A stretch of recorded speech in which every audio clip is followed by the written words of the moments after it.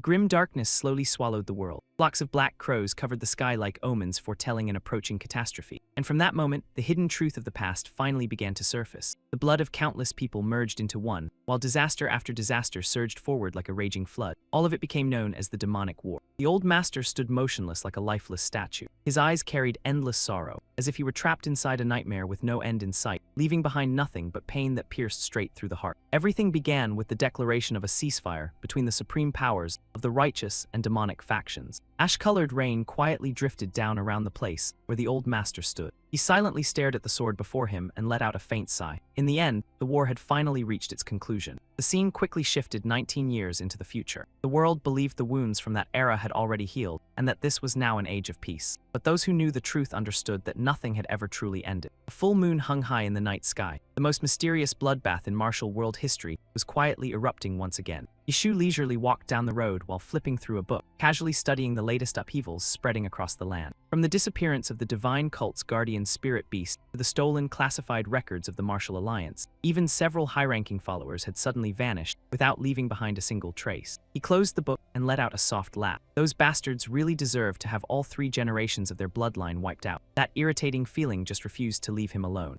The main character glanced toward the 4 guards standing watch outside the manor before speaking slowly. Even after the cult leader granted you such fertile lands in the heavenly mountain region, you still dare to act this arrogantly. He revealed a mysterious smile before replying in an icy tone. At your best, you're nothing more than sneaky little sewer rats. One of the guards instantly pointed at him and shouted furiously, "Hey you, why are you wandering around here in the middle of the night? Get lost before I lose my temper." The guard continued cursing without pause. "Do you even know where this place is to dare act so disrespectfully?" Yishu calmly answered, "Of course I do. This is the manor of Wujigui Yangwu, the vice-captain of the surveillance unit." He casually raised a hand and spoke coldly. "Enough, Mao, open the gate. We still have plenty of work to do." The guard immediately exploded in rage after hearing that. What the hell is wrong with this guy? Is he insane? Who do you think you're to demand the opening of the vice-captain's manor gate? He was still bragging and preparing to continue speaking when the guard beside him suddenly revealed killing intent and snapped his neck with a sharp crack. Before the other guard could even understand what had happened, his own comrade had already sent him straight to meet his ancestors. That guard immediately lowered his head respectfully before Yishu and replied in a deep voice, "As you command." Right after that, he casually tossed the corpse onto the ground. Another guard who witnessed the scene instantly turned pale with terror. "Wah, what is this? Have you gone crazy?" The terrified guard immediately rushed forward and screamed, "There's a traitor here. Capture him now." But the moment he finished shouting, he collapsed dead on the spot. Because at some unknown moment, a freezing cold sword had already appeared behind him and slashed downward. Another man fell like a butchered pig right before Yishu's eyes. At that moment, only 2 trembling guards remained standing before him. Both of them immediately lowered their heads and bowed, with overwhelming fear and respect. The main character leisurely walked inside as the subordinates shouted in unison, "Greetings to the squad leader." Only then was it revealed that he was the leader of Squad 3 within the investigation division of the Heavenly Demon Divine Cult. While tying up his hair, he let out a faint smirk. "You've all worked hard infiltrating this place for so long." As expected, Yishu's title as the investigation division's mad dog who hunts spies wasn't just for show. The 2 guards immediately pushed open the massive gates for him to enter. The main character curled his lips slightly. "All right then, let's begin." His eyes instantly turned ice cold. From this moment onward, Investigation Division Squad 3 will officially execute the authority granted directly by the cult leader. Dozens of masked figures dressed in black rapidly appeared before him. One of them immediately dropped to his knees beneath Yishu's feet. Yishu coldly issued his command, "Purge every single spy belonging to the Martial Alliance." The group answered in unison, "We obey." Meanwhile, the remaining soldiers fled forward in complete panic. None of them could understand what exactly was happening.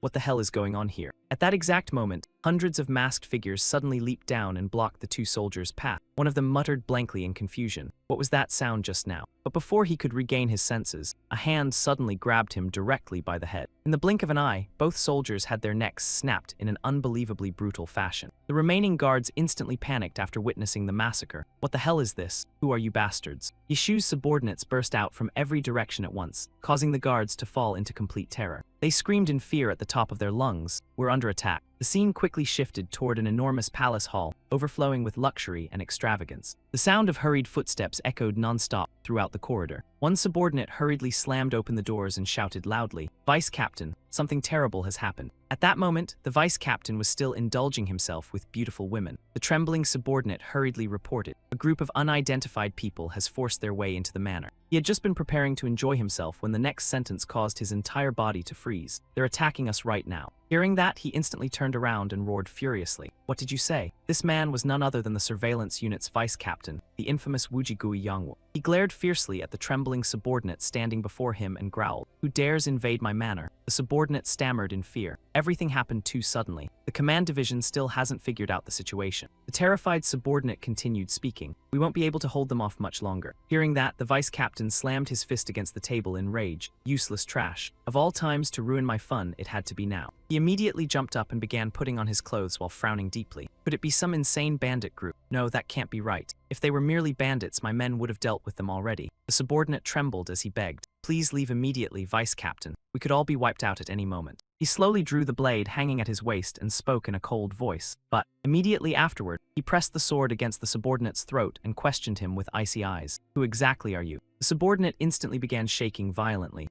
Vice Captain, why would you say such a thing?" The Vice Captain sneered coldly. "You're fairly clever, but unfortunately you overlooked one detail." He gritted his teeth in fury. "I remember every single thing that belongs to me, from my gold and treasures to my women, and even every guard stationed inside the secret courtyard." He stared directly at the subordinate before growling word by word. "But in all my memories, someone like you has never existed." At that moment, the subordinate stopped trembling entirely and calmly looked back at him. The Vice Captain shouted furiously, "Who the hell are you?" The subordinate suddenly revealed a strange smile before speaking. "I originally planned to drag you outside and finish this quietly, but it seems things didn't go according to plan. What a pain." The moment he finished speaking, he immediately tore away the mask covering his face and slowly continued. "People who have lived within the cult this long should know when to behave themselves, shouldn't they?" This time the Vice Captain was truly terrified. He stumbled backward and asked with a trembling voice, Who are you?" The instant he recognized Yeshu's familiar face, his complexion turned deathly pale. "Don't tell me you're the investigation division's mad dog, Yeshu." He frantically staggered backward again and again.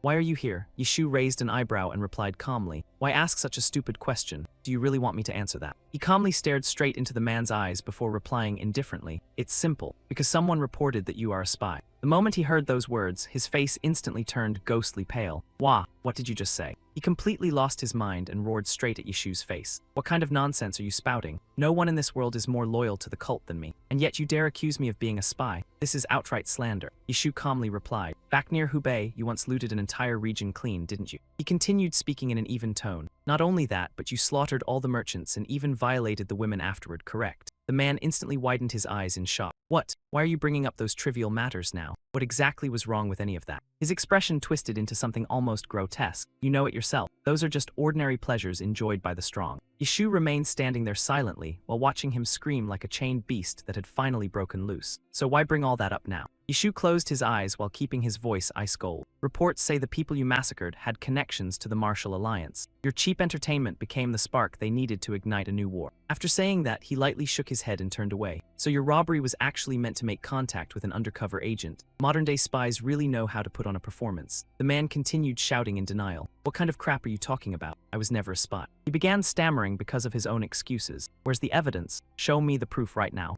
How dare you falsely accuse me without any basis?" Yeshu immediately ordered his men to bring over a chest filled with gold, along with enormous amounts of silver, and place it directly before him. He coldly stated, "Solid evidence speaks louder than words. We already uncovered the entire spy funding reserve." Outside the hall, Yeshu's subordinates had already been waiting in formation. At their feet was a mountain of incriminating evidence tying the man to the accusations. Yeshu curled his lips slightly. "My people really are quite competent." His face turned pale as if he had swallowed an entire bundle of raw vegetables whole. "What? Secret letters from the Martial Alliance? Spy funds? Impossible. Why would these things appear inside my manor?" He frantically replayed everything in his mind. No, this can't be happening. The more he thought about it, the stranger it became. Even if the investigation division answered directly to the cult leader, how could everything unfold this quickly and absurdly? He stared fixedly at Yeshu while his heart turned ice cold. It felt as though this entire performance had been prepared from the very beginning solely to drag him into the trap. He was still mentally spiraling until he noticed the malicious smile on Yeshu's face. "Who is it? Who has both the guts and the power to set me up this thoroughly?" Only now did he truly understand what fear felt like, his face turning green as if he had just encountered a ghost in broad daylight. In the next instant, he pushed off the ground and charged straight toward Yeshu like a cornered beast. He furiously poured all of his killing intent into the edge of his sword and let out a thunderous roar.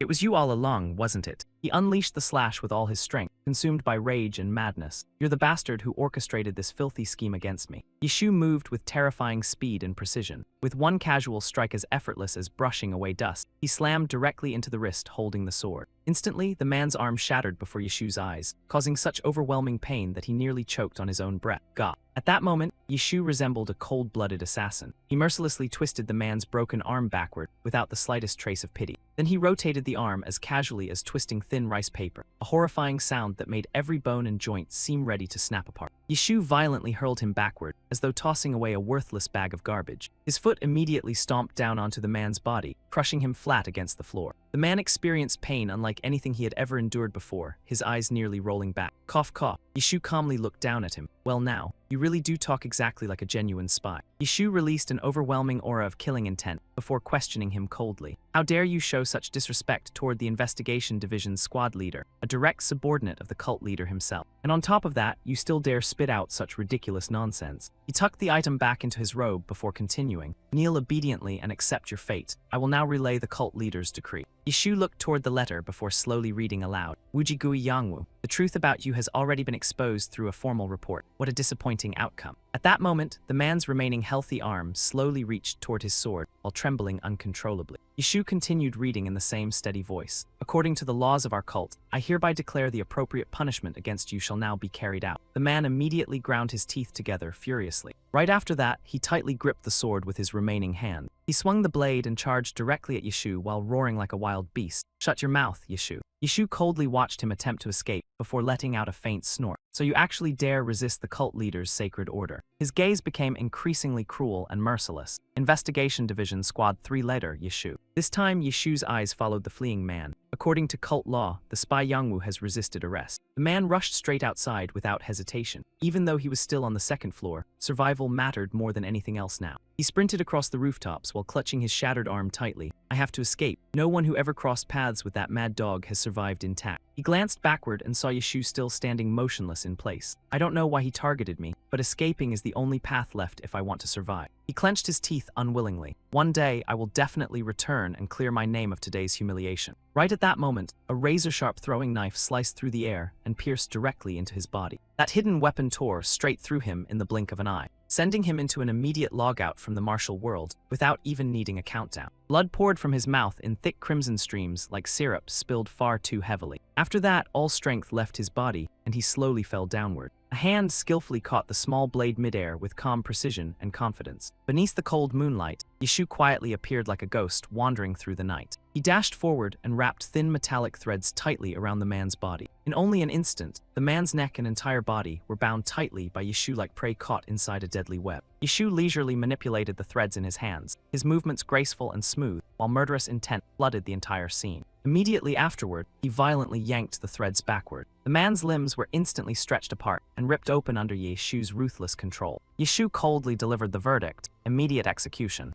Unwilling to accept his fate, the man used the last remnants of his strength to ask, "You, who exactly are you?" He lowered his head toward his body, which had already been torn into countless pieces, before tremblingly asking again, "Who ordered you to do this?" Yishu coldly stared at the man collapsing before him. He remained silent without answering, while the atmosphere grew so cold that even the sound of the wind could be heard clearly. Then Yishu slowly revealed a strange smile. You asked the wrong question. He controlled the threads in his hands while directing them toward the subordinates nearby and calmly spoke. Instead of asking who ordered me, you should ask why the one who had to die was you. He glanced toward the dead subordinates lying everywhere like worthless weeds before speaking again. Isn't this kind of thing completely normal? Yishu slowly walked past the lifeless corpses, framed for crimes, dying with resentment in your heart. In the martial world, what's so strange about that? Yishu flicked his wrist and launched a razor-sharp throwing knife through the air. He watched the blade whistle forward at terrifying speed and thought to himself, bastards like these inside the demonic cult are practically as common as monsters crawling through a dungeon. He smoothly caught the tiny blade back in his hand and revealed a strange, unreadable smile. The scene then shifted toward the outskirts of Heavenly Mountain, the territory belonging to the Heavenly Demon Divine Cult. Yishu was dragging a handcart toward an isolated wasteland where not a single person could be seen. He stopped the cart in front of an old, worn-down house, standing completely alone. While lightly punching his own shoulder to ease the soreness, he let out a long sigh. This thing's heavy enough to break my back. Dragging all of this alone nearly dislocated my shoulder. It's worse than working as a labor mule in another world. He reached out and pulled away the cloth, covering everything inside the cart. The instant he saw the loot he had stolen, he burst into laughter. "Yangwu, you fat pig. I already expected this much, but still." He happily stared at the dazzling piles of gold and silver before him. That bastard really did make a fortune from dirty money. Remembering Yangwu's face, Yishu curled his lips slightly. "Rest in peace, you pig Yangwu. You truly were an outstanding member of the demonic cult, so this money." He smiled while gazing into the distance. "I'll just treat it as payment for my hard work. I'll definitely put it to good use. As for cleaning up the mess, I can deal with that later." He pulled the cloth back over the gold and muttered quietly, "First things first, I need to hide all of this properly." Immediately afterward, his eyes drifted toward the door where a single strand of hair had been wedged carefully into the crack. His hands slowly reached toward the door. In the very next instant, he violently threw the room open.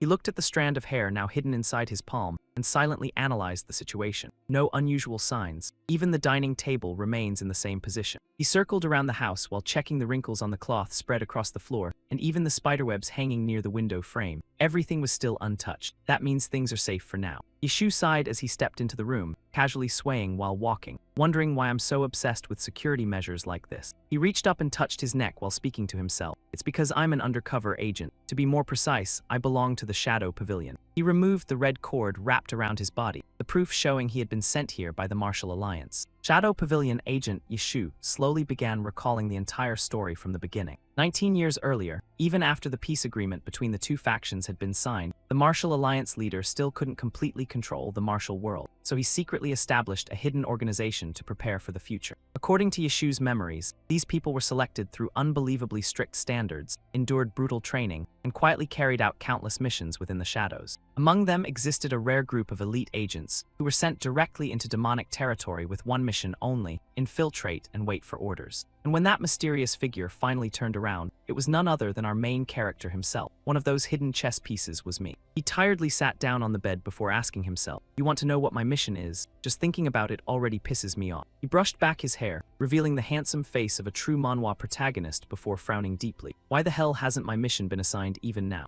Yishu let out a sigh. "Well, at least the money's decent and the benefits aren't bad either. Overall, it's manageable. But living 14 years without support or even a single contact is honestly ridiculous." He began removing his outer clothing while muttering quietly. "Thankfully, I learned a few survival skills. Otherwise, I probably would have turned into a dried corpse long ago." He sighed in exhaustion, looking exactly like an office worker forced into 3 straight nights of overtime. Then Yishu returned to reality, his expression instantly becoming serious. "Those were the thoughts I used to have." He stood silently inside his own house, while the atmosphere suddenly became unbearably heavy. At that exact moment, a strange masked figure appeared silently atop the roof, carefully observing every single movement Yishu made. The intruder's crimson eyes glowed intensely while staring downward. Yishu immediately sensed something strange and thought to himself, "What the hell? Who is that guy?" Even so, he continued pretending to remain calm, as though he had noticed absolutely nothing. Yishu gently lowered one hand toward the bed. In the very next instant, he launched a weapon directly toward the mysterious intruder. His attack swept forward with unbelievable precision and speed, so fast it felt like even the air itself had been torn apart. But immediately afterward, he froze in place while shock filled his eyes. Other than the shattered section of ceiling destroyed by his strike, there was nothing there anymore. Yishu became confused. He vanished. Did I actually lose track of his movement? Suddenly, a powerful kick tore through the air straight toward him. The assassin launched a surprise attack from behind with terrifying speed. Those glowing crimson eyes overflowing with killing intent instantly startled Yishu. Fortunately, Yishu's movement technique was fast enough. He lightly tilted his body aside and narrowly dodged the deadly attack by mere inches. At the same time, he lowered 2 fingers as though activating some hidden technique. Instantly, a sword slash flew horizontally toward the assassin's head from nowhere, but the mysterious figure still managed to dodge it with incredible precision.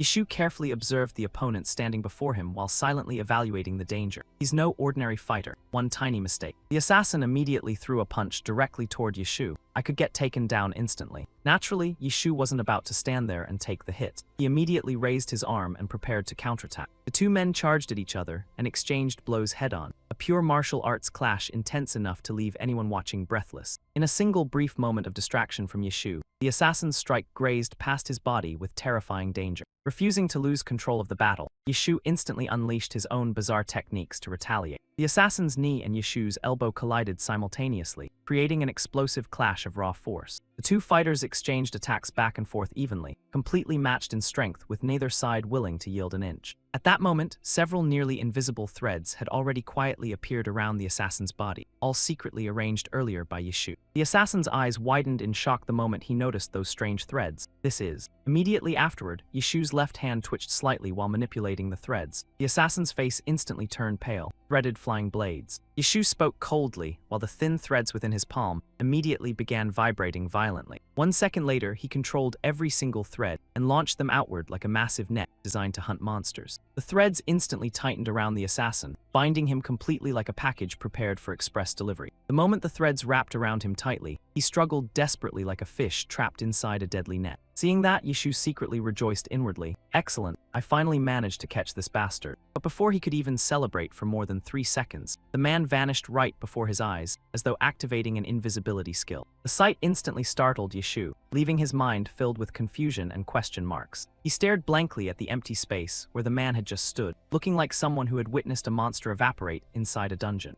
Yishu gritted his teeth and spun around furiously, unable to believe what had just happened. He actually escaped my threads. Yishu helplessly watched the man flee right before his eyes, while his thoughts became increasingly chaotic. What exactly is going on here? The mysterious figure stared back at him with crimson eyes overflowing with killing intent. What the hell is this guy supposed to be? Instead of escaping, the man remained standing atop the rooftop while gripping a weapon and preparing to throw it downward. Yishu remained lost in thought. With strength like that, he's at least on the level of a branch master or higher. Immediately afterward, the man launched a dart toward Yishu at terrifying speed, forcing him to dodge in shock. Fortunately, Yishu reacted in time and knocked the dart aside with a swift strike. The dart slammed deeply into the wall while Yishu remained standing there in confusion, still unable to understand what his opponent was trying to do. Then Yishu suddenly realized the man's true intention. Yishu immediately noticed that a tiny letter had been attached to the dart. He stepped closer for a careful look and discovered 2 engraved words on the dart itself, Shadow Pavilion. The moment he read those words, Yishu froze completely like a system crash had suddenly occurred inside his brain. Without even a second of hesitation, he instantly turned back toward the man. Don't tell me you're... But by then, the rooftop was already empty. The mysterious figure had vanished without leaving behind a single trace. A drop of blood slid down Yishu's cheek, yet he felt no pain at all, only shock. No presence left behind. Did he truly disappear? He raised his hand to wipe away the bloodstain on his face before sinking into thought. If he wanted to kill me, there'd be no reason to go through all this trouble. Was his real goal simply to evaluate me?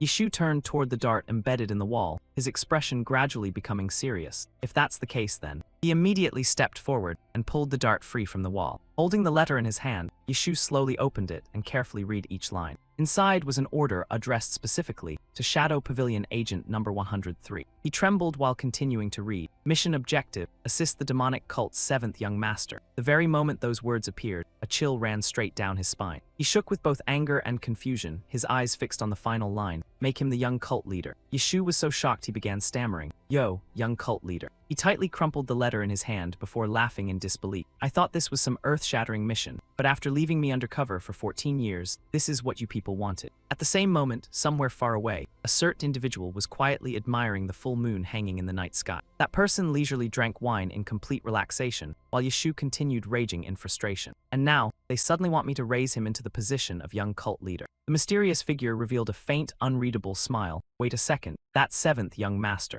Yishu clenched his teeth so hard his fury nearly exploded. His name is. Immediately afterward, he violently tore the letter apart into countless pieces. He raised his head toward the sky and shouted helplessly. The pavilion masters actually want me to elevate a worthless piece of trash that even the cult leader abandoned. Inside his lonely house, only his miserable screams continued echoing endlessly. What kind of insane nonsense is this? Those old lunatics have completely lost their minds. The scene then shifted toward Hubei, a region famous for its unique architecture, blending the styles of Dongting Lake and Yuji traditions. An enormous palace stood proudly at the center of the region, the local branch headquarters of the Martial Alliance. On the surface, it appeared to be a peaceful, noble estate, but in truth, it was merely a disguise meant to deceive outsiders. As the scene moved deeper inside, the hidden truth concealed behind those walls slowly revealed itself. Endless corridors stretched forward beneath a gloomy atmosphere. This was the secret base of the Martial Alliance's strongest spy organization, hidden so carefully that even most insiders knew nothing about it. 2 figures appeared inside a tightly concealed chamber, the true headquarters of the Shadow Pavilion. Zio Mei bowed respectfully before speaking. A report has just arrived from the messenger dispatched to Heavenly Mountain. She smiled and continued. The order was successfully delivered to Shadow Pavilion Agent number 103 without encountering any problems. She was none other than the Shadow Pavilion's Vice Pavilion Master, Juge Zioni. She playfully moved closer and spoke again. But Grandpa, there's something I want to ask. Hearing that, the old man slowly folded his fan shut. He lowered the fan afterward and sternly scolded her. What kind of way is that to address me? He continued speaking. How many times have I told you that work and personal matters must remain completely separate here? This man was Zhuge Liang, former strategist of the Martial Alliance and current master of the Shadow Pavilion. He angrily reprimanded her. And you still dare call yourself the Vice Pavilion Master? Xiao Mei immediately lowered her head and muttered softly, I apologize, Pavilion Master. Feeling depressed, she recalled how the two of them had been joking happily together only moments earlier. Seriously, a second ago he looked like a kind old grandpa, and now he suddenly transformed into the final boss villain. She looked at his frowning face and silently complained inwardly. Every time Grandpa switches into Pavilion Master mode, his entire sense of humor completely disappears. Then Zhuge Liang raised his fan to cover half his face before asking, All right, go ahead. What is it that you want to ask? Xiao Mei nodded before beginning to explain. Yes, it's about. This time, Xiao Mei became completely serious. Regarding the mission assigned to Shadow Pavilion Agent Number 103, I want to understand your true intention behind it. She continued speaking. You gave such a crucial mission to an abandoned spy who has been ignored for 14 years, and on top of that, you're demanding he turn a demonic cult disgrace into the young cult leader. Honestly, that sounds almost impossible. Hearing that, Zhuge Liang chuckled softly before explaining. No matter how many strategies you study, you're still too inexperienced. Xiao Mei widened her eyes in surprise. Pavilion Master. His expression instantly became serious again as he continued. How much longer do you think the current peace within the martial world can truly last? Hearing those words, Xiao Mei froze while staring at him leisurely playing chess. This. Zhuge Liang then raised 3 fingers in front of her. 3 years. At most, only 3 years remain. Xiao Mei immediately collapsed back into her seat before asking in shock. Only 3 years left. Zhuge Liang gently nodded. That's correct. Zhuge Liang sighed before continuing his explanation. The people who created the current era of peace have all grown old. Before long, a massive storm will sweep through both the righteous factions and the demonic patholite, opening the door to a brand new era. He picked up a chess piece and slowly spoke. If we wish to protect the peace that exists now, relying on only a single chess piece will never be enough. He immediately slammed the chess piece down onto the board. We must mobilize every single piece still available for use. Hearing that, Xiao Mei stared blankly as if she had finally begun to understand something. In other words, Zhuge Liang recalled Yishu before speaking in a heavy voice. Shadow Pavilion Agent Number 103 is one of the strongest pieces we can still use. Zhuge Liang remained silent for a moment before continuing. Soon, the demonic cult leader Tianbo Zhenwuhang will choose one of his 7 children to become the next young cult leader. He slowly explained further. The strongest candidate is the eldest young master, a cold and extremely scheming individual. But the second young master is just as dangerous. That man is charismatic and commands countless loyal followers beneath him. On top of that, there's also the third young lady, a genius renowned for her extraordinary intelligence. Hearing that, Xiao Mei immediately looked stunned. Those 3 are all boss-level monsters, if any one of them inherits the heavenly demon position. Zhuge Liang slowly raised his warm teacup while lowering his voice. Then the great war between the righteous path and the demonic path will erupt once again. He stared at the thin steam rising from the tea before speaking calmly. In other words, his gaze gradually became deeper and more distant. The seeds our Shadow Pavilions secretly planted over the last 19 years have finally reached the time for harvest. Not a single one can be overlooked. Zhuge Liang spoke sternly while instructing Xiao Mei. Everything we do is for the peace of this martial world. After hearing that, Xiao Mei seemed to finally understand the burden weighing heavily upon his heart. She gently nodded before smiling softly. I understand now. Thank you, Pavilion Master. She stood up and prepared to leave. Then I'll go meet with the other agents. Once the proper opportunity arrives, I'll immediately report back. At that moment, only Zhuge Liang remained inside the room, slowly sipping the tea in his hand. He looked down at the teacup, while unconsciously thinking about someone who had been forgotten for a very long time. Zhuge Liang let out a long sigh. This situation reminds me of the first time I ever met him. He calmly recalled the memory. From the very first glance, his eyes viewed the world with killing intent sharper than any blade. Zhuge Liang appeared somewhat troubled. Even so, he still cherished his only remaining family member more than anything, even willing to sacrifice everything just so his younger brother could be adopted. That boy personally chose a life hidden within the shadows. Thinking back on it now, it's honestly pitiful. Zhuge Liang suddenly sighed once more. But Xiao Mei, Shadow Pavilion Agent Number 103, was never truly abandoned. He recalled an important detail, because he was one of the very few individuals who managed to surpass the brutal training limits of the Shadow Pavilion. He remembered the 14-year-old Yishu. At that age, he had already comprehended martial arts principles understood only by veteran masters, a genius personally acknowledged by the Martial Alliance leader himself. The image of a sword appeared within Zhuge Liang's thoughts, a blade hidden away for many years solely to await this moment, sharper and more dangerous than any other chess piece. His eyes became increasingly thoughtful. Truly exciting, Shadow Pavilion Agent Number 103. Now then, At that moment, hurried footsteps suddenly echoed outside the city walls. Yishu leisurely strolled down the road while Zhuge Liang silently sighed elsewhere. Just how much has he grown by now? Several hours earlier, within a vast mountain range, sunlight covered the entire landscape. Standing before Yishu was Bangjia village, a gathering place for numerous clans belonging to the demonic cult. Yishu slowly wandered through the area, while secretly observing every tiny corner around him. Looking at the scene before him only made him feel increasingly irritated. Those old bastards from the Martial Alliance really know how to make people furious. He glared ahead angrily. They trapped me in this lousy valley for years, and now they suddenly toss down an order like this. The image of the red-eyed expert surfaced inside his mind. They even sent a top-tier master, rarely seen within the Shadow Pavilion itself, just to deliver the message. Yishu raised his hand while endlessly calculating possibilities. Are they trying to remind me not to forget my true identity? He remembered the short-haired boy from years ago, the child who exchanged his own future in return for his younger brother being adopted, becoming a Shadow Pavilion spy in the process. Ever since the parasitic goo poison was planted into my heart, I became someone who could only continue walking toward the blade they pointed directly at me. He remembered everything, a person born only to walk along the path others had already drawn for him. Returning to reality, Yishu raised his head and finally made up his mind. Fine then, if this is how things end, what other choice do I have? In that case, first of all. He stopped in front of a large store before muttering quietly, "Let's begin from here." He silently thought to himself, for a spy, reliable business connections are absolutely essential, and among the most famous places for handling dirty mission loot is the White Crow Gate. He searched through the information in his memory. An inn near Heavenly Mountain that specialized in hiding identities and spreading the latest Central Plains intelligence, the Wandering Traveler Inn. Yishu sighed while standing before the establishment. And finally, there's this place. From the outside, it looks like nothing more than an ordinary bookstore. Yishu slowly stepped inside, but in reality, only a select few people knew this place was actually the secret trading center for the entire cult. Once again, he looked up at the massive signboard hanging before him, Sima Book Pavilion. He stood there for nearly 5 minutes lost in random thoughts, using the name of the Sima family, a prestigious righteous clan, as a storefront while openly operating here like this. Seriously, there's nothing normal about it at all. Yishu raised his hand to knock on the door before chuckling softly. They really do have guts. They always manage to surprise me, but I suppose that makes sense. Among these rough and violent demonic cult people, surviving in a dark place like this requires a tremendous amount of courage. Yishu slowly entered the building and immediately spotted a young woman with long, flowing hair. He looked slightly surprised.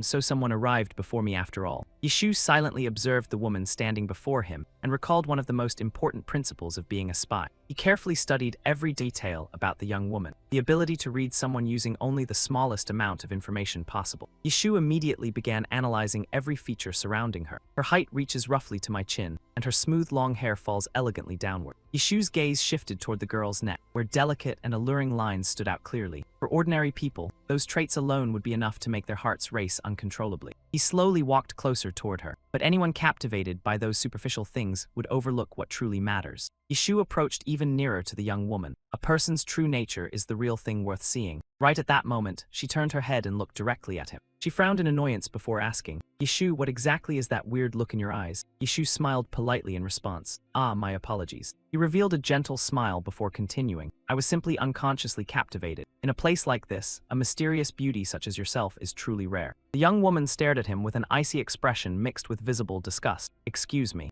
Yishu casually moved closer toward her again. "In any case, it's a pleasure meeting you, young lady. Did you come here to buy books as well?" She carefully studied his face while silently thinking for a brief moment. Yishu smiled cunningly before continuing. "Or perhaps you're searching for a secret manual capable of stealing the heart of some lovesick fool." The young woman stared at him speechlessly, completely unsure whether she should insult him first or punch him first. Immediately afterward, Yishu turned around and pointed ahead. "In that case, allow me to recommend a book for you." He immediately swept his gaze around the area behind him, convinced this place had to be hiding a few useful items somewhere. The young woman gently set the book down before speaking, saying they were all nothing but dry observational records boring enough to put anyone to sleep. Hearing that, Yishu merely curled his lips into a cryptic smile that made it impossible for others to guess what he was thinking. She glared at Yishu with utter disgust before snapping angrily, saying that even in a place like this, he still dared to flirt with women, truly shameless beyond saving. Her ears instantly perked toward him as she spoke in a cold voice, hoping he had already prepared himself mentally for what was coming next. It seemed the main character had already predicted what was about to happen, so he calmly smiled and replied that he was always ready. Yishu turned around and continued provoking her. asking if she still intended to get involved with someone like him. He stepped close to her face and said with a grin that he personally did not care, but she was clearly the one who would end up suffering losses. The moment she heard that line, the young woman became so furious that her teeth ground together loudly. She immediately shot him a vicious glare before blurting out a curse, calling him an unbearable bastard. Right after that, she moved close and warned him that his troublesome mouth should learn where the limits were. Her expression had become frighteningly cold, and she warned that if he wanted to keep living for a few more years, he had better not cross the line. The main character calmly looked at her and revealed a mysterious smile, seemingly finding this young woman incredibly interesting. A moment later, she walked past him and deliberately slammed her shoulder against his, making him yelp painfully in surprise. While rubbing his shoulder, Yishu turned back with a grin and said that her straightforward personality was impressive, adding that he liked it and hoped fate would let them meet again.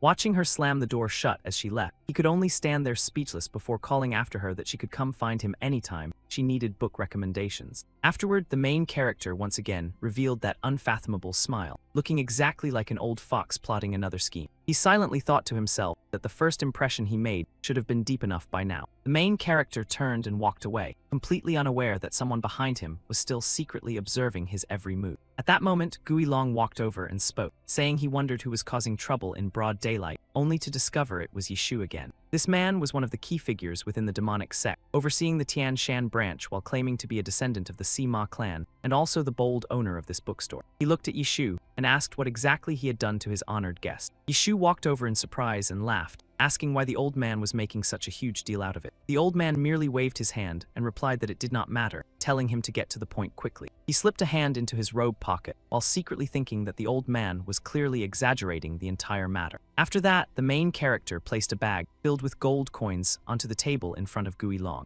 Covering his mouth with one hand, he chuckled mysteriously and said he merely wanted to buy a little information on a certain person. Hearing that, Guilong instantly became serious and asked whose information he wanted. A sharp gleam flashed through the main character's eyes as he answered, "The seventh little devil of Tian Shan." After hearing that, the old man fell silent for several seconds before asking how deeply he intended to investigate. Yishu smiled faintly and replied that he naturally wanted everything. As he spoke, Yishu slowly scanned the room with a smile, before emphasizing that he wanted to know absolutely everything. Guilong stared at him in surprise before asking what kind of scheme he was plotting this time. The main character burst into laughter and asked if the old man was curious too, even inviting him to join in. Guilong immediately told him to stop rambling and follow him. Afterward, Guilong slowly pulled a book down from one of the shelves. Instantly, the entire bookshelf slid shut and revealed a hidden secret chamber concealed behind it. He led Yishu inside before asking in a low voice, what kind of person was their opponent this time? Guilong waved his fan in front of his face and remarked that it seemed there were countless hidden truths waiting to be uncovered. Hearing that, Yishu immediately revealed an excited smile filled with interest. Several hours later, the sun gradually disappeared behind the mountains, signaling that night was drawing near.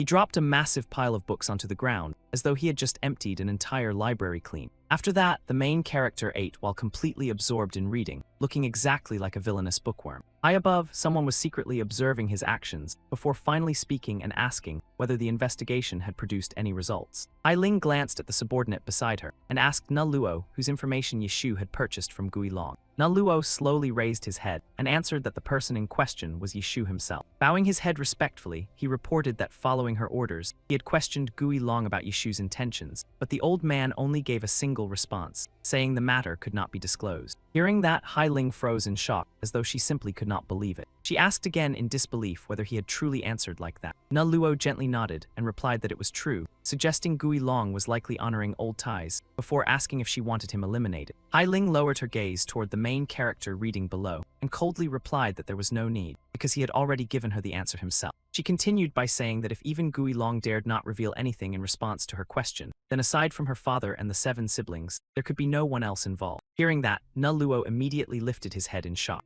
Ailing raised a hand to touch her mask, before quietly admitting that she was becoming more and more curious about this man. She recalled the image of Yishu in her mind, realizing he not only dared threaten one of the demonic sect's greatest masters of technique, he was also sharp enough to see through an assassin and reverse the situation in an instant, even beginning to dig into the hidden secrets behind all of them. Ailing removed her mask before instructing Na Luo that she wanted every piece of information about that man, from his origins all the way to the faction he belonged to. At that very moment, her true face slowly emerged beneath the moonlight. Standing high above while overlooking everything below, Hailing revealed herself as the Ice Blossom Sword Emperor, renowned throughout all of Tian Shan. Immediately afterward, she vanished from Na Luo's sight as though she had never appeared there in the first place. At that moment, Yishu closed the book and muttered that he had managed to gather quite a large amount of information already. He raised his head and looked upward before smiling faintly and telling Hai Ling not to worry, because they would meet again very soon. The main character recalled her figure in his mind before silently thinking to himself that she was exactly the very first target within his entire plan. Speaking briefly about Hai Ling, she was born with the greatest intelligence and talent in all of Tianshan, an exceptionally rare woman who was both powerful and terrifying. Na Luo's appearance beside her further proved that she was also considered one of the leading candidates who possessed overwhelming mastery in both intellect and martial power. Hai Ling's strength was even evaluated as being on the same level as the Sect master himself. The two walked side by side through the demonic Sect, while her authority stood at a level so rare that almost nobody dared provoke her. The book in Yishu's hands was covered in strange symbols, so bizarre that outsiders could only stare at it speechlessly. At that moment, the main character continued eating while studying the book, silently thinking that the reason he approached her in the first place had always been painfully obvious. He focused intently on the book, where the figure being discussed was none other than Zai Mao, the first heavenly demon branch heir. The book recorded that Zai Mao came from the Mo clan, one of the three great noble families of the demonic Sect. Born with the heavenly yang body, he automatically cultivated internal energy just by breathing, the perfect definition of someone born with a golden spoon in his mouth. He glanced at the now empty wine bottle and laughed, saying that was how the world liked to describe him, though reality was completely different. Yishu sighed helplessly and remarked that with that fool's empty brain, calling him the dumbest person in Tianshan would not be unfair at all. Even a summer cricket was probably smarter than him. Laziness and uselessness had seeped into his bones long ago. He continued reading before curling his lips into a smirk, noting that the idiot even dared pawn off a treasure personally bestowed by the heavenly demon at a gambling den. Because of that, despite being a young master of the demonic Sect, all his support was cut off, leaving him with nothing but a handsome appearance hiding the truth that he was practically worthless. As the main character walked forward, he kept thinking about the only person that fool could still rely on. The image of two people walking side by side appeared in his mind, and that person was Hai Ling. Recalling the earlier encounter, he told himself that if he wanted to manipulate Zai Mao according to his own plans, then Hai Ling was unquestionably the most important link in the entire scheme. The moment that thought crossed his mind, the main character immediately snapped the book shut in his hands. He sat silently in place and smiled, realizing that Hai Ling's first impression of him was definitely far from positive. The story continued with the process of turning the useless 7th young master into the future young Sect leader. While lying inside his house, the main character thought that whenever someone received an unreasonable order, the first thing they had to do was quickly assess the situation. Yishu immediately grabbed a shovel and began digging for something beneath the courtyard. He dug through the dirt with wild enthusiasm, as if he had discovered hidden treasure, all while calculating which matters needed to be handled first. At that moment, the main character remained lost in thought. Even though the 7th young master was a useless waste, he still belonged to the upper ranks of the first-class ghost disciples. He poured all his strength into digging, while telling himself that with the status of a mere low-ranking subordinate, even approaching someone like Zai Mao was harder than ascending to heaven. While shoveling dirt aside, he continued calculating that if he wanted to transform that fool into the young Sect leader, the first condition was crystal clear. He had to secure the vacant assistant position beside the 7th young master, Zai Mao. By now, the main character had already dug out a massive hole and smiled brightly, feeling fortunate that the assistant position beside Zai Mao had remained vacant for years. As long as his transfer request was approved, he could immediately slip into place. Yishu suddenly recalled the face of the inspector and frowned, realizing the only issue was that greedy intelligence captain would never release him so easily. He immediately slammed the shovel forcefully into the ground in the courtyard. The main character sighed before letting out a sly laugh, saying that the only way to solve this problem was by smashing money directly into the man's face. Right after that, he lowered his head to stare at the old well he had just dug up. The story shifted back 7 years earlier. At that time, while searching for a place to hide the wealth he had stolen from the Intelligence Bureau, he accidentally discovered the useless young master's hidden location. Remembering that moment, he burst into laughter, wondering who could have guessed that something so terrifying was hidden inside that old well. The hidden door slowly creaked open, as though a strange and fated connection had finally begun. He smiled with deep emotion before softly speaking, saying it had been a very long time since they last met. The main character happily stared at the words carved into the stone door before laughing, saying he had finally found them again. Beyond the door lay mountains of gold, silver, and priceless treasures he had accumulated over countless years. This was none other than his secret heavenly demon treasury. An incredibly smug smile slowly spread across his face. Right after that, the main character burst into delighted laughter, saying that simply looking at this mountain of treasure already made him feel full. Wealth plundered from the demonic Sect truly was lovable beyond words. He looked at the golden mirror before laughing again, claiming that even if the Martial Alliance spent 3 generations saving wealth, they still could not gather even 1/10 of this fortune. The main character stared intensely at the pile of treasures, while silently pondering which item he should choose. He picked up a sword before cheerfully commenting that this one looked pretty suitable. The main character examined the golden sword in his hand. It was a famous blade forged entirely from pure gold. Smiling with great satisfaction, he softly called out its name, the Golden Sparrow Sword. He carefully observed the treasure before sneering faintly, convinced that a man obsessed with both gold and swords would never be able to take his eyes off it. Holding the sword firmly, the main character turned and walked away, saying that once morning arrived, he would immediately bring this item with him. At that exact moment, Yeshu suddenly glanced behind him before speaking, wondering if it had finally reached this place as well. He stared at the mysterious door, before muttering that it had been a very long time since he last touched it, deciding he might as well try again. The main character slowly approached the mysterious gate known as the Demon Wall. Step by step, he walked closer while thinking that he had already obtained his first great fortunate encounter inside Heavenly Demon Valley. When he finally stopped before the giant door, the main character quietly sighed as though preparing himself for something enormous. He tightened his grip around the white throwing dagger in his hand, a weapon known as White Thunder. Instantly, the dagger erupted with dazzling white light. His internal energy transformed into violently powerful lightning chi, causing an explosive wave of aura to burst outward. He swiftly activated the Thunder Conversion art and prepared to launch his attack. The main character's eyes overflowed with determination as he charged directly forward. A blinding burst of light suddenly exploded throughout the entire underground space. He immediately hurled the throwing dagger straight toward the strange door before him.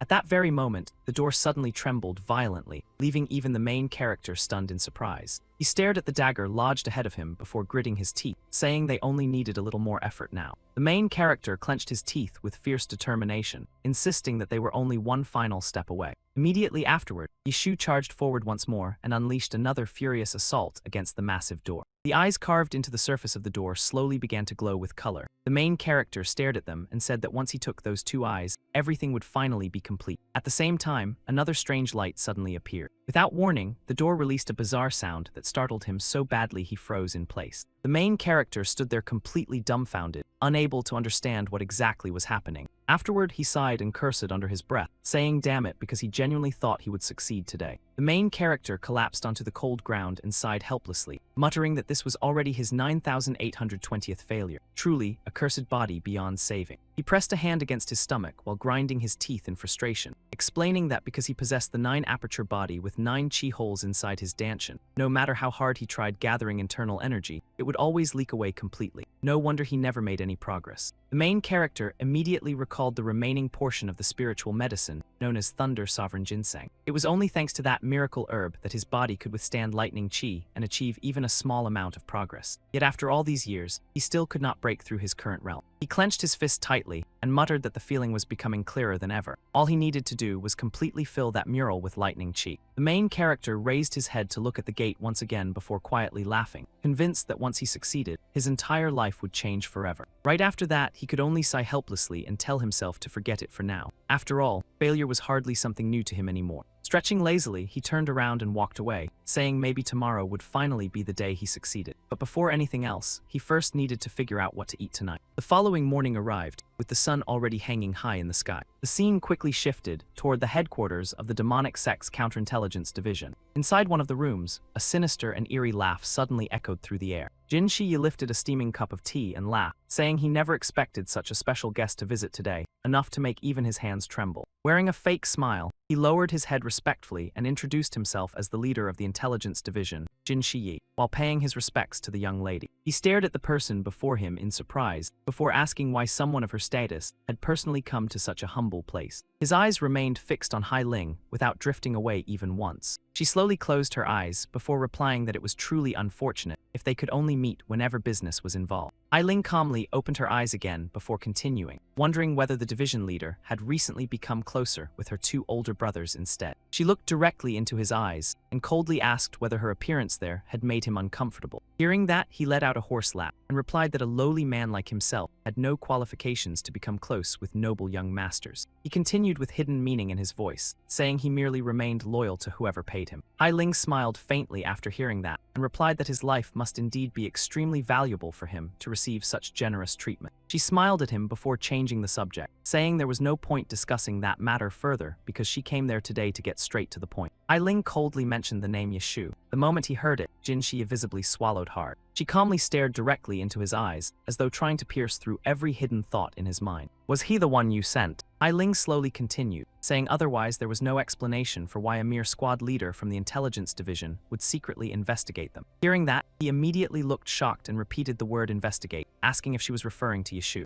Immediately afterward, he bowed deeply before her and explained that he wanted to clear up any misunderstanding first, insisting he had never ordered Yishu to do such a thing. Even he himself found the entire matter completely unexpected. After hearing his explanation, Hai Ling narrowed her eyes slightly, clearly showing she still did not fully believe him. A narration echoed out, explaining that although Jin Shi appeared sly and carefree on the surface, nobody within the demonic sect dared underestimate him. The next scene revealed him sitting amidst countless corpses he had personally slaughtered. Jin Shi was once among the rare few candidates nominated for the position of second-class Ghost Commander, a rank that only 5 people in the entire sect possessed the qualifications to reach. His eyes looked as lifeless as a corpse, yet his martial arts were terrifyingly powerful. Even when counting the sect master's children and the 7 great elders, he still ranked among the top 50 strongest experts within the demonic sect. Hai Ling silently thought that although he had somehow been demoted to a 4th-class Ghost Division intelligence leader, the organization under his control still remained an overwhelmingly dangerous force. If he truly joined hands with her 2 older brothers to trap her, then the situation would become extremely dangerous. At that moment, Jin Shi remained silent while contemplating something impossible to read.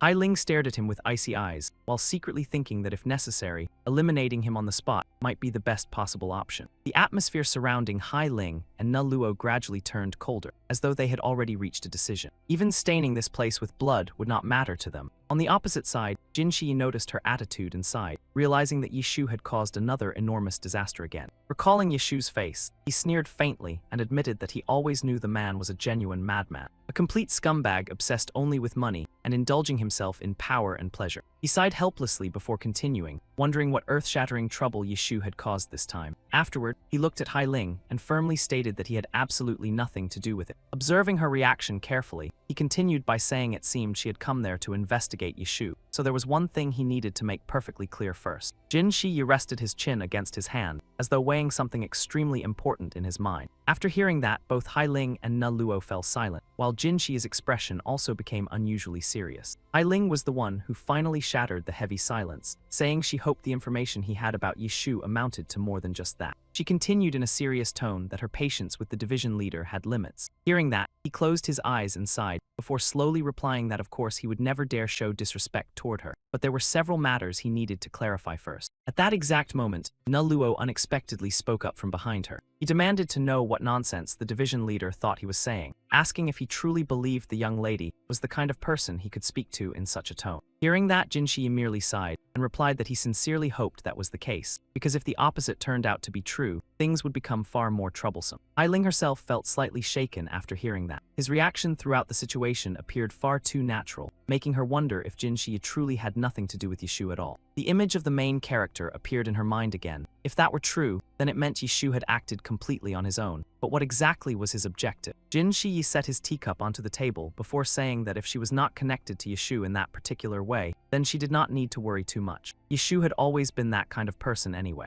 Hearing that, Hai Ling immediately lifted her head and asked what he meant by that. He slowly explained that naturally someone like her would not know these things, but Jin Shi looked at her with a strange gaze before continuing, saying that within the sect there was nobody who did not know Yishu. More accurately, nobody could possibly avoid knowing him. He slowly recounted story after story, from 4th-class Ghost Yuan Yi all the way to 5th-class Ghost Long Wu, no matter how powerful those people once were. Jin Shi continued explaining that every single person who developed a grudge with Yishu somehow ended up being exposed as assassins in the most unbelievable ways imaginable. Images of the main character wearing a sinister smile appeared alongside mountains of undeniable evidence. As for what eventually happened to those people afterward, nobody even needed to ask. He lifted his teacup before glancing toward Hai Ling and asking whether she had already realized it by now. Yishu was truly a terrifyingly dedicated man when it came to his work. Jin Shi burst into laughter before continuing, saying that was precisely why they gave Yishu that nickname, once he lost his mind. His voice suddenly dropped into a chilling tone as he explained that no matter who his opponent was, Yishu would bite them to death without ever letting go. Mad Dog was the nickname everyone used for him. The tea in his hand had long since gone cold, yet Jin Shi continued speaking, saying that no matter how insane Yishu became, his claws would never be able to reach someone like Hai Ling.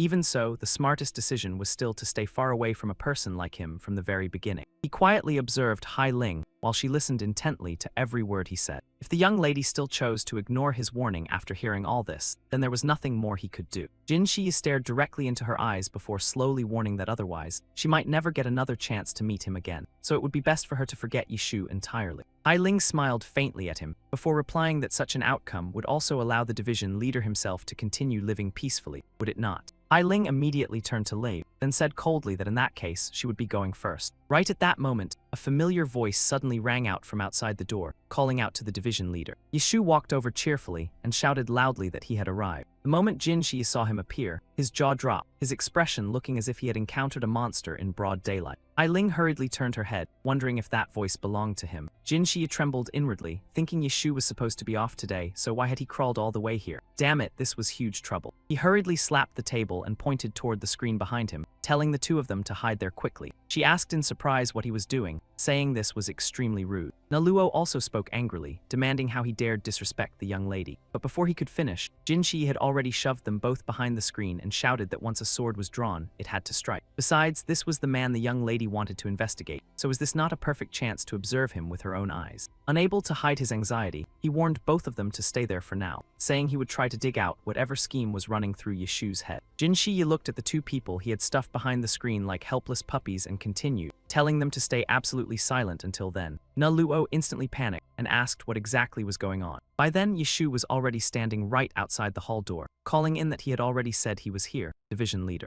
He opened the door and stepped inside with a face as cheerful as if he had come to a festival, then asked why the man was not answering him. Seeing Jin Shi slowly sipping tea as if performing in a play, the main character asked in surprise what this was, and why the atmosphere felt so blatantly awkward. After that, he swept his eyes around and remarked that it looked exactly like the reaction of assassins caught red-handed doing something shady. Jin Shi jumped in shock and snapped, asking what shady business he was talking about. Jin Shi immediately shot back that the more important question was why he had come here, asking if he was barging into someone else's room without permission. Yishu replied in surprise that he had never asked for permission before, so why was the man suddenly acting like this was strange. The main character kept glancing around and asked if the man was perhaps hiding a woman here. Jin Shi immediately flustered and denied hiding anything. Behind the screen, Na Luo had already hidden a sword in his robe and signaled to Hai Ling, asking how she wished to handle this. Na Luo angrily signaled again that with just one order from her, he could immediately cut Yishu down and make him pay for this disrespect. Hai Ling immediately raised a hand to stop him, saying no. For now, they would cooperate with the division leader. She wanted to see whether Yishu and Jin Shi were truly connected. This might also be a chance to confirm whether Yishu was involved with anyone else. At that moment, the main character pulled an item from inside his robe and asked why the division leader was acting so unusually irritable today. He placed the item on the table in front of him and said to hurry up and approve it, promising to disappear as soon as the matter was done. Jin Shi looked down in surprise and asked what this was, a search warrant application. Jin Shi glanced over the document and frowned, thinking this brat was truly stubborn as a leech. This time, who was he planning to torment so badly that even a day off could not stay peaceful? Yishu sighed and said it was nothing major. Then the main character switched into a spoiled tone, saying Jin Shi only needed to stamp it quickly because he was busy too. Jin Shi opened the paper and sighed, saying fine, since Yishu was never the type to listen anyway, talking was useless. Jin Shi looked at the words on the paper and said that, as it happened, he also had something he wanted to ask Yishu. But the instant he carefully read the contents of the paper, his expression immediately changed. He slammed the paper onto the table and stared at Yishu's calm face, demanding to know what the hell this was. The main character laughed and asked what else it could be, saying it was obviously a transfer request. Hearing that, Jin Shi grew so furious that he clenched the document tightly in his hand. Seeing that, Yishu teased him with a laugh, asking if their division leader had become so senile with age that he could no longer read. If he was gone in the future, the workload would surely. Before he could even finish speaking, an object flew straight toward his face, making him ask what that was. Jin Shi angrily hurled his teacup at Yishu's face, but the main character dodged it by a hair's breadth. Yishu still looked at him calmly, while Jin Shi exploded with rage, saying this bastard had finally dared to cross the line. Jin Shi nearly went mad, shouting that Yishu had caused enough trouble already, and now he even dared use a descendant of the Sect master as a joke. Hearing that, the main character immediately sprang up from his chair and argued that this was no joke, asking if demonic arts had scrambled the division leader's brain. Jin Shi immediately threw the paper straight at him like the opening strike of an attack. Yishu sat there in confusion and raised a hand to block it, telling him to wait and let him explain because he was truly being wrong. Jin Shi slowly drew his sword and stepped forward, saying wrong, and if that was the case, then the greatest injustice was him having to endure a subordinate like Yishu. He pointed the sword tip toward the paper and growled, asking what that application was then.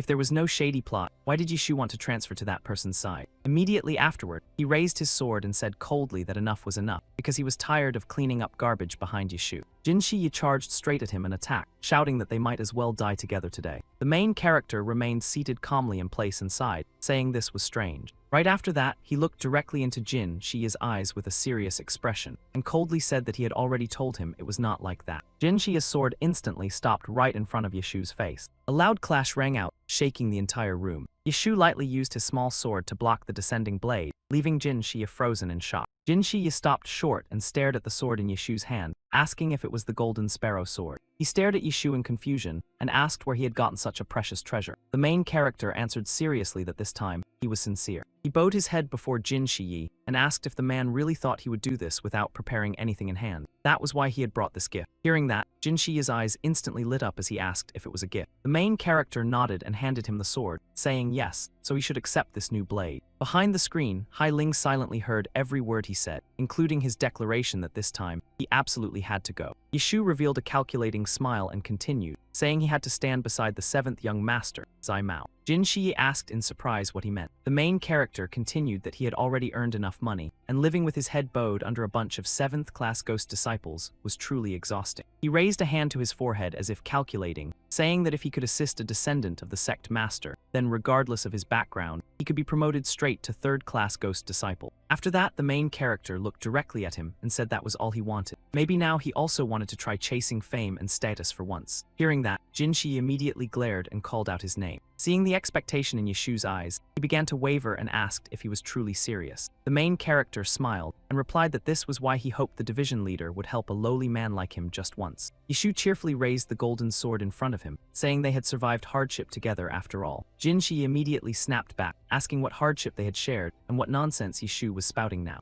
After that, Jin Shi propped his chin on one hand and thought it over, feeling that at a glance, there seemed to be no other hidden scheme. Could Yishu really have simply started craving fame and status? He glanced toward the two people hiding behind the screen and silently calculated that after the conversation just now, they should have understood part of the situation. Since Yishu had now attracted the attention of the upper ranks, receiving support in the future would only become harder. Jin Shi immediately came up with an idea, thinking that forcing Yishu to give up early might be the better method. Right after that, he closed his eyes and silently thought for a brief moment. He suddenly asked if Yishu truly would not regret this later. Yishu laughed in surprise and asked why he was making it sound so serious, saying he was Yishu, and asking if he looked like someone who would do anything ordinary. The main character immediately looked at him and tried to persuade him, asking the division leader to help him a little. If he could also write a recommendation letter, that would be even better. At that moment, Jin Shi looked outside and muttered that Yishu truly was an idiot after all. Jin Shi immediately snatched the paper from the table. After that, he decisively stamped his approval onto the application. He immediately threw the whole stack of papers at Yishu and growled, telling the bastard to take it. The main character accepted them with his eyes shining brightly. Then Jin Shi snatched the golden sword from his hand and said to take it to Zhen Shanba in Moonlit Village. He was in charge of the test before anyone could take the assistant position. Yishu happily shouted his thanks for the detailed directions. Jin Shi turned away and said coldly that he was not helping him just because of this cheap sword. He simply believed encouraging subordinates to challenge themselves was a quality every superior should have. As he walked outside, he added that if Yishu was going to do it, he had better do it properly. Yishu stood there listening as if deeply moved and said those words were truly. Right after that, the main character stared speechlessly at Jin Shi's greedy face and bluntly told him to wipe the drool from his mouth before saying anything noble. He immediately bowed respectfully and announced that no matter what, he would take his leave first. The main character looked at him with grateful eyes, saying that he had suffered alone for the past 10 years, but still thanked him for giving him a ray of hope. Suddenly, Jin Shi's next words made him pause, as the man told Yishu not to forget that. Jin Shi slung the golden sword over his shoulder and reminded him that no matter where he went, he was still one of his people. Jin Shi smiled and sincerely advised him to never lower his head, no matter what others said. Of course, he knew Yishu was never that kind of person anyway. He continued by saying he understood that better than anyone else. Hearing this, Yishu immediately froze. A faint smile slowly appeared on his lips, and the main character raised his hand in a respectful salute. He cheerfully said goodbye, thanking the division leader sincerely for everything these past few days. The door closed right after that, while Yishu turned around and left. At that moment, Jin Shi spoke up, saying he had clearly relayed the order sending Yishu to Zhen Shanba. He stood there and continued that aside from selfish motives, Yishu did not seem to have any other agenda. Was it truly necessary to go that far?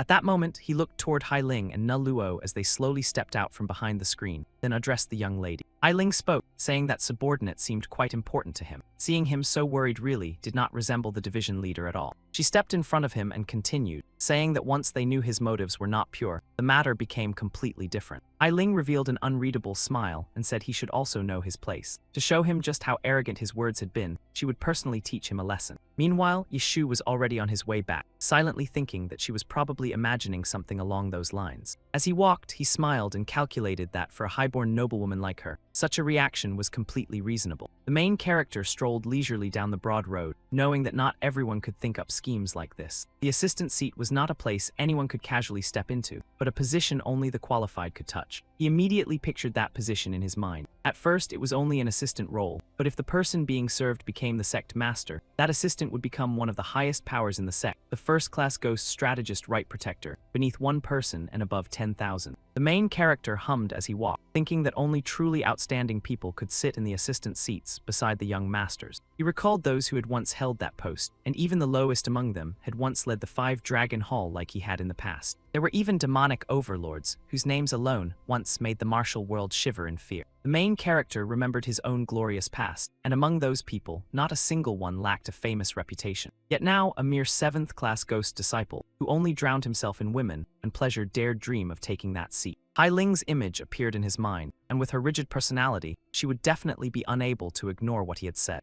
At that moment, Hai Ling also silently made her decision. For the discipline of Tian Shan, she would use the name of the test to deliver him a proper punishment. Thinking up to this point, the main character laughed, realizing that his preparations for securing a solid backer were now complete. With his hands clasped behind his back, he slowly walked forward, thinking that they would meet again soon, Hai Ling, just the two of them in a private space. The scene shifted to a massive hall beyond the treasure vault, known as Moonlit Village. In simple terms, it stood beside Moonlight Lake and housed one of the largest inns in Tian Shan, a place filled with gambling, singing, dancing, and the finest luxuries. The scene immediately shifted to the drunken immortal tower. The door to the place slowly opened. A waiter hurried over with a welcoming smile and warmly greeted the honored guest. The waiter happily rushed over to flatter her, asking whether she had come alone or was looking for someone to accompany her. Seeing Hai Ling as cold as ice, the waiter still tried to make conversation, saying that if she wanted anything else, she only needed to tell him. Then she raised her hand and pointed forward, saying the man over there. The waiter immediately followed the direction she indicated. Hai Ling pointed straight at Yishu and asked the waiter how long he had been here. The waiter looked at him and replied that if she meant that young master. Then the waiter noticed Yishu holding a wine cup in his hand and asked if she meant that person.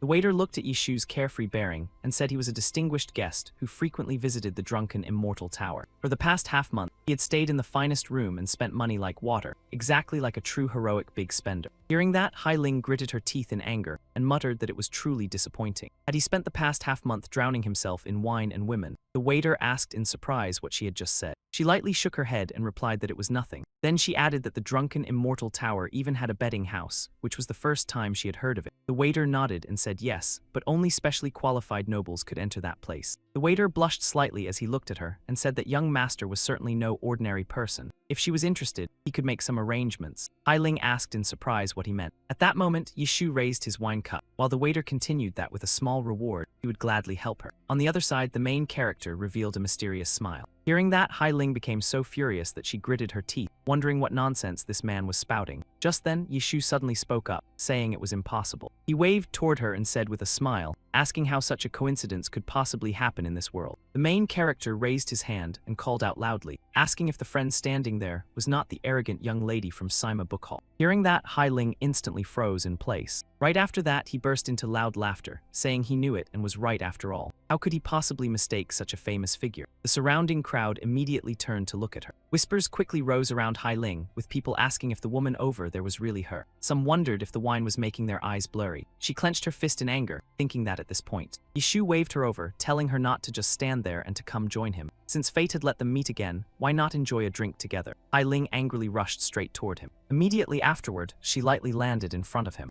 Yishu calmly looked at her standing before him and smiled, saying people called it fate when two coincidences happened in a row. He raised his wine cup and cheerfully continued, saying he never expected them to meet in a place like this. Was that not interesting? Hai Ling's face clearly showed her anger as she placed her fist on the table and growled that she had warned him before, yet his mouth still loved inviting disaster onto himself. At that moment, her aura was even more terrifying than the demons of legend, and she asked if he truly did not know how to watch his tongue. He thought for a moment before replying that right now, did that even matter? He pushed a cup of wine toward her, making Hai Ling freeze in surprise. The drunken immortal tower had always been a place where people used wine and words to probe one another. He stared straight into her eyes with deadly seriousness. Since we've already come this far, we might as well lay everything out in the open. So tell me, why exactly did you come looking for me? His next sentence completely froze the girl in place for several seconds. Beneath the mask, the third princess's expression clearly wavered. Up on the second floor, two suspicious figures were secretly observing every single movement the pair made. One of them immediately turned to the wanted poster in his hand. The faces on it perfectly matched the two people below, prompting him to confirm their identities. The ox-headed thug revealed a savage look in his eyes before speaking coldly. Their appearances matched the description provided by the neighboring village exactly. He spun around and shouted his orders. Excellent, everyone get ready. The moment half an incense stick passes, we move immediately. The moment the command was given, the entire group exploded with overwhelming killing intent. The words eliminate them echoed out, making the atmosphere unbearably tense. Time flew by faster than a dog chasing prey across an open field. Yet Yishu and Hai Ling calmly sipped their wine as if absolutely nothing had happened. She glared at him angrily and muttered under her breath, "Just how much does this bastard know? Don't tell me he's already seen through my true identity." Watching the main character sit there with that smug expression only irritated her more. Did he seriously even figure out how I arrived at this place? The girl instantly lost her temper, unable to believe it. Seeing that, he merely laughed softly before telling her to calm down a little. The main character smiled leisurely as he explained. Honestly, this wasn't difficult to figure out at all. Someone with the status of the third princess appearing in a desire-filled place like Moonfall Village would naturally raise suspicion. He continued teasing her without restraint. If your real identity were exposed, the rumors spreading afterward would definitely cause quite a bit of trouble. The main character simply looked at her calmly and revealed a smile filled with unreadable intent. But don't worry, as long as nobody opens their mouth, this secret will remain a secret forever.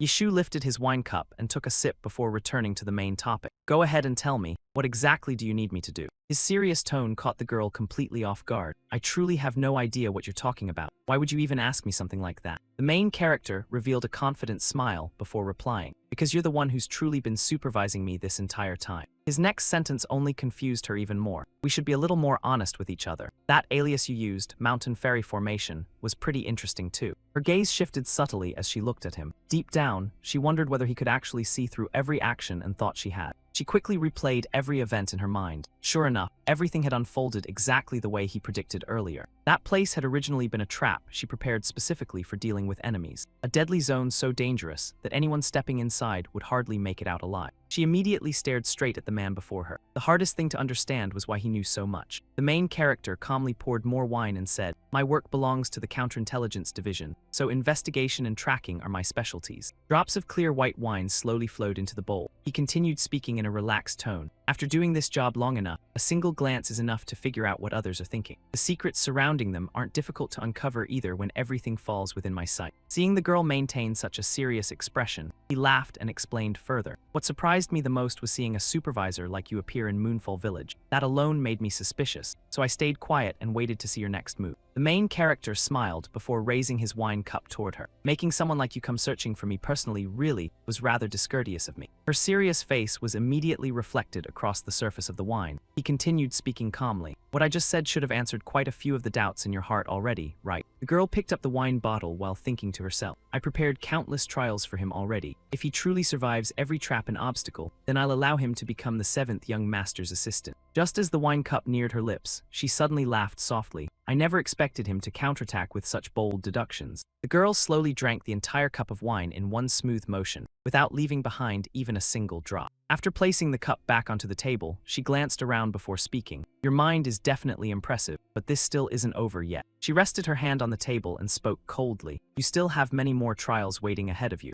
Her face was now overflowing with killing intent. Since this is an order from higher-ups, subordinates like us can only obey. Hearing that, the main character laughed in response. Everything you said is absolutely correct. In the very next instant, Yishu immediately stood up beneath the girl's cold and oppressive stare. He cupped his hands respectfully and spoke calmly. Everything I did was simply predicting a few situations ahead of time. I will absolutely fulfill my duties, so I hope you can generously overlook my mistakes. This time, his voice sounded incredibly sincere, as though he genuinely wished to apologize and seek forgiveness. Seeing the main character suddenly soften his attitude, the girl fell into deep thought. I thought he'd argue stubbornly until the very end, but I didn't expect him to know when to advance and when to retreat. She coldly raised her wine cup before replying with a short answer. Fine then. Hearing that response, he immediately revealed a deeply satisfied grin. The main character stepped forward and poured more wine for her. Taking advantage of the moment, she asked, "Now I want to know why you chose to become the 7th young master's assistant." She thought briefly before continuing. Countless geniuses from the great clans couldn't accomplish it either. Someone without any background like you should find it even harder. He smiled and answered calmly, "That really is an interesting question. I can't predict the future yet, but there's one thing I know for certain." The main character then raised his head and stared directly at her before declaring confidently, "Within a single year, I will place that man upon the highest seat of power." Seeing the girl still unable to react, he immediately asked again, "So what do you think about my answer?" At that moment, she could only stare at him in utter shock. Soon after, she burst into laughter and covered her mouth with her hand. That really is an insane thing to say. If he's serious about this, then doesn't that mean? She recalled her elder brothers and began wondering whether he could truly defeat them or not. Could he really possess enough strength to surpass one of my 2 elder brothers? She immediately interrupted him before laughing and cursing out loud. "You're a genuine mad dog, aren't you? Your nickname really suits you perfectly." Hearing that, the main character placed a hand over his chest and responded politely, "Thank you for the compliment." The girl picked up the wine bottle and laughed softly. Anybody can boast with words alone. The important part is whether you possess the strength to prove it. He nodded slightly in agreement. "You make a very good point." She slowly poured wine for him before speaking again. "This is the first time you've ever agreed with my opinion. In that case, why not prove your words right now?" She continued speaking slowly. "Show me whether you truly possess the ability to accomplish everything you just claimed." Meanwhile, above them, the ox-headed assassins had already appeared and were secretly monitoring both of them. She continued rambling non-stop like a machine that never stopped talking. "If this is the supervisor's command, then I'll personally carry it out for you to witness." The main character cheerfully pointed toward the group behind them and spoke casually. "Things are getting a little tense right now. I'll handle the rear, so can you take care of the front?" Hearing that, the girl immediately removed her hat and smiled faintly. Staying this calm in a situation like this is honestly pretty impressive. The 2 of them simultaneously raised their wine cups and lightly clinked them together like sealing a battle wager. "Fine then, we'll do exactly as you suggested." While the 2 calmly continued drinking, the assassins suddenly lunged toward them without warning. The entire swarm leapt down from above like a pack of vultures, trying to devour everything in sight. The leader immediately shouted his command, "Hurry up and kill both of them right now." Another man quickly added, "The mission says we kill that woman first. All we need to do is..." Before he could even finish speaking, the girl coldly hurled her wine cup straight into his face, instantly erasing him from existence on the spot. A blazing crimson aura of killing intent erupted from the girl's hand, causing the entire surroundings to turn ice cold. The 2 lackeys beside him instantly turned pale. Their companion had just been erased by nothing more than a wine cup. That woman was clearly a true expert. Be careful right now. The remaining thug still hadn't realized what was happening when he suddenly saw something rushing toward him at terrifying speed. In the blink of an eye, the girl closed the distance and thrust a tiny silver needle straight toward him without hesitation. She casually swung her hand 5 consecutive times, and before the man could even react, he was already sprawled lifeless across the ground. The girl's eyes had become so vicious that the surrounding men felt chills running straight down their spines. That unlucky bastard didn't even get the chance to leave behind final words. After stammering a few meaningless sounds, he officially logged out of life forever. The moment she confirmed her target was dead, the girl immediately spun around and locked onto her next prey. Another thug saw this horrifying scene and instantly lost his mind, screaming desperately for someone to save him. He trembled while begging for mercy, but before he could even finish speaking, she had already sent him straight to meet his ancestors. The blue sphere in that man's hand suddenly shot high into the air without warning. In the very next second, the object exploded violently and charged directly toward the girl, catching her slightly off guard. A thick layer of green smoke immediately spread across the entire area. She quickly covered her nose before realizing something was wrong. It's poison. Only a few seconds later, her expression began changing with visible panic. Could this possibly be? Watching her mask slowly melt away, she gritted her teeth furiously. Dissolving powder, so their true objective wasn't assassination at all, but exposing my identity. She immediately glanced toward the crowd of spectators nearby. Those bastards are trying to rip off my mask right in front of everyone here. The more she thought about it, the angrier she became. They wanted to paint me as a woman blinded by lust who came crawling to Moonfall Village for immoral pleasures. The girl bit her lip in rage. Those filthy dogs actually dared to use such disgusting methods against me. How utterly shameless. At that exact moment, a mocking voice echoed out nearby. Looks like anything can happen in this world after all. A piece of cloth suddenly flew toward her. He gently pulled her into his arms before covering her body with the cloth. Trying to expose a woman's face in a pleasure district like this really shows a complete lack of manners. The main character looked at her and revealed an incredibly dependable smile. You agree with me too, don't you, supervisor? The entire floor had already been dyed crimson by blood scattered across every corner of the area. The corpses of the ox-headed thugs were piled everywhere, making the place resemble a brutal battlefield. The girl glanced around and silently felt shocked. Don't tell me he already wiped out every single enemy by himself. Ai Ling quietly stared at his handsome face before secretly acknowledging him. So this is what true strength looks like. Right at that moment, she immediately reached out and caught the cloth flying toward her. Afterwards, she quickly used it to cover her face completely before speaking coldly. 3 days from now, come meet me at the Lesser Palace. Even with her face concealed, her breathtaking aura still couldn't be hidden. A person must stand by their own words. If you fail. She continued speaking with icy calmness. I'll personally deal with you myself. The moment she finished speaking, she vanished before his eyes instantly. The main character turned around slightly before answering with a calm response. Fine by me. He smiled faintly while speaking to himself inwardly. I'll definitely arrive there on time. The scene quickly shifted toward another enormous palace hall filled with overwhelming majesty and authority. At that moment, a beautiful young woman stepped forward to report directly to Yeshu. He calmly asked her a question. Have people already cleaned up those corpses? The girl nodded softly before replying. Yes, everything has already been handled properly. She continued her report. Following Master's orders, this subordinate tried every possible method, but the results still weren't as ideal as expected. The main character nodded calmly and replied, It's fine. Those people caused too much commotion, so a few complications were unavoidable. Immediately afterward, the corner of his mouth curled upward into a smile filled with hidden meaning.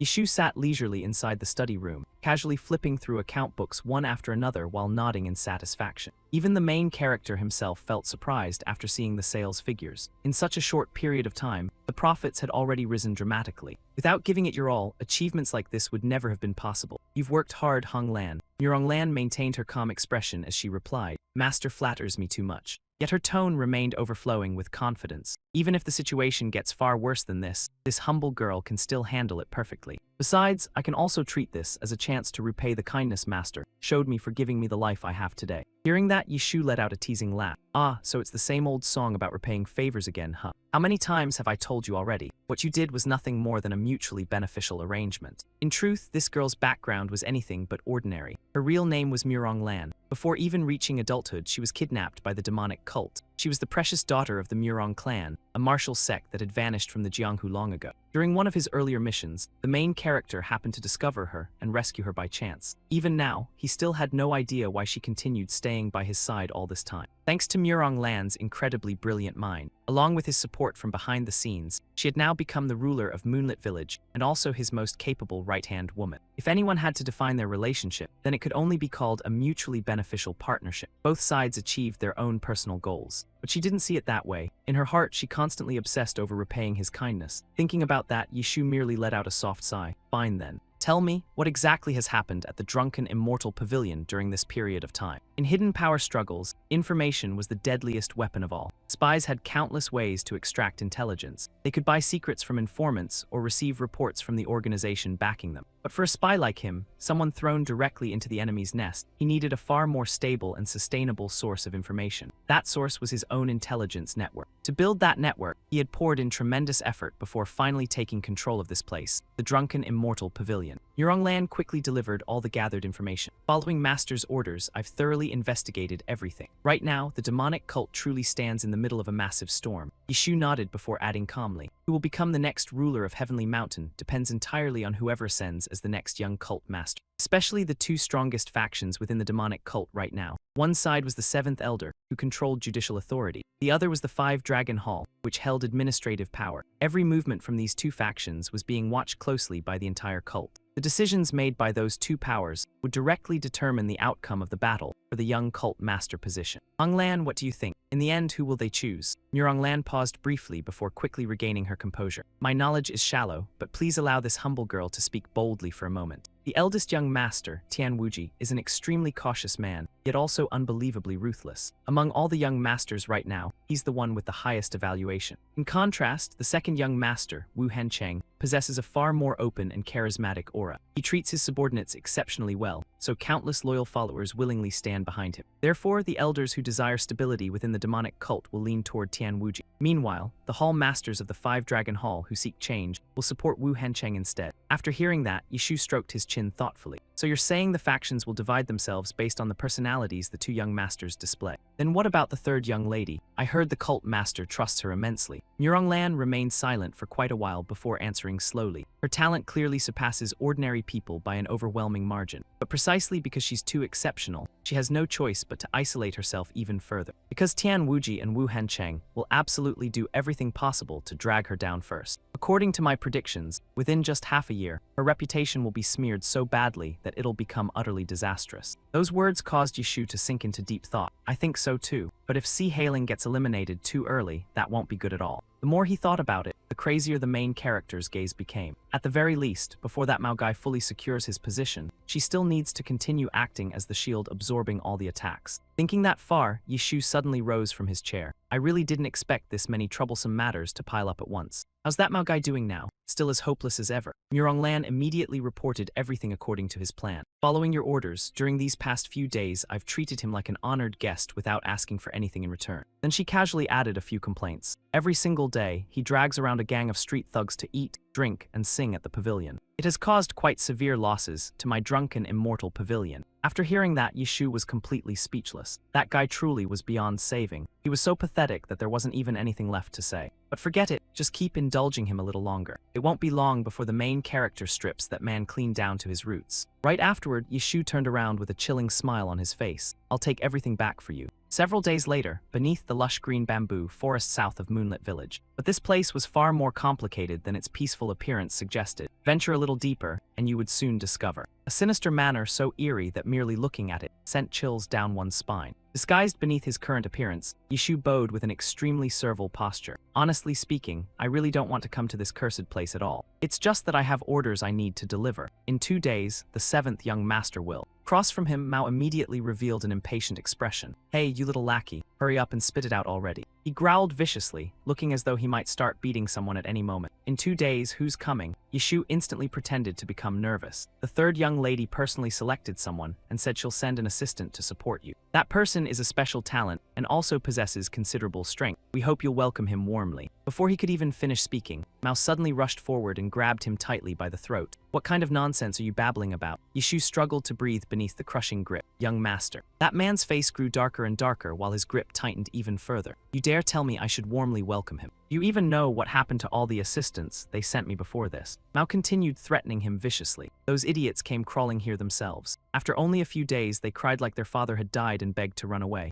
At this point, Yishu's face had already turned purple from being strangled. Young master, I can't breathe, please. Right afterward, Mao violently threw him aside. Since he's someone my older sister personally sent, I can't kick him out for no reason. So what's that guy's name? While rubbing his neck, Yishu answered, Zhang Lichu. Mao snorted coldly before tilting back a jug of wine in one gulp. His position probably isn't too bad, right? A hall master is obviously impossible, but at the very least he should be a deputy hall master, correct? Yishu stuttered for a long time before finally speaking. Enno, not a deputy hall master. He's the leader of Team 3 in the counter-espionage division. The moment he heard that, Mao's expression instantly darkened. What did you just say? A mere team leader ranks far below a hall master. Hell, he's even beneath a squad captain. Are you seriously telling me the truth? Hearing that, Yishu deliberately pretended to hesitate before confirming. Yes, that's correct. The moment those words landed, Mao's hand clenched so hard that the wine jug cracked apart on the spot. Yet the main character still maintained a calm appearance while continuing to probe further. Let me make sure of this. Does he have any powerful backing? Maybe he's descended from some major clan. Yishu immediately rubbed his hands together while replying. As far as I know, no. The next sentence struck Mao like a bolt of lightning from the heavens. He's nothing more than a commoner. The corners of Yishu's lips slowly curled upward, with calculation hidden beneath them. A commoner, huh? Right afterward, Mao threw his head back and laughed like a madman. He really is the perfect match for a bottom feeder like me. So that's how it is, suddenly stuffing an assistant onto me. Turns out my older sister knows her little brother has been dirt poor lately, so she deliberately sent over a useless nobody for me to squeeze some money out of. His face openly displayed vicious malice without the slightest attempt to hide it. Exactly. Otherwise, how could someone as clever as my older sister possibly choose some nameless nobody to become my assistant? Right. Before Yishu could even respond, Mao suddenly slapped him hard on the back. At this moment, Mao was unbelievably excited. So you think the same thing too, right? This really is fantastic. Then once he gets here, I'll strip him clean down to his underwear before kicking him straight out the door. At least I won't need to worry about my drinking money for a while anymore. After saying that, Mao immediately ordered him to leave. So you can get lost now. Remember to tell my older sister that I'm deeply grateful. Yishu continued acting perfectly until the very end before bowing deeply. Understood. He was also planning to get out of this place as fast as possible, so he immediately lowered his head. Then I shall take my leave. But before he could escape, that guy suddenly called him back. But before that, Mao casually stretched his hand toward him, as if demanding protection money. You should leave some silver behind too. Then right under Yishu's stunned gaze, he openly robbed him without the slightest shame. Mao growled, hand over every coin you have.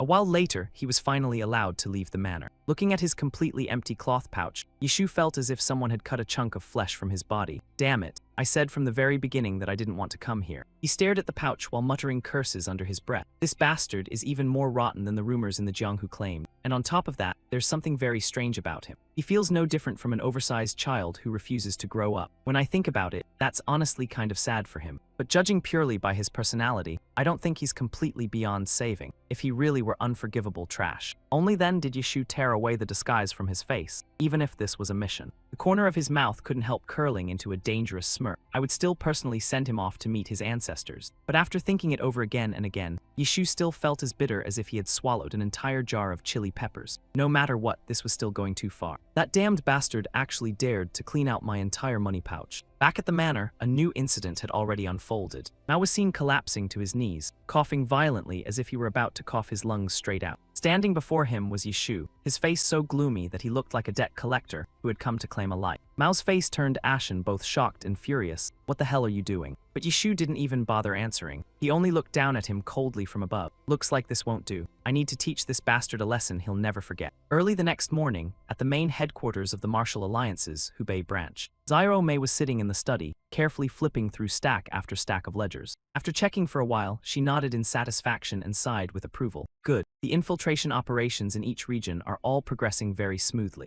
At this rate, it won't be long before we establish a stronger intelligence network on both the evil cult side and the demonic cult side. But even so, Zairo Mei couldn't help feeling irritated. No one besides me can even get in here, so why do I still have to cover my face? Worse yet, they won't even let me light a lamp. My eyes are about to go blind. She grumbled while squinting at the pile of documents. From raised lettering to specially processed codes, not a single one is easy to read. Grandpa, your granddaughter's eyes are seriously about to give out. After struggling for a while, Zairo Mei plopped back into her seat. Maybe I should request a transfer. Staying holed up in this pitch-black room, breathing dust all day, is honestly boring enough to kill me. I really need to find another job. Just then, something suddenly entered the corner of her vision. Isn't this a secret report sent back from Shadow Pavilion number 103? I didn't expect much from him at first, but it looks like he really is doing something in secret. Let's see what exactly is written inside. In the very next instant, Zairo Mei's eyes widened to their absolute limit. The raised dots on the secret letter formed two words, entered palace. Her vision nearly blurred from shock. What? Zairo Mei stared at it again and again, still unable to believe her own eyes. Entered palace. Could he have already slipped into the 7th young palace? The mission was assigned only a short time ago.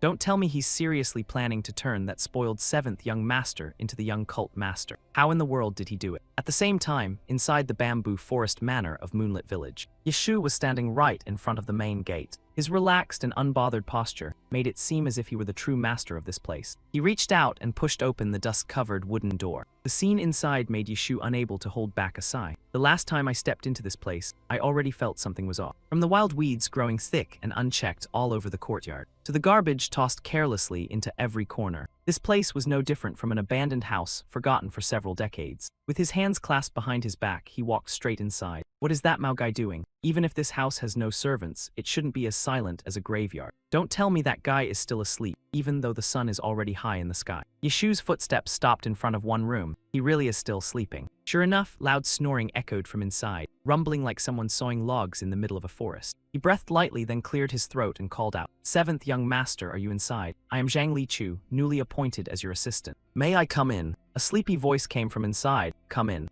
Yishu continued playing his role flawlessly. Thank you, sir. Then I shall enter. After saying that, he prepared to slide the door open and step inside. Pardon the intrusion, but who could have expected that Mao had already been lying in ambush? His face showed blatant arrogance, mixed with wild madness. Welcome to my territory, you troublesome team leader. With this, you can consider yourself warmly welcomed. Mao laughed coldly. Leave your money pouch behind and get lost. He emphasized every word with vicious aggression. Unless you want me to beat you up one more time. But before he could finish speaking, Yishu had already caught his arm in a crushing grip. The smile on Mao's face instantly froze in place. What? A man who always claimed he was undefeated now fell into complete confusion. He dodged my attack. In the next second, Mao was dragged straight outside by the other man using only one hand. His face twisted so badly that he looked ready to unleash an entire barrage of street martial arts curses. Yishu's knee was already waiting in exactly the right position. As for Mao, he was unlucky enough to charge straight into it without missing by even a hair. The impact hurt so badly that he immediately vomited right there on the spot. Yishu looked at him with eyes as cold as if he were staring at trash on the roadside. Sure enough, you really are a hopeless bastard. Looks like I can't just let you off like this. Inside the demon cult, power was divided through an extremely rigid hierarchy. Some individuals directly assisted the cult leader, while also controlling key positions within the sect, including the seats of the elders. Every one of those figures came from the three great prestigious clans. The one responsible for mediating every conflict within Heavenly Mountain was the wise demon Immortal, the second elder Tianjia from the five heavenly peaks. Meanwhile, the man infamous for his brutality, yet absolute loyalty and unmatched valor was the third elder, Meng Tai Long of the Meng clan. But even above those two stood an even more terrifying figure, a heavyweight whose influence surpassed them both. He was the first elder, the man whose family had inherited that position for 4 consecutive generations. The first elder of the Mo clan from Mo First City. Mao himself belonged to the Mo clan, one of the most prestigious noble families within the demon cult. Earlier, Yishu had already learned about his background through Murong Lan. When the cult leader visited the Mo clan, he personally selected Mao and accepted him as his adopted son. In the eyes of outsiders, Mao's life looked like a flower-covered road leading straight into the heavens. But the truth was that path was filled with thorns instead of fragrance, because the 7th young master was only a secondary son. So within the clan, he was constantly neglected and even assigned chores like sweeping the courtyard just like a servant. Hearing that, Yishu merely curled his lips into a faint smile. Of course, back then, the person the Mo clan originally intended to recommend as the cult leader's adopted son was the eldest heir of Mo First City, Mo Shen. After Yishu finished speaking, Murong Lan calmly continued. Exactly, which was why the Mo clan could not help but panic. A mere secondary son who had been ignored by the entire clan. Someone who had just been sweeping the courtyard with a broom suddenly caught the cult leader's attention. To the Mo clan, this situation was no different from a guest overtaking the host, completely derailing the script to the point of making everyone speechless. Yishu's gaze remained lowered toward the balcony. Back then, they publicly claimed it was a joyous event for the clan and even held a grand banquet. But all of it was merely a performance to fool the world. Everyone already knew Mao had long been abandoned. There were even rumors that cult leader Zhen Chen Yu Guang deliberately made this move in order to restrain the growing influence of the Mo clan. Hearing that, Murong Lan immediately lowered her eyes into deep thought. So Master already knows everything. To gather this information alone, countless informants had already shed blood, sweat, and tears. Just what secrets existed within the demon cult that Master did not already know. Thinking that, she calmly continued speaking. Exactly. Just by seeing how First Elder Mo First City supported the eldest young master Tian Wujai instead of Mao, it became obvious that those rumors were very likely true. Only then did Yishu glance toward Murong Lan. That old man truly is ruthless. Even if Mao only carries half the bloodline, he is still his own descendant, yet he remains so cold toward him. But one thing still bothered Yishu deeply. Why would the pavilion master want to turn someone like that into the young cult leader? What kind of twisted scheme was that old man plotting? Or had the old man truly gone senile already? Surely that old geezer was not actually losing his mind for real, right? Forget it, in the end, that Mao fellow was still just a pampered young master carrying his own private suffering. At this moment, that arrogant man was kneeling flat on the ground, while coughing violently as though he were about to stop breathing. Yishu immediately decided that he absolutely had to teach Mao a proper lesson. Perfect timing. This just happened to be something I am exceptionally talented at. Namely, educating oversized children, whose minds still refused to mature. The face of the man before him turned as red as a monkey's backside. What the hell are you even doing? The master actor Yishu once again slipped flawlessly into character. Are you alright? He instantly withdrew his killing intent before awkwardly dropping to one knee. 7th young master, is that you? I thought enemies were attacking, so I accidentally overreacted. Mao was completely stunned by this sudden reversal. What the hell? Yishu's face turned pale, his weak and pitiful appearance so convincing it deserved an acting award. This is our first meeting, yet I already behaved so rudely. I sincerely apologize. I am so ashamed that I do not even know where to hide my face. The other man became so furious that foam nearly spilled from his mouth as he gritted out 2 words, "You lunatic." Right after that, he collapsed unconscious on the spot. Yishu immediately returned to his original arrogant demeanor. "It is a pleasure meeting you, Mao." Then he whispered softly enough for only the 2 of them to hear. "From now on, remember to treat me properly, all right?" Nobody knew how much time had passed afterward. Mao suddenly opened his eyes wide in sheer terror.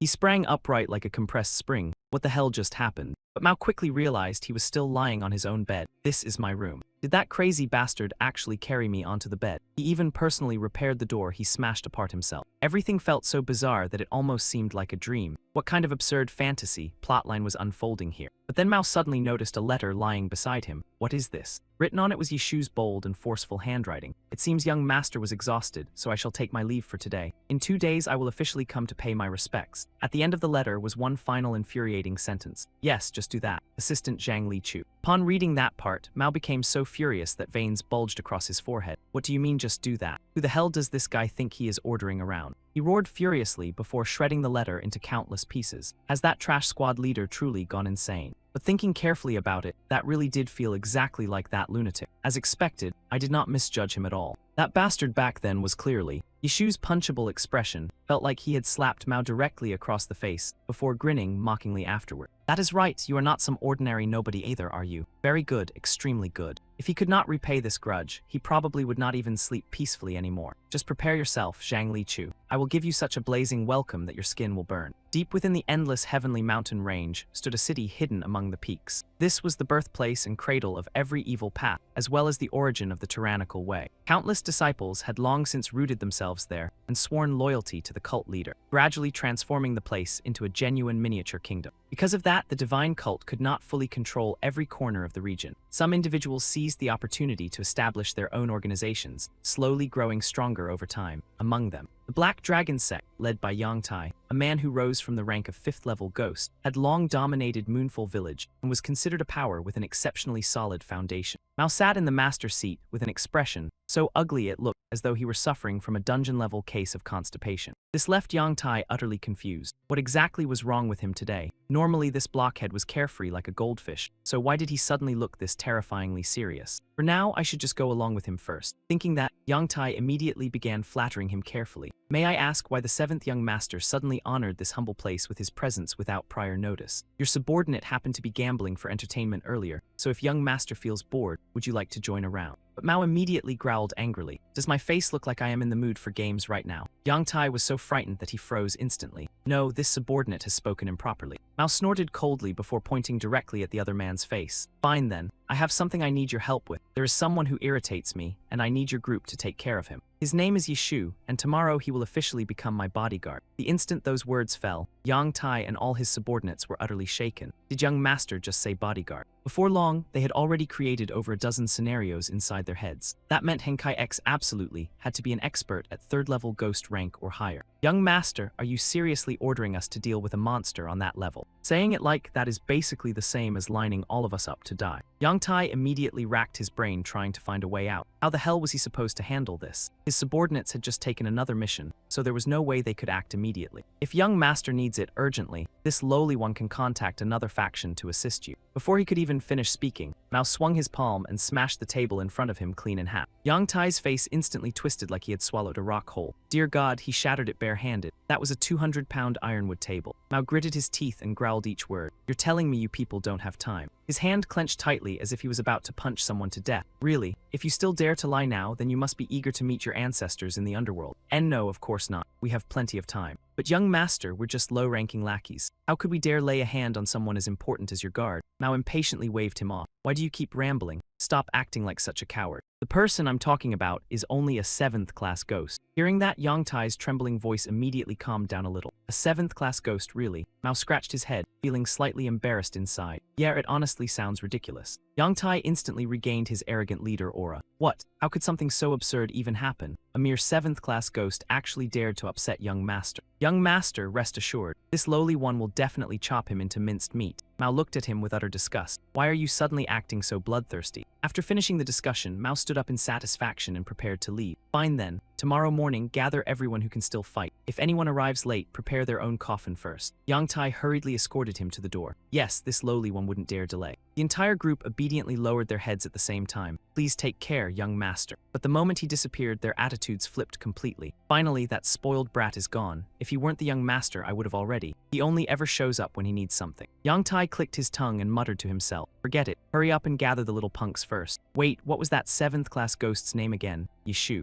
A subordinate behind him quietly corrected him. It's Yishu. Hearing that, he quickly nodded. All right, Yishu. Wait, who are you? When young master arrived, aside from the high-ranking members, everyone else was supposed to leave, right? The man immediately looked guilty after being questioned. Sorry, this lowly one just joined recently, so I didn't know the rules. The subordinate immediately slipped away the very next second. This lowly one will take his leave immediately. Yang Tai watched him leave with annoyance. Seriously, what kind of training are these new recruits getting nowadays? But when exactly had that kid been standing there? The man quickly slipped out through the back exit. Right after that, the flawless disguise mask came off. As expected, that idiot Ma Yishin really pulled this stunt again, just like I thought he would. Well, whatever. A little resistance just makes the show more entertaining anyway. This person was none other than Yishu himself. That way, the protagonist would have a perfectly legitimate excuse to teach him a proper lesson. The next day, inside a manor hidden deep within the bamboo forest, Yang Tai personally came over and respectfully reported, "Everyone has gathered, young master." Mao still sat at his usual spot by the entrance like he was waiting to watch a performance. Good, did you prepare properly? Yang Tai rubbed his hands smugly. Of course, naturally. How could your subordinate possibly handle young master's orders carelessly? As he spoke, he pointed toward the muscular men behind him. I've gathered only experienced killers, and we've even formed a formation tighter than a fortress wall. A calculating look appeared in Yang Tai's eyes. Honestly, I don't mean to brag, but back in the Black Dragon Hall, a 7th-class ghost was only fit to guard doors or polish shoes. What could someone like that possibly do against my brothers here? I guarantee he'll do nothing but kneel down and beg for mercy. It'll be a miracle if he doesn't piss himself first. Before he could finish speaking, a subordinate interrupted him. Boss. The next 3 words struck like thunder out of a clear sky. He's here. Yishu silently walked forward and stopped directly in front of the entire group. Hearing the commotion, Mao's gaze slowly turned vicious. So you finally decided to show yourself, you insignificant squad leader. He roared loudly, clearly already knowing the man's true identity. Yishu. The Black Dragon Sect's deputy lieutenant, Fish Ghost, bit his lip and threatened him. So it was you. How dare you offend 7th young master without even knowing his identity? Not only was Yishu unafraid, he even tilted his head and examined the man. I guess that's true, but who are you exactly? Your eyes are really far apart. Your field of vision must be huge. Fish Ghost instantly exploded after getting hit where it hurt most. I am Fish Ghost. The protagonist's face practically screamed that he wanted to punch him. Wow, just hearing your name already sounds entertaining. But why does the Black Dragon Sect have a slippery fish like you in it? If this were the Catfish Sect, I'd understand. Fish Ghost nearly jumped from rage. What? This bastard actually compared me to a fish. Unable to hold back anymore, he immediately charged forward to attack first. You wanna die. Just as Mao was about to step outside, he heard the commotion. What's this? They're already teaching him a lesson. Yang Tai smiled flatteringly while gesturing respectfully. I only told them to hold him back until young master arrived, but it seems they got a little impatient. Their loyalty toward young master runs so deep that sometimes they act on their own like this. But the moment the door opened, the scene before them was Fish Ghost lying face first on the ground, while Yishu casually searched through the man's money pouch. This Fish Ghost guy or whatever, how is your wallet this empty when you're supposed to be a thug?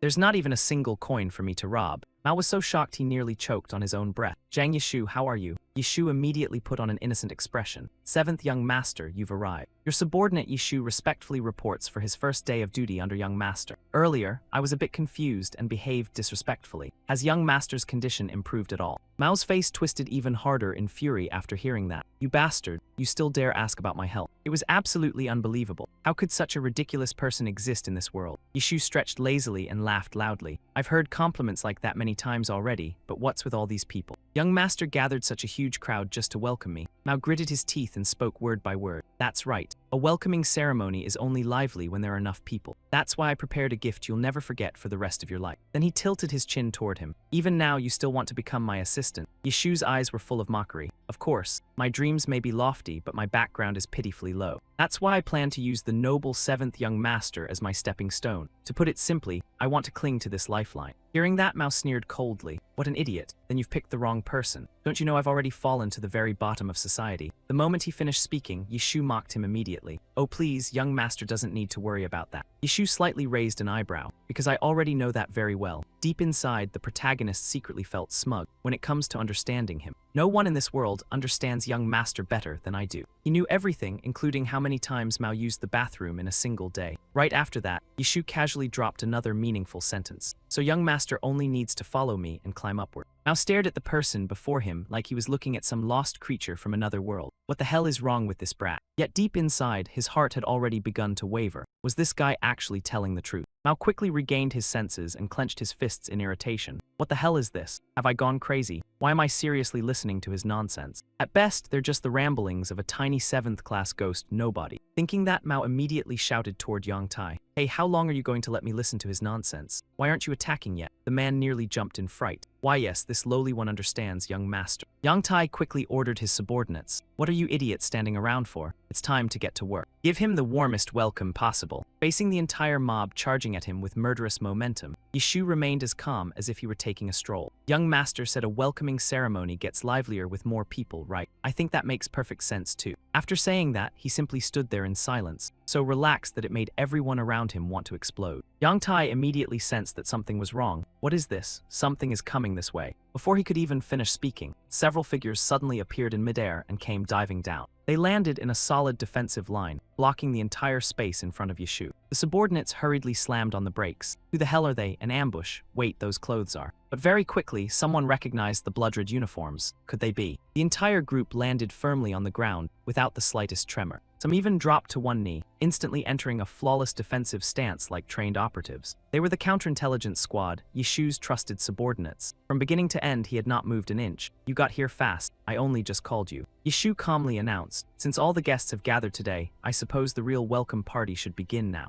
From the front, an uninvited guest suddenly spoke in a mocking tone. Yishu, you really are trash. Hearing his name, Yishu asked back in confusion. What exactly do you mean by that? Siya continued coldly. You even dared to ignore me. The moment Mao's group saw this shocking entrance, they immediately panicked. Lord Inspector Shu Yi of the Counterintelligence Squad, one of the few who had ever met the cult leader in a private discussion, and a rare expert among the younger generation. Why would someone of his status appear here? Yishu still smiled casually, turning to tease him. You're as lazy as ever. Why not wait until tomorrow to come? The other man replied seriously. Is that how you speak to someone who went through the trouble of coming all the way here? Isn't Yishu just a tiny squad captain? His sharp gaze swept over every person present. Standing before Mao, Siya performed a proper ceremonial salute. Greetings, young master. This officer, Inspector Shu Yi, Chief Administrator of the Counterintelligence Squad, pays respects to 7th young master. The people in red shouted in unison. We, your subordinates, pay respects to 7th young master. This sudden, noisy scene left Mao completely dumbfounded. What the hell is going on? Siya stood up and explained. Family is still family after all, so I came here only to ask you for one small favor. Check where he is staying. At a glance, it probably won't cost too much silver either. Perfect for a money-obsessed guy like this. Yang Tai felt like those words were aimed at him, and cold sweat instantly broke out from guilt. Inside, he panicked wildly. Damn it, you bastard. I can't believe this nobody actually came from the Counterintelligence Squad, a place packed with ruthless monsters. Looking at Yishu, he grew even more terrified. Even the chief administrator personally came looking for him. Could this guy actually be capable? Did I offend the wrong person this time? Yishu wasted no words and coldly gestured. Why are you lowly thugs still standing there like idiots? Can't you see the honored lords are having a discussion? Do I really need to teach you basic etiquette all over again? Yang Tai trembled like a leaf under his icy gaze. He stammered as he spoke. Young master, it seems this place is no longer suitable for us. He and his accomplices immediately turned to run, not forgetting to leave behind an extremely fake expression of gratitude. Thank you for your generous care. We will take our leave first. Mao was so furious that he roared. You bastards are seriously trying to run away. Standing behind him, Yishu silently thought to himself, watch carefully, Mao, this is your reality. When they stood beside you, they could bow their heads obediently, but in truth, all of it was nothing more than a clumsy performance. Everything was like a sandcastle, collapsing completely from just the lightest breeze. In the end, you are only a pitifully arrogant fool, one who doesn't even have a single loyal subordinate, even though you have struggled alongside them for so many years. And making you wake up to that truth, that is the very first step in my lesson plan. Siya then spoke as well. So this is why you called me here on the exact day you took office. You normally never give any advance notice, so I already thought something felt strange. Breaking a young master's will on your very first day, that method really does suit your style. Yishu refused to back down and replied, if your business is done, please leave. Even if it's only in name, I don't want to cause any more disorder. Siya waved his hand and continued, I was planning to leave anyway. Take care, kid. If you feel you can't handle this mission, my side will always welcome you back. As soon as those words fell, the man vanished from the road as well. Now only Yishu stood facing Mao. Mao spoke first. I really can never guess what you're thinking. But it seems your status isn't ordinary either. So what do you gain by becoming my personal guard? You keep rambling all day about raising me to the peak. What the hell are you actually talking about? Yishu calmly answered. You really are stupid. In this cult, is there any position higher than yours? the successor to the cult leader, the one who holds absolute authority over the cult and the entire world. I will turn you into that person. Mao froze after hearing that. What? Have you lost your mind? Yishu smiled teasingly. I've been called that so many times that I'm used to it. Still, it hurts a little because that title really doesn't suit me. Seeing that he didn't care about the insult, Mao immediately pointed at him and shouted, so that means you're just spouting nonsense. How could you possibly make me the next cult leader? You're just a nameless 7th class nobody, you idiot. When, where, and how? In this reality, there's no way that could happen. Yishu calmly replied. Your mouth says it's impossible, yet you still want the details. Looks like you're interested after all, aren't you?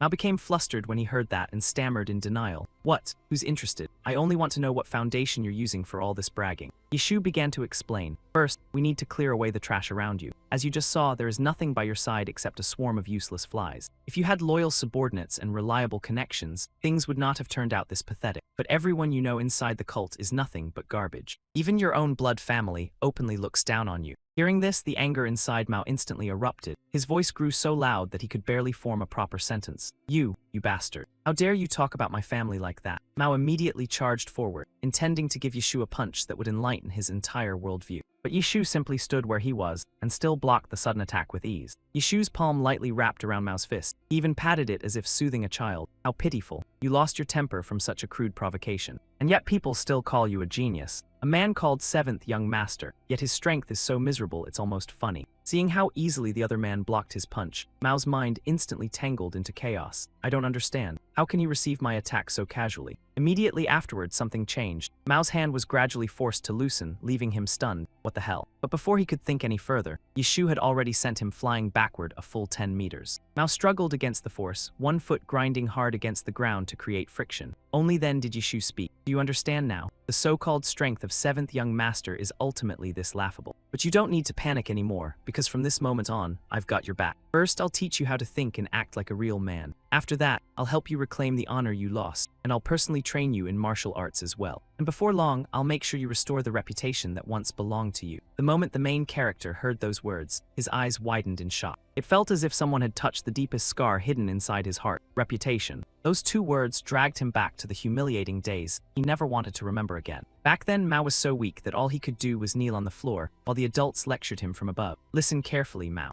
If a bastard child like you ever forgets your place and dares to cross the line, then the price you'll pay will be far more horrifying than you could ever imagine. Just thinking about it made his entire body tremble with rage. The hatred he had buried for years instantly exploded outward. The main character roared at the top of his lungs, as if trying to release every ounce of bitterness and injustice he had swallowed all these years. Mao slammed his foot against the wooden floor with tremendous force, as though he wanted to shatter the ground beneath him. In the very next moment, he shot forward like a tiger that had grown wings and leaped right over Yishu, who was standing in front of him. The main character bolted away at full speed like a debtor running from his creditor while shouting loudly, "Don't you dare look down on me." Yishu stood there motionless and let out a helpless sigh. That brat ran away again. With a personality like that, how is he supposed to survive in a place crawling with enemies? Still, he had to admit that the boy was an exceptionally rare monster. Rumor said Mao possessed the strongest danshin in the entire demonic cult. He had overwhelming internal energy, yet his fist techniques were unbelievably crude. Looking at his swollen red hand that was still trembling from the collision, Yishu couldn't help but marvel at how absurd the situation was. The main character possessed talent so rare that even elite bloodlines could hardly compare, yet his clan treated him like worthless trash. After all, he was personally chosen by the cult leader himself. He clenched his fist tightly before clicking his tongue in frustration. Thinking too much about it is pointless. Once I meet those people, I'll find the answer myself. For now, it's better to leave that foolish young master alone. His heart is probably shattered into pieces right now. I'd better clean up the trash hanging around him before it's too late. The scene quickly shifted to the inside of the city at that moment. Mao walked through the crowded streets packed with pedestrians while muttering curses under his breath in irritation. Damn it all, every single one of those bastards is enough to drive someone insane. He suddenly stopped in his tracks before raising his head and shouting furiously, "That damn bastard. I'm seriously going to die from humiliation at this rate. I got defeated by some nameless 7th stage nobody, and then he even lectured me about honor and strength on top of that." But the thing that humiliated the main character the most was the fact that during that brief moment, he truly felt at ease while listening to those words. Even though he understood better than anyone else that his dream of reaching the peak was nothing more than a distant illusion. Mao helplessly cursed himself for being so pathetic. Right then, a familiar voice rang out from behind him, causing him to spin around instantly. "Wait, who's there?"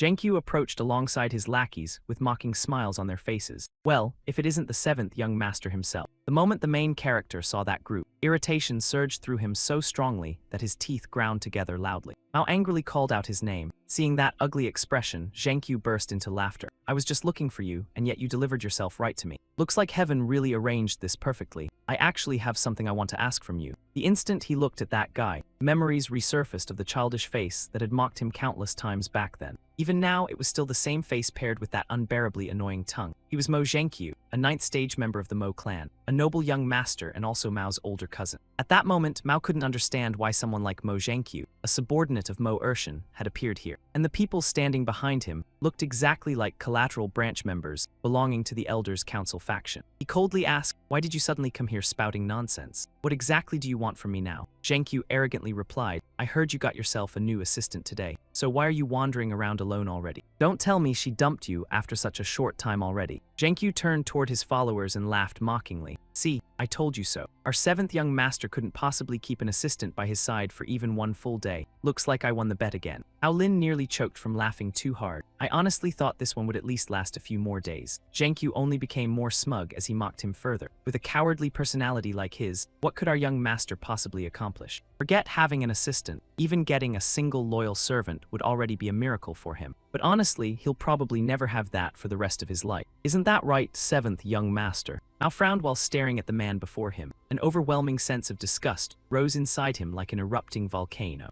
Seeing that Mao remained silent, Zhenkyu assumed he had the upper hand and continued provoking him. "Why are you glaring at me like that? I was only joking around for fun. Forget it, just come with us to Drunken Immortal Tower. It's been a long time since we've all met up." "Today Mao gritted his teeth and suppressed his fury before replying coldly, "Do you really think I'm in the mood for that? Shut your mouth and get lost." "Damn it, today's luck is seriously the worst." Hearing that response, Zhenkyu immediately paused. Then a sinister smile slowly formed across his face as he calmly spoke. "Not in the mood, huh? Then how about I call the 2nd young master over here to help improve your mood a little." Instantly, the image of himself kneeling beneath the 2nd young master's feet flooded back into Mao's mind. He trembled violently from head to toe, unable to control the rage boiling inside him. But Zhenkyu still refused to stop and continued twisting the knife deeper. Still not satisfied, he stepped forward, wrapped an arm around the main character's shoulders, and smirked before saying, "Then how about this? Let's go, you piece of trash. Stop embarrassing me any further." "What's wrong? I treat the 7th young master a little kindly and suddenly you're upset. Want to relive the wonderful memories between us brothers." At that point, Mao no longer wanted to endure it anymore. He growled through clenched teeth, "Mo Zhenkyu, you damn dog. Fine then, I'll go. Since I've already been invited, there's no reason for me to refuse. But remember this, I won't be paying even a single coin." Having achieved his goal, Zhenkyu immediately grinned from ear to ear. "Of course, being able to serve the 7th young master is my honor after all. Looks like today's wine is going to taste far sweeter than usual." Meanwhile, back at the headquarters of the Black Dragon Sect, Deng Tai dropped heavily onto the ground and started cursing the heavens in frustration. That damned 7th young master should have warned us beforehand if he was connected to the anti-spy division. Damn it, we seriously almost lost our lives just now. Fish Ghost spoke with a serious expression. "I already knew that guy wasn't ordinary. In a single instant, he spotted my blind spot and struck it with absolute precision. This is the first time I've ever met someone with eyesight that terrifying. Those anti-spy division monsters really are terrifying." The group exchanged glances, all sharing the exact same thought. Everyone already knew that much. Fish Ghost still couldn't suppress his curiosity and continued asking, "By the way, big brother, I finally remembered who that guy I bumped into while escaping was." Deng Tai frowned and asked back, "Who are you talking about?" The man immediately began describing him.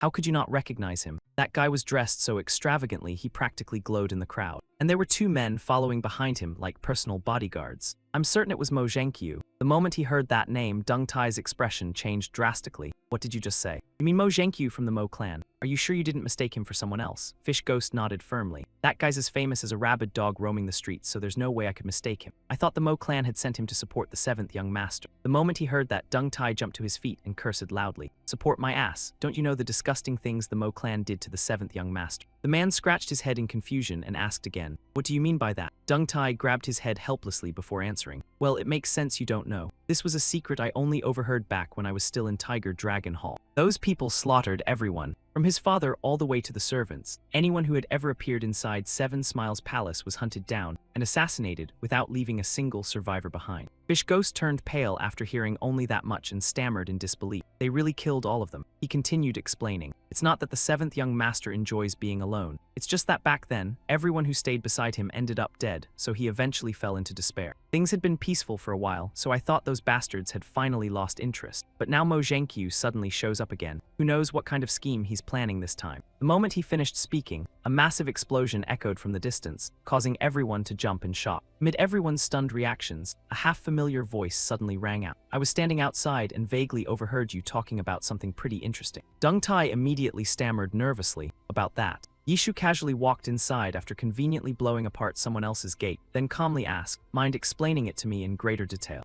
Night gradually blanketed the bustling city, and inside the most luxurious place in the capital, the real entertainment was only just beginning. Zhenkyu watched Mao eat while continuing to mock him relentlessly. "Looks like our seventh young master has been starving all day long. You're eating pretty enthusiastically now." Mao calmly replied, "What's wrong? You're the one who said you'd cover everything. What, are you suddenly regretting the money now?" Zhenkyu immediately laughed in response. "Of course not. Eat as much as you want. Just watching you stuff your face is already enough to fill me up. By the way, has the seventh young master ever met the owner of this establishment before?" Mao frowned and asked, "Why are you suddenly bringing up the inn mistress?" Zhenkyu grinned slyly and explained, "I heard her beauty is so breathtaking it could topple nations. That's why meeting her is incredibly difficult. She refuses bribes no matter how much money is offered, and trying to pressure her with status is impossible because she has far too many powerful backers." He chuckled shamelessly before immediately making a proposal. "I wonder if the seventh young master could lend me a hand with something." Mao instantly glared at him and asked, "What exactly did you just say?" Zhenkyu replied without the slightest embarrassment, "We have to preserve the Mo clan's reputation, so it's inconvenient for us to cause trouble directly. But if the seventh young master steps in, who would dare say anything? That's why I wanted to ask for your help. It's already nighttime after all. Come on, seventh young master, hurry up and meet the inn mistress, then find a secluded place to have a private little conversation with her for me." Hearing that nonsense only made Mao feel irritated beyond belief. "It's nighttime already, so go home, wash your feet, and sleep instead of talking nonsense about private conversations. Or do you want me to sing you a lullaby too? Can't sleep at night or something?" Zhenkyu immediately waved his hands frantically. No, that's not what I meant." Mao coldly continued, "Then shut your mouth and drink your wine. Damn dog and heat." The instant he heard that insult, Zhenkyu's face froze as though someone had snatched away his dinner bowl. One of his hands clenched the edge of the table so tightly that veins bulged across it. In the next moment, Zhenkyu completely lost his temper and flipped the entire table over, sending food, wine, and meat flying across the floor. He roared furiously, "You filthy lowborn bastard child. Just because people show you a little respect for carrying the title of seventh young master, you actually think you're some important figure now.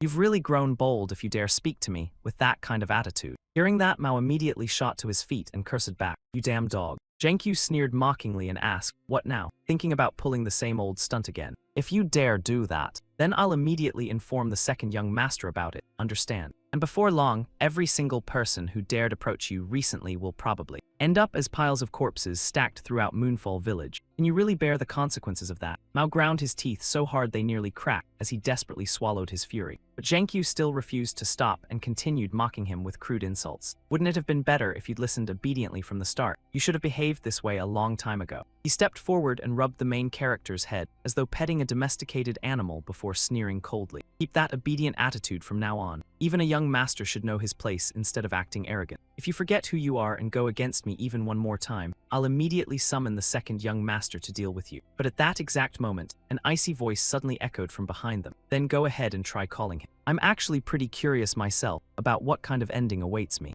Zhenkyu instantly spun around in confusion. "What? Who the hell dares interfere here?" The moment he finished speaking, a razor-sharp arrow burst through the doorway while dragging a nearly invisible wire straight toward him. In the blink of an eye, Zhenkyu's neck was wrapped tightly by dozens of loops of wire that constricted so fast he couldn't even react in time. Yishu violently yanked the wire, dragging Zhenkyu flying backward while everyone stared in complete shock. He panicked and desperately clawed at the wire, tightening around his throat while coughing violently without stopping. After being slammed onto the floor, Zhenkyu finally regained his senses and raised his head in confusion. What the hell is going on? But before he could even finish speaking, a massive foot slammed directly into his face and pinned him flat against the floor. Yishu maintained his calm expression before respectfully speaking. "Young master, are you all right? Thankfully, I didn't arrive too late." Assistant Yishu had finally made his appearance. The entire room instantly descended into chaos. Meanwhile, Yishu calmly kept his foot planted on Zhenkyu's face, preventing him from moving at all. Zhenkyu groaned miserably without pause. Hurry up and remove it. I can't breathe anymore. His face had already turned purple, while drool streamed uncontrollably from his mouth, making him look like he was only moments away from meeting his ancestors. Yishu stared down at him with killing intent overflowing from his eyes before replying coldly, "That's more like it. I was planning to send you off to reunite with your ancestors anyway." The other 3 people inside the room instantly turned pale as they stared at him. Mao stammered in disbelief, "This lunatic. Hey Yishu, what the hell are you trying to do? Hurry up and let him go already. If that guy actually dies here, how am I supposed to explain this afterward?" Yet seeing Zhenkyu in such a miserable state reminded the main character of the arrogant expression he used to wear while openly bullying him. Thinking about that, Mao suddenly gathered enough courage to suggest maybe we should leave him like that for a little longer. But in the very next second, his rational mind immediately took over again. No, let him go right now. If things cross the line, there'll truly be no saving this situation anymore. Hurry up, damn it. Seeing the troubled look on the main character's face, Yishu could only sigh before finally releasing Zhenkyu, since the 7th young master has ordered it. Then this subordinate shall obey. The instant he was freed, Zhenkyu grabbed his throat and coughed violently without stopping. His eyes burned with fury as he growled viciously, "You bastard, how dare you?" Zhenkyu immediately drew his weapon and prepared to charge forward. "You really dare do something like this to me?" But before he could even attack, Yishu drove a brutal kick straight into his face, leaving him unable to finish his sentence. "You think you'll still walk away peacefully after this?" He rolled across the floor, his face turning bright red from the agonizing kick. Meanwhile, Yishu remained perfectly calm as he turned toward Mao and asked casually, "Young master, are you all right? Were you injured anywhere?" The main character pointed toward the floor before hesitantly replying, "No. No matter how you look at it, that guy is far more injured than I am." Yishu even teased him in return. "Even in a situation like this, you're still more concerned about someone else's safety than your own." As expected, the 7th young master's boundless compassion shines brighter than moonlight reflected across a lake beneath the full moon. This humble assistant is truly overwhelmed with admiration. Even towards someone who dared harbor malicious intentions against you, young master, you still. Hearing that, Zhenkyu suddenly froze in alarm. What? Malicious intentions? Furious to the point of madness, he roared angrily. "You lunatic, what kind of nonsense are you spouting? Since when did I ever try harming that bastard?" Yishu coldly asked back, "Then what exactly were your actions just now?"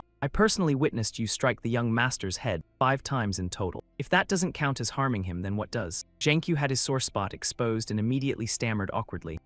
That's just something I've always done." The moment Yishu heard that, killing intent exploded from him. "What? So this disgraceful behavior wasn't your first time? You deserve to die 1,000 more deaths." Seeing Yishu's terrifying expression, Zhenkyu panicked and hurriedly denied it. "That's not what I meant." "Damn dog, is this lunatic really your assistant, 7th young master? Or did some random assistant get the guts to interfere in the affairs of the Mo clan? Who the hell do you think you are to act so arrogantly?" Yishu immediately cut him off. "I know exactly who you are. Mo Zhenkyu, a collateral branch descendant of the Mo clan. Just an ordinary 9th level ghost with no official status whatsoever, relying on the Mo clan's reputation to act recklessly everywhere you go. To put it bluntly, you're nothing more than a useless spoiled parasite. Trash like you." While speaking, Yishu tightened his grip around Zhenkyu's wrist until the bones nearly cracked apart. He issued a cold warning, "And yet you still dare point your sword at me." The instant those words fell, the arm holding Zhenkyu's sword suddenly lost control and was forced upward. The sword slipped from his hand, and before Zhenkyu even realized what happened, a devastating punch slammed directly into his chest. He was so shocked he couldn't mentally prepare himself at all. Every opening on his face, from his eyes to his nose and mouth, immediately started leaking fluids. Yishu showed absolutely no mercy while attacking Zhenkyu. His expression remained colder than ice, without even the slightest trace of pity. On top of that, his throat was being squeezed so tightly he could barely breathe. His mouth hung wide open as he desperately fought for scraps of air. In less than an instant, a freezing sharp dagger was already pressed tightly against his neck. Yishu lowered his voice and warned him, "You'd better think carefully before opening your mouth again, unless you want to fly straight to the heavens and reunite with your ancestors." Zhenkyu stared at that completely humorless face and turned pale with fear. Deep down, he couldn't understand how someone who was supposedly only a 7th level ghost possessed movement techniques this terrifying. Rumor said he had been personally selected by the 3rd young lady. Could it be that she secretly nurtured a hidden master like him? No matter who he really was, one thing was certain. This man was unbelievably dangerous. He immediately turned toward the main character and shouted desperately, "Damn it, what are you still standing there for, 7th young master? Hurry up and pull this lunatic away from me. I'm being treated like this right in front of you, and you're still just watching. Do you seriously think the Mo clan will let you off after this? Can you even bear the consequences? I absolutely won't let today's matter end so easily. Not only will I report this to Mo Urshan, I'll personally inform the clan head and make sure you're properly punished." Yishu grabbed the finger Zhenkyu was wildly pointing around and whispered in a chilling voice, "I already warned you to think carefully before speaking. So why haven't you learned your lesson even now?" Completely Overwhelmed by the horrifying killing intent before him, Zhengqiu could only swallow nervously and brace himself for what was coming. Yishu pressed the dagger directly against his throat and warned him, "You're merely the descendant of a clan, yet you dare threaten the cult leader's adopted son, not to mention the noble 7th-level ghost known as the 7th young master himself. Do you have the courage to repeat those same words in front of the cult leader?" Zhengqiu trembled in fear and stammered desperately, "No, that's not what I meant at all." Yishu continued speaking. "As for that so-called clan head of yours, at the end of the day, he's only a mere 2nd-level ghost. And you actually dare speak of consequences to the 7th young master while relying on backing like that. This can clearly be interpreted as the Mo clan revealing rebellious intentions against both the cult leader and the divine cult itself. I'll immediately report this matter to my superiors. Surely you don't object to that, right?" Zhengqiu looked so terrified he seemed ready to cry himself dry as he blankly repeated the words. "Rebellious intentions.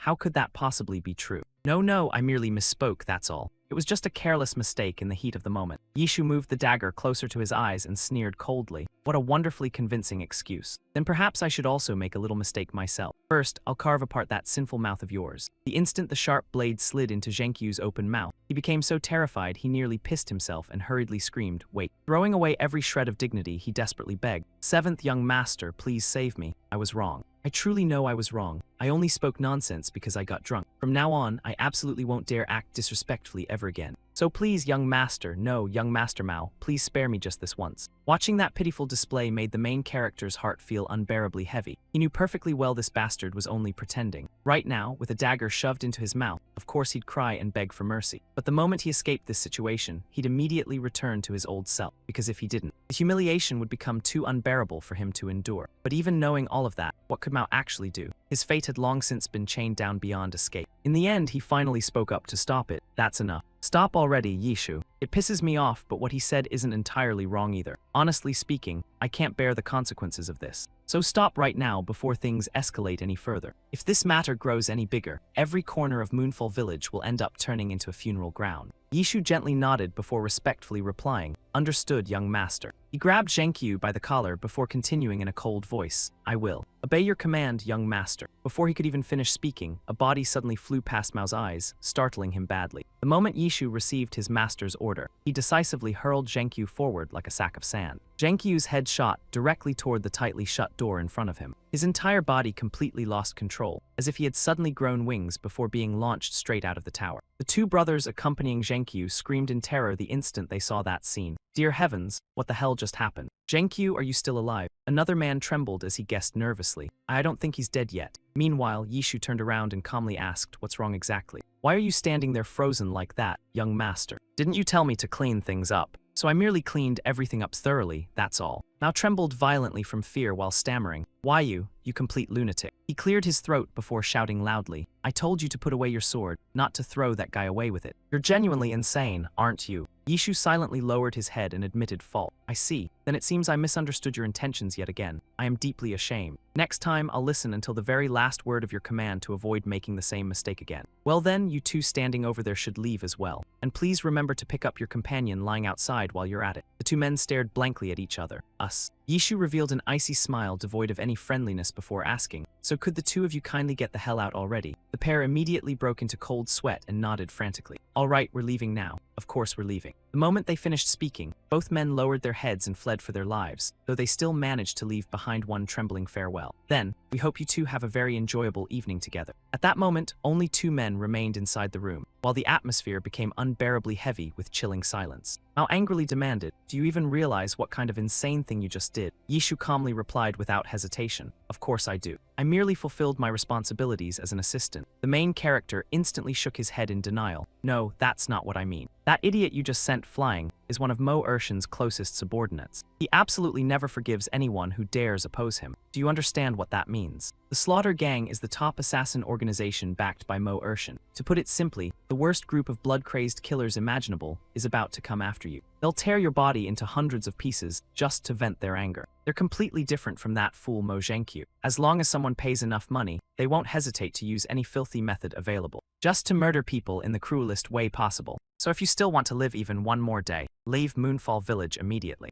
Either hide inside the anti-spy division, or leave Heavenly Mountain altogether. You need to escape somewhere those monsters can never trace. I don't want to watch another person die beside me ever again. Yishu silently listened from beginning to end, without showing even the slightest emotional reaction on his face. After the main character finished speaking, Yishu finally calmly proposed something. How about we make a bet? Mao stared at him in surprise before asking back. A bet? Yishu nodded slightly. Yes, it seems I need to prove my qualifications as your assistant to you personally. So I'll wager my life against the Slaughter Gang right here in Moonfall Village. If I win, then I hope the young master will officially acknowledge me as his assistant. What do you think? Mao felt chills run down his spine after hearing those conditions. He muttered under his breath, what a complete madman. Fine then, do whatever you want. Whether you gamble or seek death, that's your own business. Just don't come back blaming me later, because I've already warned you clearly enough. Yishu offered no further explanation, and merely stood there silently watching Mao leave the room in complete emotional turmoil. Only then did he finally have time to reflect on what he had just heard. The Slaughter Gang, huh? Night completely engulfed the city, while the cold moonlight spread across the mortal world below. High in the sky, an eagle carrying a strip of white cloth tied to its leg spread its wings and soared through the darkness. Its destination was the place where Demon Ghost sat meditating deep within a silent forest. He removed the white cloth tied to the bird's leg before smiling curiously. What the hell is this? It's been ages since Big Brother personally sent an order like this. At that moment, Xiao Yang also happened to return from behind and immediately shouted, Brother, looks like we picked the wrong prey today after all. We searched everything from the cargo wagons to even the underwear on those corpses, and there wasn't a single valuable item anywhere. These people kept calling themselves a merchant caravan, yet they were transporting nothing but useless junk. Looks like they're just a bunch of dirt-poor peasants. So why don't we just take these people with us instead? There are women and children among them anyway. If we sell them off, we should still make a decent profit. Hearing those words, one of the men fearfully stepped forward and asked, Great hero, what did you just say? Didn't you promise that as long as we obediently handed over the cargo, you'd spare our lives? Xiao Yang sneered coldly in response. Who told you idiots to casually pass through our territory without paying the proper toll fee first? Isn't that alone already enough to earn the death penalty? Exhausted and powerless, the man argued back. What? Our caravan has traveled this road for decades already. Since when did it become your territory? Exactly when did that happen? Xiao Yang scratched his ear impatiently before replying. What do you mean, since when? From today onward, this road caught our attention. That's all there is to it. After hearing that, the old man could only helplessly shake his head. This is utterly unreasonable. Xiao Yang cursed in annoyance. Old man, why the hell are you so damn talkative? You do realize old people have the lowest market value, right? This is getting annoying. How about we just kill him and get it over with? Demon Ghost, who stood behind him, immediately shouted loudly to stop him. Enough. Stop wasting time on pointless things. Prepare to move out immediately. The Mo clan just sent a request. Xiao Yang immediately guessed the answer. If it's the Mo clan, does it involve the 7th young master? Demon Ghost nodded in confirmation. That's right. Apparently a new assistant showed up this time and caused some trouble. The order is to finish dealing with him before tomorrow's sunset. One of the men pointed toward the civilians and asked, then what about these goods here? If we drag them along, time will get tight. Demon Ghost replied indifferently. What else? Leave them behind. Hearing that, the civilians secretly rejoiced as if they had just escaped death itself. We're alive. They're really letting us go. Demon Ghost then stepped forward before the crowd and coldly gave an order. In that case, all of you should cover your ears. Thinking they had been spared, everyone obediently followed his command at once. Yes, sir. Yet some people still stared blankly and asked what's going on. What exactly is he planning to do now? Before anyone could understand what was happening, Demon Ghost suddenly unleashed a roar like a savage tiger, awakening deep within a mountain forest. The moment the crowd felt the life force radiating from his body, they trembled uncontrollably in terror, their faces filled with absolute panic. Right afterward, one person after another looked as though their spiritual energy had been drained dry, their faces turning pale green with bulging veins like living corpses. With only a single roar from Demon Ghost, the surrounding space shook violently, carrying a pressure so overwhelming and terrifying that it suffocated everyone present. The civilians who failed to cover their ears immediately began bleeding from their eyes, noses, and even the corners of their mouths. Demon Ghost looked delighted by their agonized expressions. What, you already can't endure it after I merely exhaled a little? You weak little insects truly are pathetic. Alright, stop wasting time. Let's move out already.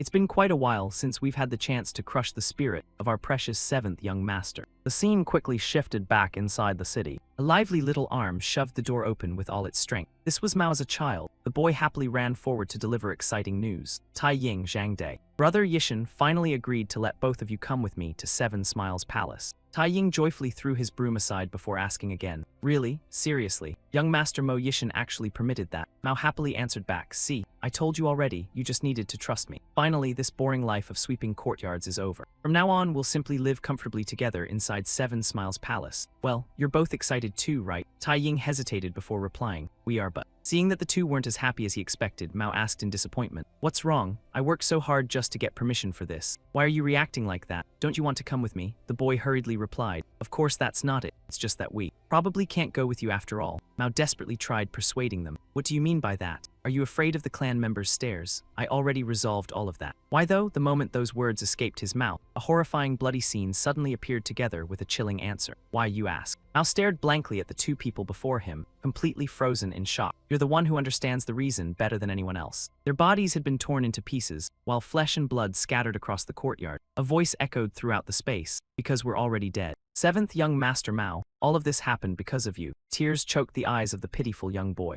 Present-day Mao suddenly jolted awake from that horrifying nightmare. He silently looked around the room while gasping heavily, struggling to regain his calm and clear mind. Mao rubbed his temples before helplessly muttering, damn it, another dream about that cursed time again. Just when will this finally, before he could finish speaking, another voice suddenly interrupted him. What's wrong, young master? Did you have another nightmare? Mao stammered while turning around in surprise. Steward Zhang, is that you? Yet there was still nobody standing before him. Mao quietly remained seated on the bed. He wondered to himself, did I just imagine that voice? Outside, the sky was beautifully clear, while the cool, refreshing air made anyone want to spend the entire day lazing around. Mao stepped outside before silently gazing at the scenery surrounding him. He recalled his conversation with Yishu, and his heart remained filled with doubt. What kind of ridiculous bet was that? The guy just kept rambling about it endlessly. So he really didn't come back after all. Just as I thought, even if he's from the anti-spy division, what could he possibly do against the Slaughter Gang? I shouldn't have expected anything from the start. Staying beside someone like me would only ruin his future anyway. If you've already left, then find somewhere peaceful and live a long life. Don't go causing trouble and lose your life for nothing. Well then, that troublesome lunatic has finally disappeared too. Maybe I should take a nap first before going out to eat and drink to my heart's content. Maybe I'll even drag the Black Dragon Sect guys along for fun while I'm at it. Mao placed both hands against the doors, preparing to push them open. Suddenly, a shadowy figure quietly appeared behind him. Mao trembled slightly in fear before turning around and shouting, what now, Zhang Yishu? I already told you to run away, so why do you keep crawling back here? Don't you understand human language or what? But an entirely different voice suddenly responded. Is that so? So that means this Zhang Yishu fellow isn't here right now. Well, that's fine too.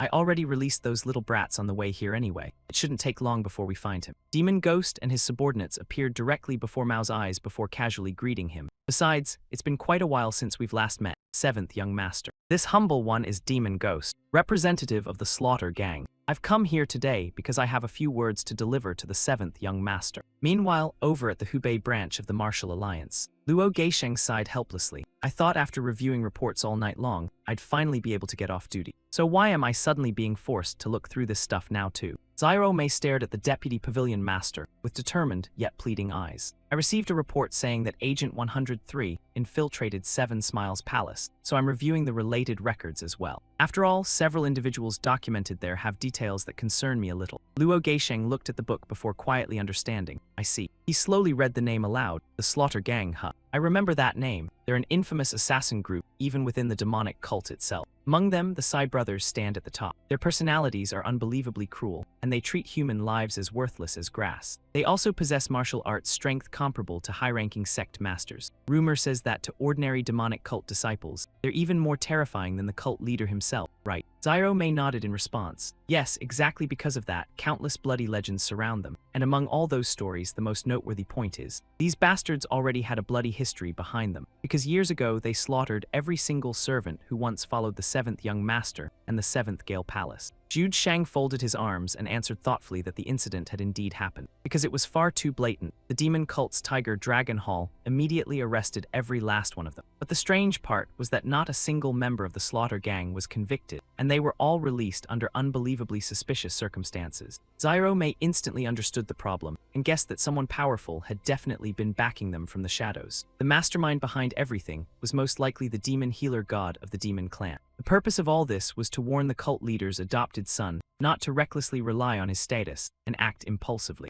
just looking at how none of the 7th Gale Palace's loyal followers had dared to show themselves, since that day was enough to understand how terrifying the demon healer god's warning truly was. Jude Sheng slowly analyzed the situation and said that meant ever since 103 became the 7th young master's assistant, he had already fallen into the Slaughter Gang's sights, right? Xiao Mei nodded in confirmation. Not to mention that even without the Sea Brothers, those monsters already had a history of massacring Supreme Realm experts. So once a real conflict broke out, 103's Shadow Pavilion would not even be able to hold out for a single moment. The outcome would almost certainly be total annihilation. The scene then shifted to the bridge, where those men were hurriedly gathering their forces. Wanda looked at the subordinate who had just returned and asked how things were going over there. The man shook his head and replied that they had turned over every rat hole nearby, but still found no trace of him. Wanda frowned irritably and muttered that crafty little bastard could not have already escaped this area, could he? He swept his gaze across the commoners in front of him before smirking. With this many eyes gathered here, somebody had to have seen even a single strand of that bastard's hair. Come on, all of you, take a good look at this damn rat's face, and quickly tell us anything useful so we can continue hunting him down. Remember this clearly, do not even think about running away. Moonfall Village already belongs to the Slaughter Gang now. Anyone stupid enough to try something funny can bear the consequences themselves. I will make this entire village cry out in despair like a chorus, rising straight from hell itself. So stop entertaining foolish thoughts and start racking your brains. A trembling child buried himself in his mother's arms and cried out in fear that he was scared. Wanda sneered coldly and said that if they answered obediently, everyone would remain safe, but if they kept stalling then,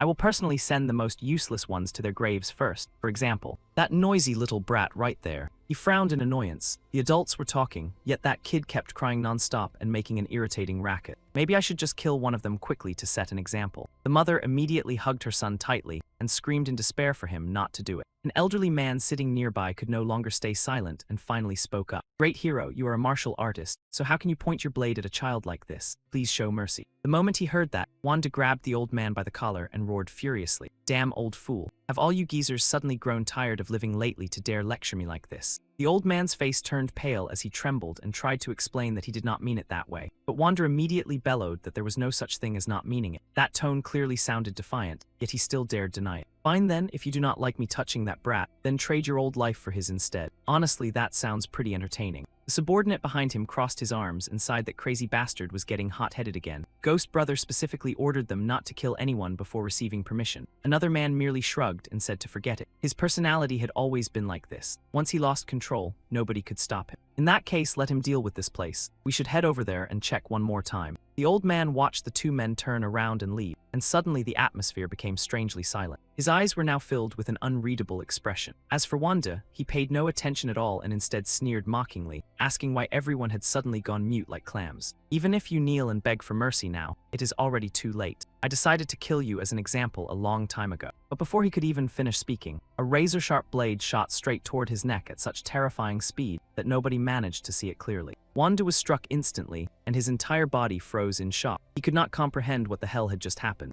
He lowered his head and stared blankly at the knife lodged in his throat, before thinking in confusion that this was his own blade. So why was it suddenly stuck in his neck? The mother, who had been clutching her child moments earlier, widened her eyes at the unbelievable scene and blurted out what in the world was happening. Wanda collapsed right there in front of the innocent villagers. It was a death that absolutely nobody had expected. Afterward, the mysterious old man slowly turned around and calmly raised one finger. His entire aura had completely transformed now, radiating the unmistakable presence and bearing of Yeshu. He signaled for everyone to remain silent before softly making a quiet shushing sound. Back at the Hubei branch of the Martial Alliance, the elders curiously asked whether he was truly going to die. The moment Zhu Shang saw Xiao Mei's expression, he burst into laughter and said that he finally understood everything now. If that is the case, then this old man will excuse himself and go rest first. I have been awake for 2 straight days already, and I am exhausted to death. He grumbled that he truly had gotten old. Back in his youth, he could stay awake for 10 days straight without any problem. Xiao Mei immediately called out for him to wait and asked if he was seriously planning to leave just like that after claiming he understood everything. Zhu Shang calmly replied that he already said he understood, did he not? Xiao Mei immediately argued back that at the very least, he should help 103 or provide Han with more information. Even if he was only an intelligence agent, he was obviously facing death itself right now. Zhu Shang immediately interrupted her. Oh my, so Xiao Mei actually knows how to worry about other other people too.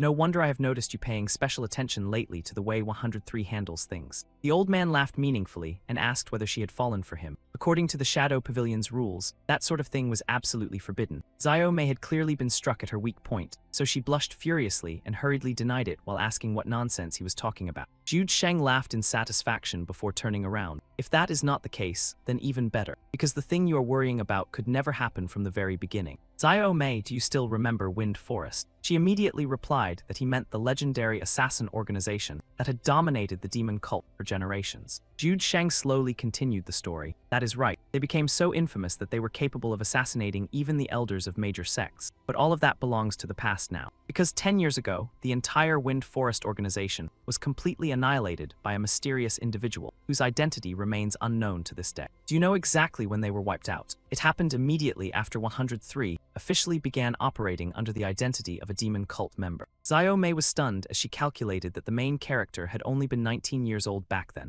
How could that even be possible? Jude Sheng reassured her and reminded her that he already said she did not need to worry about him. If 103 truly has to face an enemy, then no matter who that opponent may be, the ones who suffer disaster will always be the other side. Returning to the unfortunate Wanda, he was still barely clinging to life at that moment. With only one unbelievably clean knife strike from the mysterious old man, he had been completely defeated before the eyes of the entire village. After that, the old man showed no hesitation whatsoever and directly threw Wanda's corpse into the river beneath the bridge. Hearing the sudden noise, the two accomplices abruptly stopped and exchanged suspicious looks while wondering whether that sound just now was that idiot Wanda accidentally killing someone again. We already told him to take it easy, but honestly there is no dealing with that fool. But the instant they turned their heads to look back, both of them immediately froze with their eyes wide open. Wait a second. That face belonged to the old man from earlier, did it not? The two men were instantly overwhelmed with extreme panic. Just like Wanda earlier, the other two men instantly spun around to stare at the old man. Only one question remained in their minds. Who exactly was this old geezer, and when the hell had he appeared? Yishu, hidden beneath the disguise of a pitiful old man, had silently entered a combat stance long before anyone noticed. And in the span of a single breath, the two little punks were already cleanly taken down by the old man's masterful hands, even though his vitality still felt fiercer than that of young warriors. He removed his mask and muttered in annoyance that these assassins dared run wild in broad daylight, yet still let someone sneak up behind them and slit their throats as easily as chopping melons. They were such complete idiots that they could not even grasp the fundamentals. Against trash like this, a single moment was more than enough to deal with them. Honestly, that amount of time was not even enough to properly finish a meal. The first light of dawn slowly spread across the world, bringing with it an atmosphere that appeared peaceful on the surface. Inside Mao's courtyard, however, a suffocating silence hung heavily over everything. Mogui sat there casually spinning 2 stones in his hand, as if he were merely killing time. His face remained ice-cold and gloomy, the kind of expression that irritated people just from looking at it. Mao finally could not endure it anymore and snapped, asking how long he planned to keep playing with rocks. Since he came to deliver a message, whether it was important or pointless nonsense, he should at least open his mouth and say it. Just as I thought, one glance at your face tells me this has something to do with that snitch Ma Zhenkyu again. That bastard disappeared before even reflecting on himself, so now he wants Yishu to come teach me another lesson, right? But sadly for you, he left this place a long time ago. He values his pathetic little life too much, so there is no way he would dare return here again. So stop wasting your time pulling meaningless stunts in my house. I will say this directly, Mao wants you gone immediately. Mogui sighed tiredly before admitting that there was still no news about him. It seemed impossible to locate him today. Originally, I planned to catch him first before delivering the message, but fine then, I will say both things right now. First, you should learn to control yourself. Second, you should learn your place. Mao immediately sneered and replied that there was no need to dress it up with fancy words. In the end, all he meant was for him to stop causing trouble and obediently keep living quietly like before. Fine, I will remember that deeply in my heart. Now Mao politely invites you to get the hell out of my house. But Mogui still did not stop and continued speaking. If we capture Zhang Yishu today, then I will simply take his head and withdraw. However, if that does not happen, then what a coincidence it would be. Moonfall Village might suddenly erupt in a massive fire from some mysterious unknown cause. A fire so enormous that it would not spare men, women, elders, or even children. Hearing that threat, Mao's entire body instantly stiffened. He stared in disbelief and blurted out, "What did you just say?" Rage made his entire body tremble uncontrollably. This lunatic bastard. Are you really planning to go that far? Moonfall Village is clearly territory under the cult leader's protection. No matter how capable your group may be, you cannot commit an atrocity like this and simply walk away untouched. Mogui did not care in the slightest, and coldly replied that the young master understood better than anyone that no such consequences would happen.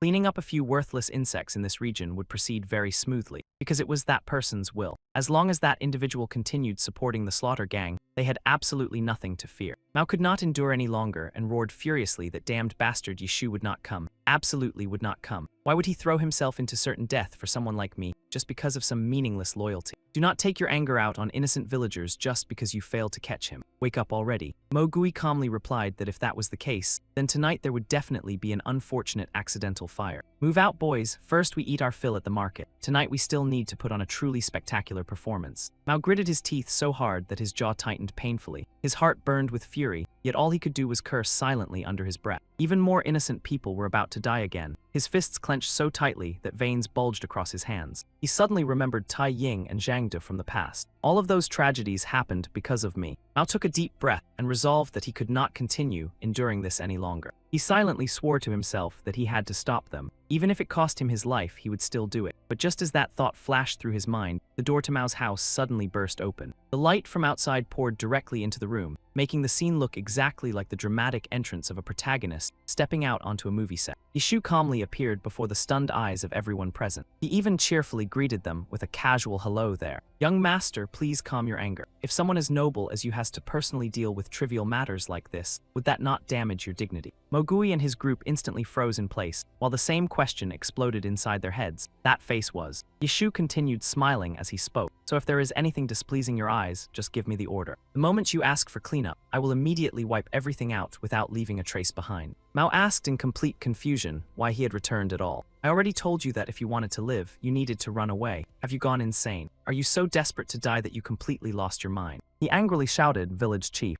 Yishu quietly examined the opponent before him and silently evaluated him. A muscular man with half his hair tied back. So from the very beginning, the person sent here was Meng Hui. The sixth-ranked member among Mo Gui's slaughterhouse order had actually been dispatched as the vanguard. He thought to himself that if he remembered correctly, this man's nickname was. But before his thoughts could finish, Mo Gui suddenly interrupted him by speaking first. Both of my predictions ended up being wrong. I never expected you to walk into this place on your own. Even less did I expect you to appear so openly, instead of being dragged here half dead after a brutal beating. Hearing that, Yishu merely smiled, and replied that he could tell from one look that Mo Gui was not very bright. Meanwhile, I guessed correctly. I already knew you would definitely come here. Mao was instantly shocked and asked if that was really true and how he possibly knew it. But almost immediately, he paused internally and realized to wait. This idiot actually believed I was telling the truth. Mo Gui on the other side laughed in praise and admitted that a 7th-ranked ghost really did possess a few tricks. Moonfall Village had already been surrounded by his subordinates long ago. So exactly how did you escape from all of them? Yishu remained perfectly calm and answered that the question sounded ridiculous. He was simply going to his workplace, so why would he need tricks for something like that? He merely walked, then kept walking, and continued walking some more. And just like that, he arrived here. It was so simple that even a child could understand it. Although I will admit there was a little too much trash scattered along the road today, worthless garbage like that could never stop a real man from arriving at work on time. Right, Slaughterhouse 1.5 Horn Scholar. I heard you used to belong to the traitor squad. Looks like that filthy mouth of yours really earned its infamous reputation fairly. Mo Gui's nerves were instantly struck by that mocking remark, and his fury exploded on the spot. Grinding his teeth viciously, he declared that he truly had to respect Yishu's talent for running his mouth. Today I will take your life, and while I am at it, I will burn Moonfall Village to the ground as well. That way, when you walk the road to the Yellow Springs, the entire village can accompany you so you will not feel lonely. Mao panicked and shouted loudly for him to stop and not make a move yet. The man breathed heavily, streams of white vapor pouring from his mouth, as clearly as smoke from someone who had just finished a deep drag from a tobacco pipe. A thick mist continuously poured from Mo Gui's mouth, gradually obscuring the entire surrounding area from view. He activated his body, causing the space around him to tremble violently as though a storm of spiritual energy was about to descend. Even Mo Gui's subordinates had to cover their ears tightly while struggling against Meng Hui's crushing spiritual pressure and overwhelming aura. Mao, standing behind them, fared no better. Both hands clamped over his ears while his legs weakened so badly that he collapsed onto his knees. Yet Yishu, the man standing directly opposite him, remained completely unharmed. He stood calmly like a stone statue, silently watching the clown in front of him struggle to put on a show of intimidation. Mo Gui unleashed his technique and roared ferociously, waves of sonic attacks erupting outward as though they would sweep away everything nearby. Seeing that terrifying momentum, the subordinate swallowed nervously and muttered that Boss Mo Gui had truly gone insane today. This level was practically reaching the limit already. If even they felt this miserable without taking the attack head-on, then that guy's internal organs were probably already mush. Mao, standing behind them, also endured the torment painfully. His head buzzed violently as though it were about to explode into countless pieces. Gathering all his strength, he shouted that enough was enough. "You are not my assistant. From this moment onward, I will no longer accept anyone as my subordinate or servant again. Tell that lord that I will live quietly like a corpse exactly as he wishes. So please stop already." But the instant those words ended, an unexpected voice suddenly echoed inside Mao's mind, telling him that was not true. He abruptly lifted his head, stunned to realize it was voice transmission. Mao looked toward Yishu and saw him still standing motionless without the slightest change in expression, making him even more confused. What was going on here? That guy was still standing firm, even after enduring such a sonic attack. Yishu continued transmitting his voice, and calmly reminded him that he already said it before. The young master only needed to give a single command. "Come now, please say the words." Yishu extended his hand toward Mao, his expression relaxed and composed, as though patiently waiting for an official order. Mao slowly lowered his hands from his ears, overwhelmed with shock to the point that he no longer knew how to process this absurd situation. Only at this moment did Mao truly realize the extent of Yishu's strength. He clenched his teeth tightly, before letting out a breath filled with disbelief and contempt. At that instant, the distance between the two men seemed to vanish completely. There was no longer any fake master-servant relationship between them, only a single shared will. Mao finally spoke the order: "Clean them up." Hearing those words, Yishu smiled in satisfaction, his eyes lighting up as though he had finally received the exact signal he had been waiting for. The very next moment, Yishu immediately moved according to the command. Mogui had been continuously exerting pressure the entire time, so when he finally saw Yishu make a move, he sneered inwardly with contempt. "Finished showing off already? Pulling out your sword only now? What exactly do you think you can accomplish? My sonic arts have already reached the supreme realm and were personally acknowledged by the cult leader himself. A low-ranked ghost like you has absolutely no chance against me." But those arrogant thoughts prevented Mogui from noticing that a tiny arrow had already locked onto his loud and obnoxious mouth. Yishu burst forward at a speed even faster than the arrow's flight path, and at the exact moment it pierced through Mogui's mouth. He simultaneously reached out and caught his beloved arrow perfectly in his hand. The attack happened so suddenly that even Mogui, despite already having his mouth pierced through, could not understand what had just happened. His mind froze completely in disbelief at the absurd situation. The long braid hanging from his head swayed weakly in the wind, while his eyes widened in utter confusion. What the hell? One heartbeat later, the cord attached behind the arrow tightened violently across his skull and sliced away nearly half of Mogui's head. Half of his severed head dropped onto the ground before rolling away like a horribly deformed ball, kicked wildly across a field. Mogui's subordinates witnessed the horrifying scene with their own eyes, yet not a single one of them dared believe that what they saw was real. Their faces turned deathly pale from terror as they stammered in panic, asking what the hell just happened? Boss Mogui. Their voices trembled non-stop, unable to comprehend why this nightmare had suddenly become reality. But before the girl could even part her lips, Yishu struck like lightning, instantly wiping out every thug surrounding the area. Countless thread-thin strands sliced through the air, severing limbs and body parts from the gang members with horrifying precision. One after another, the bodies collapsed onto the courtyard floor. Blood splattered everywhere, making the scene look like something straight out of a brutal horror film. Mao stood there frozen the entire time. His eyes were stretched wide open, while his jaw hung slack in complete disbelief. Yishu slowly walked forward before giving a faint smile. "Young master, you haven't forgotten about our wager, have you? Starting today, I will become your right-hand man." Staring at the blood-soaked hand extended toward him, Mao completely blanked out, unsure how he was supposed to react. In the end, he still grabbed that gore-covered hand and burst into laughter. "Even the cult leader can't handle a lunatic like you, so what's there to argue about regarding this assistant position? Fine then, do whatever you want, but in return, you'd better remember every promise you made." Understood, Yishu immediately flashed a bright grin in response. "Of course, I remember it more clearly than anyone else.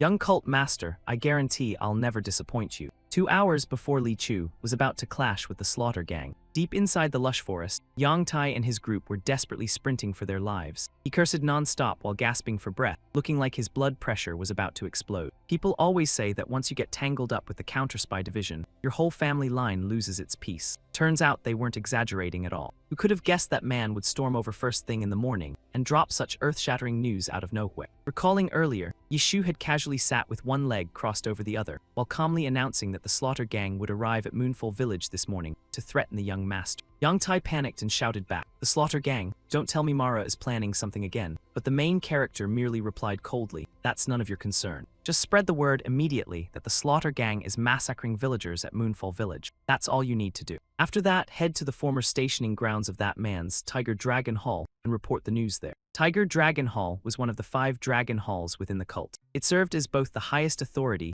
and the force responsible for maintaining security and administration across Heavenly Mountain. As long as those people showed up, then even with Mara backing them, the Slaughter Gang wouldn't dare act recklessly. Since this was the plan of that terrifying assistant, they had no choice but to complete it even if it cost them their lives. After running until they were nearly out of breath, Yang Tai finally shouted, "Wait a second. Let me catch my breath for a bit already." Fish Ghost rushed over with a pale face, his voice trembling like he was about to cry. "Big brother, I haven't even had a sip of water since this morning. If we keep running like this, we'll all die before we even get there." Yang Tai exploded in anger. "Quit whining, you bastard. If Yishu loses his mind because we delayed things, can you handle the consequences? Besides, the Slaughter Gang isn't some weak little faction. Once they appear, countless villagers are bound to suffer. At the very least, dozens of innocent lives will be left behind here." Right then, a cold voice echoed from behind them. "What exactly do you mean by that? What has the Slaughter Gang done?" Yang Tai turned around for a closer look and instantly recognized the tiger-shaped belt, along with the distinctive black and gold martial uniform. The sheer pressure radiating from him alone was enough to make anyone's spine turn cold. Dahu glared fiercely and shouted, "I'll deal with the fact that you abandoned Tiger Dragon Hall to become a street thug later, but the nerve you have to step foot back here is truly impressive." Then he turned toward Mao and continued, "Answer me immediately. Did the Slaughter Gang really dare commit such a vile atrocity? They actually attacked ordinary civilians." Dahu, the second-rank Ghost-class Hall Master of Tiger Dragon Hall. Beneath the blue sky, white clouds drifted lazily over the emerald treetops, creating an unusually peaceful atmosphere. Inside the courtyard bathed in golden sunlight, Yishu and Mao were still standing face to face. Mao laughed bitterly while sighing, "This time we seriously caused a disaster. Looking at this mess now, I don't even know where to begin cleaning things up." Everything completely spiraled beyond expectations. But the moment his feet touched the ground, a sudden wave of intense pain struck him, instantly draining the color from his face. Mao grabbed his leg and cursed loudly, "Damn it, this hurts like hell." Seeing that, Yishu hurriedly asked, "Young master, what's wrong?" The main character grimaced and replied, "My leg cramped up. I pushed my body too hard earlier,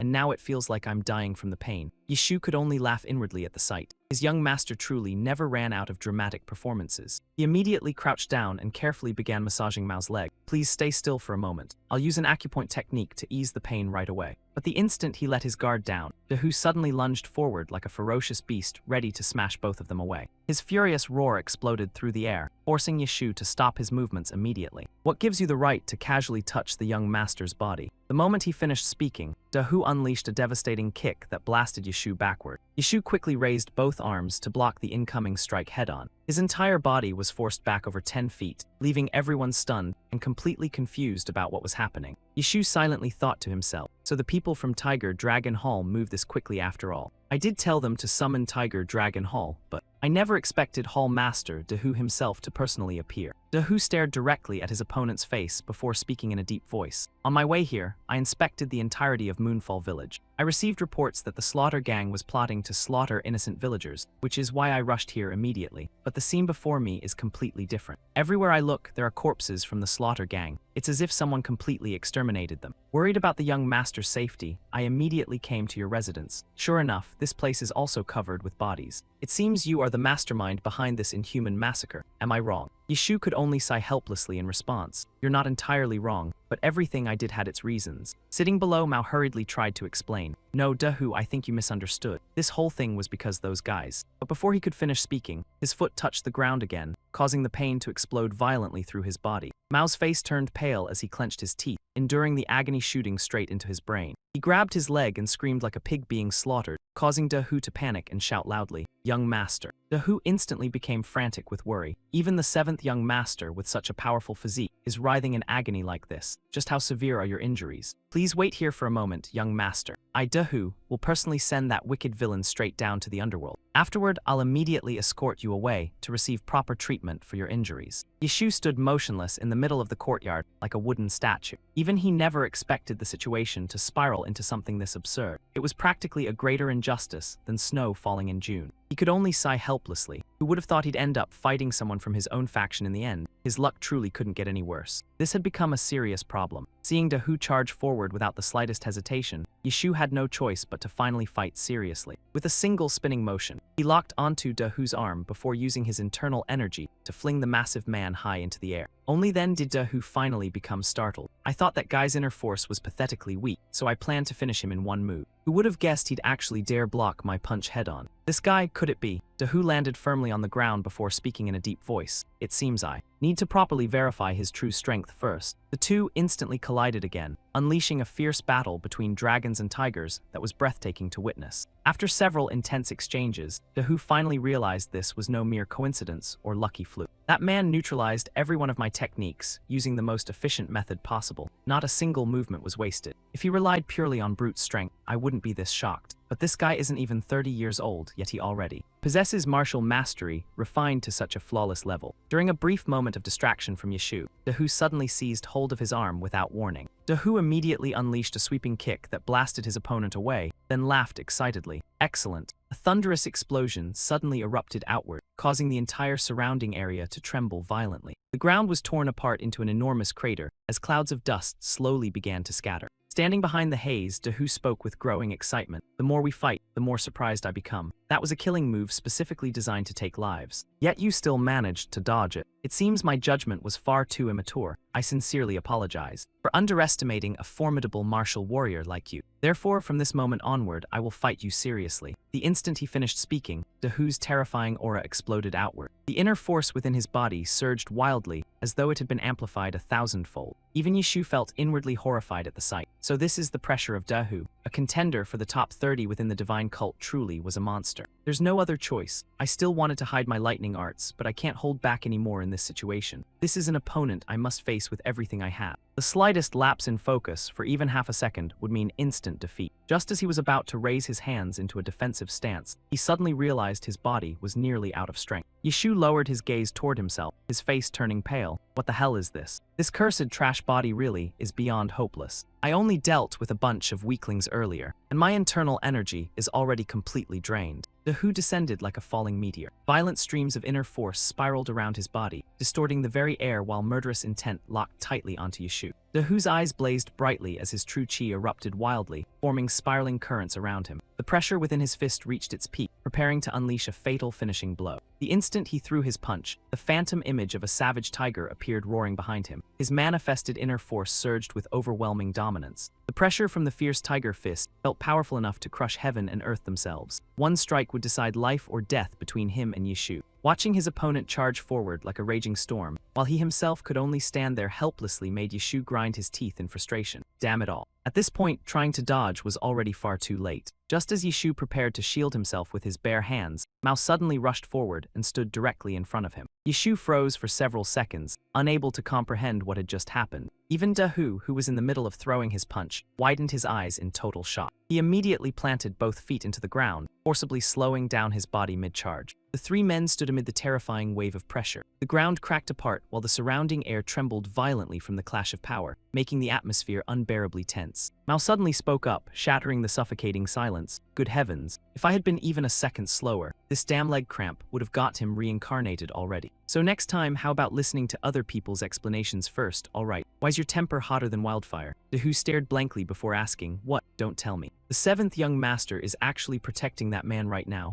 Mao nodded directly in response. That's right. You almost beat my subordinate to death. Since things have already come this far, hurry up and greet him properly, Dahu. Mao calmly introduced him. This is my new assistant, Yishu, the very first person in many years to be accepted into the Seven Heavens Palace. The surroundings were peaceful, with an ancient tiled residence resting beneath the blue sky, while white clouds drifted lazily through the morning sunlight. Dahu stood tall atop the stone courtyard. Beside his feet lay half of Mogui's blood-soaked head, severed cleanly by Yishu. He silently evaluated the corpse, a sixth-rank ghost of the slaughter gang. Judging from this wound, it doesn't seem like he was killed by ordinary martial arts. So you know how to use hidden weapons as well. Yishu smiled confidently. Yes, exactly as you see. I was born without any talent for internal arts, so I had no choice but to secretly learn all sorts of strange tricks just to survive. After all, surviving within the divine cult with a crippled body like this has never been easy. Dahu silently pondered to himself. Mere little tricks, huh? Unbelievable. Even martial arts equal to mine are considered nothing more than cheap little tricks in his eyes. The more Dahu thought about it, the more he felt that Yishu Shu was truly an unfathomable monster.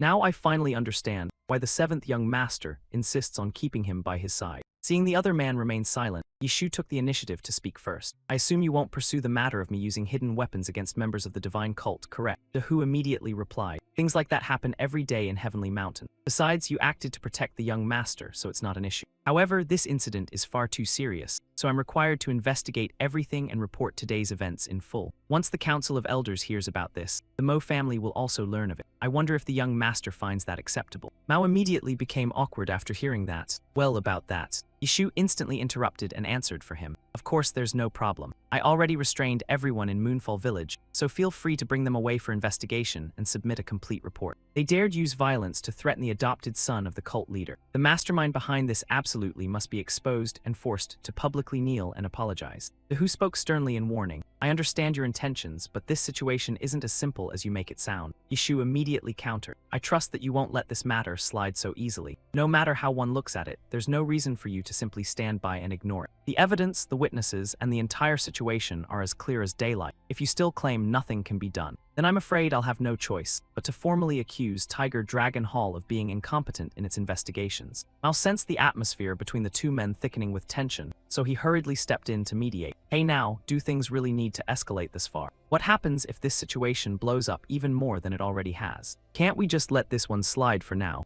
Yishu immediately shook his head. No, once war has begun, it must be carried through to the very end. Otherwise, those people will think we're easy targets and continue pulling the same schemes again. I guarantee next time they'll use methods far dirtier and far crueler than today. Does the young master truly want to see something like that happen? Mao hesitated before answering. Of course not. Only then did Yishu nod in satisfaction. Since my master has spoken, then I'll entrust this matter to the Hall Master. I hope that with the reputation of Tiger Dragon Hall, you'll be able to protect both justice and the dignity of the divine cult. Yishu closed his eyes and bowed respectfully with extreme sincerity, clasping both hands together in front of him to show his genuine intent. Looking into those honest eyes, even Dahu felt emotionally shaken. Not only was this man terrifyingly skilled, but even his words were flawlessly crafted without leaving any openings. What was even more frightening was the fact that even the notoriously arrogant seventh young master had been led around by him like a child. It seemed the Seven Heavens Palace had just gained another terrifying monster beyond anyone's expectations. At this rate, Heavenly Mountain was bound to become extremely lively in the days ahead. In the end, Dahu finally softened inwardly. If I refuse him, this guy will probably run directly to the cult leader himself. That would become an enormous headache. Although he still couldn't guarantee he could fully resolve everything, Dahu nevertheless cupped his fists and responded with righteous determination. I will do everything in my power, young hero Zhang.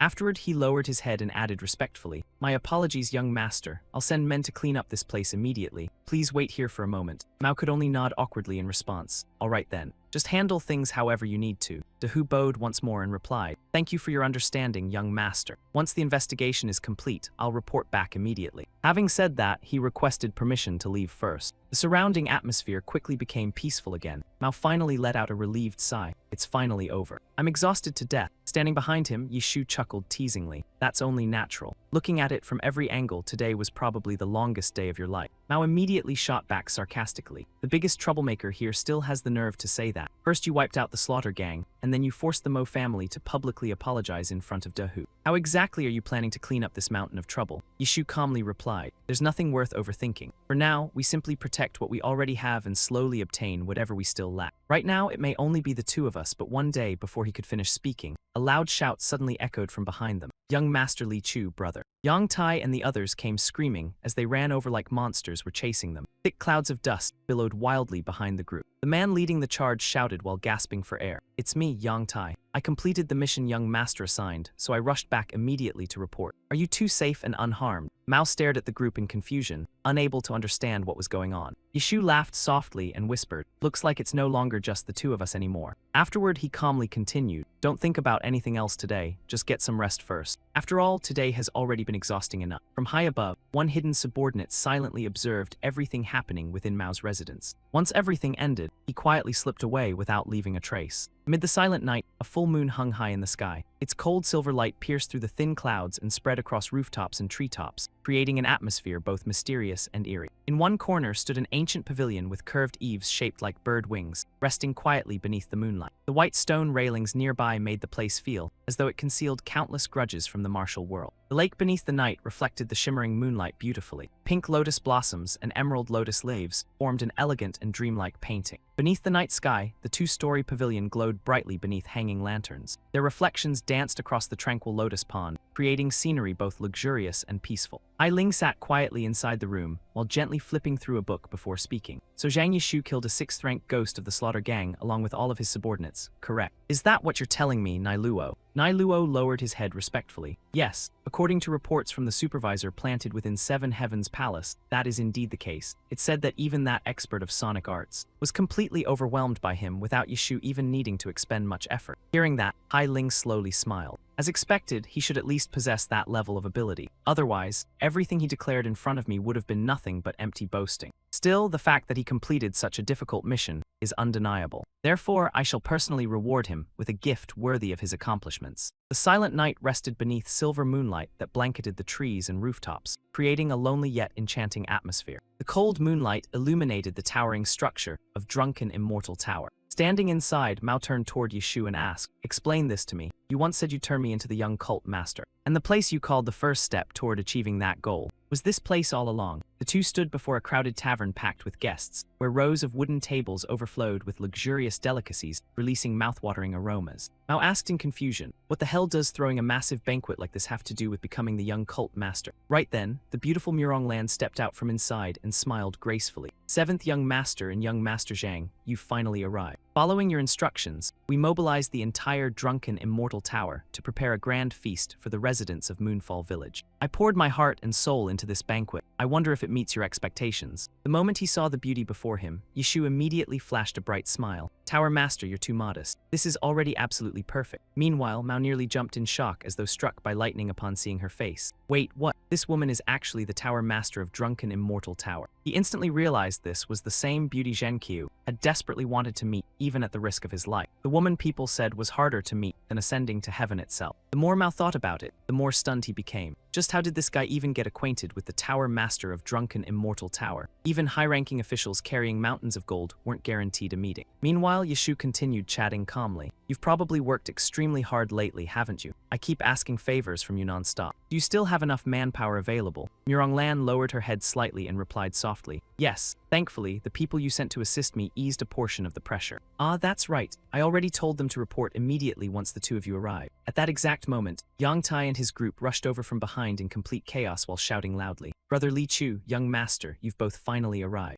Yang Tai and the entire Crane Dragon Sect respectfully greet the two of you. After hearing that, Mao completely froze. "Brother, what the hell? Did these people get possessed or something?" Yang Tai forced an awkward smile while rubbing his hands together like a crooked merchant, desperately trying to flatter someone. Deep inside, he silently calculated. Even the infamous Slaughter Gang, along with Mo Gui and their elite officers, were wiped out instantly by this assistant. That means he's definitely no ordinary person. Besides, my instincts are screaming that this guy is destined for greatness. What if this is the heaven-sent chance that changes my entire life? After hearing that title, Yishu immediately asked back, "Brother, anyone can see I'm younger than you." Yang Tai instantly dodged the issue with remarkable smoothness. Within the divine cult, strength is what commands respect. Age means absolutely nothing. This little brother still knows his place. If brother still isn't satisfied, then I can call you big brother instead. I could even acknowledge you as our leader. Hearing that, Yishu interrupted with an exhausted expression. "Alright, already, just go drink." Yang Tai immediately obeyed like a loyal puppy. "Yes, understood. Since Big Brother has granted permission, then let's drink." Watching the group switch attitudes at lightning speed left Mao's mind spinning in confusion. What in the world is happening here? At that moment, the people inside the tavern also began noticing him. "Ah, the seventh young master has arrived. Everyone stop sitting there eating already. Hurry and raise a toast to the young master. Weren't you all saying you wanted to personally thank him?" The entire tavern instantly erupted with cheerful laughter and lively chatter. Everyone happily raised their cups together within an incredibly warm atmosphere. One emotional villager stood up and shouted loudly, "Seventh young master, not only did you save our entire village, but you even treated everyone to such a luxurious banquet. We sincerely thank you from the bottom of our hearts." Mao could only stand there blankly like some ancient caveman, completely unable to comprehend what was happening around him. Standing beside him, Yishu quietly explained, "While preparing the banquet, I casually spread a few rumors along the way. I I told them this whole incident was a kidnapping and hostage torture scheme orchestrated by the Slaughter Gang in order to threaten the young master. But thanks to the young master discovering the plot in time and acting decisively, this humble assistant was able to suppress all of them without allowing a single casualty among the villagers. Mao stammered in disbelief. Isn't that basically lying? Yishu calmly replied, everything truly did happen because of you from the very beginning, so it's not exactly false. A subordinate's achievements naturally belong to his master as well. There's no need for the young master to worry about such trivial matters. Just look around. Isn't the outcome wonderful? Everyone is smiling so happily now. You see now, young master, winning over the hearts of the people is also an extremely important quality for a future young cult master. Of course, this atmosphere is only temporary. The ridiculous things you caused in the past can't disappear overnight. So from now on, try living more decently and stop causing trouble everywhere. Use your own sincerity to genuinely protect these people. Then one day, the villagers will truly stand on your side. They'll become a powerful source of support for us in the future. Mao quietly stared at the crowd before him and unconsciously wondered just how long it had been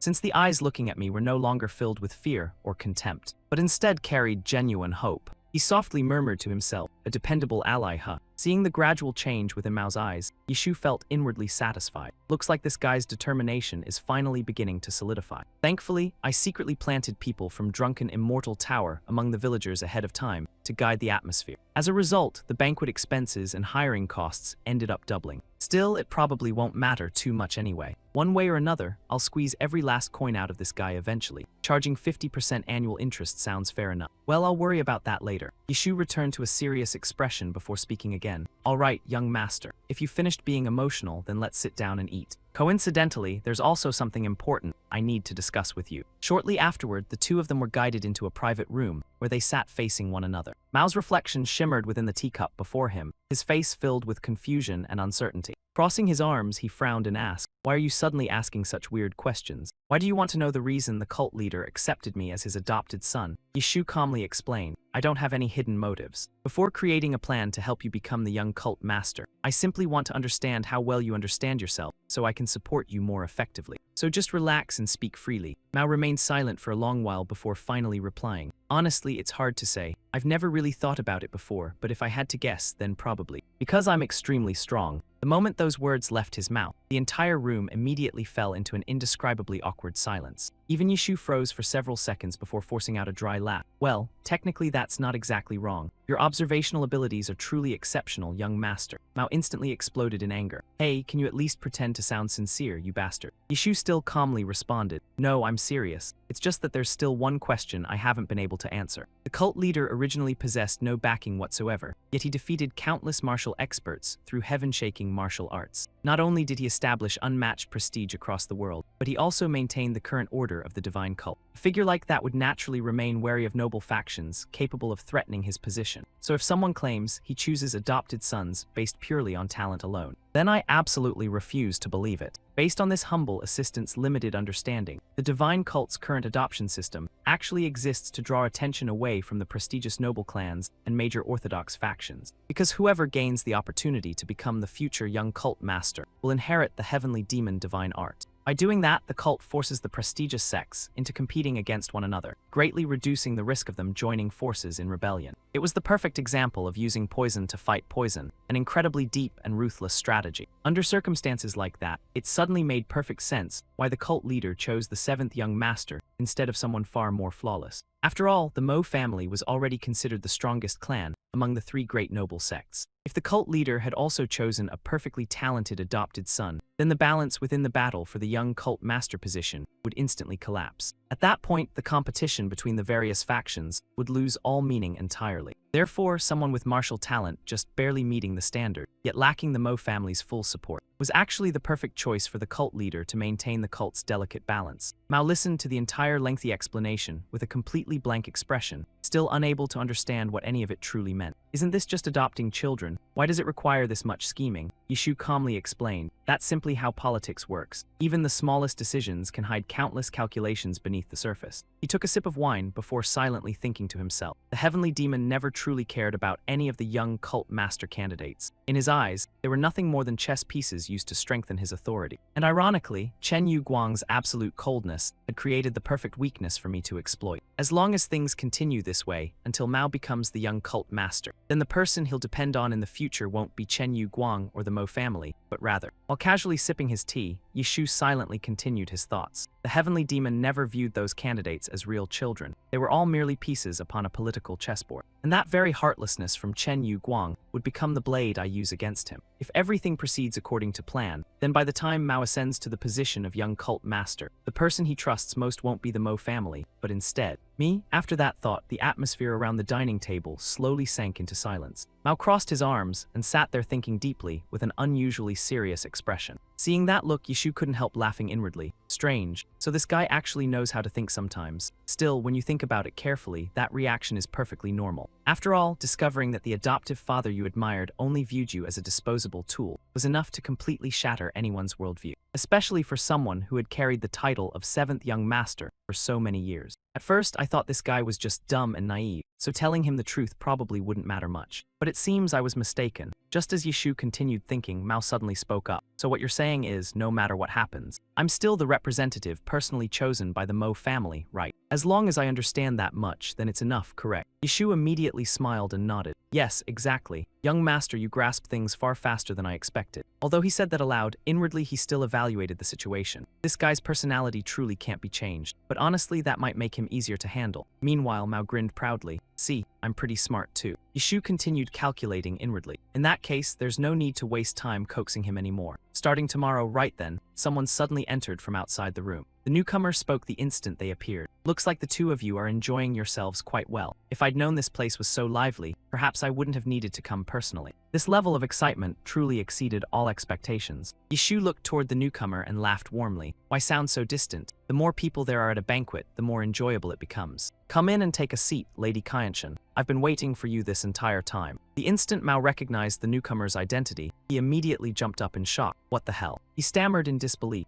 Why are you here, sister? Hai Ling immediately lowered her head respectfully. Kyanshin greets the seventh young master. She gently clasped her hands together in salute, while introducing herself with utmost courtesy. However, immediately afterward, Hai Ling secretly transmitted her voice directly into Mao's ears. There are too many people watching us. Stop making a scene already. I only came because I needed to speak with your assistant. Don't worry about me and continue enjoying the banquet. After hearing that, Mao anxiously asked back. Big sister needs to speak with Zhang Yishu. He then turned toward Yishu with obvious suspicion. What kind of issue could possibly require her to personally come all the way here herself? Suddenly, Mao seemed to realize something. His eyes instantly lit up brightly. Could it be that she came here to warn this arrogant bastard? Something like, dare disrespect me again and you're dead. Thinking that, Mao shot Yishu an extremely smug glance, clearly waiting to enjoy the upcoming drama. Seeing that expression, Yishu looked completely confused. Why is this guy suddenly grinning so wickedly? Hai Ling then spoke up loudly. Zhang Yishu, come with me. Let's step outside for a short walk. Honestly speaking, this time you truly surprised me. I never expected that after stopping the Slaughter Gang's attack, you'd even organize a banquet for the villagers afterward. You even used Tiger Dragon Hall to pressure the mastermind into publicly apologizing. Your courage truly isn't small.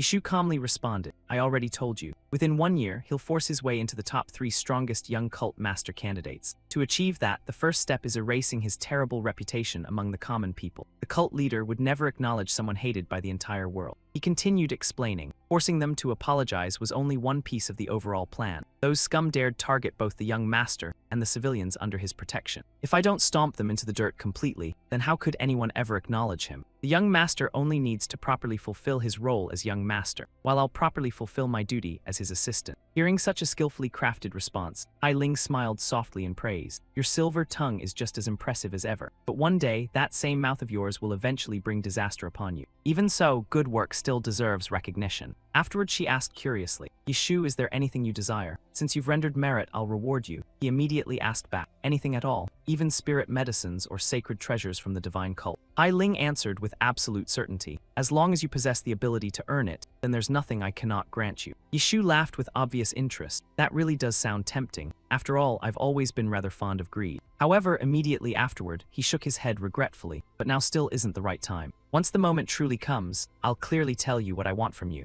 Hai Ling widened her eyes in surprise before laughing softly. When that time comes, don't pretend you forgot today's promise. Are you planning to make me owe you a debt? You really are cunning. Fine then, in that case, I'll reveal one piece of information to you today. Soon, the cult leader will hold the regular morning banquet with his adopted children. After the first young master's turn, 15 days later it will be the 7th young master's turn. Did you already know about this? Hearing that, Yishu silently thought to himself, I already knew about that long ago. The regular morning banquet, exactly as its name implied, was a private breakfast gathering between cult leader Chen Yu Guang and his adopted children. In truth, this was one of the demon cult's most important ceremonies, where Chen Yu Guang personally evaluated how much his descendants had matured. But at the same time, it was an internal secret that had never leaked outside. If anyone discovered that a mere level 7 demon like me knew about it, the trouble would be enormous. So, the main character immediately answered with flawless composure. I had no idea, so there's even a special banquet like that. Xia Ling saw how natural his reaction looked and instantly believed him, nodding in response. As expected, you've never heard of it, though that makes sense. How could the 7th young master ever dare bring up that matter himself? To him, it was nothing less than the greatest stain of his entire life. Even in death, he would never willingly mention it again. Yishu noticed Hai Ling's strange expression and quietly thought to himself, what's going on here? Why does she look so tense? Don't tell me that Troublemaker actually dared stir up chaos during the cult leader's banquet too. No way. No matter how fearless someone is, causing trouble in front of the cult leader is basically asking to lose their head. Suddenly, Hai Ling spoke up. I have a piece of advice for you. Her expression turned serious as she warned him, you absolutely must not attend that banquet. Hearing that, the main character stared blankly before asking, what did you just say? Hai Ling immediately told him that even if he had to fake secluded cultivation or pretend his leg was crippled, it did not matter. No matter what happened, he had to refuse to attend that banquet. Otherwise, this time the 7th young master would definitely lose his status as a young master. The moment he heard that, Yishu's eyes widened as he stared directly at her. He froze for several seconds before managing to squeeze out a single word.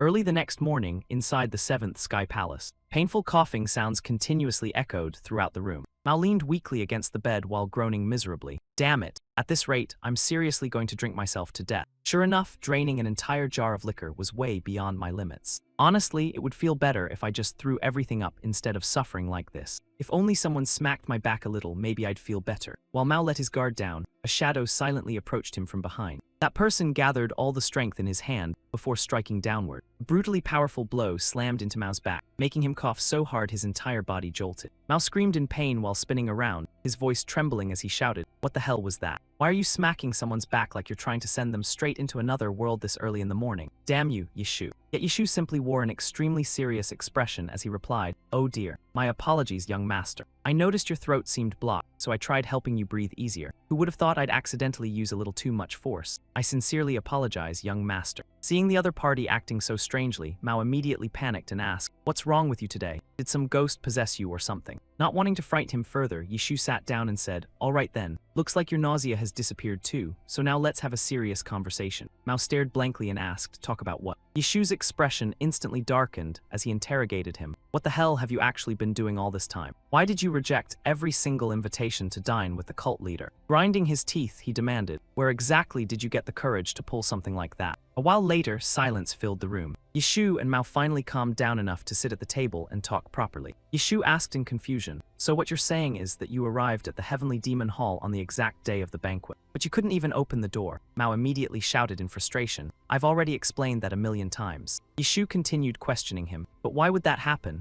Mao furiously yelled back, if I knew the reason, I wouldn't be suffering like this. I'm the one most curious about it. The main character recalled what happened that day and began explaining. I have no idea which bastard messed with that damn door. I tried everything from pushing and pulling to kicking it with full force, but nothing worked. That thing stood there like a stone statue without moving even an inch, and you're still asking me why? That's straight up mental torture. After hearing that, Yishu fell deep into thought. A door that even that muscle-headed monster couldn't open. I don't know about anything else, but with that heaven-blessed body of his, lack of strength definitely isn't the issue. If I truly want to know, I'll eventually uncover the reason. But there's less than half a month left before the banquet begins. While Yishu remained lost in thought, Mao suddenly exploded from across the table. Hey bastard, you're seriously blowing this way out of proportion. Unfortunately, Yishu did not hear a single word because his mind was entirely focused on finding the fastest solution possible. Suddenly, as if he had figured something out, Yishu sprang to his feet, slammed his hand onto the table and shouted, all right, There's only one option left. Mao nearly jumped out of his skin. He turned toward Mao and instructed him, I'm heading out to deal with something and then I'll come back. While I'm gone, young master, you absolutely are not allowed to wander around. Stay here quietly and behave. After saying that, the main character casually added one more line. I'm off to spend some money. Then he immediately turned around and left. The Heavenly Demon Hall lived up to its name as the very center of Heavenly Mountain. It was also the residence of Chen Yu Guang himself. The hall stood atop Demon Sea Mountain, a peak infamous throughout the martial world for its deadly dangers. Behind it stretched an enormous lake so vast that it resembled an endless ocean. In front of it were 5 massive roads extending outward like the fingers of a hand. One of the demon cult's core factions, the 5 Dragon Hall, was stationed there as well. Because of that, outsiders were absolutely forbidden from wandering through the area on their own. Among those 5 roads, only Tiger Dragon Hall, located at the center, allowed those personally summoned by the Heavenly Demon to enter Demon Sea Mountain. But even if someone managed to step onto Demon Sea Mountain, reaching the Heavenly Demon Hall was far from guaranteed. From the foot of the mountain to the Heavenly Demon Hall deep within the valley, where the Demon Guardian Palace forces were stationed, there hung a suspension bridge nearly 300 steps long.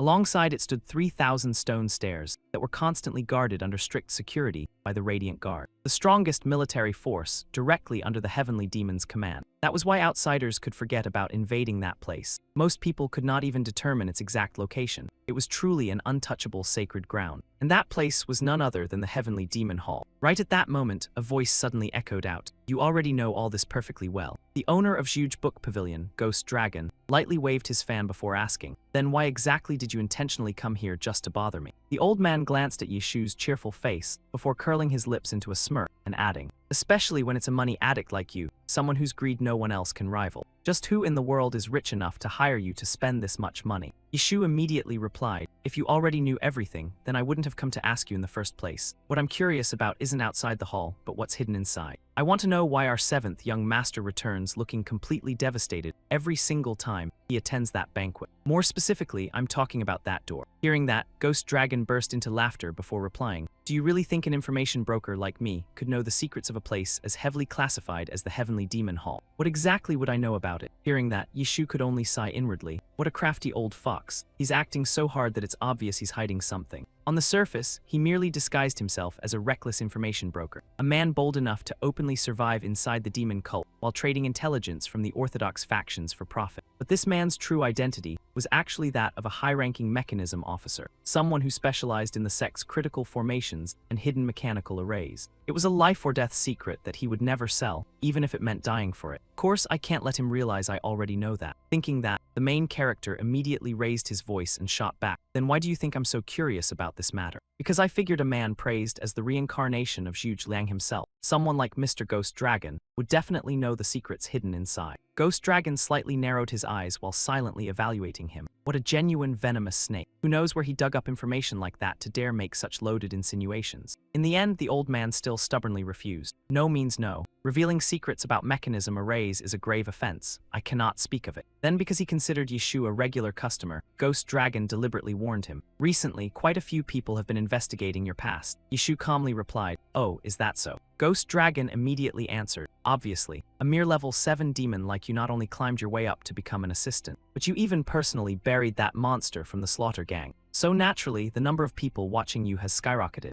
And trust me, they aren't curious because they admire you. They're simply wary of a dangerous threat that could become an extremely troublesome enemy. Yishu calmly continued asking, really now? Then have you made a fortune off me yet? Hearing that, Ghost Dragon exploded in anger. Made a fortune, my ass. A money grubber like you has nothing worth selling besides that greedy personality of yours. No matter what, during a sensitive time like this, you'd better stop digging into random matters before you invite disaster upon yourself. Just stay quiet and live peacefully. Unless you want to fall asleep one night and never wake up again. After hearing that, Yishu merely muttered to himself. So in the end, this old man really does know something. Then he let out a sigh and remarked, still, thank you for caring so much about my tiny little life. Honestly, this money is only the deposit. If the information satisfies me enough, I was planning to gift you 2 more large sacks of gold afterward. Looks like I have no choice but to take this money back instead. But before he could finish speaking, Ghost Dragon suddenly grabbed the hand reaching for the money pouch and held it firmly in place. The old man put on a serious face before saying, I can only tell you one sentence. The gate of the Heavenly Demon Hall is the test used to determine whether you are worthy of meeting the cult leader. Waving his fan with impressive flair, Ghost Dragon loudly declared, therefore those who are truly qualified. While his other hand tightly hugged the main character's money pouch like precious treasure, he shouted, will naturally be able to open that gate themselves. And then the gate itself will willingly open.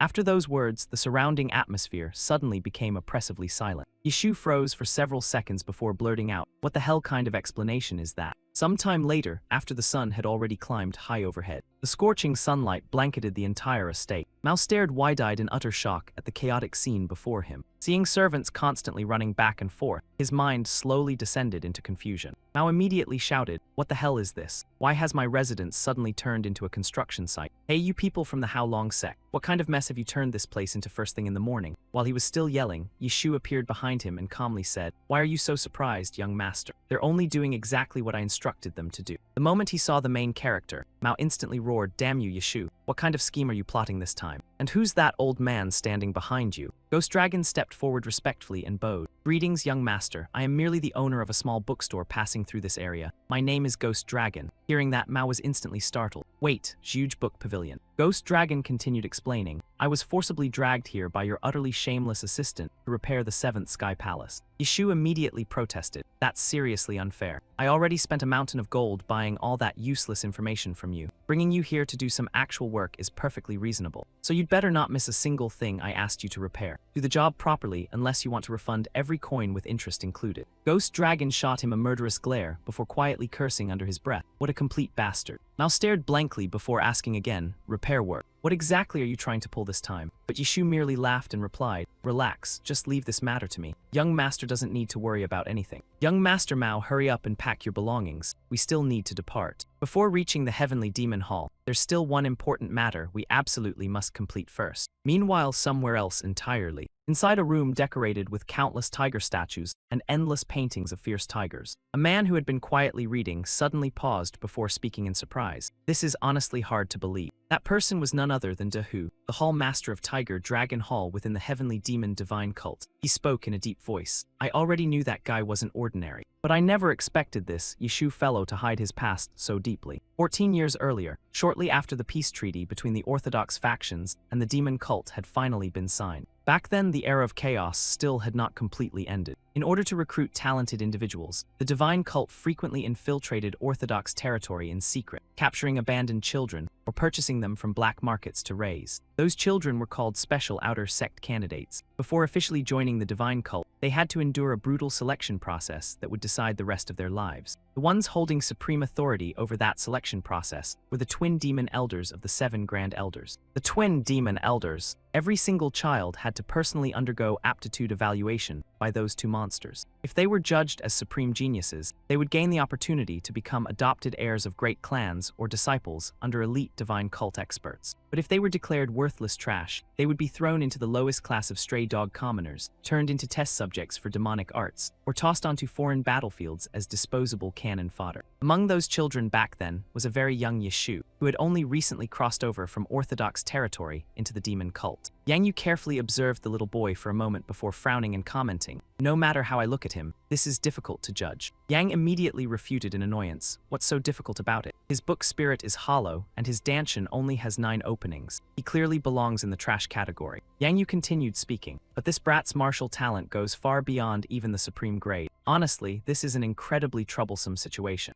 So how exactly are we supposed to handle him?" And the final conclusion assigned to Yishu was, "Defective trash," Dahu silently thought to himself. In the end, he was still forced to crawl at the bottom of society like a true stray dog. Later, through sheer luck, he caught the attention of Chief Kyan and was recruited into the counterintelligence division. Over 10 straight years, he accumulated major achievements and climbed all the way to captain. For a stray dog, it was practically a miraculous rise to power. Dahu quietly sighed with regret, because the mysterious martial talent that man revealed back then not only surpassed the supreme rank, it could even be called a once-in-a-generation masterpiece. He might have even qualified to compete for the title of strongest under heaven, yet he somehow possessed that bizarre acupoint body. And to this day, nobody has solved that mystery. Even the 6th Elder, Poison Mountain Demon, failed to find an answer. Perhaps the only person who still held any clues was the cult leader himself. Thinking that, Dahu chuckled and muttered, "What an interesting pair. The master possesses a monstrous body, while the assistant has heaven-defying comprehension. I truly want to see just how far those two can go." But But first, I still need to arrange breakfast with the cult leader. When that time comes, perhaps all these mysteries will finally be answered. If he truly is the man I acknowledged back then. At that same moment, inside the forest, Yishu stood with folded arms while watching Mao train. Mao quickly shifted into a combat stance. He pulled one arm backward while slowly drawing in a deep breath. In the blink of an eye, his gaze instantly became sharp and ice-cold. Mao suddenly roared with overwhelming momentum. Then he unleashed the strongest punch he could muster with every ounce of strength he possessed. That fist slowly shot straight toward the tree standing before him. Yet just before it touched the trunk, the attack abruptly stopped in midair. The tree ahead remained perfectly still as though nothing had happened. Mao stood frozen with his eyes bulging in disbelief at the scene before him. He panicked, staring down at his own hand while shouting, "Wait a second. How the hell did this happen?" Meanwhile, Yishu stood behind him while rubbing his forehead in frustration. "This is seriously difficult. Don't tell me this guy is completely hopeless." According to Ghost Dragon, the gate of the Heavenly Demon Hall is meant to test one's qualifications. Earlier, I even tried smashing it open myself. But that old man definitely isn't the type to make up nonsense without reason. There's a good chance what he said is true, which means the Heavenly Demon Hall gate can't be opened through raw muscle alone. If that's the case, even 5th Miss and 6th Young Master, who are younger than Mao, managed to open it. There's no way he should have failed. Then only one possibility remains, the second symbol of a martial artist's strength. Internal energy. That gate is probably testing internal energy. Other people would probably laugh and say, there's no way something so bizarre could exist. But the main character had already fought countless strange demonic stone constructs thousands of times before. If he treated that gate as some kind of magical mechanism, then nothing about it seemed unusual. What gives me the biggest headache is the fact that someone possessing the heavenly yang body like Mao still can't open that gate. Earlier, he merely prepared to throw a punch, yet his internal energy automatically flowed through his meridians on its own. With power like that, even an ancient tree this massive should be crushed in a single strike, yet somehow he completely failed. The moment suspicion appeared, I immediately formed a hypothesis and forced him to test it again for confirmation.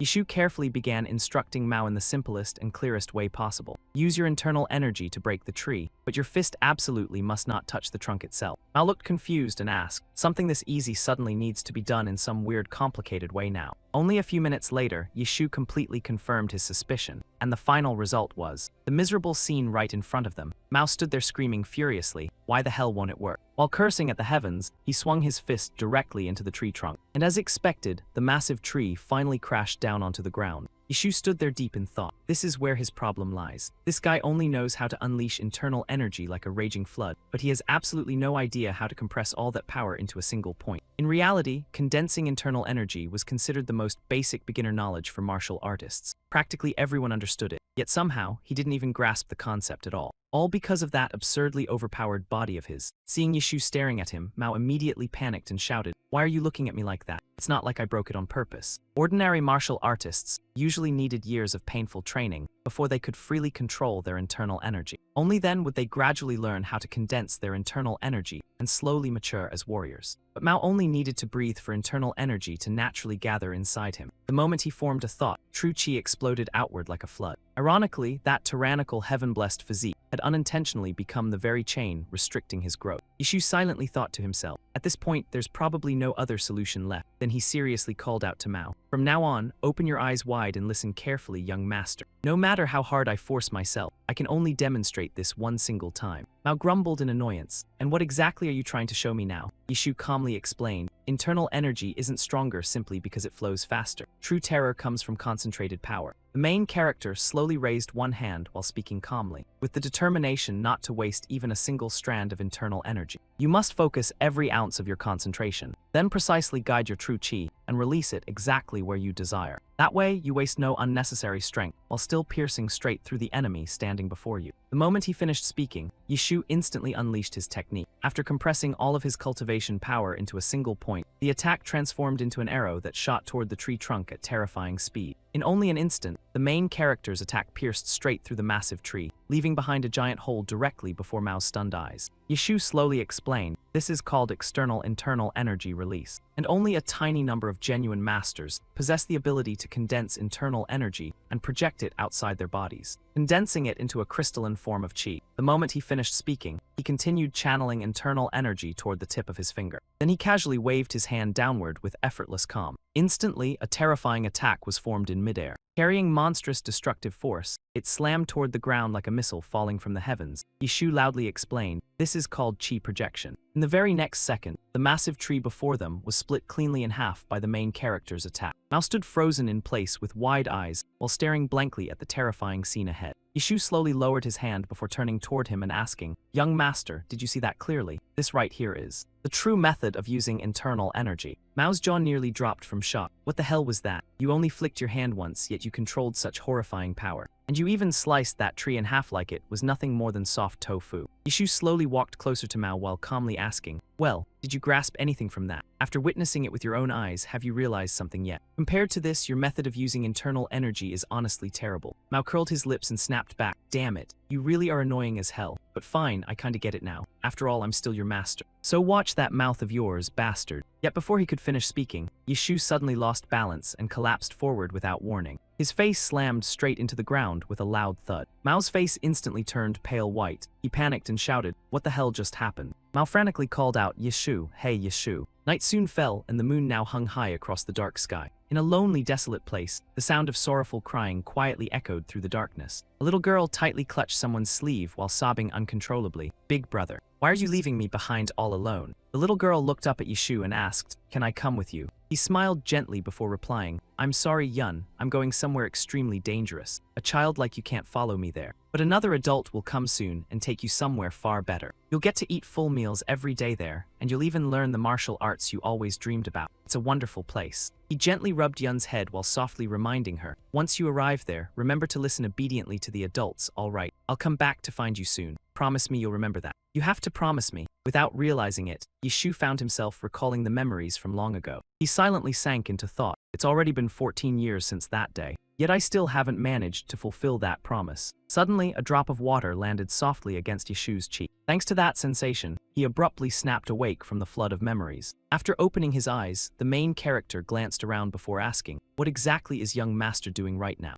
At that moment, Mao was holding a giant bucket of water while anxiously asking, "You finally woke up." Mao heavily set down the bucket before letting out a relieved sigh. "Thank goodness, I seriously thought you were dead. Earlier, I was about to dump this entire bucket onto your face." After hearing that, Yishu laughed bitterly. "Good thing you were slow then. Otherwise, I probably would have drowned for real." "But where exactly are we right now?" Mao immediately answered. "Where else? It's the abandoned house in the mountains you mentioned before. You even said we'd stay here and train until the day we go dine with father." Yishu nodded slowly. "I see. Luckily, young master still remembered how to get here. Honestly, with how slow your brain usually is, I thought you'd get lost halfway." Hearing that, Mao instantly exploded in anger. "You bastard. Do you seriously think I'm an idiot?" Then he stared seriously at Yishu and asked, "But seriously, what was that earlier? You're strong enough to defeat Mogui in a single move, yet you fainted just from using internal energy for a bit. And before that, you even launched books like Hidden Weapons. Someone capable of weird, otherworldly tricks like that suddenly collapsing makes no sense at all. Don't tell me. You practice some bizarre demonic cultivation art or something." While tying his hair back up, Yishu calmly replied, "Yes, a lowly person like me doesn't exactly have many options if I want to grow stronger. Whether it's poison or spirit medicine, I swallow whatever works first. What happened earlier was only a side effect. In other words, the assistant standing before you is more defective merchandise than high-quality goods. So seventh young master, you need to become stronger as quickly as possible, because even I don't know where or when I might suddenly collapse for good." Mao became so angry that he shouted, "Hey, you lunatic, don't casually say creepy things like that." But Yishu immediately cut him off. "Enough, that's not the important issue right now. Let's focus on the real matter.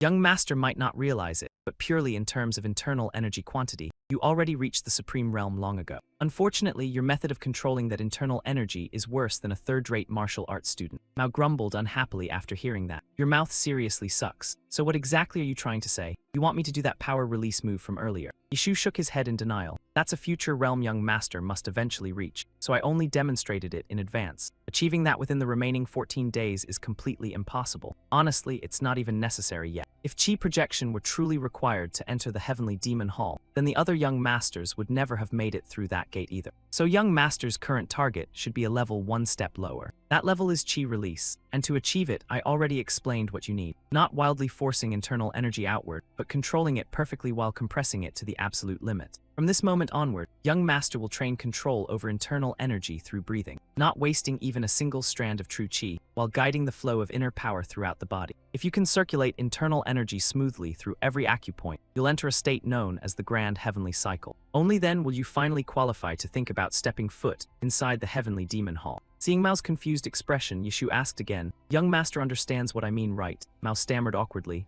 Yeah, I think so. Basically, I just spin internal energy around my body, right? Like a spinning top or something. Hearing that answer, the main character could only sigh helplessly to himself. He still has a very long way to go. Afterward, he instructed Mao to sit cross-legged directly in front of him. Hearing that, Mao immediately grinned brightly. Oh, so that's how it is. The two of them quickly sat down together. From behind, Yishu quietly observed Mao before suddenly thinking to himself. Come to think of it, Mao acts mature on the outside, but his actual age is probably around the same as little Yun's. Whenever he behaves childishly, the two of them honestly feel strangely alike. While lost in thought, Yishu's eyes quietly remained fixed on Mao's back the entire time. Yishu slowly placed his hand against Mao's back before quietly saying, I can't promise many things, but this one matter I can guarantee without question. Within the next 14 days, I will at least help you become a true martial artist. That much is certain. The moment he finished speaking, he immediately began transferring his cultivation energy into Mao's body. At that exact same moment somewhere else, the blazing sun shone brilliantly across the sky. Harsh rays of sunlight poured directly onto the rows of wooden stakes planted throughout the area.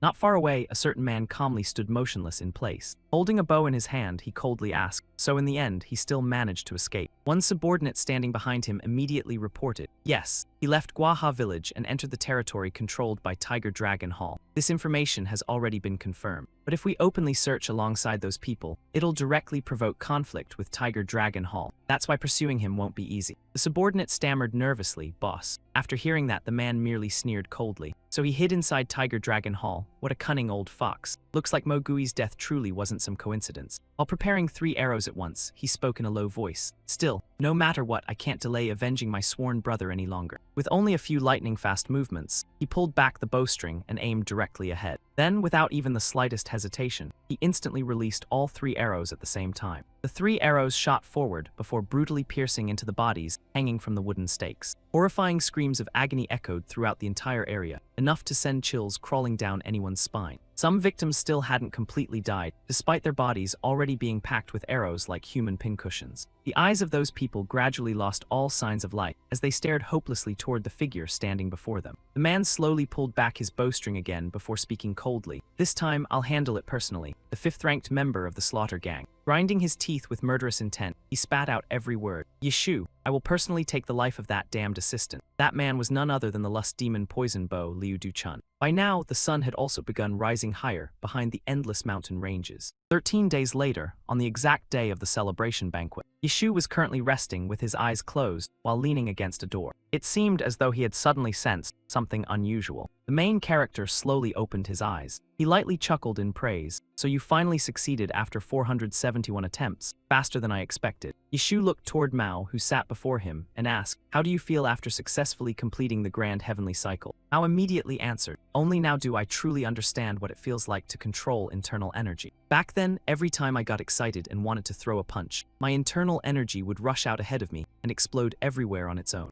But now, my true chi actually moves according to my will. It flows exactly where I want it to and transfers power far more perfectly. It feels like it's become an actual part of my body. Yishu smiled in satisfaction. Hearing something 100 times truly can't compare to experiencing it once yourself. Even your words finally sound like those of a real martial artist now. Then he curiously continued asking, so can young master condense internal energy now? Mao slightly lowered his head while nervously staring at his own hand. But only moments later, he tightly clenched his fist and nodded firmly. Mao looked directly at Yishu before confidently declaring, I can do it. Hearing that answer, Yishu finally let out a deep sigh of relief. Afterward, he slowly stood up before speaking. Good. If that's the case, let's head outside and test it in actual combat. With young master's current level of strength, are you truly qualified yet to step into battle against the heavenly demon? Sometime later, inside a forest densely covered with towering trees, Yishu and Mao stood facing a gigantic boulder as tall as a wall. Yishu was the first to speak. All right then, now. Are you ready yet? Begin. He emphasized every single word. Instantly, Mao shifted into a combat stance. He took a deep breath before tightly clenching his fist. Mao closed his eyes while muttering softly, condense internal energy. Condense internal energy. Condense internal energy. And then, he suddenly roared loudly before throwing his fist forward. Chi release. In that instant, light burst forth around Mao's fist, Standing beside him, Yishu carefully observed every detail without missing a single thing. But in the very next second, Mao's punch abruptly stopped midway. His eyes widened as he stared blankly at the scene before him, before muttering in confusion, "Ha!" The moment he saw the boulder remained completely untouched without even a crack. Mao immediately shouted in disbelief. "What the hell is this?" he stammered while turning toward Yishu. "Don't tell me I failed." Yishu immediately nodded with absolute certainty. "That's right, no matter how you look at it. It was a complete failure." Hearing that, Mao grabbed his head while screaming in despair. "Why did it turn out like this?" He shouted angrily toward the sky. "My internal energy was clearly flowing perfectly fine. I already compressed it tightly into my fist too, so why did I still fail?" After that, Mao threw himself onto the ground dramatically. "Damn it, I quit already. Forget breakfast, forget being some young master too. Worst case scenario, I die, so what? From now on, I'm just gonna live recklessly however I want." Meanwhile, Yishu calmly analyzed the situation in his mind. There's no doubt that the chi release attempt just now completely failed. Because he focused too much on condensing internal energy, he completely missed the proper moment to release it. As a result, the power scattered everywhere the instant he punched, preventing it from concentrating into true destructive force. For a rookie like Mao, making a mistake like that wasn't surprising at all. But what truly shocked everyone was the terrifying amount of inner energy hidden within that single punch. If he had simply thrown that punch straight out without holding back, then that massive boulder would have definitely shattered into powder on the spot. It was honestly hard to believe. His inner force was so overwhelming that it felt like Mount Tai crashing down. It was even powerful enough to rival the elders of the Martial Alliance. Damn it, his pride had been completely pierced through. He never imagined he would feel jealous in a situation like this. And to make things worse, the person he envied was the guy who had failed 7 times already. Meanwhile, Mao rushed over to hug the giant boulder and started crying to the heavens in frustration. The main character kept smashing his head against the rock while shouting in pain. "Hurry up and admit it hurts, you stupid rock. What are you hiding inside, gold or something? Please just give me some confirmation already." Watching that ridiculous scene made Yishu's face twist in anger, as his pride was thoroughly trampled. After that, he walked over to Mao. Grabbing him by the collar with one hand, he dragged him away and told him to stop fooling around. At this point, he was already close to succeeding. If you know how to gather chi, then you should know how to release it too. If you keep stuffing it endlessly, it's no different from piling rice into a mountain. Sit still and watch carefully. You don't wait until your inner force is fully gathered before attacking. You gather chi and throw the punch at the exact same time. After saying that, Yishu personally demonstrated it for Mao right there. He casually unleashed a move, aimed directly at the boulder in front of him. In the blink of an eye, a small dent appeared on the surface of the rock. That tiny dent slowly became more visible through the drifting smoke. Crossing his arms, Yishu calmly said it should look something like this. "It's not that difficult, right?" Mao's eyes instantly widened in shock. "So that's how it works. If you had explained it earlier, I would have done it ages ago." "Alright, I think I've got the feeling now. This time I'll definitely succeed." Hearing that, Yishu could only think to himself that this idiot was unbelievably optimistic. But in reality, once someone overcame the hardest hurdle of gathering and controlling inner force, then releasing that power was only a matter of time. Even so, with how clumsy this guy was, he'd probably still need another 5 or 6 attempts before getting it right. Suddenly, Mao seemed to realize something. He shouted excitedly at the top of his lungs. Then he turned toward Yishu and declared that he had just come up with a genius idea. At that exact moment, an extremely powerful aura erupted from Mao's body. Yishu frowned as he evaluated the situation. What the hell is that thing supposed to be? What's with that horrifying yang energy? Mao immediately poured all of his strength into his fist. The main character excitedly thought that genius Mao had finally comprehended the ultimate truth of martial arts. The more inner force you cram into a martial skill, the more insanely destructive its power becomes. While thinking that, he continued increasing his strength and slowly pulled his arm backward, as if preparing an ultimate finishing move. "I have created a peerless divine technique, unlike anything else under heaven, and its name is the more the better fist." Immediately afterward, Mao unleashed his overwhelmingly domineering punch. That terrifying surge of power shot forward like an arrow released from a bow. The ultimate technique tore through the air as it flew straight toward its target. Then it finally collided head-on with the enormous boulder standing ahead, causing the massive rock to explode into countless fragments. The shattered pieces of stone instantly rained down across the ground with loud clattering sounds. Yishu stared blankly before loudly calling out to the young master. He shouted in utter disbelief. "What in the world did you just do? What kind of technique was that supposed to be?" Yishu froze for several seconds because he simply couldn't believe what he had witnessed. Meanwhile, Mao proudly bragged with excitement. "See that? This is the terrifying power of the supreme technique, the more the better fist." Yishu blankly repeated, "The more what now?" Mao immediately puffed his chest out proudly and explained that the more the better fist was the ultimate martial art personally created by the genius Mao himself. Mao continued boasting with absolute confidence, claiming that just hearing the name alone made people want to learn it already. Yishu struggled to hold back his laughter because the name sounded unbelievably lame.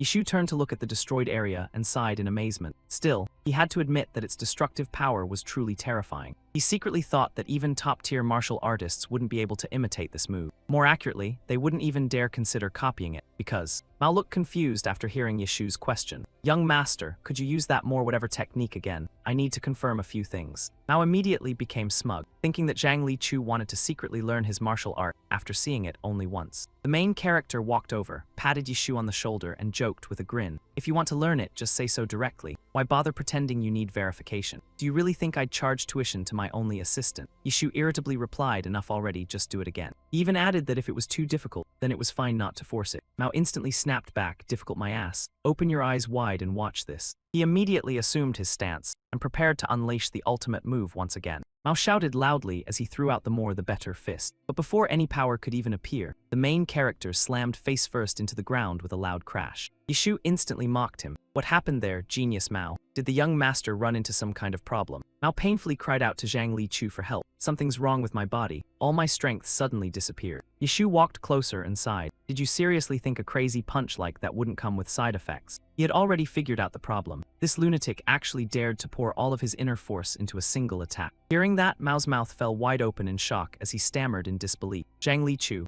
how did you uncover the secret hidden within my ultimate technique?" Yishu looked at him with complete disdain. "What secret are you talking about? It's nothing more than an incredibly crude and idiotic fighting method." But after thinking about it carefully, the fact that nobody dared imitate it could technically be considered a kind of secret. Yishu remembered that ordinary martial artists would absolutely never exhaust all of their inner force within a single breath, because they understood better than anyone that if they forced their inner force beyond the body's limits, their meridians would instantly rupture and explode. That reckless action was unbelievably dangerous. Even the slightest mistake could have easily cost him his life. Yishu stared in confusion at Mao rolling around on the ground, yet the guy only seemed slightly drained of energy, and it didn't stop there. Mao's recovery ability shocked him to the extreme. The enormous amount of inner force he had just burned through recovered almost completely in less than half a breath. Yishu silently analyzed everything in his head, while Mao continued clutching his stomach and crying dramatically on the ground. He finally understood now. This was the heavenly yang body, a heaven-defying physique blessed directly by the heavens themselves. Meanwhile, Mao kept crawling across the ground while grimacing miserably at him. Filled with admiration, Yishu sighed emotionally. "The more I look at this physique, the more monstrous it seems. If outsiders didn't know your actual level, they'd definitely mistake you for a peerless grandmaster."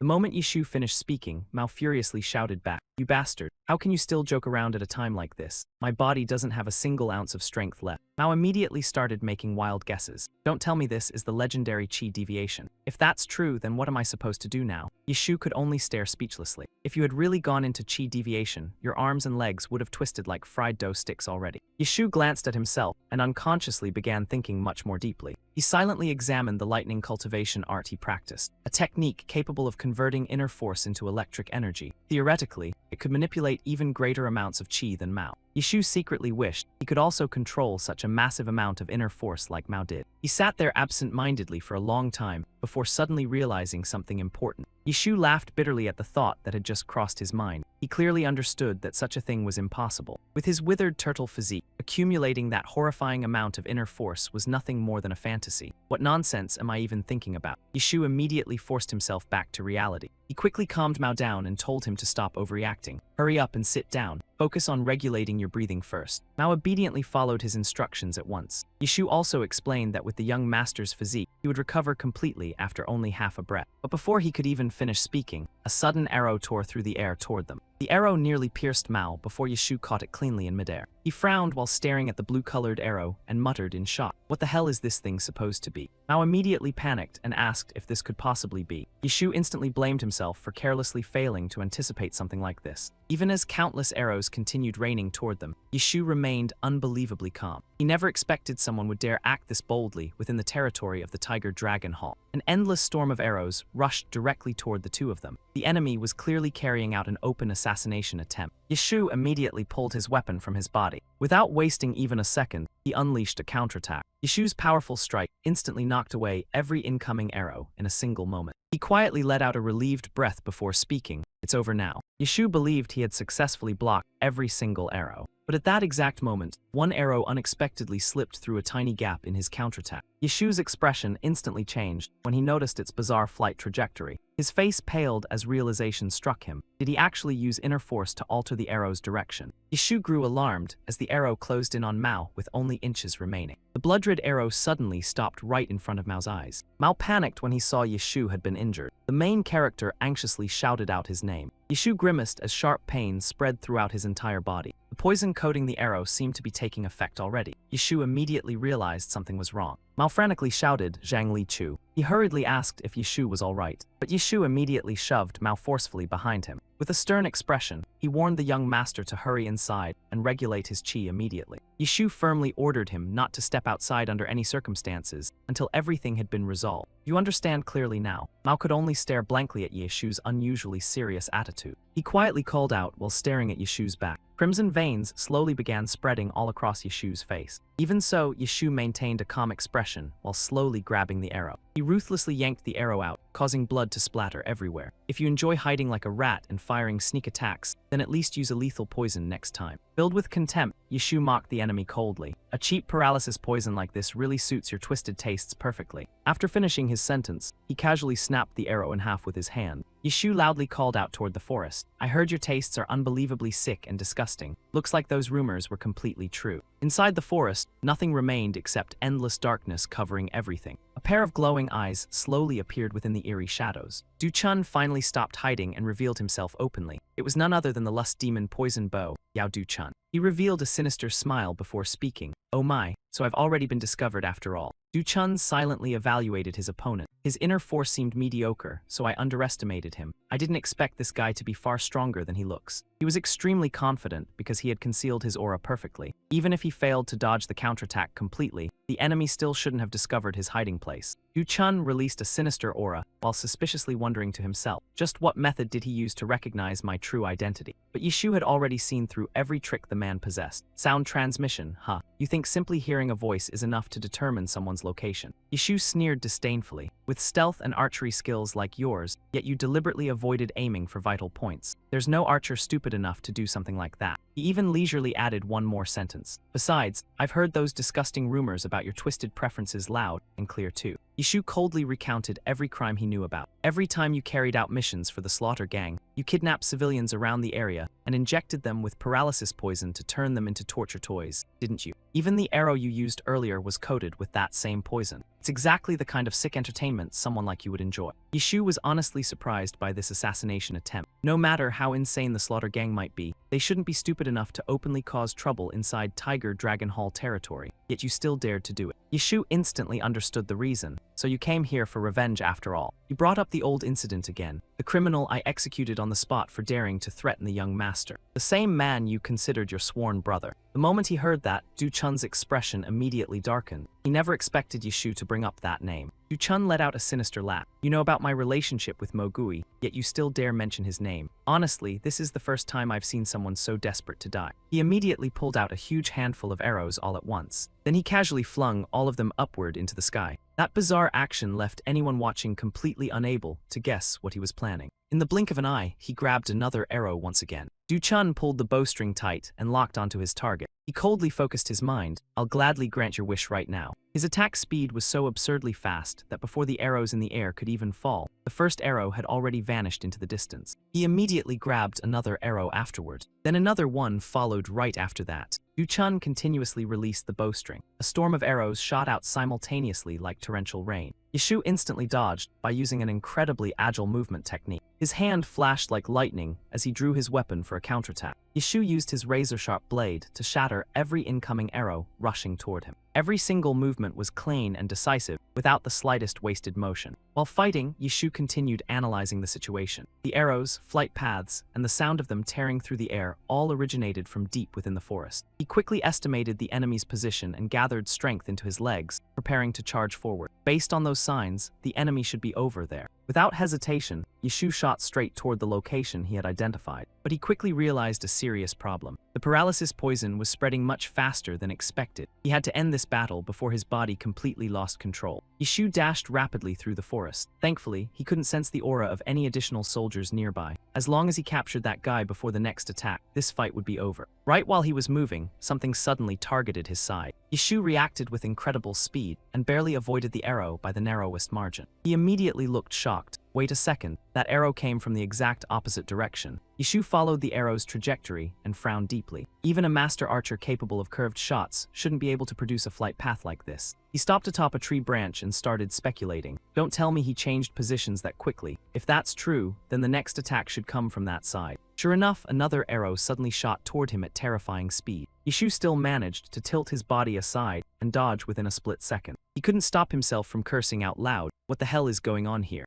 A barrage of arrows continued flying toward him, making Yishu even more confused. They were somehow circling back to attack him head-on again. Yishu instantly leaped high into the air to avoid the entire volley. But those arrows suddenly changed direction in midair. It wasn't just one arrow either. Every single one simultaneously altered its path and began chasing after him. Yishu was forced to throw out his weapon defensively just to block the attacks. Fortunately, he still managed to destroy every arrow pursuing him. Yishu clenched his teeth and cursed inwardly, damn it all. He immediately realized the next wave of arrows was already approaching too fast for him to dodge. Yishu instantly slammed himself down toward the ground, causing clouds of dust to erupt everywhere. Meanwhile, Du-chun continued drawing his bow and aiming non-stop without pause. He revealed a cruel grin. Got you now, little brat. Immediately afterward, he fired 3 arrows simultaneously. The 3 arrows tore through the forest with horrifying speed as they split the air apart. Yishu lay motionless on the ground while the arrows rapidly closed in on him. Yet he still didn't move at all. Here it comes again. Yishu continued concentrating on his analysis. This time the arrows are attacking from every direction simultaneously. Don't tell me he's moving while firing his bow at the same time.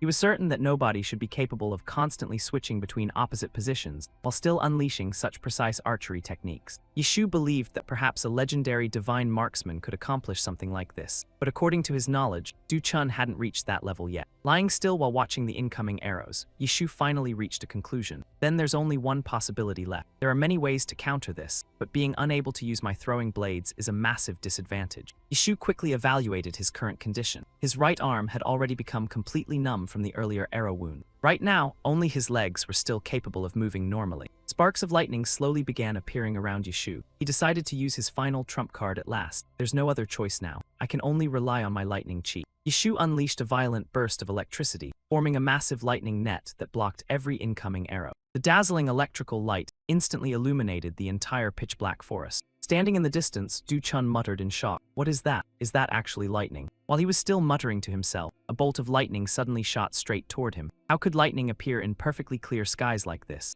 Yishu appeared right in front of him at a horrifying speed. Du-chun froze completely on the spot. When the hell did he get here? Yishu let out a cold laugh before announcing, I finally caught you, you bastard. The moment he finished speaking, he instantly closed the distance and unleashed a lightning-covered kick. Du-chun was completely unable to react to that terrifying speed. He desperately widened his eyes, trying to see clearly what was rushing toward him. Inside Du-chun's mind suddenly appeared the image of Elder De Guang from the Martial Alliance, the man who became famous as the 7 acupoint Grand Monk after striking 7 deadly pressure points with a single kick. He remembered clearly that the old monk was considered the #1 master of fists and kicks within the righteous faction, and the kick Yishu just used was that exact legendary technique. At that moment, Yishu's image overlapped perfectly with the appearance of that supreme martial arts master. Yishu's kick was executed with absolute decisiveness, leaving his opponent no room whatsoever to escape. Du-chun took the full force of the kick head-on. He immediately screamed in agony. The destructive power was so overwhelming that it forced him to spit out fresh blood. Yishu lightly landed on the ground after delivering the devastating counterattack. He quietly let out a relieved sigh. Thankfully, the poison hasn't spread too deeply yet. Du-chun fell straight from the tree and crashed onto the ground like a sack of sand.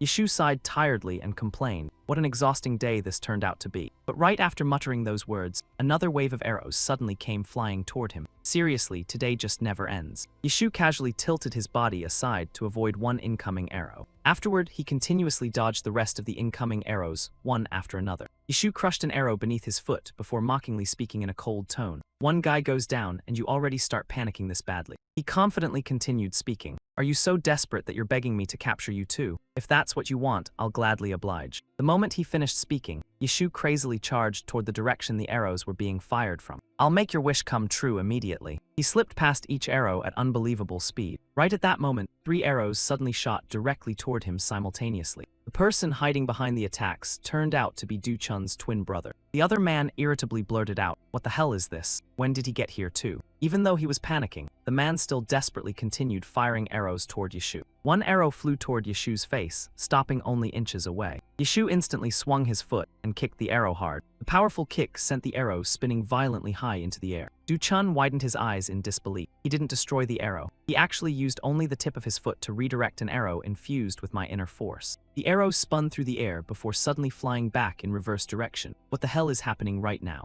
Yishu directly used that same arrow to launch a counterattack. The arrow pierced straight through and shattered the bow in his opponent's hands. It missed embedding itself into Du Chun's face by only a tiny margin. Du Chun stared at the arrow's flight path in sheer terror. Panic finally began consuming him. He's only supposed to be a 7th Ghost rank assistant, so why is he this insanely powerful? Du Chun remembered clearly that Yishu wasn't this terrifying in the beginning, but ever since using that strange lightning power, his speed had surpassed the limits of visible perception. Du Chun nearly lost his composure completely. At first, he thought that even if Mo Gui had been defeated, Yishu must still be hiding some secret trump card, but the current level of power had already exceeded everything he imagined. Looking at the overwhelming pressure radiating from Yishu now, Du Chun became certain that he was absolutely no match for him. Yishu smiled calmly before speaking. From the archery style to the attributes of your inner force, the two of you are exactly alike. At first, I even thought you were disciples of the same sect. Du Chun gritted his teeth furiously. I never imagined that I, the lust demon poison bow Yao Du Chun, would be pushed this far.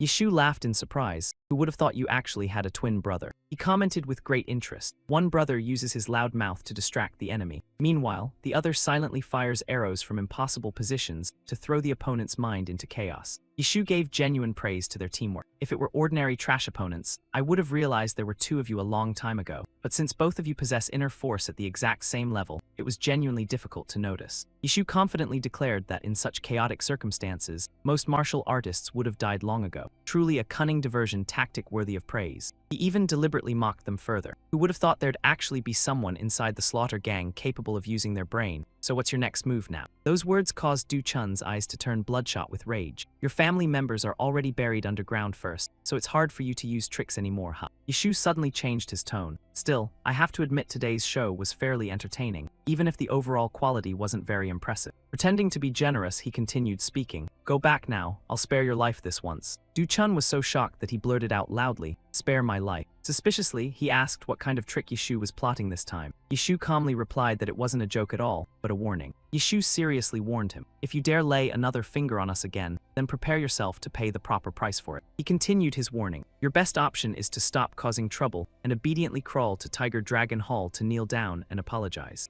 Yishu coldly delivered his final ultimatum. That would benefit me far more than taking the head of a disposable pawn I could kill anytime I wanted. Hearing those words, Du Chun could only grit his teeth and curse that bastard inwardly. He furiously shouted back, you really dare look down on me that much? Meanwhile, Yishu calmly answered, if you want to charge in, then feel free. I'm curious what an archer without a bow can even do. Yishu deliberately continued mocking him further. I honestly want to know what abilities remain for someone who only knows how to hide and fire sneak attacks because he's too scared to fight head-on. The overwhelming aura radiating from Yishu pressed down so heavily that Du Chun didn't even dare utter a single word. Do you still have the courage to take another step forward? Yishu stared directly at his opponent with eyes as cold as ice before speaking in a voice filled with crushing pressure. Well then. The killing intent pouring from Yishu caused Du Chun's advancing footsteps to halt midway. If you've got the guts, then come forward and try it. Du Chun could only grit his teeth in fury while forcibly swallowing down his humiliation. That bastard staggered backward while grinding his teeth and cursing under his breath, looking completely humiliated. Du Chun turned and fled in panic, but he still threw out a vicious threat. Just wait, Zhang Lichu. I'll definitely come back and take your life. Yishu stood silently within the deathly still forest, stretching out before him. The main character told himself that he absolutely could not collapse right now. The poison had already ravaged his body beyond imagination. Just because of that flashy performance earlier, nearly every shred of his internal energy had been drained dry.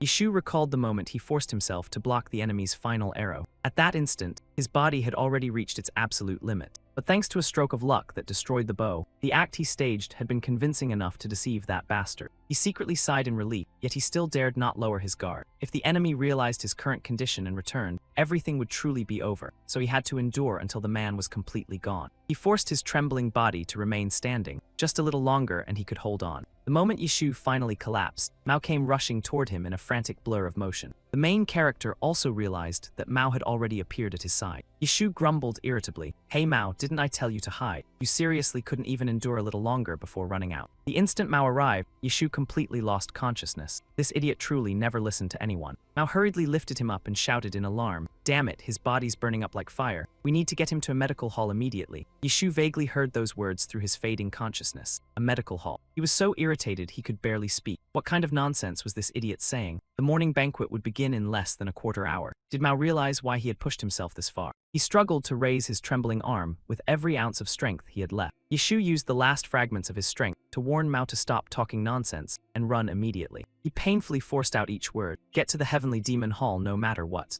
Mao instantly focused on every word. If they lost even a single second, this time they would truly be finished. Yishu struggled to say a few final words before completely blacking out. He won't let this go. Yishu slowly opened his eyes and saw a familiar ceiling above him. His blurry vision gradually became clearer little by little. He parted his lips slightly as though trying to say something. Confused, he wondered where exactly this place was. Dehu, who sat nearby, immediately spoke up. "You're finally awake." He instantly recognized the man before him. It was Hall Master Hulong. The other man smiled warmly as he greeted him. "Long time no see, Zhang Lichu." Dehu asked with concern, "Has your body recovered at all?" Seeing Yishu sit up, Dehu quickly advised him to lie back down. No matter how effective the treatment was, his vitality had already been heavily depleted. Yet the main character stubbornly replied, "I'm fine." Yishu immediately asked anxiously, "If Hall Master Hulong is here, does that mean the young master already arrived?" Dehu sighed in admiration at his loyalty. He had barely escaped death, yet the first thing on his mind was still his master. Yishu bluntly answered that it was not entirely like that. "After all, this concerns my livelihood too." Dehu calmly explained the situation. "Don't worry, the seventh young master has already started climbing the 3,000 steps leading to the heavenly demon hall. Meanwhile, Mao is still gritting his teeth and climbing one step at a time. No one knows the result yet, but news should arrive soon enough." Dehu casually explained that this place was a temporary resting station near the area of the 3,000 stairs. He added that under normal circumstances, Yishu would have been taken back to the medical hall within Hulong Hall. But because the young master insisted everyone travel together, he had brought Yishu here instead. The moment Yishu heard that, he immediately understood. Without even seeing him, he already knew that stubborn fool must have driven everyone insane again. Dehu laughed in amusement. "Still, it's quite interesting. The seventh young master is truly going all out just to stay beside one person." Dehu suddenly recalled Mao's past. After he lost both his friends and family to the Slaughter Gang, I thought I would never see that look in his eyes again. Dehu slowly continued, "Even so, what I'm about to say may be somewhat disrespectful toward the seventh young master." He then made a serious proposal. "Zhang Lichu, would you like to join Hulong Hall?" The sudden invitation left Yishu completely stunned. Dehu explained that while Yishu had been unconscious, he had examined his body personally. Even after reading the reports before, witnessing it with his own eyes was still unbelievable. He was shocked by the truth. A dantian pierced through with 9 holes, yet you still managed to survive. Yishu silently listened to every word the other man said. Confused, he asked back, "I don't understand what my damaged dantian has to do with that invitation." The main character even wondered whether Dehu had only made the offer out of pity. Yet Dehu frankly admitted that it truly was regrettable. Such a rare martial talent had been trapped inside such a cursed body. He believed that with Yishu's natural gifts, he clearly could have found a far better position elsewhere. Yet the young man still insisted on remaining in a place where he could lose his life at any moment. Dehu continued his analysis. "One look at your wounds tells me you were ambushed by a master. The Slaughter Gang must have targeted you again. Dangers like today will keep happening. Those bastards will never stop so easily."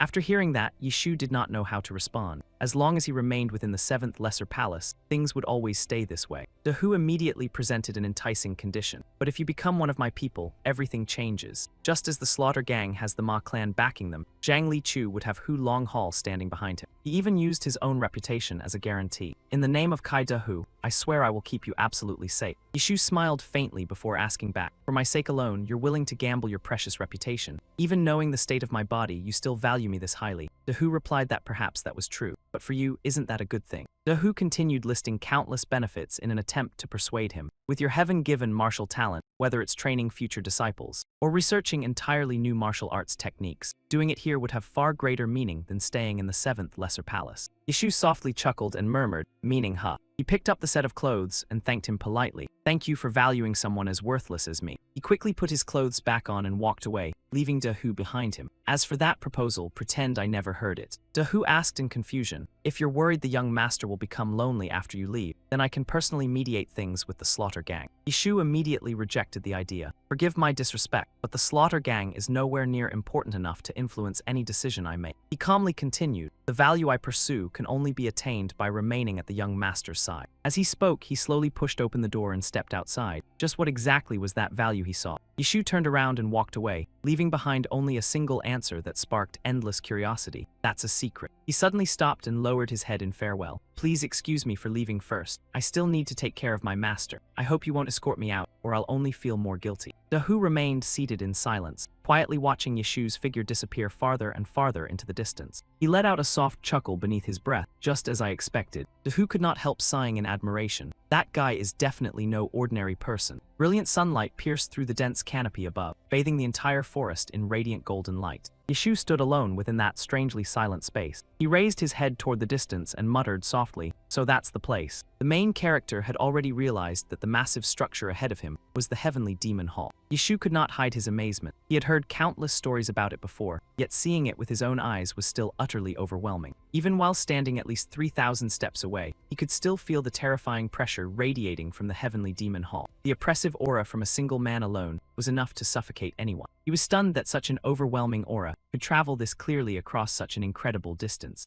Yeshu recalled what Mao had once said. If only he could walk beside him. For a mere spy, simply entering the Heavenly Demon Hall and standing before the Heavenly Demon would already be a legendary achievement. But in the end, he merely shrugged it off without concern. Embarrassing things like that could be left to those third-rate fools. The main character told himself that as long as he safely survived this morning banquet, there would still be countless future opportunities to step into the Heavenly Demon Hall. At that exact moment, an old well suddenly appeared before his eyes. Yeshu frowned slightly. Is that really a well? Something about it shocked him deeply. Why would something like that exist in this place? Yeshu immediately rushed toward the mysterious well at full speed. He leaped onto the edge of the well and, without the slightest hesitation, dove straight down into the darkness below. Yeshu continuously kicked against both sides of the well wall to reduce his speed as he descended deeper toward the bottom. In the end, he landed lightly, without making even the faintest sound. The main character slowly rose to his feet and muttered, "I sensed a familiar lightning aura, which is why I became suspicious." He reached out and touched something before letting out a faint smile. As expected, it really is this. Yeshu had discovered a secret hidden for ages. This was the encrypted message left behind by ancient predecessors regarding the lightning divine art. Yeshu carefully sensed the flow of energy circulating within the well and realized that it led directly toward the Heavenly Demon Hall. He fell into deep thought. If that's true, then this place must be. Outside, enormous mountain ranges towered high enough to seem as though they pierced the endless heavens themselves. A gigantic cavern filled with overwhelming pressure revealed itself before them. Flickering torchlight illuminated the entire cave. You probably already know this, but I still must remind you just in case. Baiji spoke in a stern voice. There is only one chance to open this gate. This is a first-rank demon-level trial of the Heavenly Demon Divine Cult. She coldly declared there will never be a second opportunity. Baiji, the deputy seat of the Heavenly Demon's radiant envoy, finally spoke. If you are fully prepared, then please begin, young master. Mao stood outside while staring intently at the gigantic gate before him.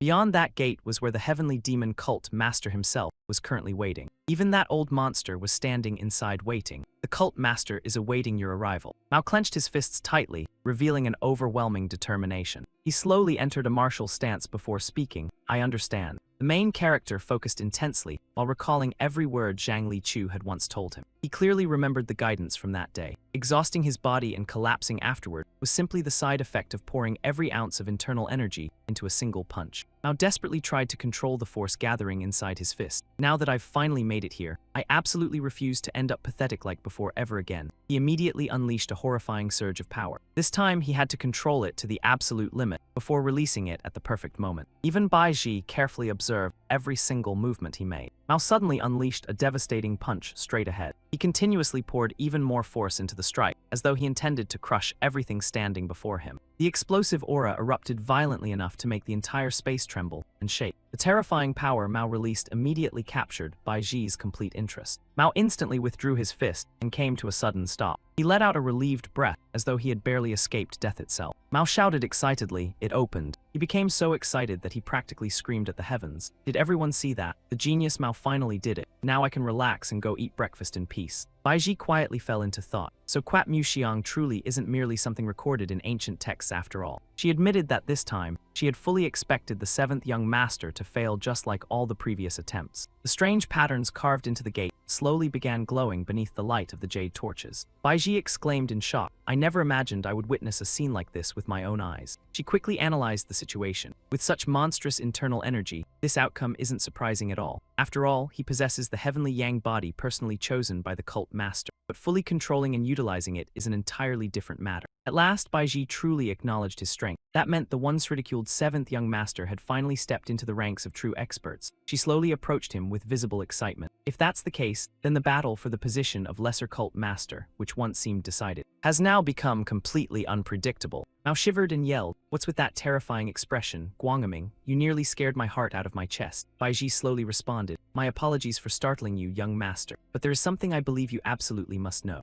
She seriously warned him, once the gate to the Heavenly Demon Hall opens, it will automatically close again afterward. Baiji slowly explained, "You must enter before you finish counting to 10. Mao's eyes widened in shock the moment he heard that. What the hell? Baiji seriously warned him, even though you possess the Heavenly Yang body, continuously using divine techniques like earlier will still drain your body completely. Besides, the banquet is about to begin. She advised him that it would be best to hurry before it was too late. Mao instantly dashed straight inside while shouting loudly, "Why the hell are you only telling me now?" Baiji chuckled while watching his panicked reaction. Another moment slower, and all his efforts would have been wasted. Standing outside the gate, Baiji respectfully offered her congratulations. "I sincerely congratulate you, young master, for stepping into an entirely new realm." Mao still looked completely confused and had not fully understood her meaning yet. "Then what about you, young master?" Baiji bowed respectfully before retreating. "May the cult master and young master enjoy a pleasant breakfast." Mao immediately panicked and shouted, "Wait a second." The massive doors suddenly slammed shut, making his face turn pale. "It's pitch black now. Hey, left radiant envoy, did you forget this is my first time here? At least guide me or light some lamps. I can't see a damn thing. Am I supposed to feel my way around?" Right at that moment, Mao froze when he heard Chen Yu Guang's familiar voice echo through the darkness. "You're far too noisy, Mao."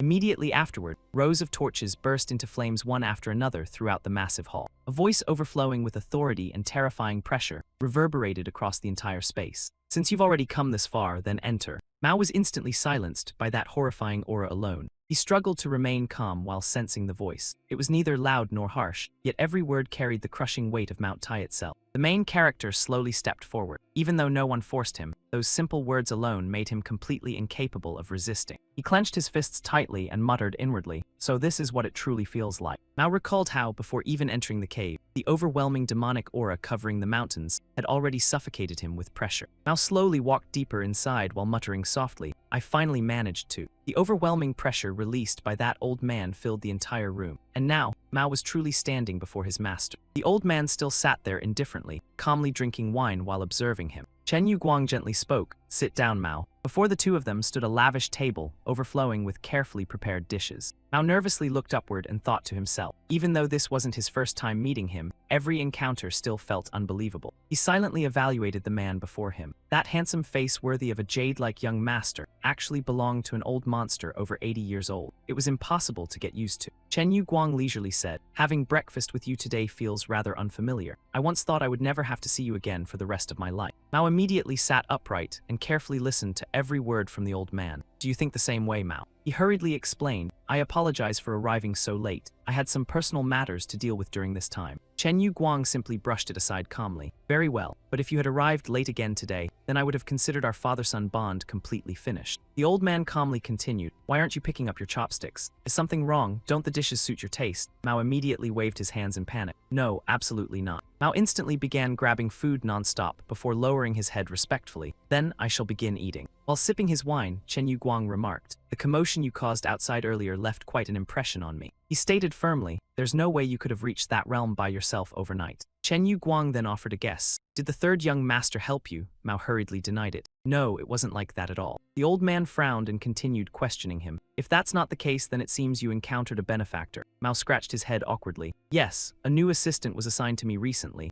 I don't know if he counts as a benefactor, but he seriously talks way too much." Chen Yu Guang slowly set down his wine cup and listened attentively. But everything he says turns out to be correct, which only makes him even more annoying. Suddenly, Chen Yu Guang coldly made a demand, "Kill him." Mao instantly froze in shock and stammered, "Kill him? I'm sorry, father, but what exactly did you just say?" Chen Yu Guang calmly explained, "When a benefactor appears during your moment of weakness and reaches out to save you, that person becomes deeply engraved within your heart." The old man continued analyzing the situation. "Because of that, no matter how powerful you become in the future, escaping that person's influence will never be easy." Those words caused Mao to recall every moment he had experienced alongside Yishu. The longer they stayed together and the more hardships they endured together. The old man continued in a low voice, "His hand will slowly creep deeper and deeper into your mind until even you fail to notice it. And eventually, he will become someone capable of manipulating your will and choices however he pleases. Mao was about to argue back, but Chen Yuguang cut him off. That man has already fulfilled his role by helping you reach your current realm. From now on, as long as you focus on cultivation alone, achieving greatness will not be difficult. Chen Yuguang coldly issued his command. Therefore, you must kill him as soon as possible. After hearing those words, Mao merely lowered his head sorrowfully. I won't discuss this matter any further. The atmosphere instantly sank into a heavy and suffocating silence. Only after a long moment did the old man finally speak again. It's been so long since we last met, yet I've already talked far too much. Chen Yuguang rested his chin against his hand while thinking. Every young master who attends this banquet receives both a gift and a trial. I'm currently deciding what I should grant you. The old man suddenly pointed forward. For now, just take this first. Mao stared blankly, completely unable to understand. Take what exactly? He asked again in confusion. What am I supposed to take? Suddenly, an object shot toward him at terrifying speed. The object slammed violently into the ground, making Mao jump back in fright. Mao trembled while staring at the blade lodged directly beneath him and shouted, "What the hell is this? If I'd pulled my chair back even a little slower, my future descendants would have been erased forever." He suddenly froze as though something important had just resurfaced in his memory. Mao carefully examined the saber with its golden hilt inlaid with rubies. Mysterious dragon patterns coiled across the blade itself. He exclaimed in shock, could this really be the azure dragon saber I pawned off in the past? Divine artifacts truly lived up to their name. Those treasures were forged from mysterious spiritual energy and contained mystical powers far beyond ordinary weapons. Chen Yuguang had once bestowed divine artifacts upon all 7 of his adopted sons. They were treated as second identities, symbols proving they were all children of the heavenly demon. Within the heavenly demon divine cult, the symbolic meaning carried by divine artifacts was unbelievably important. For example, the 3rd young lady Su Hailing was known as the Ice Flame Sword Princess. That title came directly from the Ice Sea Sword and the Heaven Fire Sword. Even everyone's nicknames were influenced by their divine artifacts. Because of that, every adopted child of the heavenly demon treated their divine artifact as proof of their very identity. Protecting that treasure was considered even more important than protecting their own lives. There was only a single exception to that rule. Cold sweat instantly covered Mao's back as countless thoughts raced wildly through his mind. He never expected that after so many years, he would see the long dragon saber once again. Back then, after getting drunk and gambling away every last coin he owned, he had actually pawned the saber at a gambling den. Since that day, this was the first time he had seen it again. Rumors that the 7th young master had sold off even the divine artifact gifted by the cult master eventually reached his father's ears. As punishment, the weapon was confiscated permanently. Yet today, the old man deliberately planted the long dragon saber directly between Mao's legs, as though mocking him on purpose. Mao instantly understood and rejoiced inwardly. So that's what this means. Because I fought my way here through so much hardship, he finally decided to forgive me and return it. He immediately lowered his head respectfully. Thank you, father, for generously forgiving this unfilial son. Mao solemnly promised, I will absolutely remember today's kindness and treasure the long dragon saber properly from now on. Sitting opposite him was Chen Yuguang, surrounded by a chilling killing intent that made others instinctively avoid approaching him. Chen Yuguang slightly narrowed his eyes before lifting his wine cup. Only his blazing crimson pupils remained clearly visible beneath the flickering light. Mao felt somewhat surprised by the old man's reaction, but immediately afterward, Chen Yuguang finally spoke. The long dragon saber may indeed be returned to you. However, I still haven't determined whether you are truly worthy of that gift or not. At times, you resemble a tiny sauce cup, incapable of holding even a single bowl of wine. Yet today, you seem more like a deep lake vast enough to contain the entire night sky. So let me personally confirm it with my own eyes. The instant he finished speaking, he casually flicked his finger and sent the wine cup flying. In the blink of an eye, that tiny cup transformed into a razor-sharp gust of wind. It shot forward at terrifying speed, causing the surrounding air to explode violently. Faced with that terrifying attack, Mao could only stand there with his mouth hanging open, unable to react in time. Chen Yuguang calmly added, "Show me how deep the vessel inside you truly is." At that exact instant, Mao immediately realized something. This was the embodiment of unavoidable death itself. If he wanted to survive, there was only one option left. He had to unleash everything he possessed and face it head-on. Purple demonic energy erupted violently, swirling like a monstrous storm determined to devour everything around it. The jeweled saber trembled intensely, as though it had finally awakened from a long slumber. Mao gripped the hilt tightly and entered a combat stance, prepared to risk his life against whatever came next. Chen Yuguang calmly rested his chin against one hand while observing. This was the first time that Brat had wielded the long dragon saber at his current realm. Yet somehow, he naturally understood how to channel his internal energy directly into the blade.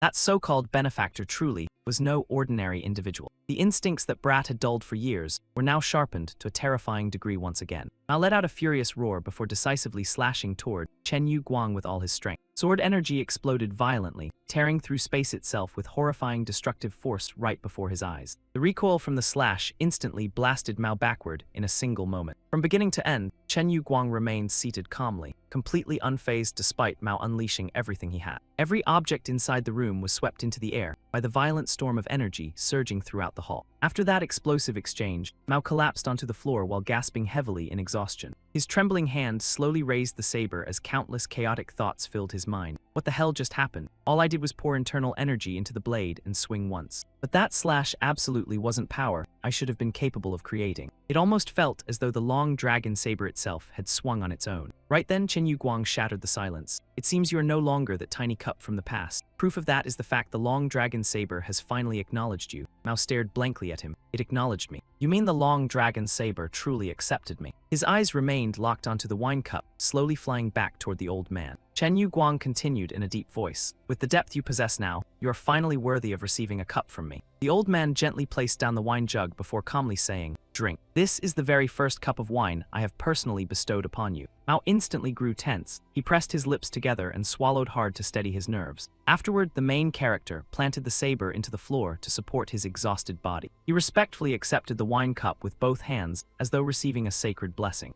Mao did not hesitate in the slightest and immediately tilted his head back, draining the entire cup in one breath. Across from him, Chen Yu Guang also slowly raised his own cup and sipped the wine leisurely. A moment later, Mao shouted excitedly, "Thank you, father. As expected, wine bestowed by you truly tastes extraordinary. The flavor is absolutely incredible." Hearing those words, Chen Yu Guang slightly curved the corner of his lips in amusement. Chen Yu Guang suddenly asked an unexpected question. "Your control over internal energy improved far more than I anticipated. That's also thanks to that benefactor, isn't it?" Caught off guard, Mao awkwardly replied, "Ah, yes." He scratched his head sheepishly before admitting, "Actually, it's not just internal energy. Thanks to him, I've learned quite a lot of other things too." A fragment of memory flashed through Mao's mind, making his conviction grow even stronger. "And in the future, I'll definitely learn far more from him as well." The moment he finished speaking, he suddenly stood up and clenched his fists tightly, his eyes overflowing with determination. "That's why I think right now still isn't the appropriate time to kill him. That's why I hope you can at least postpone that order for a little while longer." Hearing that, Chen Yu Guang merely nodded faintly. "It seems you've already become far too attached to that man." Mao instantly realized his father's expression was far from pleased. Yet in the end, the old man still chose to indulge him. "Very well. Then at the next morning banquet, prove whether that man is truly worthy of remaining by your side. And you yourself will personally prove it." Being handed such an enormous responsibility left Mao completely stunned. "Huh, prove it, me personally." Chen Yu Guang calmly explained, "Just like what happened earlier. The only difference is that next time, you won't have the long dragon saber and must survive using your bare hands alone.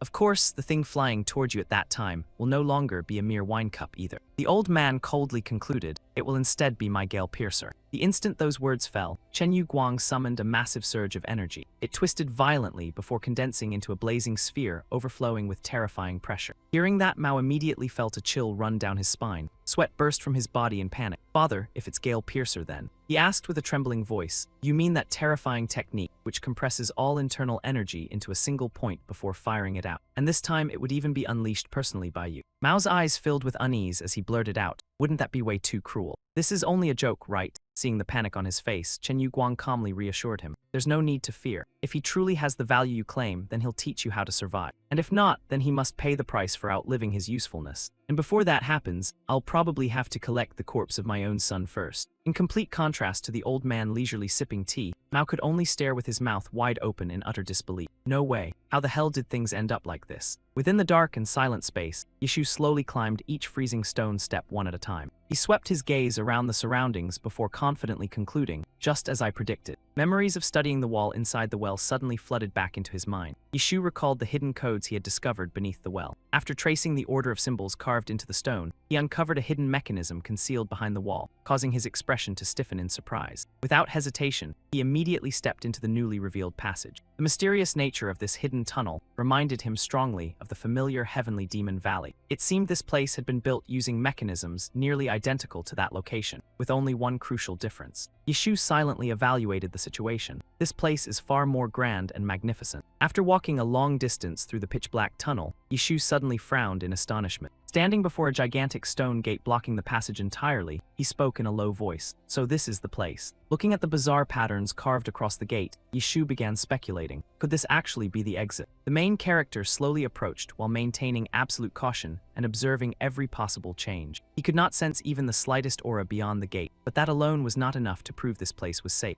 Yishu stopped before the gate and muttered inwardly, "If I return empty-handed with the secret right in front of me, then what pride would remain for a spy?" Without wasting another second, Yishu decisively extended his hand forward and whispered respectfully, "Forgive this offense, honored predecessors." He gently pressed his palm against the mysterious stone gate. Afterward, the main character pushed the massive gate forward with all his strength. He cautiously peeked inside, only to freeze once again at the shocking sight appearing before him. Looking at the intricate and bizarre patterns engraved all across the stone walls, Yishu exclaimed in disbelief, "What the hell is this?" He immediately scanned the entire area while muttering suspiciously, "Could these things possibly be?" Yishu instantly arrived at a firm conclusion: demonic walls. The atmosphere inside the secret chamber was so silent it felt downright terrifying. He reached out and touched the incredibly intricate carvings etched into the walls. Feeling every groove beneath his fingertips, Yishu nodded thoughtfully. "Just as I thought, even though these are much smaller. The patterns on these demonic walls are exactly identical to the demonic walls within my heavenly demon valley." After carefully comparing everything in his mind, he became completely certain they were nearly identical in every detail. Taking the entire secret chamber into view, Yishu spoke in a deep voice that echoed throughout the silence. "All 5 demonic walls here are exactly the same." His hand still rested against the freezing stone wall as Yishu thought inwardly. Even the fact they cannot be opened using brute force alone is exactly identical. In that case, the method required to open these walls must absolutely be the same as well. Making his decision without hesitation, Yishu instantly leaped backward to create a safe distance from the demonic wall. Immediately afterward, he circulated his internal energy and summoned a roaring surge of power into his palm. From the gathering force, a sharp blade suddenly materialized alongside a chilling killing intent. Without the slightest hesitation, Yishu unleashed the blade forward at astonishing speed, using every ounce of his power. The blade slammed violently into the stone gate, releasing a piercing screech harsh enough to make anyone's skin crawl. Instantly, a thunderous surge of energy erupted wildly from the point of impact. The entire secret chamber shook violently as blazing red lightning and dazzling white flashes exploded everywhere. The horrifying scene resembled the very end of the world, descending upon the chamber itself. After relentlessly attacking for a long while, the sturdy stone gate finally trembled before slowly cracking open.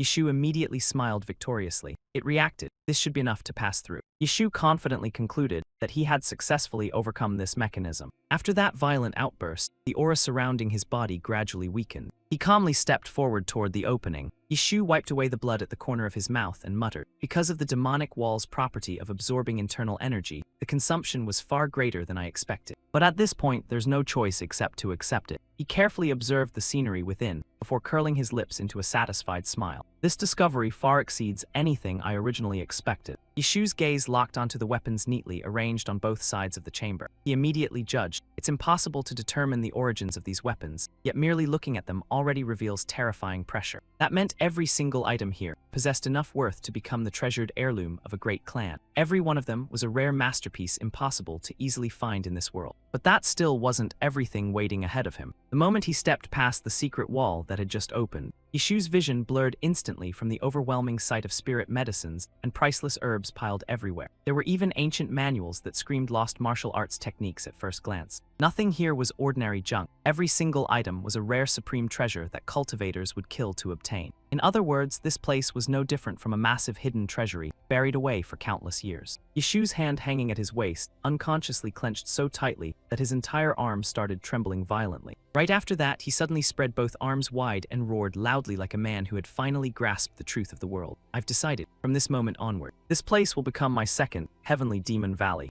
I don't know who you are, senior, but I'll carve this kindness into my bones forever. I swear I'll use everything here to live a rich and abundant life. Even if I have to gamble my very life, I absolutely refuse to back down now." While he was still intoxicated by the joy of obtaining such incredible loot, Yishu suddenly noticed movement near the entrance. The door had automatically sealed shut, as though some mechanism had been activated beforehand. It wasn't impossible to force it open with inner energy, but leaving now would accomplish nothing, since there was no way he could carry all these treasures outside immediately. If that was the case, then there was only one choice left before him now. He turned toward the pitch-black path beside him and steeled his resolve to continue deeper inside. A silent corner of the hidden chamber revealed itself, drenched in a gloomy and bone-chilling atmosphere that smothered the entire space. Yishu walked calmly along the corridor, his eyes darting around like a radar scanning for danger. What the hell is this place now? But the instant he pushed open the final door, an unexpectedly luxurious and magnificent hallway appeared right before his eyes. He frowned slightly in thought. The atmosphere here was completely different from the previous areas. A place this spotless and carefully maintained couldn't possibly have no visitors, which meant he had finally stepped into an entirely different section of this mysterious place. Or to put it another way, everything before this had merely been a maze created to hide the true entrance. It could even have been a killing formation designed to trap intruders forever. The deeper Yishu ventured inward, the more tangled his thoughts became. Just what kind of cursed place was this supposed to be? Suddenly, a human figure entered his field of vision, causing him to freeze in place, as though someone had struck his pressure points. His eyes widened to the limit as fresh blood exploded across the air ahead, dyeing the entire corridor crimson red. Yishu's body stiffened for a brief moment. The healthy color that had filled his face moments ago vanished completely, leaving him pale as death. Instantly, his survival instincts erupted, forcing him to leap high into the air to evade the incoming threat. The moment he landed, he muttered in utter confusion, "Wait a second, what the hell was that just now? An illusion."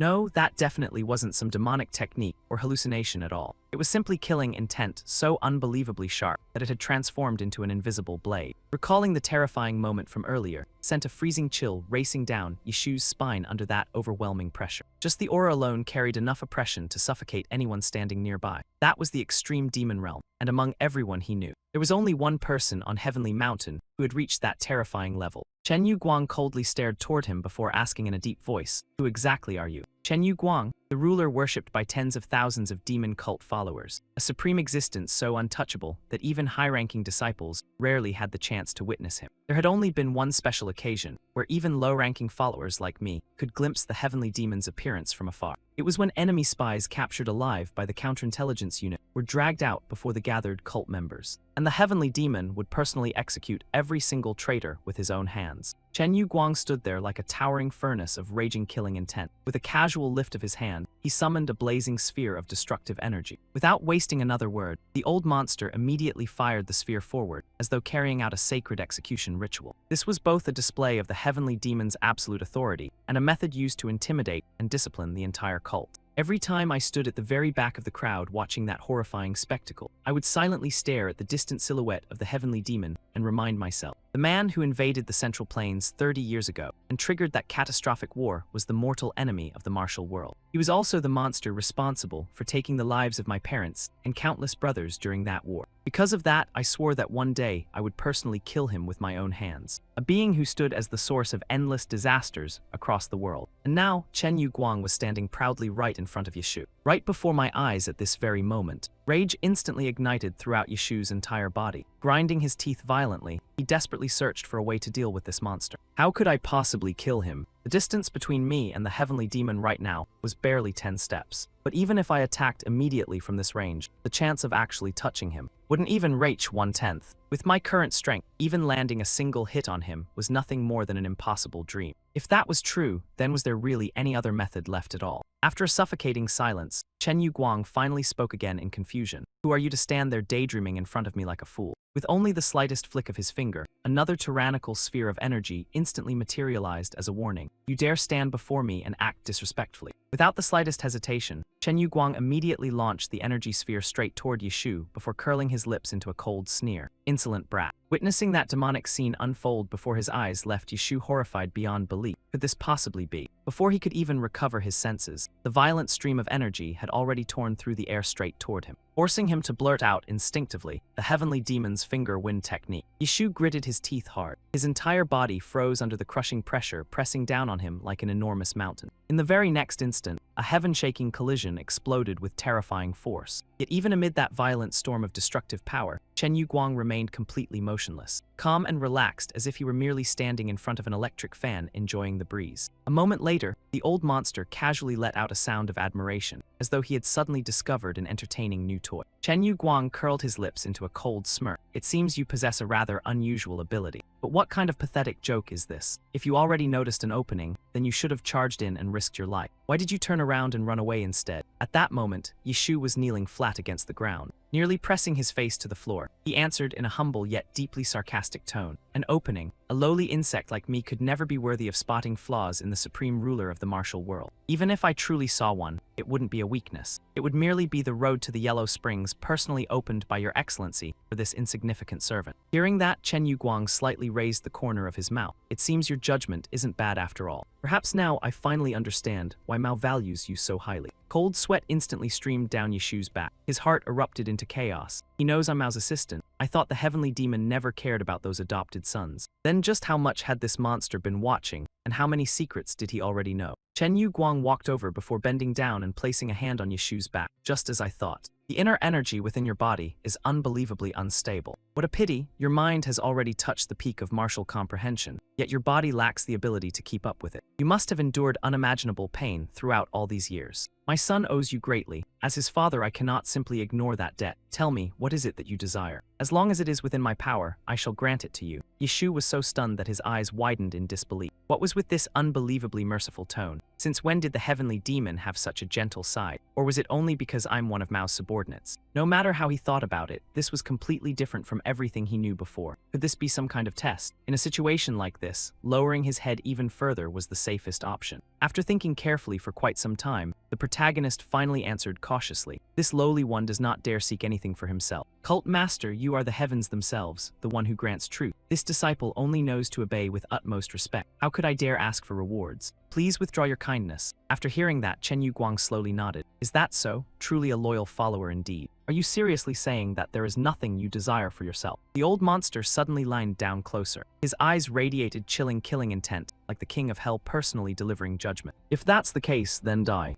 Yishu ground his teeth so hard they nearly shattered. Agonizing pain tore through his entire body, while Chen Yuguang's cold and sinister voice echoed beside his ears. I have never trusted people without desire. Those who seek nothing are people with nothing to lose, and such people are no different from enemies opposing me. Since ancient times, I have never spared the lives of creatures like that. I will ask you one final time, is there truly nothing you wish to obtain? Don't even think about fabricating lies to deceive me. Clumsy falsehoods will only make your death arrive faster. Speak of the thing you desire so desperately that you would exchange even your life for it. Otherwise, the ground before your eyes will become the last sight you ever witness. Staring at the floor before him, Yishu silently swallowed hard. This killing intent was absolutely not an empty threat. If he wanted to survive, he had to say something. But did he truly possess anything in this world worth risking his life to pursue? After remaining silent for a long while, Yishu finally seemed to reach a decision. He abruptly lifted his head and shouted loudly, "The withered nine yin physique. I want to free myself from the curse of the withered nine yin physique. Cult master, please help me accomplish that." After saying those words, he stared directly at Chen Yuguang as though awaiting a verdict deciding life or death. Above him, the old monster gazed downward with cold and emotionless eyes. After a long silence, Chen Yuguang finally spoke slowly, curring the withered nine yin physique. Do you realize that request is no different from a blind man begging to see light? We've only just met, yet you already dare defy the heavens and alter your fate by asking for something so impossible. Truly arrogant beyond measure. But I happen to like that kind of courage. Very well then, someone standing beside my son should at least possess ambitions worthy of notice. Your answer has pleased me. This reward is something you deserve to receive. The moment he finished speaking, a dense stream of dark purple demonic energy began spreading from the hand resting atop Yishu's head. Yishu's eyes widened in complete shock as he watched the unbelievable scene unfolding before him. A horrifying pain piercing deep into his bones instantly spread throughout his body. Chen Yuguang coldly declared, "Accept it." Yishu's face had already turned deathly pale, without a trace of blood remaining. Moments later, he tightly clutched his shoulder and screamed in unbearable agony. Trembling violently, Yishu asked, "Cult master, what exactly is this?" Chen Yuguang calmly replied, "I have infused my demonic energy into your body. Within 1 month, you must turn it into your own strength. If you succeed, you will finally discover hope for curing this cursed body. But if you fail within 1 month, your body will be crushed apart by demonic energy until you die. When that moment arrives, simply consider it heaven's punishment descending upon you. It merely came slightly later than expected. That is the price you must prepare yourself to pay." Before leaving, the old monster tossed out one final sentence filled with hidden meaning. if you truly wish to surpass the fate imposed upon you by heaven itself. A blinding ray of light suddenly pierced through the steep mountain cliffs. It tore apart the thick mist before spreading radiance across the once peaceful landscape. Amid the flickering flames, a voice suddenly echoed through the air. Hey. Mao rested his arms on his knees before asking curiously, tell me honestly, you felt embarrassed too, didn't you? How many times have you passed out in front of the young lord already? Seeing Yishu remain completely silent, he immediately shouted loudly, Zhang Li Chu. Only then did Yishu snap back to reality before turning around and answering, yes, young master. What the hell is going on here? I was clearly still inside the heavenly demon hall with the cult master. Mao instantly interrupted him. That's what I should be asking instead. What exactly happened in there? Just a few hours ago, I was still sitting outside the heavenly demon hall circulating my chi because father's actions had thrown my mind into chaos. At the time, my inner energy wasn't even enough to open the doors. Yet all of a sudden, father personally carried you outside himself. Do you have any idea how shocked I was when I saw that? Chen Yuguang coldly ordered them to take him away. The armored guards instantly obeyed in unison. Mao continued speaking. After that, father personally opened the door, and I carried you straight out of there. Hearing that, Yishu looked slightly surprised before asking again. The cult master opened the door himself. Then was there anyone else guarding the entrance at the time? Mao scratched his head while thinking before answering. Probably. When I went in, I saw the bright radiance envoy standing there. But when I came out, he had completely vanished. Who knows where that lazy old man wandered off to? Anyway, forget about that for now. What exactly happened between you and father? And how did you even get inside the heavenly demon hall? Yet Mao's words barely registered in Yishu's mind. He silently analyzed the situation. If it was the bright radiance envoy, then that man was famous for being cautious and flawless, practically the heavenly demon's most trusted left hand. A figure like that would never abandon his position without arranging a replacement beforehand. If he truly left, then the only explanation would be a direct order from the heavenly demon himself. Besides, this place was extremely far from Tiger Dragon Hall, where Mao had been secluded for cultivation. If news of his intrusion into the heavenly demon hall had reached Tiger Dragon Hall already, there was no way he would be sitting here peacefully right now. That meant the other side still knew absolutely nothing about him. After thinking it through for a while, Yishu finally reached a conclusion. If that's the case, then I need to keep today's events completely secret. Perhaps that was also Chen Yu Guang's intention from the very beginning. After remaining silent for quite some time, Yishu finally spoke. Honestly, however I got inside doesn't really matter. I simply entered. I opened the door and walked in. That's all. Mao instantly became speechless. This bastard seriously answers questions like asking how he traveled somewhere with, I used my legs and walked. Crossing his arms irritably, Mao demanded an explanation. Since you got in there already, why didn't you show up earlier and help me out? If things had gone even slightly wrong, the cult master would have dunked your young master's head straight into the wine cup already. I was one step away from crossing the river of three paths and meeting my ancestors. Yishu stared blankly before asking, what do you mean by that? After hearing the entire story from beginning to end, he finally understood. So that's what happened. Yishu slowly voiced his deduction. So that's why young master was able to withstand the cult master's wine cup. And this item was the reward for accomplishing that, correct? Staring at the saber in Mao's hand, he asked curiously, you mean this azure dragon saber? Mao immediately nodded. Exactly. Getting it back was basically the same as crawling back alive from the gates of hell. Luckily, young master is a genius. If you were still as weak as before, they'd already be preparing your funeral altar by now.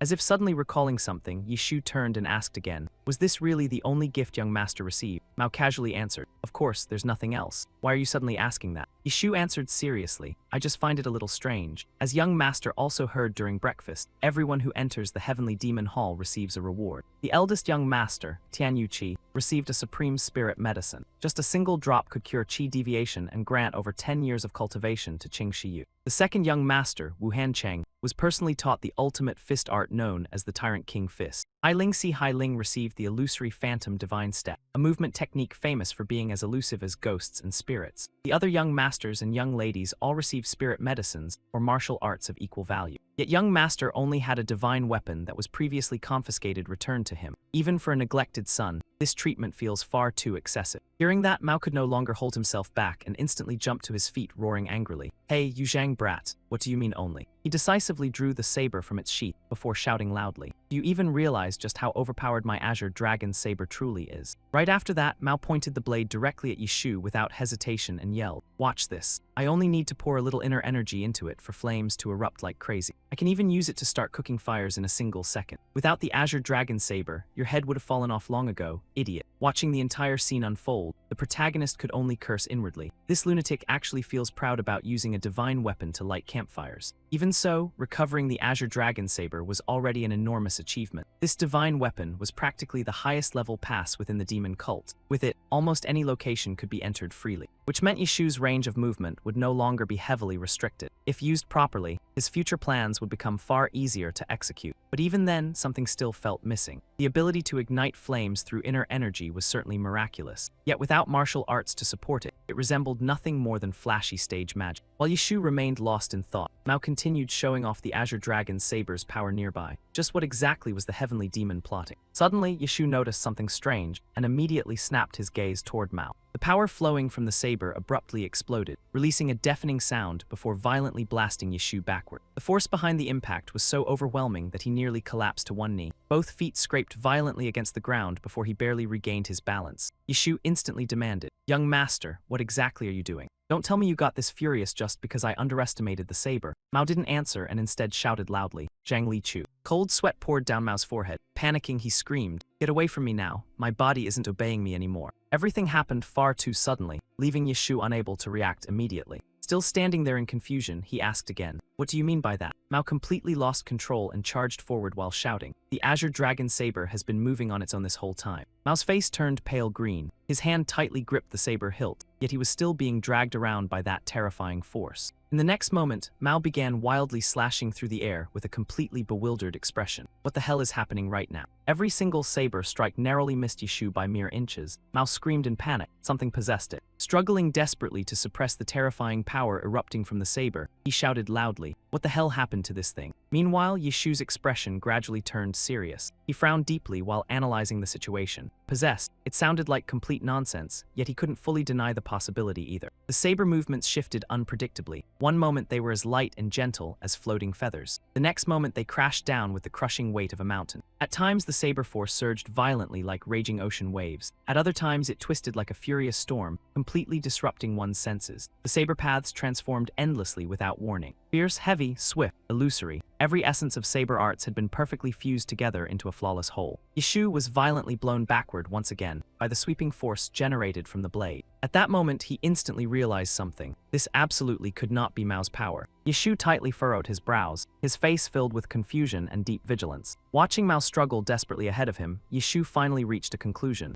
If that's the case then, the only possibility I can think of. But right then, Mao suddenly screamed loudly, interrupting his thoughts. "Why are you still standing there frozen? I told you to get away." Using every ounce of strength left in his body, Mao roared desperately, "I can't control this thing anymore." In the next instant, the terrifying power reached its absolute limit before erupting violently outward. A heaven-shaking explosion thundered across the area, violently rattling the once peaceful surroundings. Mao bent forward, struggling to keep his balance after the violent burst of force had just exploded outward. Staring at the cloud of dust ahead, his voice trembled as he asked, "You're kidding, right? You're not hurt, are you? Hurry up and answer me." Seeing no reaction from Yeshu, Mao instantly lost his composure and shouted loudly, "Hey!" He rushed to Yeshu's side in a panic and called out, "Zhang Li Chu." At that moment, Yeshu's body was wrapped in brilliant arcs of blue lightning. He warned in a low voice, "This is going to hurt a little." Right after that, the protagonist decisively swung his hand toward Mao, while still remembering to give him one last warning. "Young master, please grit your teeth and endure it." A powerful punch slammed straight into Mao's stomach, without the slightest hesitation. Under the terrifying force of that blow, Mao's face turned pale green, drained of every trace of blood. In the next instant, his body was hurled backward and crashed heavily into the bushes. The sword in his hand was also knocked flying high into the air. In the end, it stabbed into the ground right in front of Yeshu. He frowned slightly and muttered a curse under his breath. "Chen Yu Guang really is one hateful old bastard. You truly know how to give gifts that torture people to death." In the end, a weapon is merely a sharpened piece of metal, but some weapons far surpass that ordinary concept. After years of fighting beside a martial artist like an extension of the body, they gradually merge with their master's soul. Some divine weapons remain after their masters have died, preserving their will and martial arts before passing them on to later generations. And when that happens, extremely strange phenomena begin to appear. It is no longer the person controlling the weapon, but the weapon itself manipulating its master. Exactly like Mao's condition just now. Yeshu picked up the sword, examined it carefully, then spoke. As expected, the cult master's gift wasn't simply the Azure Dragon Saber. The moment inner energy was poured into it was also the moment the will of a great expert awakened.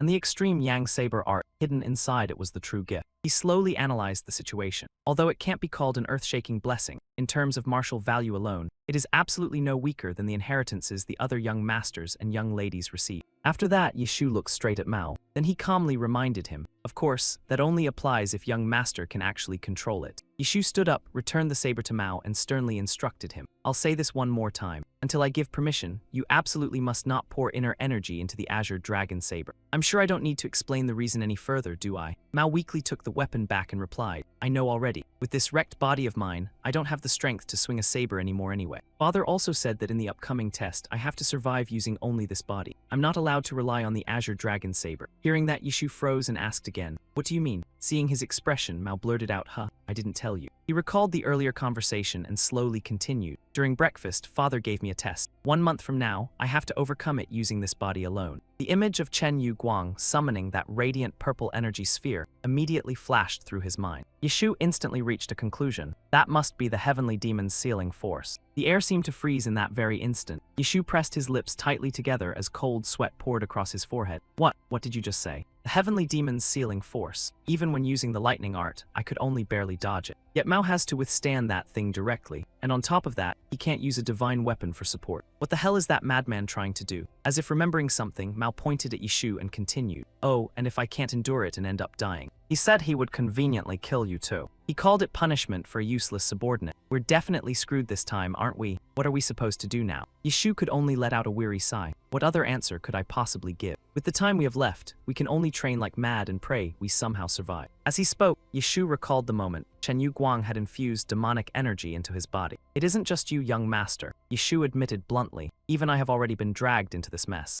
After saying that, he fell silent for a long while, as though calculating something carefully. A moment later, Yishu turned around, prepared to leave, and called out to Mao. For now, let's return first. I didn't expect the situation to line up this perfectly. By now, everything should already be prepared. It's the perfect time to begin training. Under the blazing sunlight, Yishu and Mao headed toward the 7th young palace together. The sky above was deep blue without a single wisp of cloud. Within the towering fortress walls stood a majestic palace complex, overflowing with imposing grandeur. Yang Tai was holding a work tool when he spotted the familiar figures and happily shouted, "You're back, perfect timing. We just finished cleaning everything up." The people behind him also bowed their heads together. "Second young master, you've worked hard. This trip must have been exhausting." Mao stared wide-eyed at the scene before him and blurted out, "What the hell is this? It's only been half a month and it already turned into this. Just looking at it, the number of floors has almost doubled. Even the fortress walls have become noticeably thicker. Is this really my 7th young palace?" Yishu turned to Yang Tai and praised him. "This result far exceeded my expectations. You did well. Everyone must have worked hard." Han Zhai from the Black Dragon Sect immediately cupped his fists in response. It was no hardship at all. This was a task entrusted to us by second brother. Besides, it's been ages since we worked up a sweat like this. It feels exciting and proud at the same time. Perhaps this is the real taste of honest labor that our wandering days made us forget. Yang Tai lowered his voice and asked cautiously, "So second brother, if possible, could you mention us in front of Mr. Ghost Dragon?" Without hesitation, Yishu immediately agreed. "Sure, when I have the chance, I'll ask whether he wants to take in a few more workers. Although they used to wander the streets, they're still perfectly useful. As long as they can still be useful, that's enough." Yang Tai and the others instantly gathered around and thanked second brother in unison. After chatting for a while longer, Yishu turned to Mao and asked, "What do you think, young master? Are you satisfied?" Mao was still dazed by the sight before him and stammered, "Well, I guess. Ghost Dragon Manor really is talented. I always thought everyone surnamed Zai on Heavenly Mountain was just crazy." Suddenly, his gaze stopped on the main gate, and he asked curiously, "But why haven't they installed the doors at the front gate yet? It looks way too empty.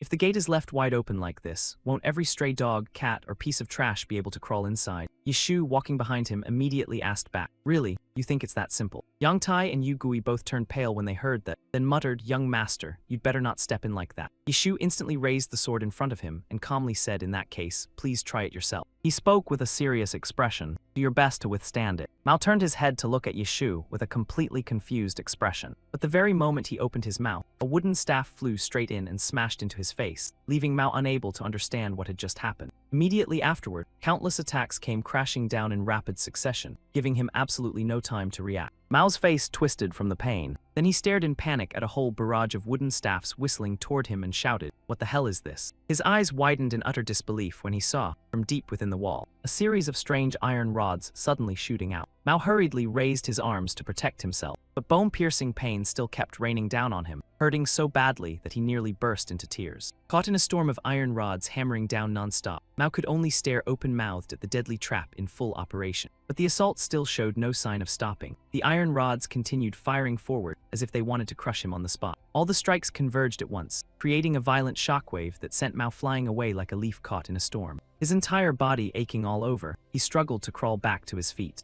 Mao clenched his teeth in fury. What kind of crap is this? What the hell was that thing just now? Yishu suddenly walked closer and cut him off. Over the past half-month, young master has entered the Supreme Realm. That is an achievement anyone would have to acknowledge. But that is only your inner energy. Your battle sense is still stuck at the level of the old spoiled young master. If you want to stand beside your other brothers, who were raised from childhood with spirit medicines and top-tier masters, what do you think you must do? Yishu smiled with a sly expression and delivered the final answer. The answer is to turn every day of your life into training. Even living itself must become cultivation. Mao froze and repeated blankly, "Turn life into training." Then he furrowed his brows tightly and roared, "Are you saying getting beaten like a stray dog by that damned pile of iron also counts as training?" Yishu nodded with a completely straight face. "Yes, that is exactly what I mean. That was only the Fortune and Calamity Gate. There is also the 108 Troubles Road, as well as the No Peaceful Rest Room. But never mind, young master will gradually experience them all for yourself later. Anyway, just overcoming this first gate alone should take young master quite a lot of time." Mao trembled with rage, gritted his teeth, and screamed, "Zhang Lichu, you bastard." His piercing scream echoed throughout the silent palace. Inside a massive room stood an imposing scene, with rows of enormous wooden pillars supporting the towering ceiling above. The machete beside him was still flickering with blazing red flames. Ma Yichen spoke in an icy tone, "Fine, keep talking. You dared charge into Tiger, Dragon Hall's territory without permission, just to capture that insolent assistant. And now you're kneeling before me like this. Lust demon poison bow, you Du Chun." Du Chun was so tense that cold sweat streamed down his face, and he lowered his head to answer. "Yes, in that case, please allow me to continue my report." He slowly explained, "Reporting to my lord." Then he blurted out the name, "Young Master Mai Chen.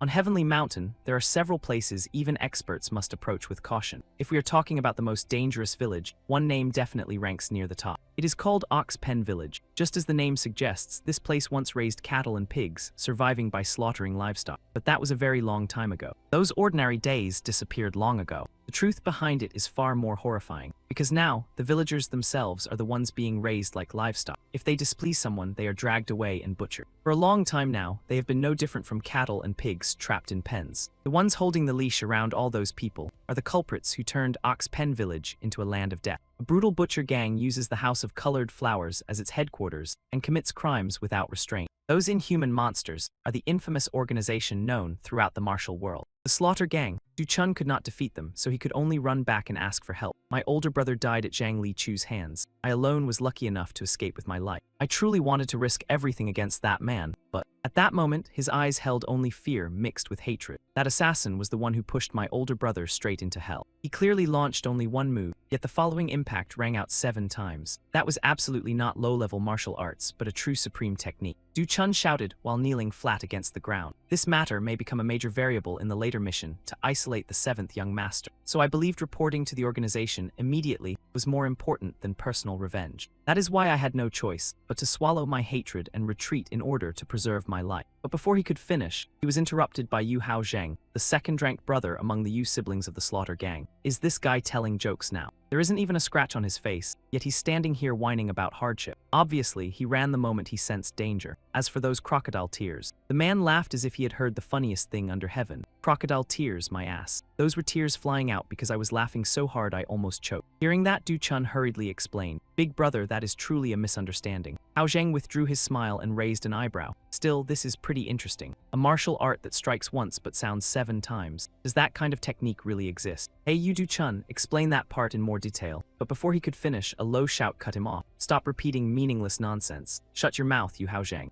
Yu Duji, the strongest of the Yu siblings in the Slaughter Gang, slammed his wine cup onto the table in clear irritation. He glared at his troublemaking younger brother and growled, "I don't want to lose my temper." Hao Zheng still had no sense of fear and deliberately provoked him. Big brother, you always love ruining the mood when things are getting fun. We're just listening to a story, why so tense? Did you hit menopause or something? Duji's eyes burned as if they wanted to incinerate everything around him. Shut your mouth. Only then did Hao Zhang truly start to feel intimidated. He leaned back in his chair, looking so bored he could barely be bothered to speak. Meanwhile, Du Chun remained kneeling in place, his eyes filled with caution. The guy really had shameless guts, barging into Tiger Dragon Hall territory without permission, and still acting like the victim afterward. Someday, you'll personally take that assistant's head and bear the responsibility yourself. But Ma Yishan immediately cut him off with an indifferent tone. Hold on. No matter how he heard it, something about this felt completely off. What exactly are you apologizing for in the first place? Out of everything you've done, which part could even be considered a crime worthy of guilt? He slowly rose to his feet and walked closer. So what if you entered without permission? What predator ever asks for approval before pouncing on its prey? Charging into Tiger Dragon Hall territory wasn't wrong either. Tracking prey across any terrain was simply the survival law of wild beasts. Not only were those actions not blameworthy, they deserved praise instead. Stop looking so tense. Hearing that, Du Chun felt like a massive weight had been lifted off his chest. Thank you for your generosity, young master. I will definitely repay this kindness. But Ma Yishan's next sentence shattered the final trace of hope inside him. Your only sin is one thing alone. When he said those words, his face was completely emotionless and cold as ice. The fact that you're still alive and managed to crawl back here. Du Chun's face instantly turned pale, as if all the blood had drained from his body. What? Ma Yishan calmly continued. A beast entering a hunt only faces two endings. Either it devours the prey, or the prey devours it instead.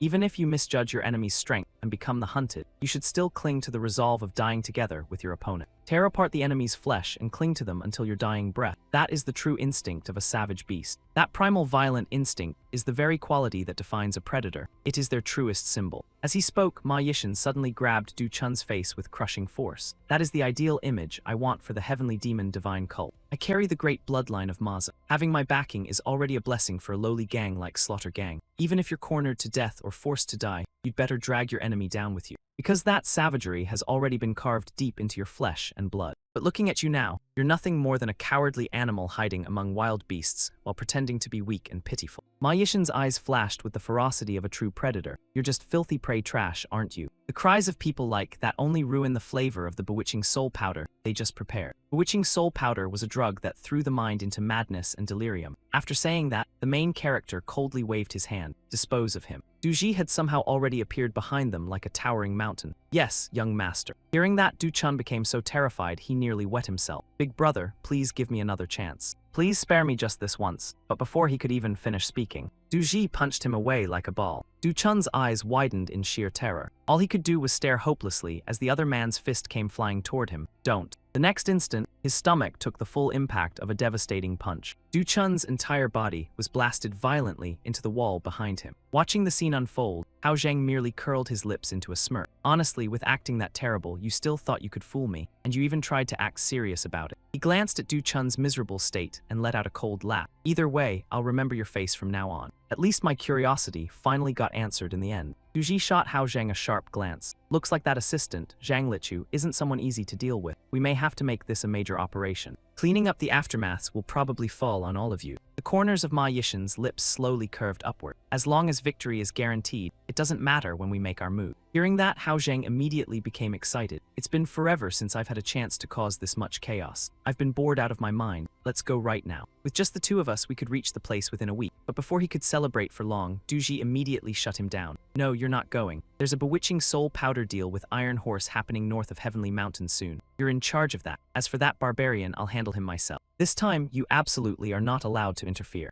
Hao Zhang cried out like the sky had collapsed. Why is it always me? Duji ignored him and turned toward the corner of the room. Notify every member of the gang immediately. Something major has happened. Halt all current missions and gather everyone at Scarlet Painting Pavilion. That place belonged to the third-ranked figure of Slaughter Gang, the master of Scarlet Painting Pavilion, Chintan the Scarlet Moon Blossom. Will tomorrow morning be soon enough? The young woman slightly lowered her head before revealing a seductive smile. Yes, gang leader. I'll prepare everything immediately. Duji's expression instantly darkened. Good. Once everyone has assembled, depart at once. The target is Moonfall Village. This operation will only end when that place has been completely burned to ashes. At the same time, within the new 7 lesser palaces, the entire landscape was drenched beneath a cold and desolate moonlight. Hidden within an overlooked courtyard in a secluded corner was Zhang Lichu's new residence, a private estate that had only recently been constructed. Compared to his old assistant manor, this place was vastly more luxurious and refined. At that moment, Yishu was sitting inside the bedroom, cultivating quietly. An eerie glow radiated from his entire body, making the surrounding air grow noticeably colder. Yeshu suddenly opened his eyes, his face filled with shock. This has gone far beyond my expectations. The main character stared intently at the palm of his hand. Heavenly demon, what exactly is this thing? He had only circulated his energy slightly, yet demonic power already surged out like raging tidal waves.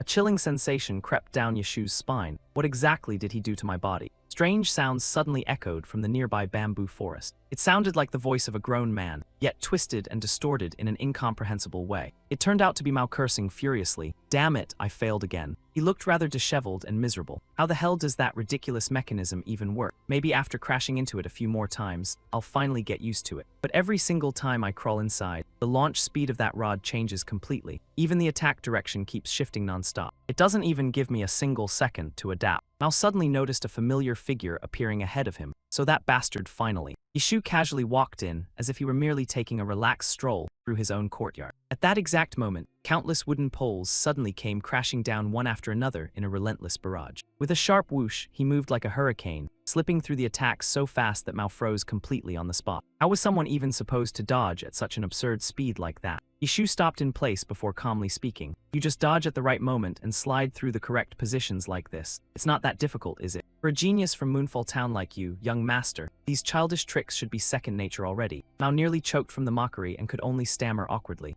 That. After finishing his flashy performance, the main character turned around and left with overwhelming swagger. I still have urgent matters to confirm, so I'll head inside first. Before leaving, he shot Mao a meaningful glance and smiled faintly. Wishing you the best of luck, young master. Those words unintentionally stabbed right into Mao's sore spot. Mao ground his teeth furiously, yet he still didn't dare snap back directly. Just wait, you insolent little assistant. If this useless body of mine completely loses control then, as if injected with adrenaline, he suddenly sprang back up and charged straight ahead. Mao's eyes turned bloodshot, looking like he wanted to devour someone alive. I'll kill you first. Prepare yourself, Zhang Lichu. Meanwhile, Yeshu had already returned to continue his cultivation training. His mind remained occupied by the encounter he had with Chen Yuguang earlier. The moment that man placed his hand on my head, an overwhelming wave of internal energy burst into me like a shattered dam collapsing. No words could properly describe that bizarre sensation, except for one legendary concept that existed within the martial world. Within the martial world, there existed a supreme secret art that only appeared at the brink of death, known as the art of power transmission. It was a method where aging masters passed all their internal cultivation and essence to their most gifted disciple. According to tradition, using that forbidden technique required absolute bodily purity, strict fasting and cleansing for an entire week, along with special heart formulas to reduce backlash. Even with perfect preparation, the success rate was barely 30%.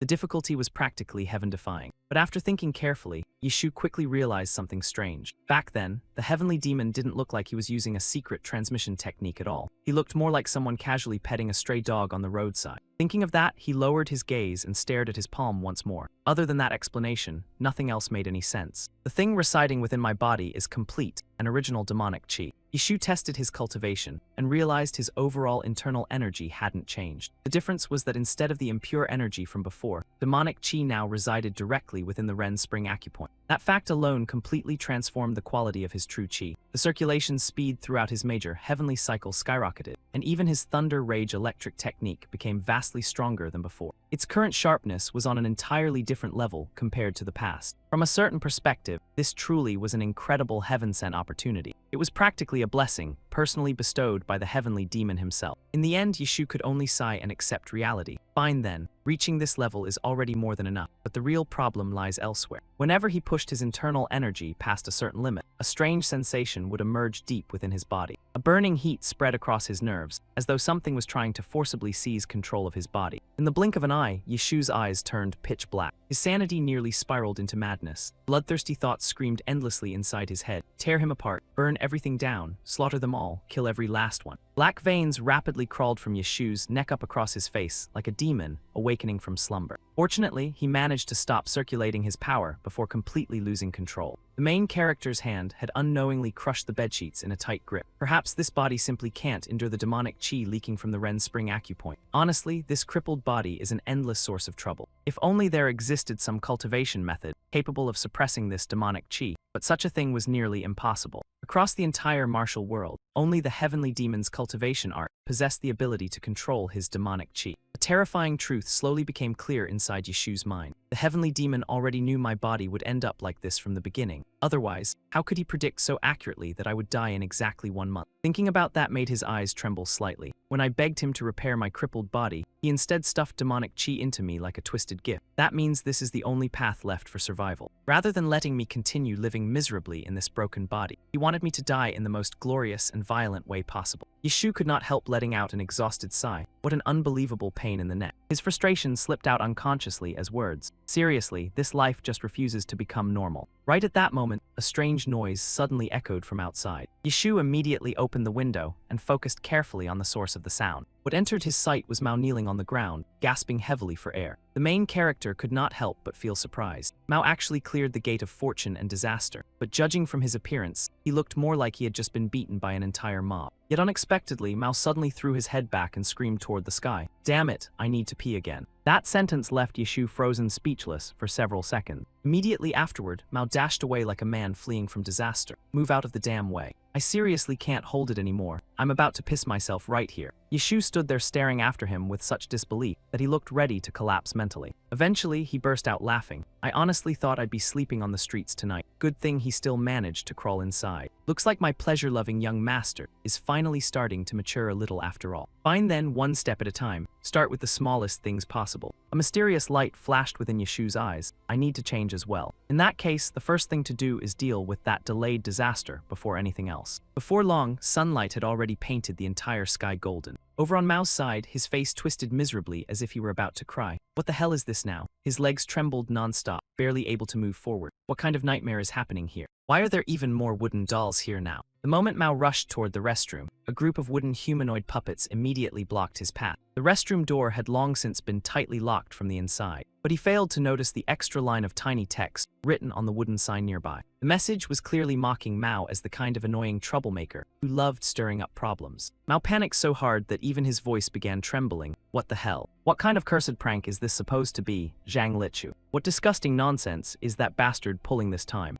Maybe it's better if I just don't get close to this thing at all. But the instant he finished speaking, Mao's stomach suddenly cramped violently. The terrifying urge to soil himself forced him to stagger forward step by step. This is bad. I've seriously hit my limit. I don't even have the strength left to run somewhere else anymore. No matter what, I have to take care of this first. But the moment he stepped past one of the wooden dolls, it suddenly turned its head toward him. All three of its arms swung downward with terrifying force at the exact same time. Several loud smacking sounds instantly echoed through the air. Mao was hit so hard that his body jerked backward, his mouth hanging open without even being able to scream. He clutched his backside tightly, while his legs trembled violently from nearly firing everything out right there. Acting on instinct, Mao stumbled several steps forward in panic. What the hell is this thing? But before he could understand what happened, another wooden doll slapped him directly across the face. Tears instinctively formed at the corners of his eyes. What kind of cursed monstrosity is this thing supposed to be? Mao held his butt while desperately sprinting forward. What exactly is this damn thing? That action accidentally triggered all the remaining wooden dolls at once. What kind of nightmare prank is this now? Immediately afterward, Mao was beaten down in the truest sense of the word. There wasn't a single untouched spot left on his entire body. The wooden dolls treated him like a ball being passed around non-stop. Every single one of them took the chance to punch him once, leaving Mao's face swollen and completely unrecognizable. That endless combo attack still showed absolutely no signs of stopping, until one of the wooden dolls suddenly stepped back to gather momentum, then unleashed an unbelievably brutal finishing strike directly into Mao's stomach. He nearly sprayed every ounce of essence left inside his body all over the place. The agonizing pain shot straight into his brain, leaving Mao on the verge of passing out. This is seriously bad. His body was launched high into the air, tracing an almost beautiful parabolic arc. Afterward, he crashed heavily back down exactly where he had started. Mao lay motionless for a very long time before his arms and legs finally began twitching weakly. In the end, he became so furious that tears burst from his eyes. Damn it, that bastard actually went this far. All I wanted was to use the restroom, and I ended up suffering through literal hell. You bastard, Zhang Lichu. Meanwhile, Yeshu suddenly felt his ears becoming strangely itchy. But he didn't pay much attention to it. Why are my ears suddenly itching? Is someone cursing me right now? Speaking of which, I wonder whether that idiotic young master managed to complete the task I gave him. Elsewhere beneath the blazing heat of summer sunlight, the sound of galloping horses echoed loudly, shattering the silence surrounding the vast land.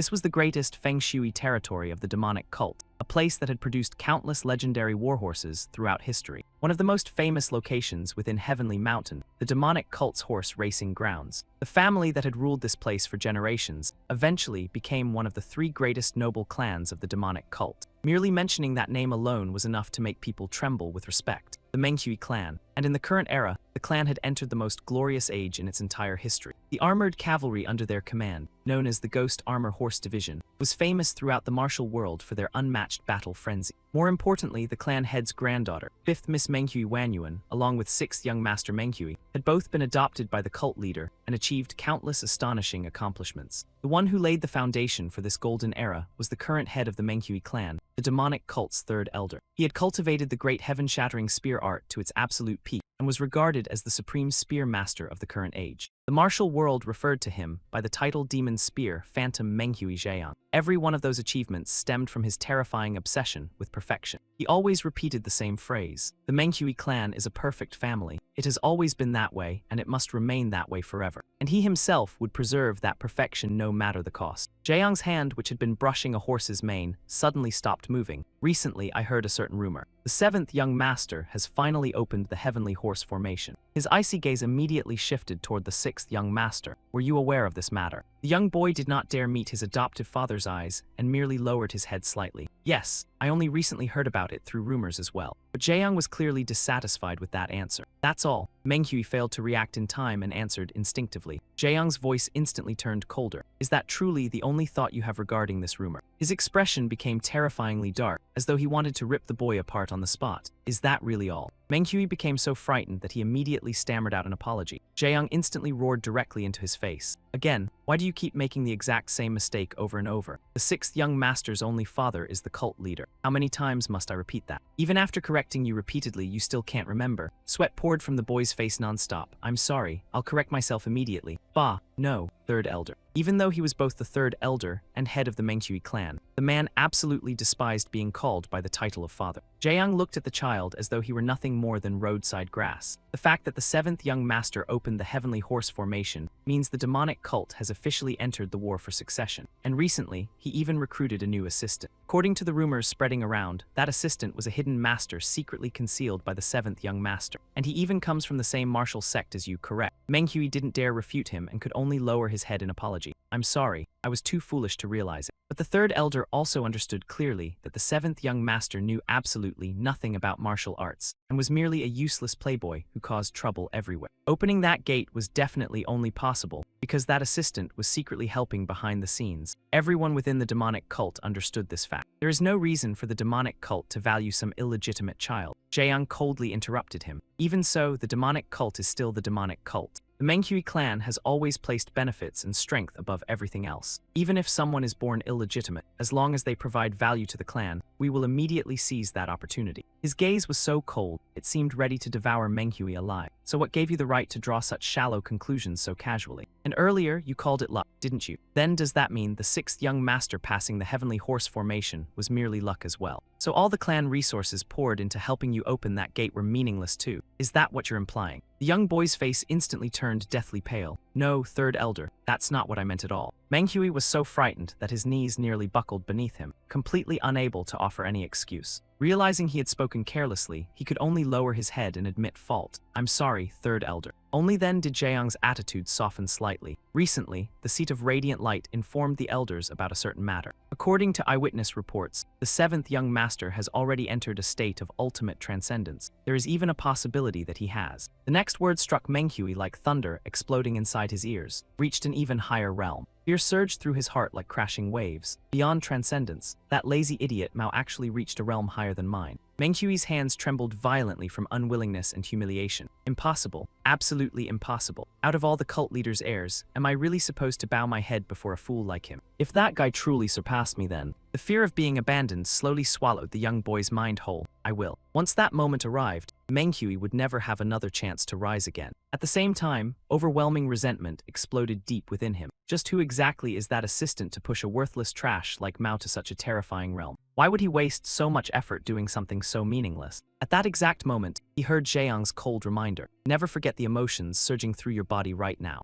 Grip your spear tightly with that fury, sharpen the spearhead with it, then pierce through everything standing in your path. Right now, the Manhwa clan and the Ma clan outwardly appear to support the Heavenly clan's eldest young master. But that is merely a disguise meant to lower everyone else's guard. Not a single day has passed where I did not dream of the sixth young master, the bloodline of Jaeyoung, sweeping aside every single other successor. He stared directly at Manhwa, while emphasizing each word slowly. Then he will rightfully ascend to the position of little cult leader. It is precisely for that goal that the Manhwa clan has devoted all its strength to supporting you for all these years, because I have never doubted your talent. But if you still end up surpassed by that idiotic seventh young master, despite all of our loyalty and support, then perhaps I will also need to reconsider the trust I have placed in you all this time. Jaeyoung continued speaking in a freezing tone. I hope you do not force me to commit such an act of disloyalty. After saying that, he once again questioned Manhwa directly. You understand clearly now. That single sentence alone nearly choked the young boy speechless with fear. He could only tremble while replying word by word. I will remember this, third elder. Seeing the panic written across the boy's face, Jaeyoung immediately shouted loudly, Wu Liang. The instant he heard the summons, Wu Liang immediately appeared behind him. He respectfully dropped to one knee. Your subordinate is here. Did you summon me, clan head? This man was the trusted assistant of the ghost-faced iron horse, Wu Liang. Jaeyoung sternly issued his command. Immediately head to the Ma clan and investigate the situation before reporting back. I need to know how they intend to react to the seventh young master's sudden rise. Wu Liang immediately accepted the order but still asked carefully. In that case, the sixth young master will lack support by his side. Jaeyoung calmly replied, that matter can wait, after all before long.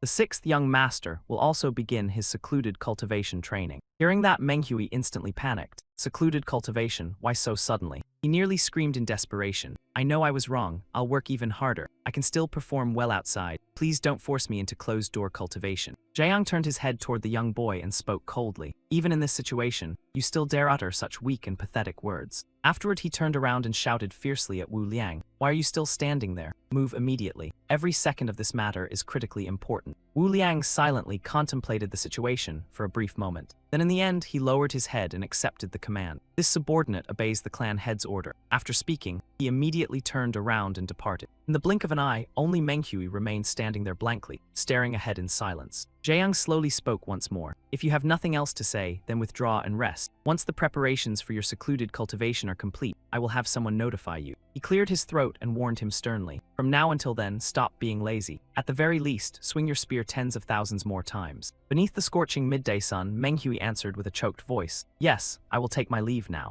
After speaking, the young boy slowly turned around and left the place. Manhwa clenched his fists tightly in resentment. Mao, this is all your fault. How capable can a useless waste like you possibly be to make me suffer like this? I can't just continue sitting still like this. If I remain trapped in secluded cultivation, I'll eventually die from anger alone. So I need to personally confirm whether that Mao has truly reached the peak realm or not. Sometime later, Manhwa appeared in another location entirely. He stood proudly atop a towering cliff, his eyes gazing down toward the town below. A single thought surfaced inside Manhwa's mind: Moonfall Village. Heavenly Mountain was the sacred land of the divine cult, a place where only those who joined the cult were permitted to reside. Outsiders were absolutely forbidden from approaching. Because of that, every movement in and out of the region was monitored with extreme scrutiny every second of every day. Within Heavenly Mountain, only two types of people were granted freedom to travel openly. The first were high-ranking believers personally acknowledged by the cult leader and granted unrestricted authority. The second type consisted of precious wooden cargo sold at absurdly high prices throughout the western regions, each shipment marked externally with a special white ribbon, all to prevent outsiders from casually exploiting and infiltrating this place. Right at that moment, Yeshu slowly extended his hand forward. From within his palm, a tiny blade silently dropped down, connected to an extremely thin thread that resembled spider silk. In a single instant, he flicked his arm and unleashed a storm of razor-sharp slashes toward the space ahead. The very next second, Yeshu smoothly retracted the blade back into his hand with flawless precision. He examined the result before him and nodded in satisfaction. Not bad at all. The carving marks turned out pretty clean today too. Mission summary report complete. The cult leader really is an idiot sometimes. The wooden block carrying the secret code would soon be transported down the mountain by merchant caravans appointed directly by the demonic cult, then secretly moved beyond Heavenly Mountain. Afterward, other hidden agents would quietly approach the shipment, confirm the coded mark, and relay the entire report back to the Martial Alliance. This was their standard method for transmitting mission information. Even if the believers escorting the caravan discovered the hidden mark beforehand, it still wouldn't matter much. Those symbols were a unique pictographic script personally invented by Dark Perception.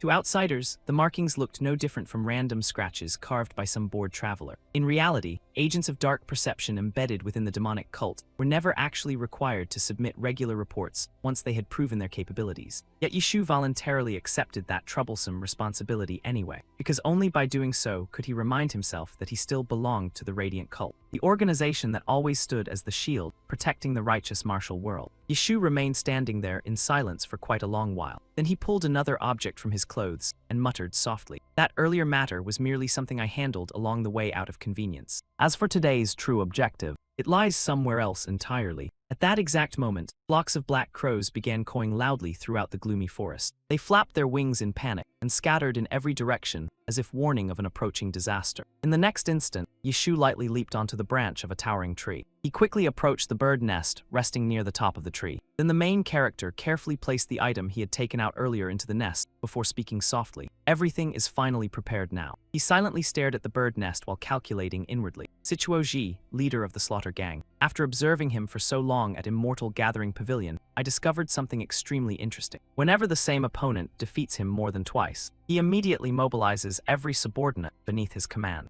In other words, it won't be long before he personally leads his men to this place. And this time, Situo Ji will bring the full military strength of the slaughter gang with him. Thinking of that, the corners of Yishu's lips slowly curved into a deeply meaningful smile. Beneath the silent moonlit night, he muttered with visible excitement, "Come then, slaughter gang. I'll welcome all of you with open arms and the warmest reception imaginable." At the break of dawn the next morning, the first rays of sunlight had only just begun spilling across the massive estate grounds. Outside, Mao's voice was already echoing through the courtyard, filled with endless bitter complaints and resentment. Is this damn strange tome seriously out of its mind, or something? Does it not understand the basic concept of an actual place to live? He remembered how just a few days ago, the moment he stepped through the gate, he got beaten like a punching bag. Fine, he could count that as some kind of entrance test. And every time anyone got close, those wooden puppets would nearly beat them half to death too. Sure, call that a challenge if you want. But if you're going to torture someone until they're almost dead, the least you could do is leave them a decent place to sleep. Yet somehow this gigantic palace didn't even have a single proper room anyone could comfortably stay in. The main character kept walking while muttering curses under his breath. Where the hell am I supposed to sleep tonight now? Wait a second.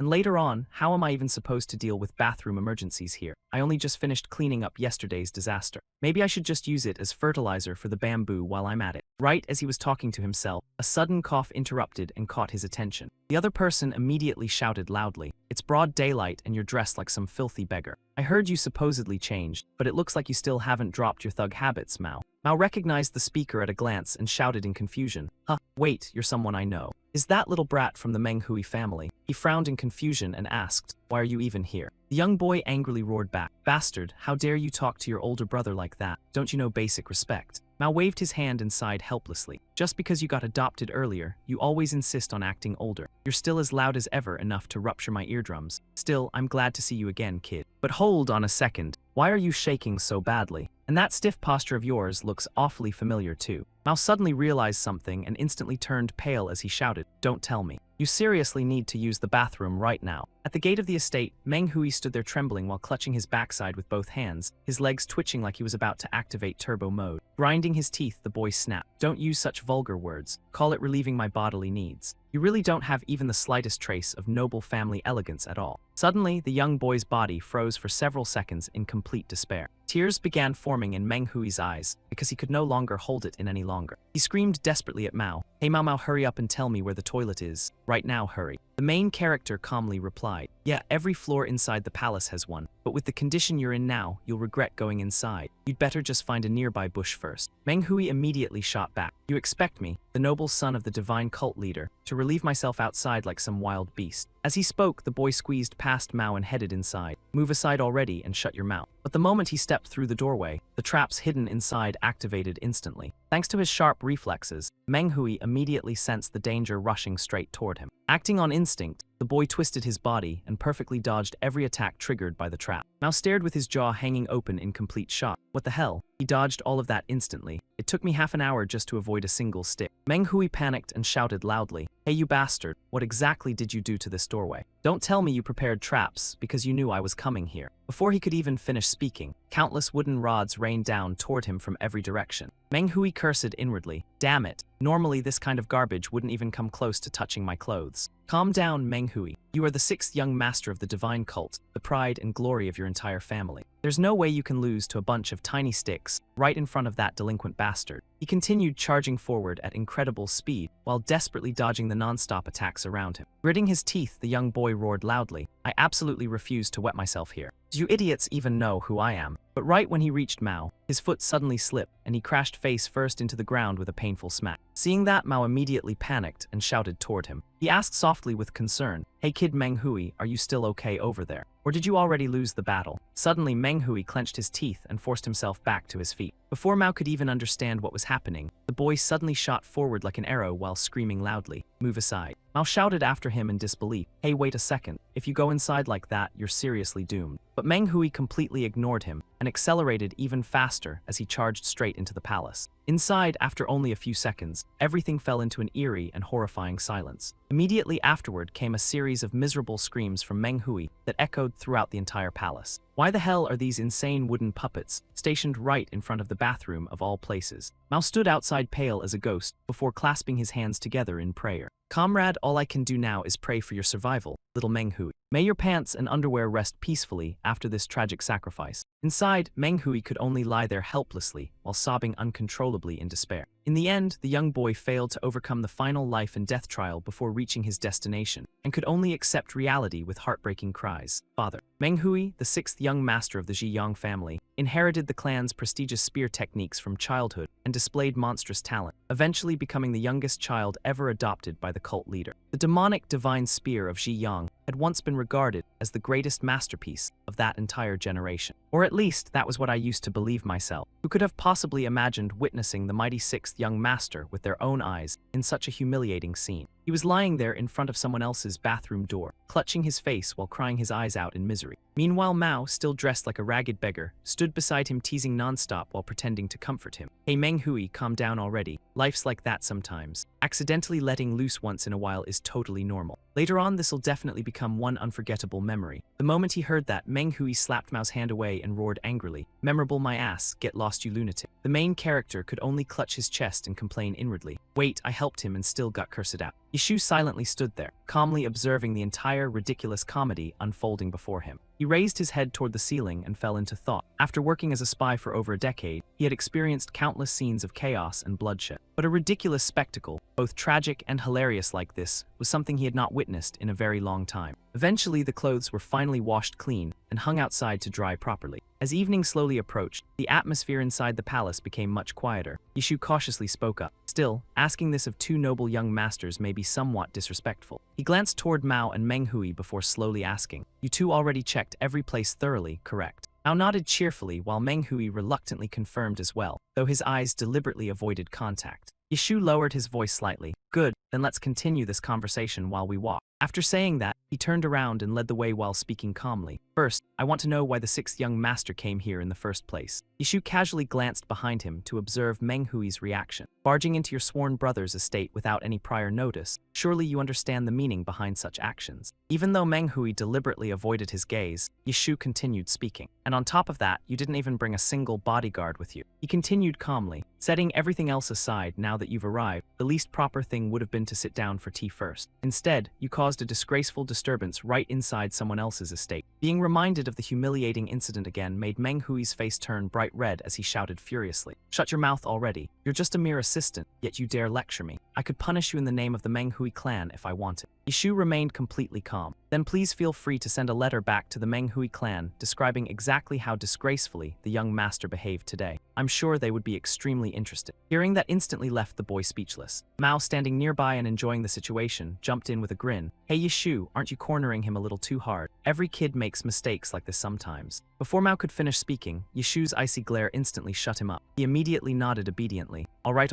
I'll stop talking." Only Meng Hui stood there completely confused, unable to understand why Mao listened so obediently to a mere assistant. He secretly glanced toward Yishu's back. How could an ordinary assistant possibly suppress his own master to this extent? Thinking that, suspicion suddenly flashed through the young boy's mind. Could the rumors actually be true? Does this man really hold Mao's secrets? Meng Hui's body unconsciously stiffened. Then does that mean Mao truly opened the heavenly demon palace and reached the supreme realm as well? But soon after, he shook his head firmly. Impossible. Someone like Mao could never become a top expert overnight. This has to be some scam created by that guy. Finally, the boy made up his mind. I'll investigate everything myself and uncover what these two are hiding. With that thought, Meng Hui stared intensely at Yishu with eyes full of determination. I will absolutely witness the truth with my own eyes. Yishu seemed to notice his gaze, yet only responded gently. If you don't wish to answer, then forget it. It doesn't seem like you came here with hostile intentions anyway, so we'll leave the matter there. While speaking, he slowly opened the door. In any case, it's already getting late, so first of all. Mao and Meng Hui looked inside and immediately saw a table overflowing with luxurious dishes. Yishu politely said, "Please enjoy the meal. I'm sure both of you must be hungry after all that intense activity earlier." Mao's eyes instantly sparkled, while Meng Hui stared directly at the food, his earlier anger vanishing immediately. Before continuing his investigation, the young boy slowly sat down. Fine then, food comes first. And as expected, the entire table was completely wiped clean, without even a single crumb remaining. Mao let out an incredibly loud burp with a face full of satisfaction. Damn, that was amazing. Meng Hui casually took a sip of water before replying, "It was decent enough, I suppose." Hearing that, the main character immediately curled his lips in annoyance. "You cleaned the whole table and still complain," the young boy calmly answered. Compared to the meals served by the Meng Hui clan, this only counts as a light snack. Mao walked over and slapped the boy on the shoulder. "Hey kid, you sure can eat. You're so skinny, where does all that food even go?" Meng Hui instantly jumped up in fury. "You dare touch me." While chaos continued on this side, Yishu quietly sat there observing everything. This Mao guy is unusually enthusiastic today. He shifted his gaze toward Meng Hui, the clan's famous genius sixth young master, born with exceptional talent and advantages beyond ordinary people. Yishu thought silently. He's famous for his arrogance and for always looking down on weaker people, the perfect example of a noble clan heir. But that was merely the surface. Behind it all, far more complicated matters were hidden underneath. He was a child specifically created for the battle over the position of young cult leader. For that purpose, the Meng Hui clan head used numerous women with exceptional talent in order to give birth to him.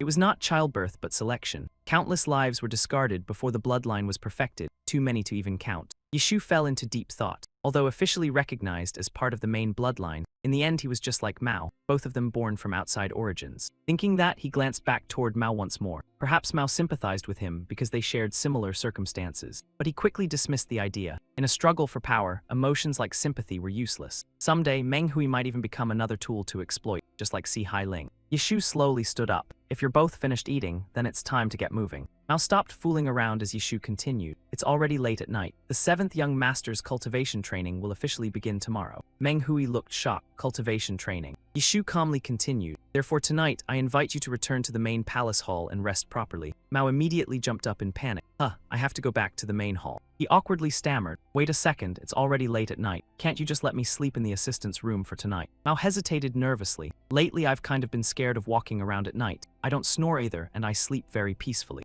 Yishu did not answer immediately, and only silently stared at him without expression. And just like that, Mao was thrown straight out the window before he even had the chance to continue begging. Grinding his teeth furiously, he cursed inwardly. "I never expected that bastard to be this decisive." While flying through the air, Mao screamed loudly, "Yishu, you bastard." Yishu calmly walked to the window and looked down. "So you already know how to land safely now. Looks like all that rolling practice finally paid off." After saying that, he turned back into the room. "Now then, 6th young master, follow me. Even if you are an uninvited guest, proper hospitality must still be shown. I will prepare a room for you." Yishu's gaze slowly shifted toward another direction. Meng Hui's seat was already completely empty. He could only sigh helplessly. The etiquette of the Meng Hui clan truly is rather strange. Looking toward the distance, he calmly spoke. "Suddenly pointing a spear at me like this, exactly how am I supposed to interpret it?" Meng Hui coldly replied, "This is my own intention. In my entire life, I've never seen an assistant dare throw his own master out a window like that." The young boy's expression instantly turned ice cold. "Just as I thought, you're no ordinary assistant. The opening of the Heavenly Demon Palace wasn't because of that guy at all. It was your doing, wasn't it?" Meng Hui continued without the slightest restraint. "A lowborn trash with a mere rank 7 ghost soul root could never accomplish something like that. You must have used some kind of forbidden demonic art." He roared furiously. "Tell the truth already, Mao."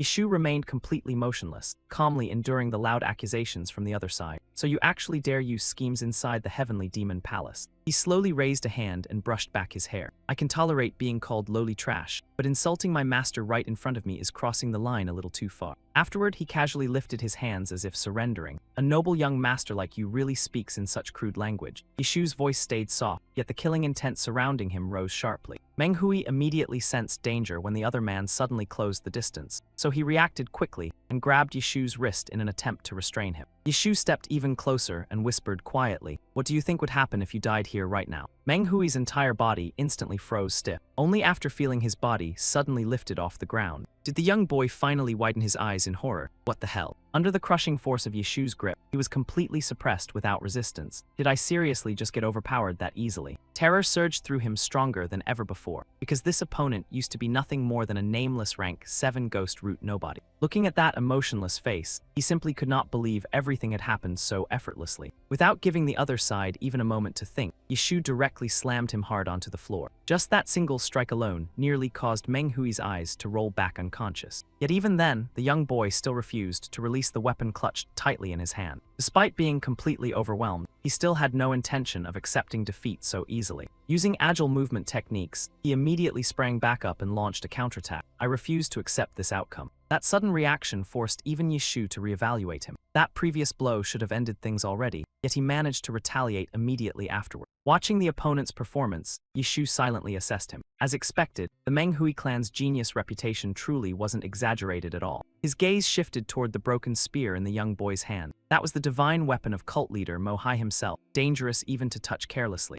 Countless calculations rapidly flashed through his mind. Resolving this situation peacefully clearly would not be easy. Suddenly, the momentum of the battle shifted, causing Menghui to jolt in surprise. Yishu did not hesitate and unleashed a fierce kick instantly. Looks like I'll need to use a little real strength after all. Fortunately, his sturdy body allowed him to endure the impact. That bastard actually dared kick me. While the young boy roared furiously, Yishu had already placed one foot atop the nearby table in preparation. With only the slightest push of force, a powerful shockwave exploded outward from beneath him. As sweat slowly began appearing on Menghui's forehead, Yishu calmly spoke. "You're extremely curious about one thing right now, aren't you?" He deliberately emphasized every single word, whether my master opening the heavenly demon palace. Yishu finished his sentence as his aura surged upward. Was the result of schemes and tricks, or true overwhelming power? The corners of his lips curled upward provocatively, but the answer comes with pain. Are you capable of enduring it? Menghui could clearly feel the terrifying pressure and frowned deeply. This feeling is actually real. The atmosphere became unbearably tense, as both sides moved simultaneously at the exact same instant. Their weapons violently collided while the young boy shouted angrily, "You actually dare look down on me?" Pouring every ounce of his strength into the battle, he launched an endless series of frenzied attacks. But the opponent standing before him was Yishu, a man who remained calm under all circumstances. The speed of their clash became so fast that ordinary eyes could barely follow their movements anymore. The surrounding tables and chairs began shaking violently from the shockwaves spreading across the room. Ignoring the furniture shattering apart around him, the young boy continued cursing non-stop. Damn it all. Deep inside his heart, fear slowly began rising uncontrollably. Just what kind of monster is this guy exactly?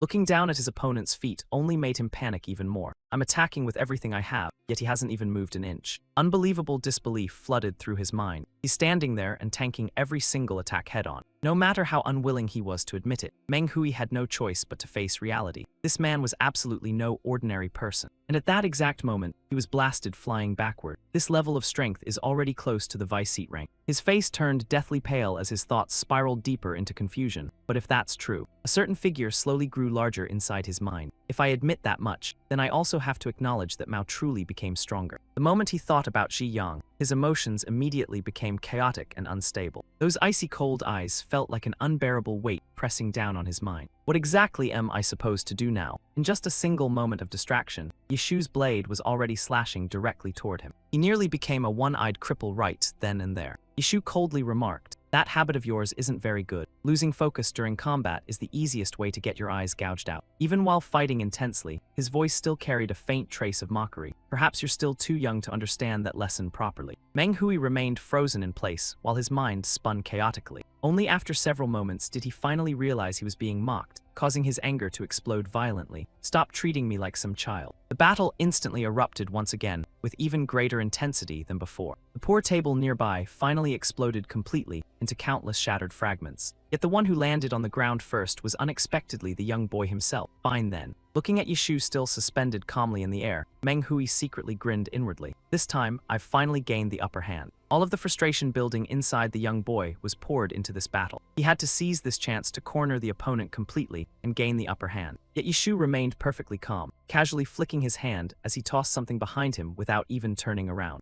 The object shot forward at incredible speed, heading directly toward Menghui. Right before impact, the young boy suddenly felt something strange. "What the hell is this thing?" Looking closer, he realized it was actually a steamed bun. Menghui froze in disbelief. "Isn't that leftover food from earlier?" But even after recognizing it, he had no time to dodge as the steamed bun smacked directly into his face. He hurriedly stopped moving, wiping his face while cursing furiously. "Bastard, you actually resorted to dirty tricks. I can't see anything now." The moment he opened his eyes again, a thin steel thread had already appeared directly in front of his face. Before he could even understand what was happening, Yishu's technique had already surrounded and trapped his body completely. Yishu's long, slender fingers moved gracefully and lightly through the air. In the blink of an eye, the steel threads wrapped around the young boy tightly, like a festival rice cake bound with rope. With a sudden flick of the wrist, Menghui's body was violently yanked backward onto the ground. While the other side was still groaning painfully, Yishu slowly spoke. "At this point, I assume your curiosity has finally been satisfied now, hasn't it?" Immediately afterward, his voice suddenly became icy cold. "So have you mentally prepared yourself yet?" Menghui gritted his teeth and shot back. "Prepared for what exactly?" Under the dim lantern light, the young boy questioned him again. "Prepared for what?" Yishu calmly repeated himself. "I already told you before." Without making the young boy wait any longer, the killing intent erupting from Yishu's body exploded outward. "You are going to die here." His sharp eyes stared directly into the other boy's face. "Did you seriously think I was joking around with you?" At that moment, sweat began pouring endlessly down Menghui's forehead. His eyes widened in complete confusion and fear. "Don't tell me I've actually been possessed by a demon or something." A growing sense of disbelief slowly consumed his mind. "Why do I suddenly feel like this?" An overwhelming terror surged through him violently. The aura coming from this man feels exactly like the cult leader's presence. After completely restraining him, Yishu calmly looked downward. It seems the sixth young master still believes the relationships between all the young masters are merely peaceful brotherhood. Looking at that naive expression, he continued speaking. "That's why you dared charge alone into another person's estate without even bringing attendants or guards." Before he even finished speaking, the steel threads surrounding them suddenly began moving once again. In the next instant, Menghui's body was violently dragged upward off the ground. The sudden force of the pull was so abrupt that it left him dizzy and disoriented. Looking at the opponent suspended helplessly in the air, Yishu calmly concluded, "This was a fatal mistake." The steel threads tightened even further. "All of you are merely enemies competing in a brutal succession war. In the battle for the young cult leader position, every relationship becomes one of allies and enemies, where even a glance can ignite deadly combat." Choked so tightly that breathing became difficult, the young boy could only grit his teeth and continue listening. Inside the divine cult, competition means using every method possible without hesitation. Yishu slowly listed them one by one: schemes, violence, or perhaps. His expression turned colder than ever, a perfectly clean assassination. Those words instantly caused Menghui's face to change dramatically. When facing dangerous enemies, they must be killed immediately to secure the future. Hearing that, the young boy froze completely. Assassination. Before he could properly think things through, anger exploded out of him first. "You lowborn trash, who exactly are you trying to scare here? Do you even know who I am?" He roared loudly while boasting about his background. "I am the adopted son of the cult leader, the son of third elder Ji Yang, and behind me stands the entire Menghui clan." His threatening voice echoed throughout the ruined room. "If you dare lay a hand on me, the consequences will be something nobody can bear." Seeing the other side remain silent only made him shout even louder. "Stop standing there pretending to be intimidating." But suddenly Yishu interrupted him. "Forgive me, sixth young master, but the Menghui clan does not exist here." His hand tightened firmly around the steel thread. "Here, there is only one person tied up helplessly. And only me, the one currently holding your life in my hands." His cold gaze pressed down heavily like a mountain. "Tell me this. Can the name of the Menghui clan save you from this blade right now?" Completely cornered, the young boy began stammering helplessly. That." Yishu slowly raised his weapon higher. "In this situation, is the only thing you possess truly just your family's reputation?" The distance between them became so close that each could clearly hear the other's breathing. "It seems there's no longer any reason to spare your life." Looking at the blade pressed against his skin, Menghui panicked completely. "Wait, stop." The young boy shut his eyes tightly and begged desperately. "I was wrong. Please spare my life just this once." The steel threads immediately loosened around his body. "Spare your life." The restraints disappeared entirely, causing him to collapse onto the ground in confusion. Crashing hard against the floor, the pain forced a cry from his mouth. Struggling to stand back up, he asked in confusion, "What just happened?" Yishu calmly answered, "I spared your life exactly as you requested." He turned around and began walking away. "Therefore, stay quiet for a while and then leave this place." The sudden shift in attitude left the young boy completely stunned. "What?" Staring at Yishu's back, he questioned him rapidly. "Why let me go? Weren't you planning to kill me?" Yishu replied calmly, "Killing someone to silence them is troublesome and it also costs money." Standing amidst the wreckage around him, he continued speaking. "That method is only necessary when the opponent is truly dangerous." His tone remained calm, yet carried tremendous weight. A spoiled young master who only knows how to rely on his family's reputation simply isn't worth my effort. Yishu clasped his hands behind his back and smiled faintly. "So please return to the golden cage known as the Manhwa clan." His sharp gaze stopped directly on the young boy's body.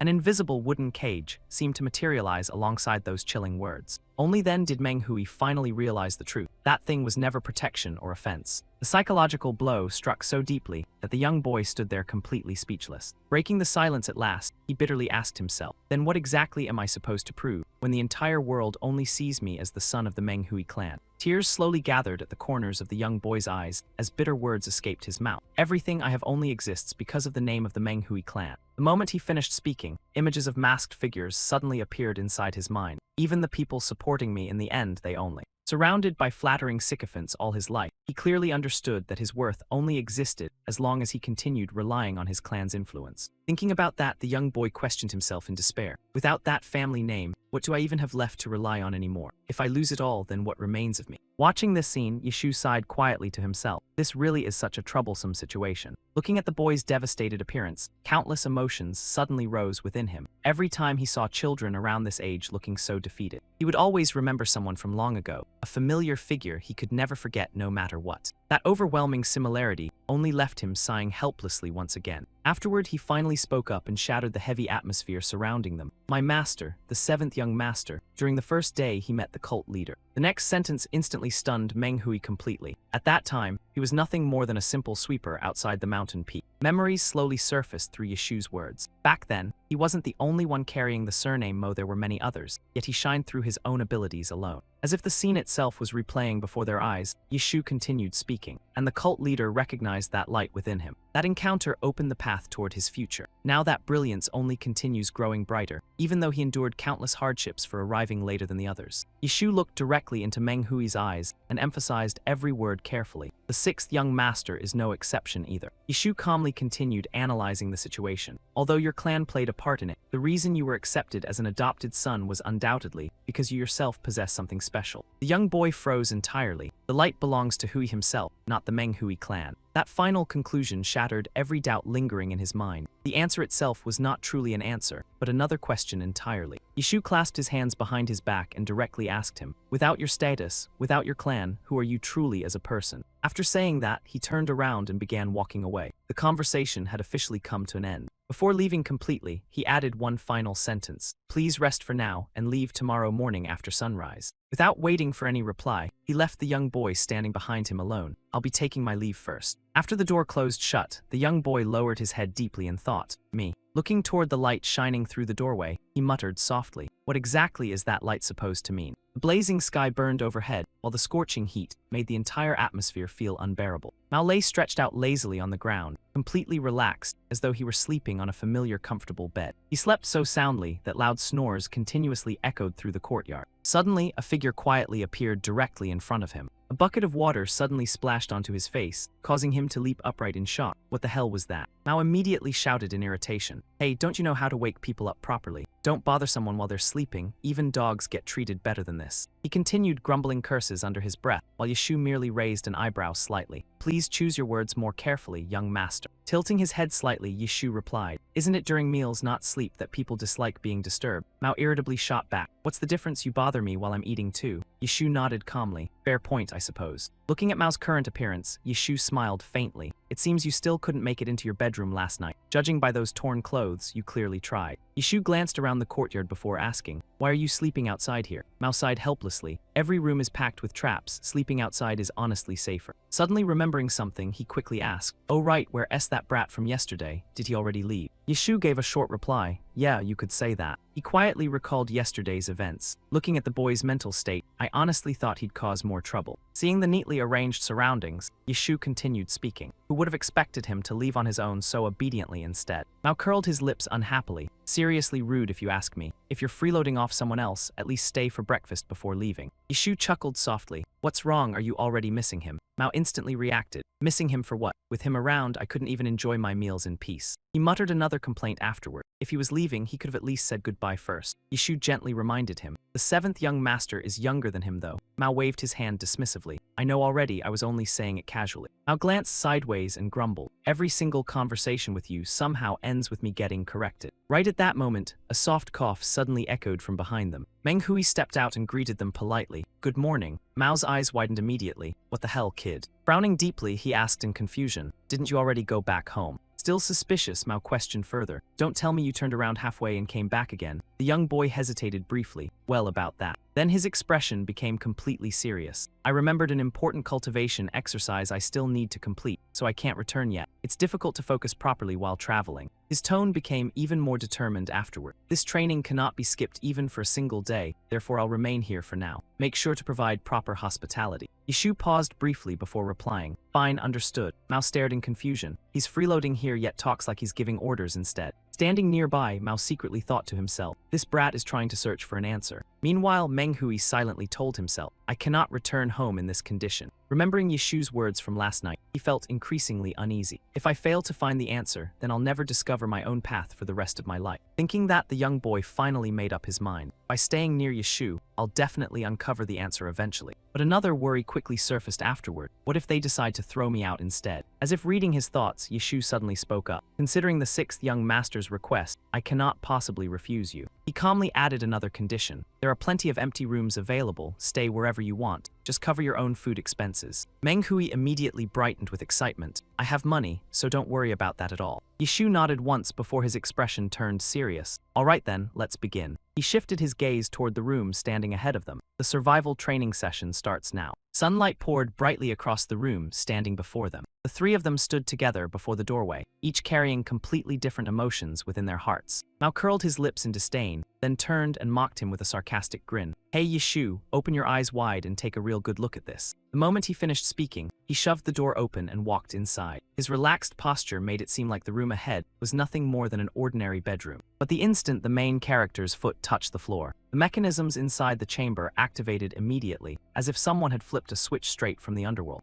A pitch-black crack suddenly opened across the ceiling, so deep and eerie that it sent chills crawling down everyone's spine. From above, a gigantic iron chain ring came crashing downward with terrifying force. Before anyone could even process what happened, the chains had already begun whipping wildly in every direction at horrifying speed. The chains spun like a giant meat grinder, tearing through the entire room without leaving a single blind spot untouched. Mao stood outside staring at the horrifying scene, his expression turning darker by the second. Then he quietly took another cautious step backward to make absolutely sure he stayed alive. Strangely enough, the gears stopped turning the instant he retreated. The iron chains quickly retracted back toward the ceiling as well. The crack above slammed shut again, as though it had never existed in the first place. Silence swallowed the room once more, an eerie stillness heavy enough to suffocate the air itself. Mao snorted coldly and said, "See that?" Yeshu calmly nodded in response. "I saw it." Hearing that, Mao frowned and continued, "Now repeat what you said earlier." Mao exploded in anger and shouted, "What exactly did I say?" The other man answered evenly, "The sentence you said just now, young master."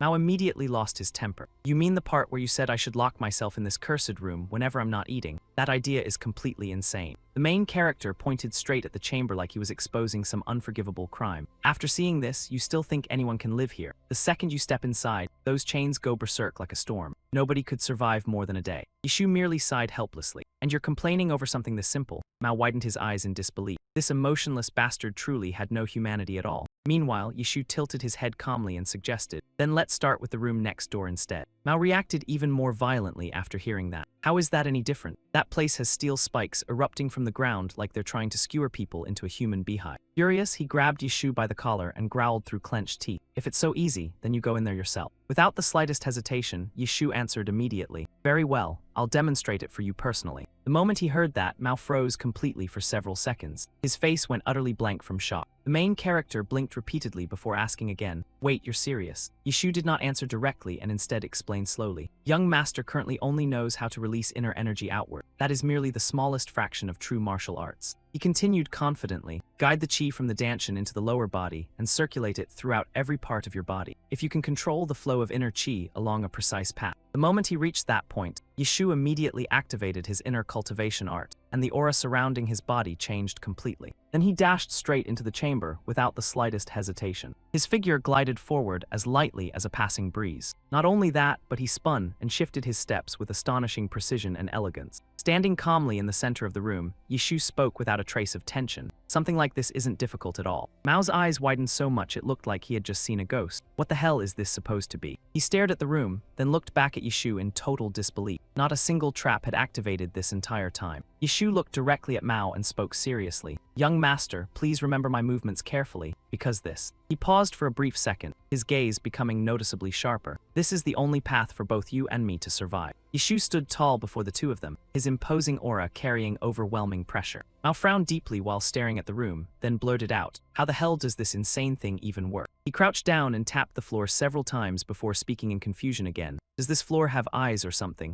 How can it even tell people apart?" Meng Hui crossed his arms and glanced over with obvious disdain. "It doesn't use eyes. These mechanisms detect the weight placed on the floor. This guy really is hopelessly stupid." The young boy tilted his head and continued explaining. "Assistant Zhang is showing you that even walking has to be relearned from the ground up. This is practical training, not just empty words." Mao still looked completely lost. "What do you mean the first step?" Yishu immediately revealed an approving expression. Young master truly understood it after seeing it only once. "Your talent is extraordinary indeed." He clasped his hands behind his back and continued calmly. "No wonder everyone outside calls the sixth young master the greatest genius of Tian Mountain." Meng Hui grew slightly embarrassed and waved his hand quickly. "All right, that's enough. Stop flattering me already." Yishu nodded before returning to the main topic. Just as young master realized, the mechanisms here only activate when the weight on the floor exceeds a certain limit. He slowly emphasized every single word. "If you wish to live peacefully inside this room, there is only one method. You must lighten your body using a martial artist's technique." Yishu paused for several seconds before speaking slowly once again. "That method is..." Before he could even finish his sentence, he activated his inner energy and shot toward Mao like a blur. In the blink of an eye, Yishu's speed exploded to such an extreme that it made everyone dizzy just watching him. By the time the main character reacted, Yishu's foot had already landed lightly atop his head. Mao and Meng Hui both turned completely petrified. The two of them stood frozen in place, unable to utter a single word. Meanwhile, Yishu remained perfectly calm as if nothing unusual had happened. This is the secret art known as lightness skill. Mao stood stiff as a statue where he was, not even daring to breathe too heavily. His mind was in complete chaos. How could a grown man stand on top of his head, yet feel lighter than air itself? Mao swallowed nervously and focused on the sensation again. The weight was so light it felt as though only a single feather rested on his head. Even the young boy beside him could not hide his shock. Reaching this level with lightness skill was something even supreme grandmasters would struggle to accomplish. Meng Hui's eyes immediately lit up with admiration. This man is definitely no ordinary expert. Assistant Zhang is seriously incredible. Still standing firmly atop Mao's head,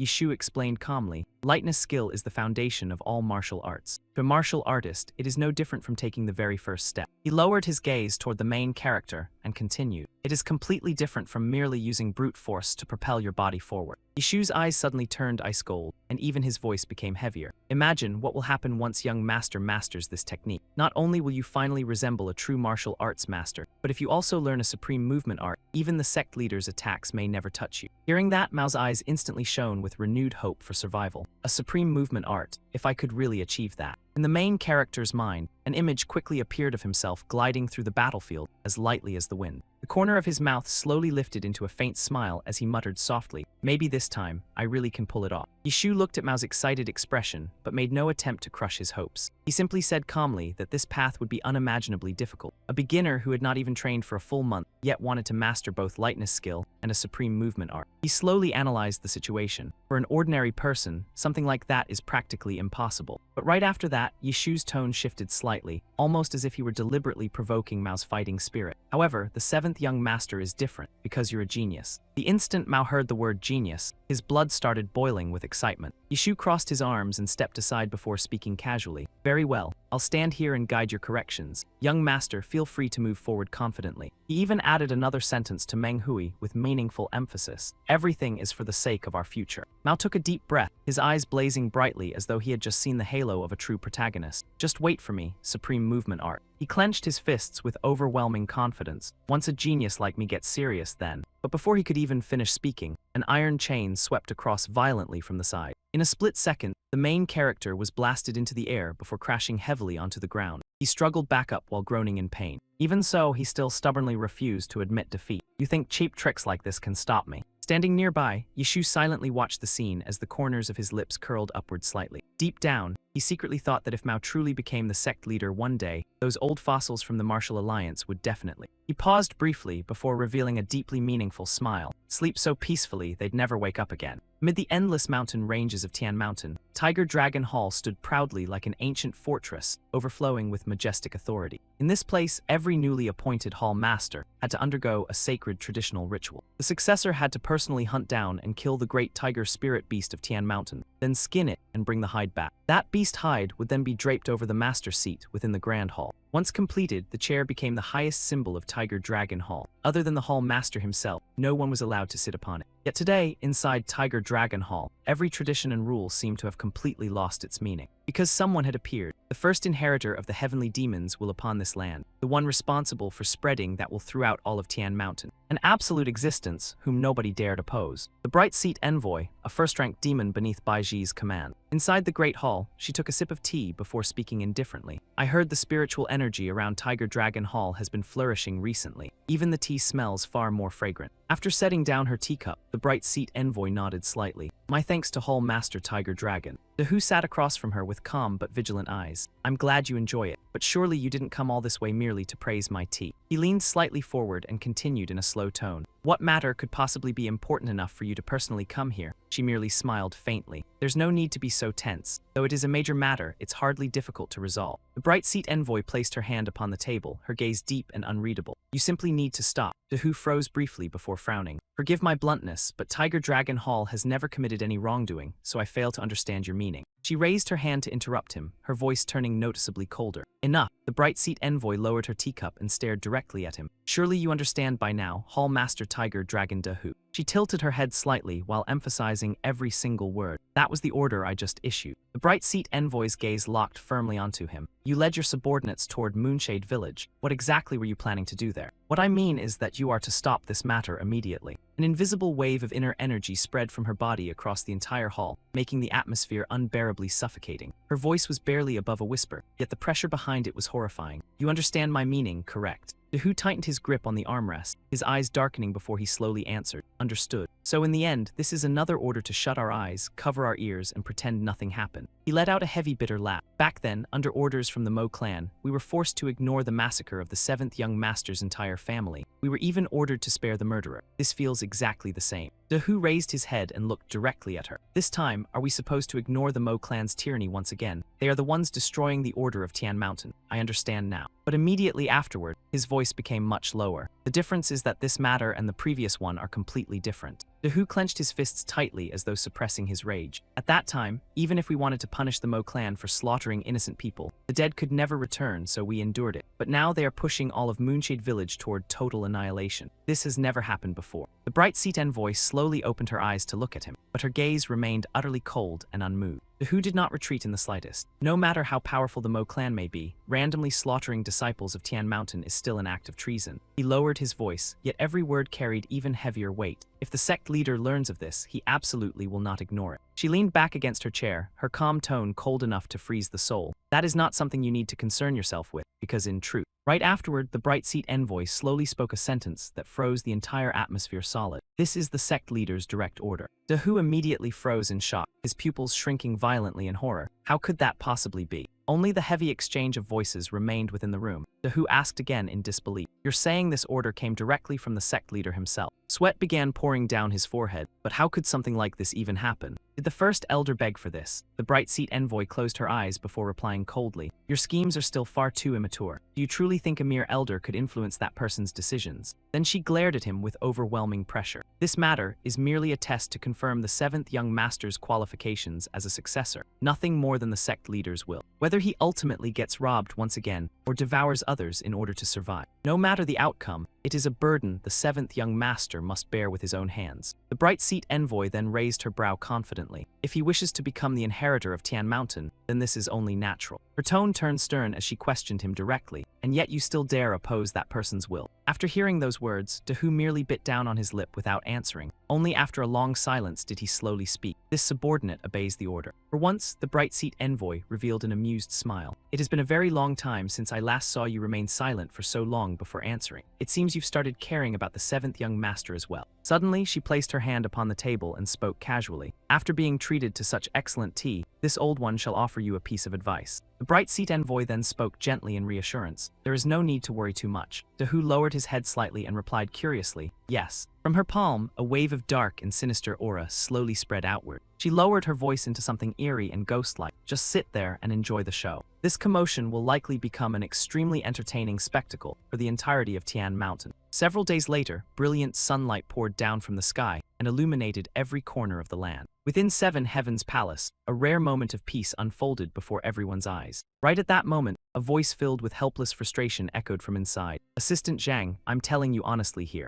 Meng Hui stared at the scene before him with obvious suspicion before hesitantly speaking up. No matter how I look at this, I honestly can't see even the slightest bit of hope. Yishu sat nearby with one leg crossed casually, a faint smile curling across his lips. The young boy continued speaking afterward. Can't you see it? He's been trapped inside that cursed room for several days already. And even now, he still has that reckless expression on his face. The image of Mao desperately punching and kicking the gigantic iron sphere unfolded clearly before their eyes. Meng Hui immediately pointed into the room and shouted loudly. This isn't just slow reflexes anymore. He completely lacks any martial arts talent at all, even if he somehow learns a little lightness skill or movement techniques by luck. At that level, he'll never dodge my father's finger wind in his entire life. Assistant Zhang, you understand that better than anyone, right? The young boy wiped the sweat from his forehead before continuing sincerely. As his assistant, of course you can't simply abandon your master so easily. I understand that, but the living still have to find a way to survive. Then he confidently pointed toward himself and proposed, how about serving under me instead, Assistant Zhang? I'll personally speak to father about everything afterward. At the very least, your life would be guaranteed that way. But right then, Yishu suddenly interrupted him, wrong on 2 counts. He calmly pointed it out. There are 2 completely incorrect assumptions in the 6th young master's words just now. Meng Hui widened his eyes in surprise immediately.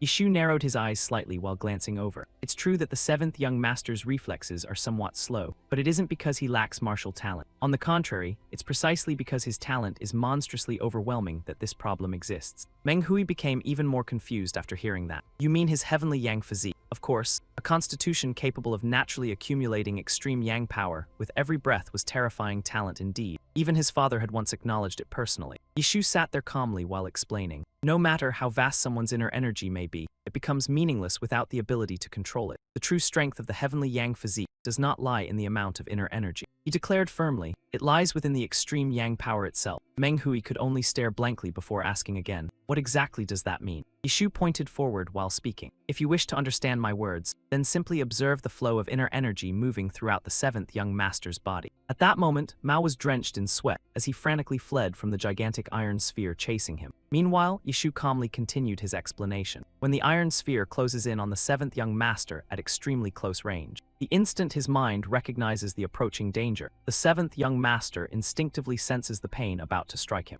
And the extreme yang power immediately resonates with that instinct. A massive wave of inner energy erupted continuously inside Mao's body before spreading across every inch of him. Yishu remained calm as he explained further. That power follows his blood vessels before gathering at the exact point about to receive the impact, all in preparation to withstand the incoming collision. Right afterward, the main character was smashed by the iron sphere so hard that he cursed loudly in pain. Yet Yishu continued speaking indifferently. Something countless people spend their entire lives training for without success is the fusion between instinct and inner energy. And yet the 7th young master achieved it naturally, without any enlightenment at all. That is the true hidden power of the heavenly yang physique. Furthermore, when the extreme yang power circulates this way, it also seeps directly into the body's injuries. Mao desperately dodged while shouting, "Why the hell is this iron ball so ridiculously fast?" Meanwhile, his body continuously regenerated and strengthened his bones and muscles. Yishu continued explaining, "Although the principles differ somewhat, fundamentally it resembles Shaolin Temple's indestructible Vajra art. By now, the seventh young master has probably become almost numb to the pain from the iron sphere. But ironically, that very fact has become poison to him instead, because the heavenly yang physique has raised his body's sensory threshold far too high."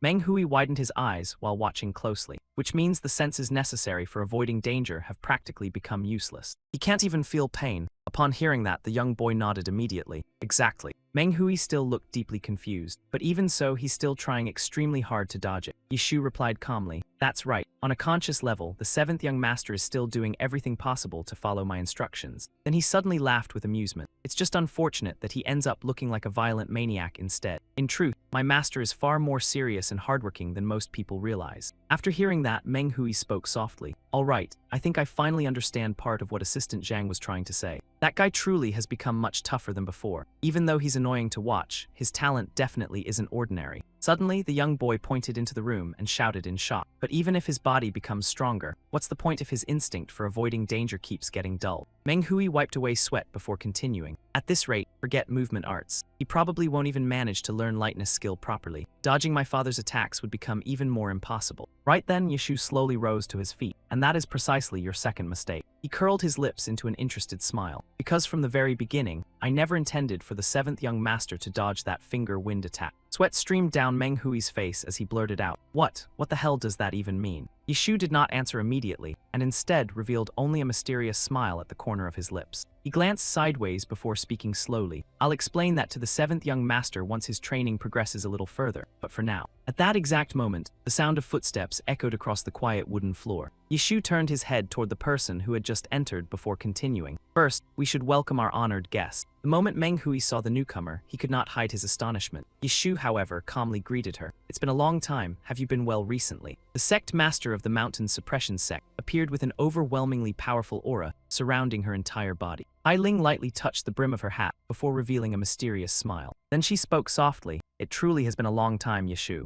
Could you spare some time to speak privately with me?" Inside the quiet room, only Yishu and Hai Ling remained sitting across from one another. Yishu was the first to speak. "For someone as respected as you to personally come here, something major must have happened." He continued with an expression of disbelief. "But this matter exceeds even my expectations. Honestly, I suspect I may have misheard you. Would you mind repeating it one more time?" Ai Ling lifted her teacup and laughed softly. "It's nothing that serious. I merely tried making a proposal to her once." But immediately afterward, her voice sank into chilling coldness. "If those people dare step beyond the bamboo forest surrounding Seven Heavens Palace," Ai Ling instantly declared with overwhelming killing intent, "I'll personally send every last one of them into the slaughter furnace." Within the silent room, only the conversation between the two remained. Ai Ling lowered her head slightly before commenting, "In such a short time, Seven Heavens Palace has changed tremendously." Then she asked curiously, "Even the mechanism formations here are this extraordinary. Was this ghost dragon's handiwork?" Yishu smiled faintly in response. "That's correct. I had him design everything so ordinary trash wouldn't even be able to approach this place. Even so, against the sect master of the Mountain Suppression Sect, not even the edge of your sleeve was touched." Ai Ling closed her eyes and sighed softly. At least it wasn't disappointing. Quite impressive, actually.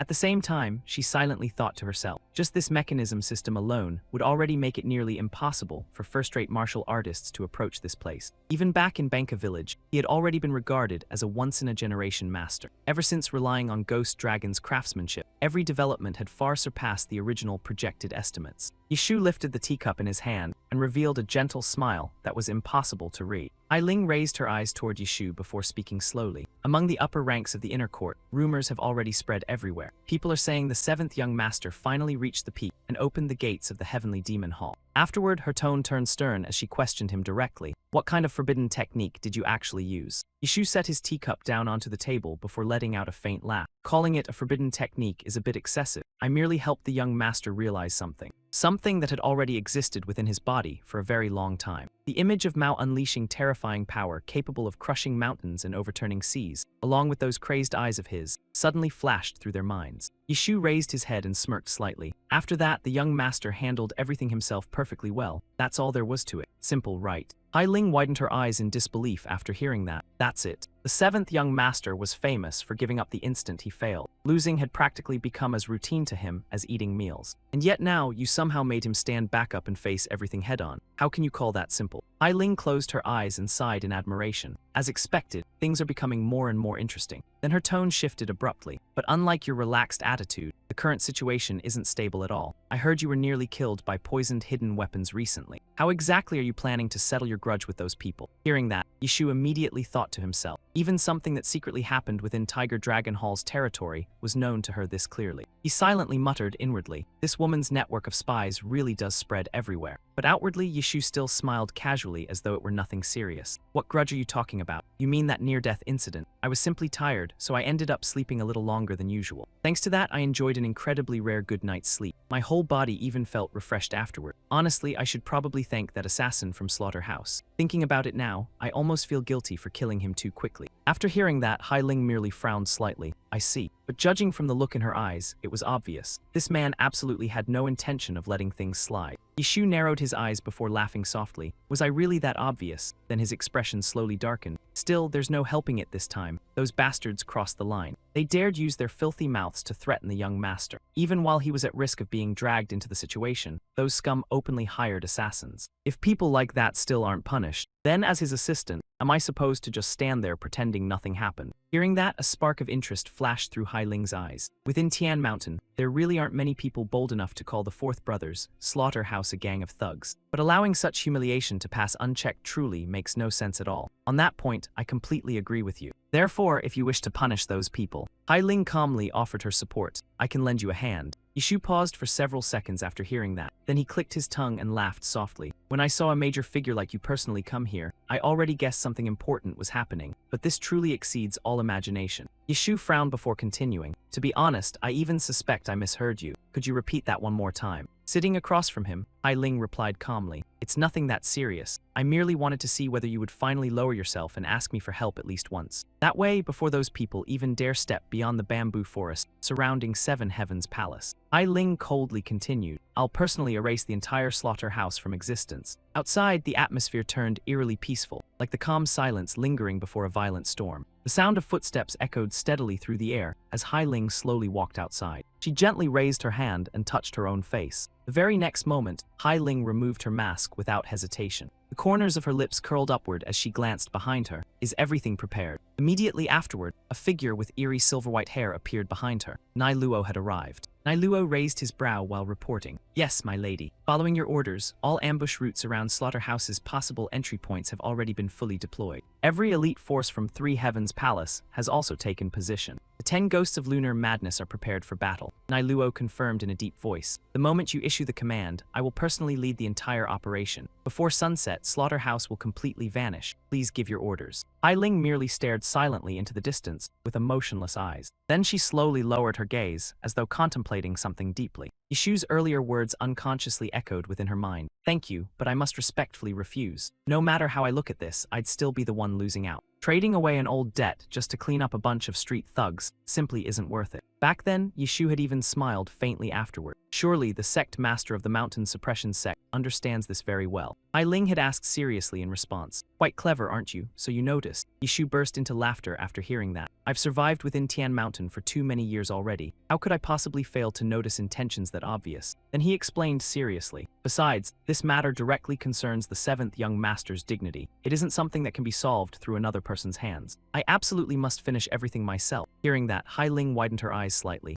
You mean you wish to preserve his pride? Yishu immediately shook his head in denial. No, I want the entire world to understand clearly. He declared coldly. I want everyone to witness with their own eyes the absolute dignity of the seventh young master throughout all of Tian Mountain. So that from this point onward, there will never again be anyone who dares entertain the thought of climbing over his head. Right afterward, Yishu returned to his cheerful expression and laughed lightly. So don't touch Slaughterhouse. They will become the staircase the young master uses to ascend. At the same time, they are prey I personally selected. A faint breeze swept between Hai Ling and Nai Luo, making the atmosphere feel even colder. Hai Ling curled her lips into a faint smile before silently thinking to herself. At this point, I'm honestly starting to regret it, because I personally placed someone this dangerous beside Mao. Then Hai Ling spoke in a deep commanding tone. Nai Luo, relay my order to the 10 ghosts of lunar madness. All forces are to withdraw immediately back to Three Heavens Palace. She calmly turned around and walked away before narrowing her eyes slightly. This place is their battlefield alone. Victory or defeat, survival or total annihilation. Only those willing to bear every consequence deserve the right to step onto this battlefield. Amid the thick layers of dark clouds, a brilliant golden moon slowly emerged. At the same time, a cold voice echoed through the night. The clouds have finally covered the moon completely.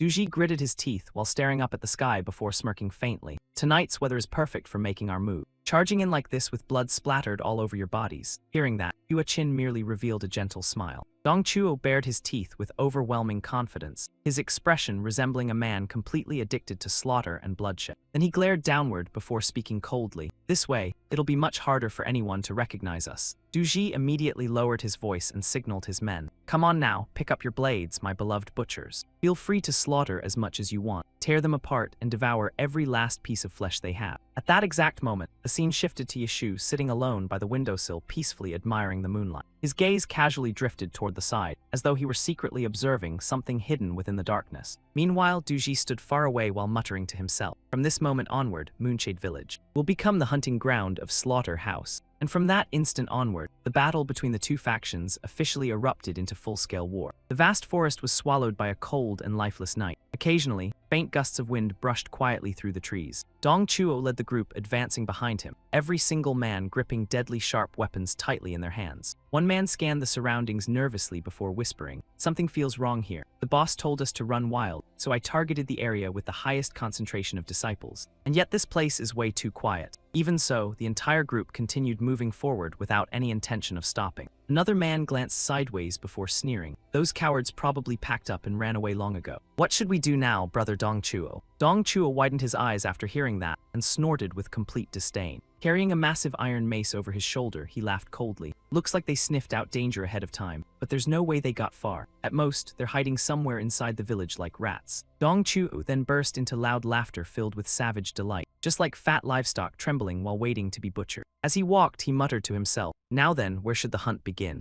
Right then, a bald man holding a bow suddenly appeared atop a rooftop. Veins bulged across both arms as he drew the bowstring tightly toward the darkness ahead. The next moment, he released the string and sent the arrow shooting violently through the night. Dong Chuo immediately sensed danger and instinctively spun his head around in alarm. His eyes widened as he cursed inwardly. Those bastards actually dared set up an ambush. The sharp arrow flew directly toward Dong Chuo's left arm with frightening speed. But contrary to his expectations, the arrow suddenly veered far off course before stabbing awkwardly into the ground. Dong Chuo stared at the scene blankly in confusion. He looked down at the lonely arrow sticking out of the dirt before making a twisted expression. What the hell was that? Meanwhile, the man on the rooftop scratched his head in disbelief. That can't be right. How did he dodge that? Completely confused, Dong Chuo raised his head upward. There he saw a cross-eyed bald man drenched in sweat screaming loudly. Don't tell me those guys identified the blind spot in my firing angle within that tiny moment. He even shamelessly praised himself afterward, as expected of the terrifying experts from Slaughter Gang, but the man behind him immediately shouted back, "What expert? You obviously missed the shot." The cross-eyed man yelled angrily in return, "I already told you to let me handle it." Sweat poured down his face as he stammered awkwardly. The vice captain should at least get the opening move.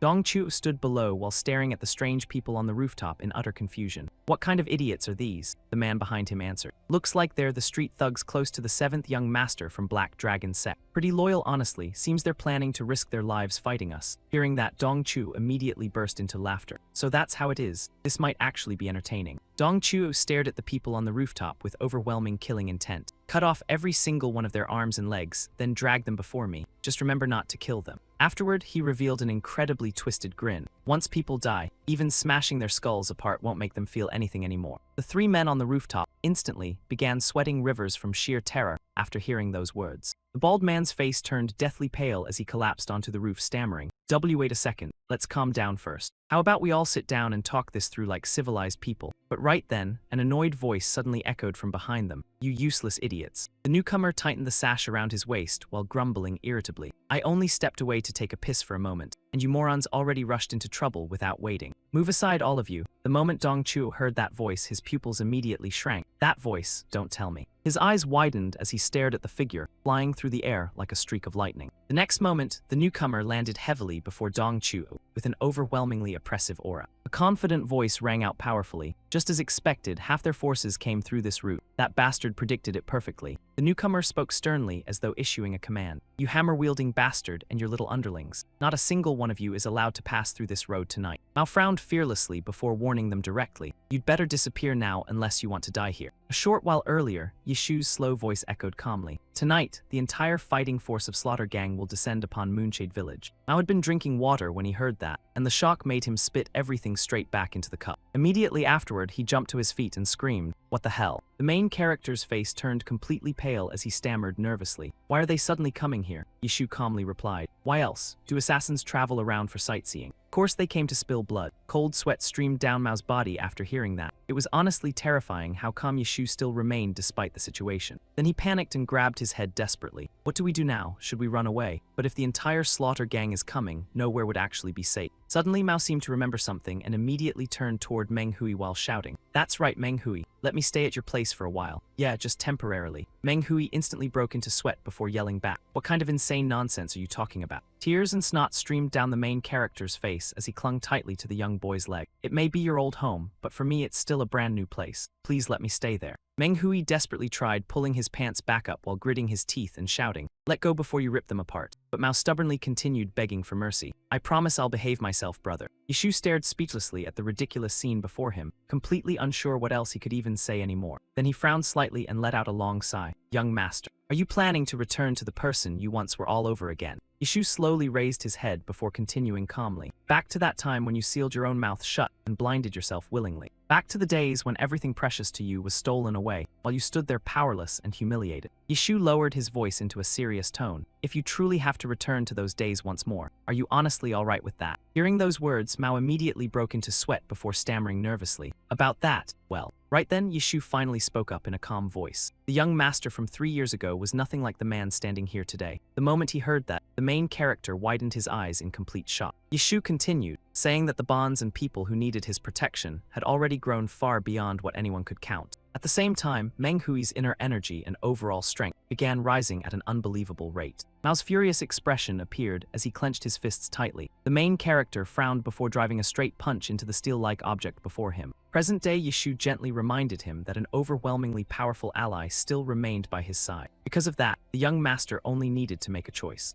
Either bow his head and watch everything be stolen away from him, or overcome every obstacle and protect the things he refused to lose. The atmosphere inside the room instantly became suffocatingly silent. Mao collapsed onto the ground and suddenly burst into laughter. He once believed his life would quietly drift by like an old forgotten carriage no one cared about. Yet now everything had become unbearably heavy. From his own life to that damned name, every single thing was giving him a splitting headache. The main character darkened his expression before raising his head and asking directly, "Tell me honestly, Yishu, what happens if I decide to protect everything no matter what?" Yishu calmly looked down at him and smiled faintly. "If that is the young master's wish, then whether it is the Slaughter Gang or anyone else, I will follow you to the very end." Back in the present, the scene shifted to Mao standing alone in front of Dong Chu's group, blocking their path by himself. The man casually planted his weapon into the ground and laughed. "Well now, this really is a rare sight. The 7th young master I know should be hugging a wine jug and drinking himself unconscious at this hour. Never thought you'd actually dare show your face like this today." Hearing that, Mao merely frowned before rubbing the back of his neck. Dong Chuo curled his lips into a smirk and questioned him. "So why did you personally come here tonight? Or did you already finish every drop of wine in the palace?" The main character sneered in contempt. "Funny hearing that from you. From a human standpoint, I should be the one asking that question instead. In the middle of the night, your people barged into someone else's territory carrying blades and swords. No matter how I look at it, you all seem like troublemakers looking for a fight." Then he lowered his voice until it turned ice cold. "Can any of you even handle the consequences of this?" Dong Chuo looked amused and laughed loudly. "The young master's pretty fierce today, one surprise after another." But midway through his words, he suddenly stopped. Dong Chuo slowly asked, "Do you still remember that kid's name from back then?" Mao frowned in confusion. "Why bring that up all of a sudden?" The man immediately sneered. "What's wrong? Don't remember anymore. 3 years ago, when we stormed this place, every single one of those Dan 2 brats already died inside your palace." The moment he heard that, the main character unconsciously tightened his lips. His entire body jolted as though someone had crushed his heart. Dong Chuo pretended to act innocent, clapping his hands loudly before speaking again. "Oh right, one of them was called Taidu or something." The instant that name reached his ears, Mao froze in place like his soul had completely left his body. Veins of bloodshot fury filled the main character's eyes. He ground his teeth together and cursed inwardly, "You filthy bastard." Memories of his two friends resurfaced surfaced vividly before his eyes. Bitterly, he realized Dong Chuo could not even remember Tai Ying and Zhang De's names. At that moment, Mao had been pushed beyond the limits of his anger. Dong Chuo continued provoking him. Maybe I mixed up the names a little, but I still remember every single face clearly. Thinking about it now, it's honestly a shame.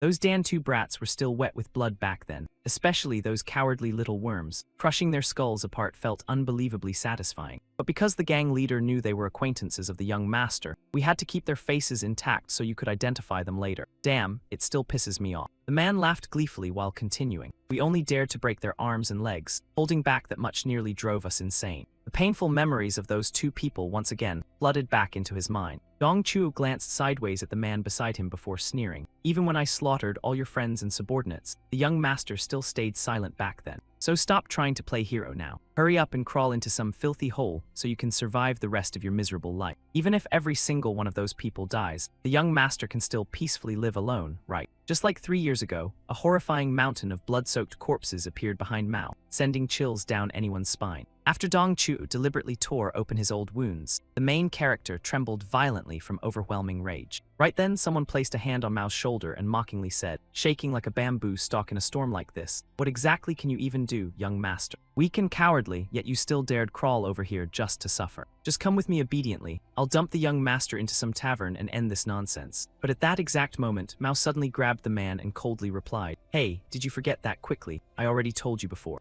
Mao spoke in a low but unwavering voice. "Today, not a single person is allowed to step across this road." Hearing that, the man frowned immediately. "I'm only being polite because you're the young master. Don't tell me you actually think you're some important figure. What gives you the right to act arrogant here?" But before he could even finish speaking, something else suddenly interrupted him. Mao poured every ounce of Meng Hui's inner energy into his fist before unleashing a devastating punch straight at the opponent. His knuckles smashed directly into the man's nose bridge, producing an ear-splitting cracking sound. At this moment, uncontrollable fury burned violently across the main character's face. Dong Chuo watched the scene unfold before him and could not hide the shock on his face. His eyes widened as he stammered in disbelief. What the hell just happened? The other three men also stood there with mouths hanging open, unable to believe what they had just witnessed. Meanwhile, the guy with messy hair like a spiky rambutan was blasted backward by Mao's punch. He crashed heavily onto the ground after taking the full force of the strike. At the same time, Mao coldly warned them, "Listen carefully, you worthless trash. I'll only say this once. Don't even dream of taking another half step toward this side." Mao wiped the blood from the corner of his mouth while speaking with a darkened face. "This distance right here is the boundary between me and all of you."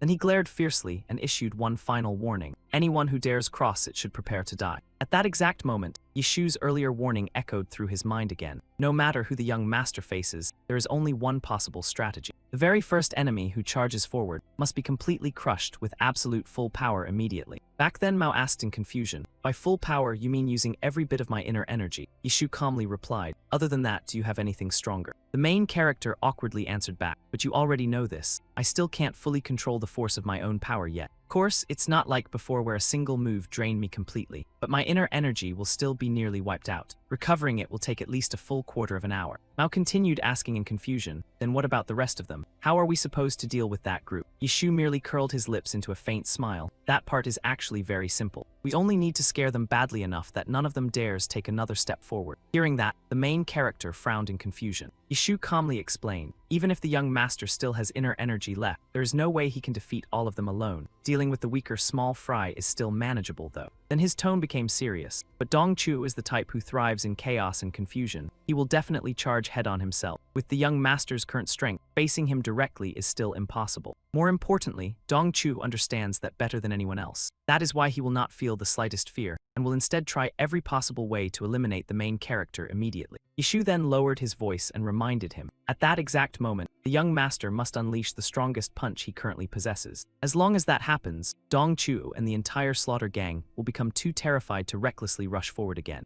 Yishu pointed ahead while raising his brows in warning. "Absolutely do not miss that opportunity. Pour every ounce of your willpower into making them believe that punch was nothing more than casually dusting something off." Meanwhile, the young master himself must continue acting completely calm. Mao fearlessly stared at the group before him before continuing. "Make them so terrified they will not dare take even another half step." The main character displayed an openly mocking expression. "You want to rush in? Then come try it if you've got the guts. What's wrong now? Weren't you all acting fierce just moments ago? Why did every single one of you suddenly lose your nerve?" The bald man standing atop the rooftop shouted in shock. "Dear heavens, Since when did the seventh young master master the tyrannical Menghui technique? I'm so shocked I feel like flipping the whole table over. The crowd behind them instantly erupted into excited cheers. Now that's the true aura of the seventh young master. Those slaughter gang trash are doomed this time for sure. One of Dong Chu's subordinates frowned in irritation. Those damn mutts actually dare look down on us now. The other man broke into a cold sweat while thinking to himself, what the hell is going on here? Even the gang leader and I have not reached that realm yet. Could those rumors spreading across the martial world actually be true? The seventh young master really encountered some miraculous opportunity and stepped into the transcendent realm.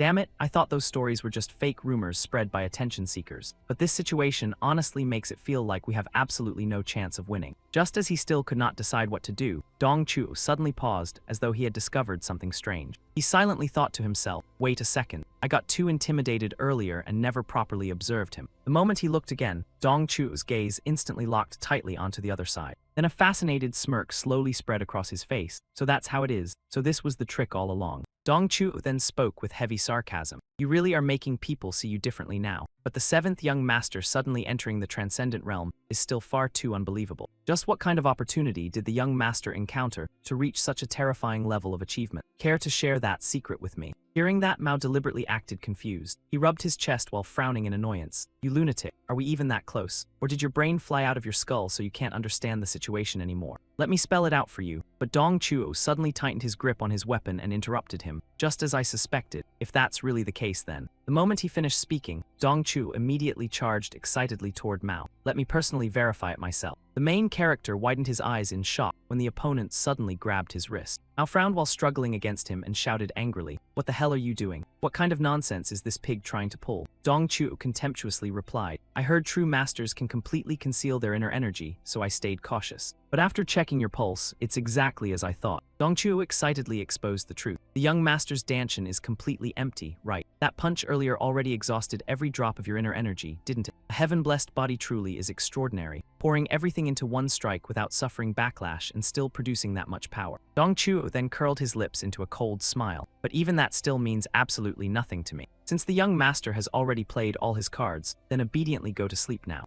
Once you wake up, you will witness an absolutely beautiful scene. Just like the Seven-Night Palace 3 years ago, a landscape completely drowned in the stench of blood. The instant he heard that, Mao's face darkened immediately. The fury burning in his eyes exploded violently. Unexpectedly, the main character suddenly curled his lips into a cold grin. I've been waiting forever for this exact moment. Right then, a pair of feet suddenly stepped onto Dong Chu's shoulders, startling him badly. Cold sweat poured down Dong Chu's face as he raised his head upward. Mao's icy voice descended from above. Time to repay the debt for that meal, little brat. The person standing on his shoulders casually spun the weapon in his hand before replying irritably, I already told you not to call me that. Then Menghui, his face completely concealed, slowly lowered the spear tip and spoke with disdain. Seriously, what a hopeless idiot. The sharp sound of a weapon piercing through flesh suddenly rang out. Crimson blood instantly sprayed wildly everywhere. Several hours earlier, Yishu sat across from Mao before speaking calmly. I already understand Assistant Zhang's plan, and I firmly believe it will work. At that moment, Meng Hui slightly frowned, but that strategy only works against opponents with weak nerves who panic easily under pressure. As for the people from the Slaughter Gang, every single one of them has at least reached the peak threshold of martial mastery. Even Mao and the other senior brothers and sisters would never dare underestimate the strength possessed by those people. The young boy then suspiciously asked, would opponents like that really fall for such an intimidation tactic, or would they immediately see through the shallow nature of that immature martial technique? Just by observing the sudden drop in inner energy, they could figure it out instantly. There's nothing difficult about that. Mao, standing nearby, broke into sweat while stammering, well, that part is actually true. Hearing that, Yishu merely smiled faintly. To perceive that much in only an instant, the sixth young master's intelligence truly cannot be underestimated. I am becoming even more convinced that Meng Hui's future will shine brilliantly. The young boy blushed slightly and rubbed his chin. Well, it's not really that impressive. Yishu gently replied, since you already understand everything clearly, then I shall skip the lengthy explanation. The surprise attack from behind Dong Chuo will be entrusted entirely to you, sixth young master. If possible, please strike at the exact instant he realizes the seventh young master's trick. Hearing that, the young boy immediately broke into sweat and stuttered nervously. Hey, Assistant Zhang, don't tell me you're seriously dragging me into this battle too. Yishu looked confused as he responded. Besides the sixth young master, who else here could possibly do it? Then he raised the corners of his lips into a sly smile. The seventh young master needs at least a quarter of an hour to recover his inner energy. As for me, I still have countless personal matters to handle. So naturally, I must rely on you. Meng Hui awkwardly pointed at himself. That's impossible. No matter what, I am still the sixth young master, the legitimate heir of Meng Hui.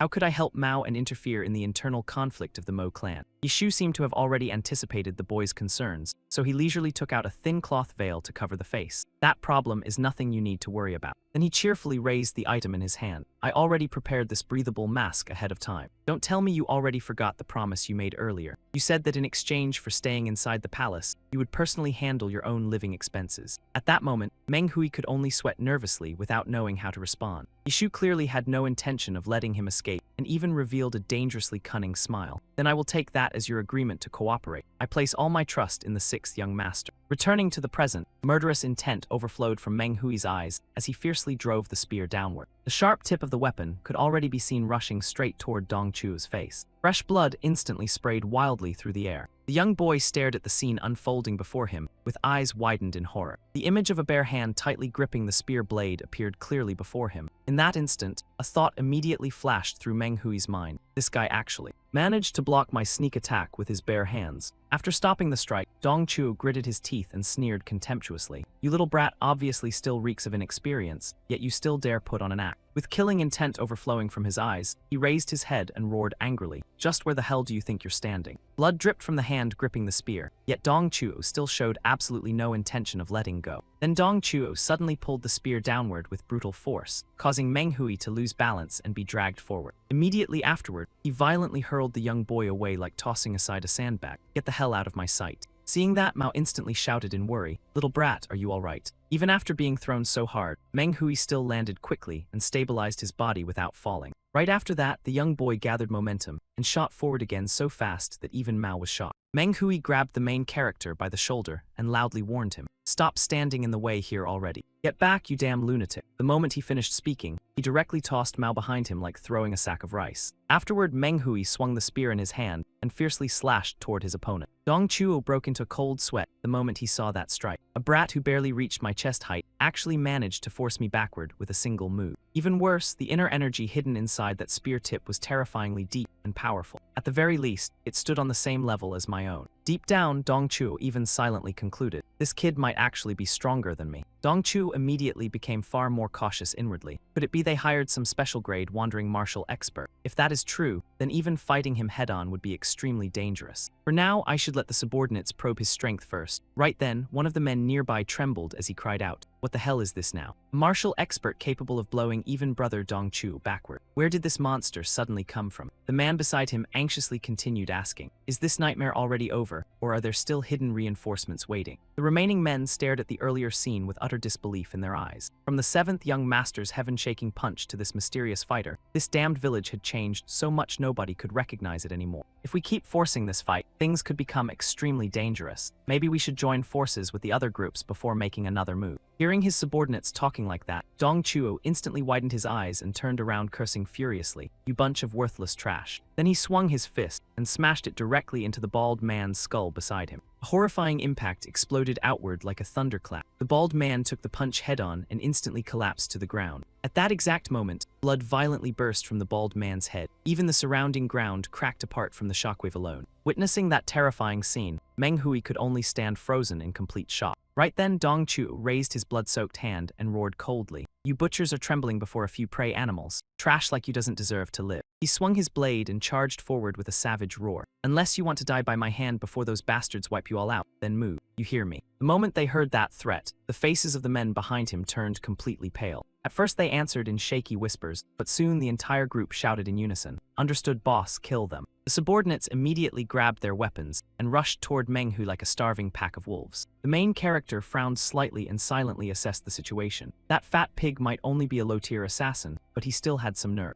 Even after being cornered, the man still unleashed a frightening aura. Meanwhile, the others seemed to regain their courage and began screaming, Kill, kill, together. At that exact moment, the spear in Meng Hui's hand swept across and instantly severed one man's throat. 3 more followed right behind him. Fresh blood burst from their chests like water spraying from a shattered pipe. The men struck by the attack turned pale and coughed violently, while he calmly muttered, That's nothing. Then he curled his lips into a smirk and thought to himself that everything would end once he crushed them all. Just then, one of Dong Chuo's subordinates swung his sword while shouting furiously, "You damn bastard." The sharp blade barely reached his face before the main character casually twisted aside and effortlessly took the man's head in one motion. After that, he spoke with absolute confidence. "If you've got guts, then come at me all at once." The sound of the spear ripping through flesh echoed across the silent battlefield. Crimson blood poured down endlessly like heavy rain. The enemies had been cut down so badly they could only groan in despair. He narrowed his eyes and realized their formation had already fallen apart. If he kept pressuring them now, he could completely wipe out every last one of them. But at that very moment, the main character suddenly noticed something and froze. He looked toward one of the men and thought in shock. I clearly struck his vital point, so why is he still moving? There wasn't enough room to swing the spear anymore, so he decided to thrust straight forward instead. The spear instantly pierced through the man's body, yet in the very next second, another enemy rushed toward him.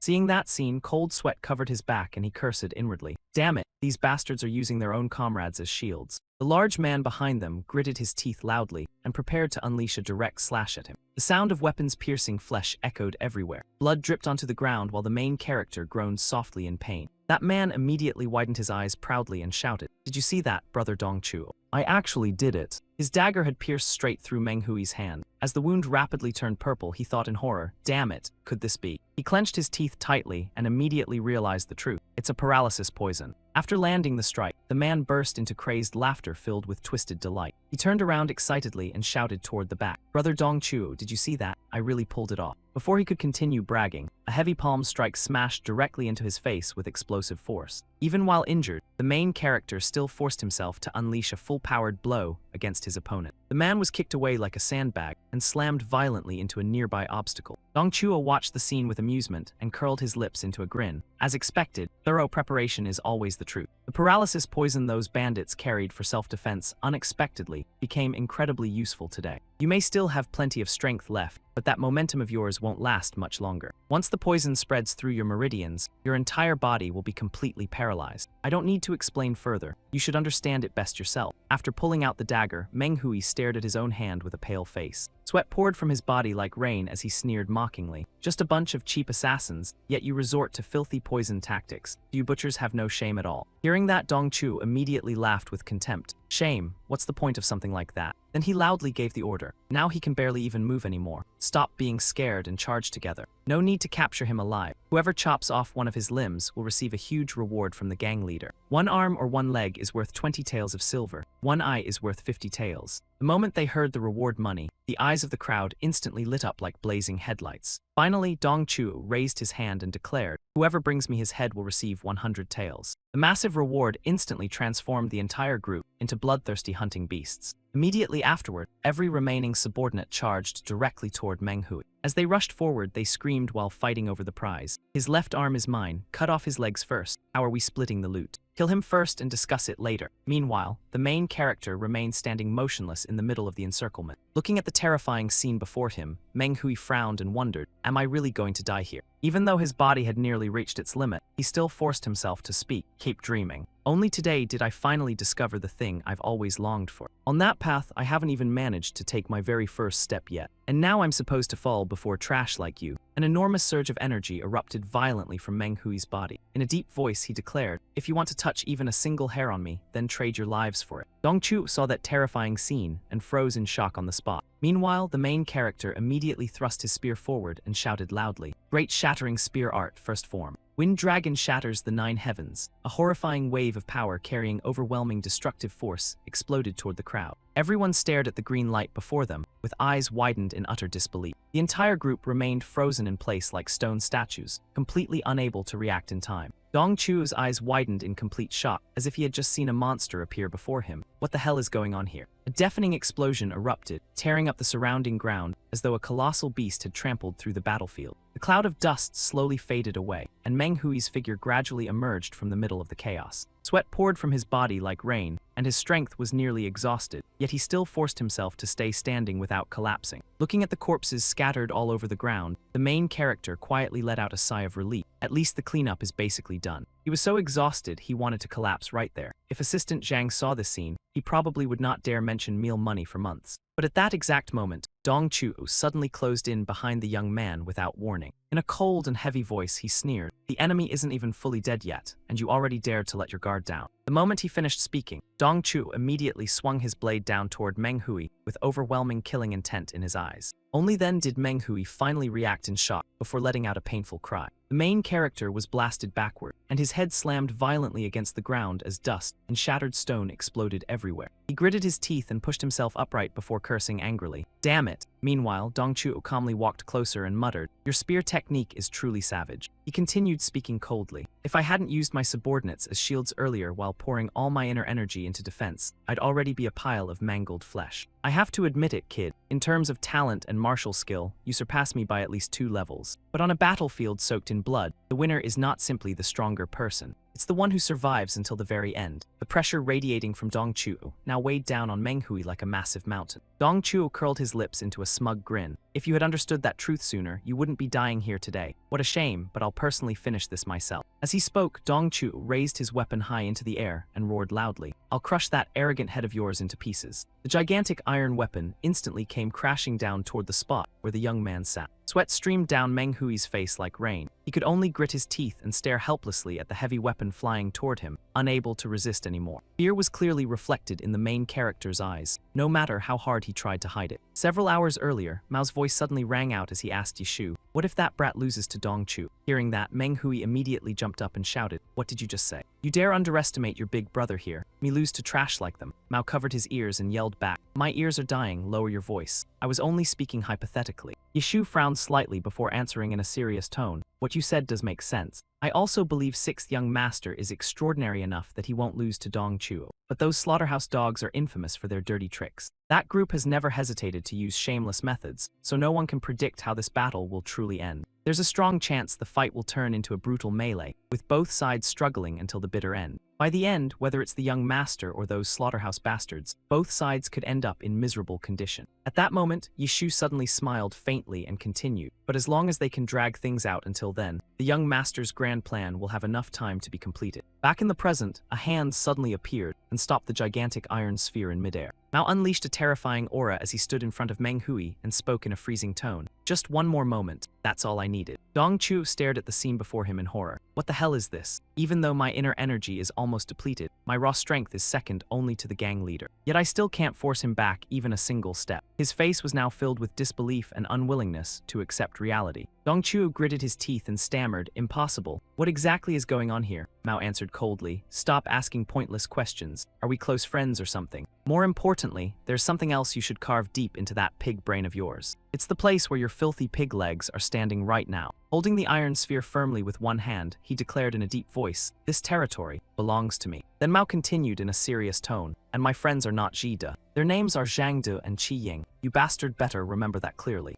Only then did Dong Chu truly become afraid, and he hurriedly begged, "Wait, young master. Can't we talk this through calmly?" But Mao could not be bothered listening, and immediately slammed a palm strike directly into his body. Dong Chu took the hit head-on, his eyes widened violently, and a mouthful of fresh blood sprayed from his lips. The overwhelming strike sent his body flying backward without mercy. Mao clenched his fist and drove Dong Chu straight into the wall, causing massive cracks to spread across the entire surface. Chunks of brick and stone rained onto the floor, while heavy breathing echoed throughout the battlefield. Sweat poured endlessly from Mao's body, but he still gritted his teeth and roared loudly, "Are you all seeing this? Qi Ying and Zhang De." At that exact moment, Dong Chu's trembling hand weakly lifted upward. Meanwhile, Mao threw his head back toward the sky and shouted triumphantly, "I finally sent one of them to hell." By now, Dong Chu had been completely defeated. 3 years earlier, after that horrifying tragedy, Mao had continued living in endless torment and guilt. Standing before the gravestones with his small figure, he looked painfully lonely as he quietly whispered, "I'm sorry. If you hadn't been dragged into my mess, maybe all of you would still be alive." Trapped deep within a swamp of self-blame with no escape, all that remained was loneliness and helplessness. Tears rolled down his face as he bit his trembling lip. "It was all my fault." Those were words filled with self-hatred and contempt toward himself. But after 3 years, the Mao of today had changed. He frowned and roared loudly, "Can you all see this?" Qi Ying and Zhang De, Dong Chu's trembling hand still reached upward hopelessly. Mao lifted his head toward the heavens and shouted, "I finally killed one of them." Dong Chu had completely lost all ability to resist. After a brief moment of silence, Yi Qi's furious roar echoed across the entire battlefield. At the same time, Meng Hui, who sat behind him, quietly frowned as he stared at Mao's back. He raised an eyebrow and silently thought to himself, that scoundrel. I never expected his back to feel that broad and dependable. Maybe I should acknowledge that bastard a little more after all. Even without Assistant Zhang by his side, that guy was still unbelievably powerful at this moment. Mao looked completely drained of strength as he collapsed heavily onto the ground beside Meng Hui.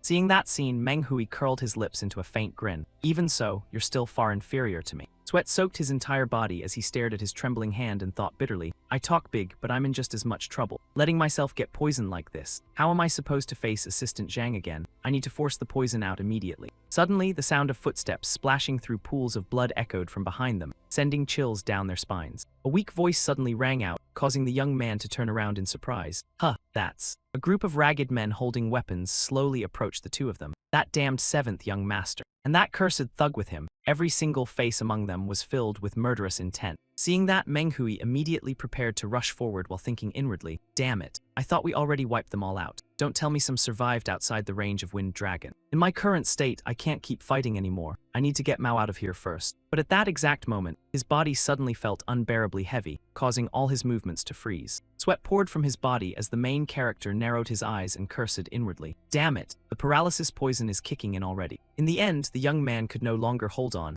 and collapsed onto the ground. Seeing that, the group burst into delighted laughter. Long Jiu smirked with excitement. As expected, even a monster can't resist every poison in existence. Taking that battered body into battle against brother Dong Chuo and surviving this long was already impressive. But the more impressive you are, the less I can allow you to leave alive. Only by bringing back that arrogant head of yours will I have a chance to kneel before the gang leader and beg for mercy. Don't blame us for this, famous thug. This all happened because you loved sticking your nose into other people's business. You reap what you sow. After saying that, he and the others charged forward with weapons in hand. Right then, another group suddenly appeared from behind the rooftops, causing Long Jiu to freeze in shock. His eyes widened in confusion as he quickly looked upward. Immediately afterward, a powerful voice thundered across the area. You bastards. Do not take another half step forward. Stay away from those two. The cross-eyed bald man gritted his teeth and declared fiercely, as long as the Black Dragon Sect is still standing here, we absolutely will not allow it. Seeing this scene, Meng Hui broke out in cold sweat and thought inwardly, Mao's men are still here. I thought they all ran away ages ago.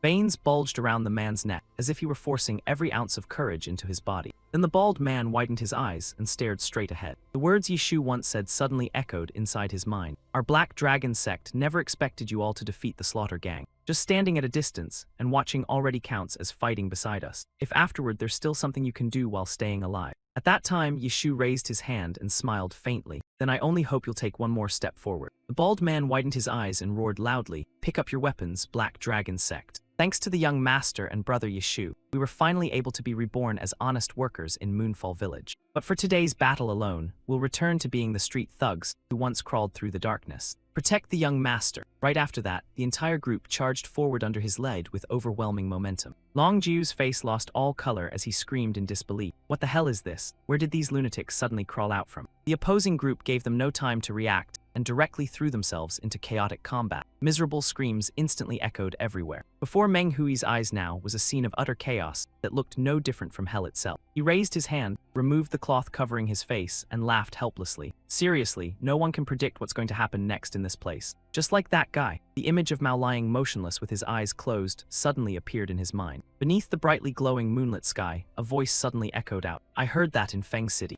The drunken immortal pavilion has existed for less than 10 years. No tradition, no foundation, yet it already became the #1 tavern in Tian Mountain. Yua Qin brushed her hair back and let out a cold laugh. Those rumors really are ridiculously arrogant. From what I can see, this place hardly deserves the exaggerated reputation people keep praising. Today, as your senior, I came personally to verify it. Then she narrowed her eyes and continued speaking. Still, this situation is a little different from what I expected. I assumed only a few third-rate martial artists would be guarding this place carelessly. Yua Qin stared at Murong Lan ahead of her and spoke in a deep voice. I never expected that you alone would personally come out as the pavilion master of the drunken immortal pavilion to receive us. She frowned slightly and continued questioning. What exactly is a junior like you planning? Or are you naive enough to think we came here merely to drink wine? Or perhaps you're begging for a beautiful death, which is why you're standing here to welcome us personally. Yet the young woman remained silent without answering. Then Murong Lan gently lowered herself into a polite bow. How could that be? I simply wish to apologize for making honored guests travel all the way here. Then she calmly announced, today, the Drunken Immortal Pavilion is closed. Aside from this pavilion master, all of our personnel have already been dispatched elsewhere for a mission. Everything was arranged for the Mid-Autumn Moon Festival, a celebration prepared specifically for the villagers of Moonfall Village. After that, Murong Lan softly added another request. Therefore, we cannot receive guests today. I hope all of you will return. Hearing that, Hua Chin looked slightly surprised. No wonder this place feels so quiet, so everyone went moon viewing. She then continued speaking calmly. Junior, what nonsense are you talking about? And while we're at it, I don't accept refusals of any kind. If anyone causes trouble, they won't get a second chance. We'll deal with them directly through force. Murong Lan replied in a stern voice, because that is the direct order of the true master of the Drunken Immortal Pavilion. After speaking those words, her gaze turned so cold that it sent chills crawling across everyone's skin. Hearing that, Hua Chin immediately revealed an expression, as though she had just discovered something incredibly interesting. Before them now stood Murong Lan and Hua Chin's group facing each other in an atmosphere filled with unbearable tension. Hua Chin curled her lips into a smile and narrowed her eyes as she asked, what exactly do you mean by that, the true master? Are you saying the pavilion master of the Drunken Immortal Pavilion standing before me is merely a puppet, while someone else secretly holds the real authority? Then Hua Chin tilted her head slightly and smiled with curious amusement. So who exactly is this person? Murong Lan maintained her icy expression and calmly replied, I'm afraid that is not something I can reveal. Immediately afterward, Hua Chin pulled a book from inside her robe and let out a faint laugh filled with hidden meaning. Not only because it is one of our highest secrets, but also because that master is not someone you people are qualified to know. Then Murong Lan spoke in a colder voice. Hua Chin, rank 3 of the Slaughter Gang. Hearing that, Hua Chin narrowed her eyes in confusion. Soon after, Hua Chin let out a mocking laugh. As expected, you're not some ordinary prostitute who survives by clinging to men. Looks like you investigated me thoroughly. But none of that changes anything. Right then, Murong Lan interrupted her. Born in a remote village of Tian Mountain, you once ran a small tavern in Li Family Village. Later, you fell because of your obsession with male beauty and willingly became a courtesan. Hearing this, Hua Chin immediately frowned in irritation. Yet Murong Lan continued without hesitation. After accidentally encountering a great demonic cultivator who visited as a guest, you learned the solar yin devouring art and stepped into the ranks of true experts. At first, you used that cultivation technique to threaten men and drain their essence in order to satisfy your desires. But as you grew older, for some unknown reason, you began tormenting beautiful young girls instead. Every victim had a crescent moon scar carved onto her face, which is how you earned the nickname. Scarlet Moon. Hua Chin's savage face and icy sword radiated overwhelming killing intent. Murong Lan showed no sign of stopping. That twisted obsession of yours started when you turned 35, which means it has already been 15 years now. Having her shameful past exposed, Hua Chin gritted her teeth and shouted furiously, enough already, shut your mouth. But the young woman remained calm as though she heard nothing and continued, in other words, this year you are. Then she bluntly stated the number, 50. The surrounding atmosphere instantly froze solid, leaving only the sound of the wind howling through the night. The man standing behind Hua Chin pointed with a trembling hand and screamed, you damned bitch, what did you just say? Hey, you crazy woman, you actually dared to hit Sister Scarlet Moon right at her deepest wound. He frowned and shouted loudly, you're dead, you filthy whore. Anyone who has ever dared mention even the word 50 in front of her has never survived. But before he could finish speaking, Hua Chin sliced his face clean in half with one sword strike. The unlucky man only managed to leave behind his final 2 words before crossing into the afterlife, still alive. Hua Chin stared ahead with murderous eyes and spoke in a low voice. There has never been anyone. Immediately afterward, she swung her sword and split the book in Murong Lan's hand apart before asking coldly, do you understand what that means? Murong Lan looked at the blood-stained blade before her, yet her expression remained as calm as still water. Hua Chin's face bulged with veins as she glared murderously and threatened, this place will become your grave, you damned whore. The moment those words ended, she unleashed an overwhelmingly powerful slash toward Murong Lan. Suddenly 2 books fell onto the ground from nowhere. Seeing that, Hua Chin let out a cold laugh. Well, look at that. Then she glanced sideways and mocked with a sneer. I was wondering what gave you the confidence to stand there alone, acting so arrogant. Turns out you do have someone backing you after all. At this moment, Murong Lan's sword had already been drawn halfway out of its sheath. Hua Chin asked curiously, so you've trained in swordsmanship too? Murong Lan did not answer and merely stared silently at her opponent. Meanwhile, Hua Chin confidently swung her sword and sneered, then try blocking this attack. Murong Lan did not remain still either and quickly spun backward to meet the attack head-on. In the blink of an eye, the 2 women clashed together while unleashing countless razor-sharp sword strikes. The sound of blades colliding echoed across the entire area, creating an unbearably piercing noise. Neither of them bothered defending, as every strike targeted the other's vital points without mercy. The weaklings outside could only stand there watching the battle unfold, since none of them possessed the courage to interfere. One man trembled as he muttered, "Dear heavens." They say when Sister Scarlet Moon gets serious, even the gang leader struggles to suppress her. She really is terrifying. The man beside him wiped away cold sweat and replied, "But that courtesan is no ordinary woman either if she can hold out this long. Still, victory or defeat is only a matter of time." Right then, Hua Chin's blade suddenly grazed across Murong Lan's shoulder. Murong Lan narrowed her eyes slightly before glancing at the wound on her body. Hua Chin's companions immediately began whispering among themselves. "Looks like Sister Hua Chin is getting excited now." Meanwhile, Hua Chin burst into delighted laughter. "Interesting. This is truly fascinating." Then she thrust her sword fiercely toward her opponent while mocking her loudly. "The girls these days only know how to hide behind men and scream helplessly. None of them put up any resistance at all. It's boring. I never expected to meet a woman today who struggles this fiercely. Peeling your skin off will probably feel incredibly satisfying." Hua Chin then lowered her voice and laughed coldly. "Of course it will." Suddenly, the ground beneath Murong Lan's feet inexplicably split apart with violent cracks. Seeing that, Hua Chin laughed disdainfully. "So this is as far as you can go." Even while her body began sinking, Murong Lan showed not the slightest trace of panic. At that moment, a thought suddenly flashed through Hua Chin's mind. Using her legs as a pivot point, Murong Lan lightly landed on another piece of broken ground before pouring immense force into her legs. With murderous intent overflowing from her eyes, Hua Chin continued charging forward. "Show me that face of yours, you bitch. If you want that filthy corpse of yours buried intact, then obediently die right now." Murong Lan merely raised her hand calmly and gently rotated the sword in her grip. Then, without the slightest hesitation, she hurled the sword directly forward. Seeing the sword tip flying toward her eyes, Hua Chin instinctively broke into cold sweat. What the hell? She threw away her only weapon. Hua Chin hurriedly raised her own sword to block while frowning in confusion. What is this lunatic thinking? At that exact moment, Murong Lan used a broken fragment on the ground as a foothold and explosively launched herself forward. Then she leaped gracefully high into the air, forcing Hua Chin to lift her eyes and follow her movement. Murong Lan immediately stomped directly onto Hua Chin's shoulder with her foot. Using the momentum from that kick, she propelled herself upward while Hua Chin lost balance and crashed face first into the water like a stranded fish. Drops of shimmering blue water floated upward beneath the gentle silver moonlight that illuminated the dark night sky.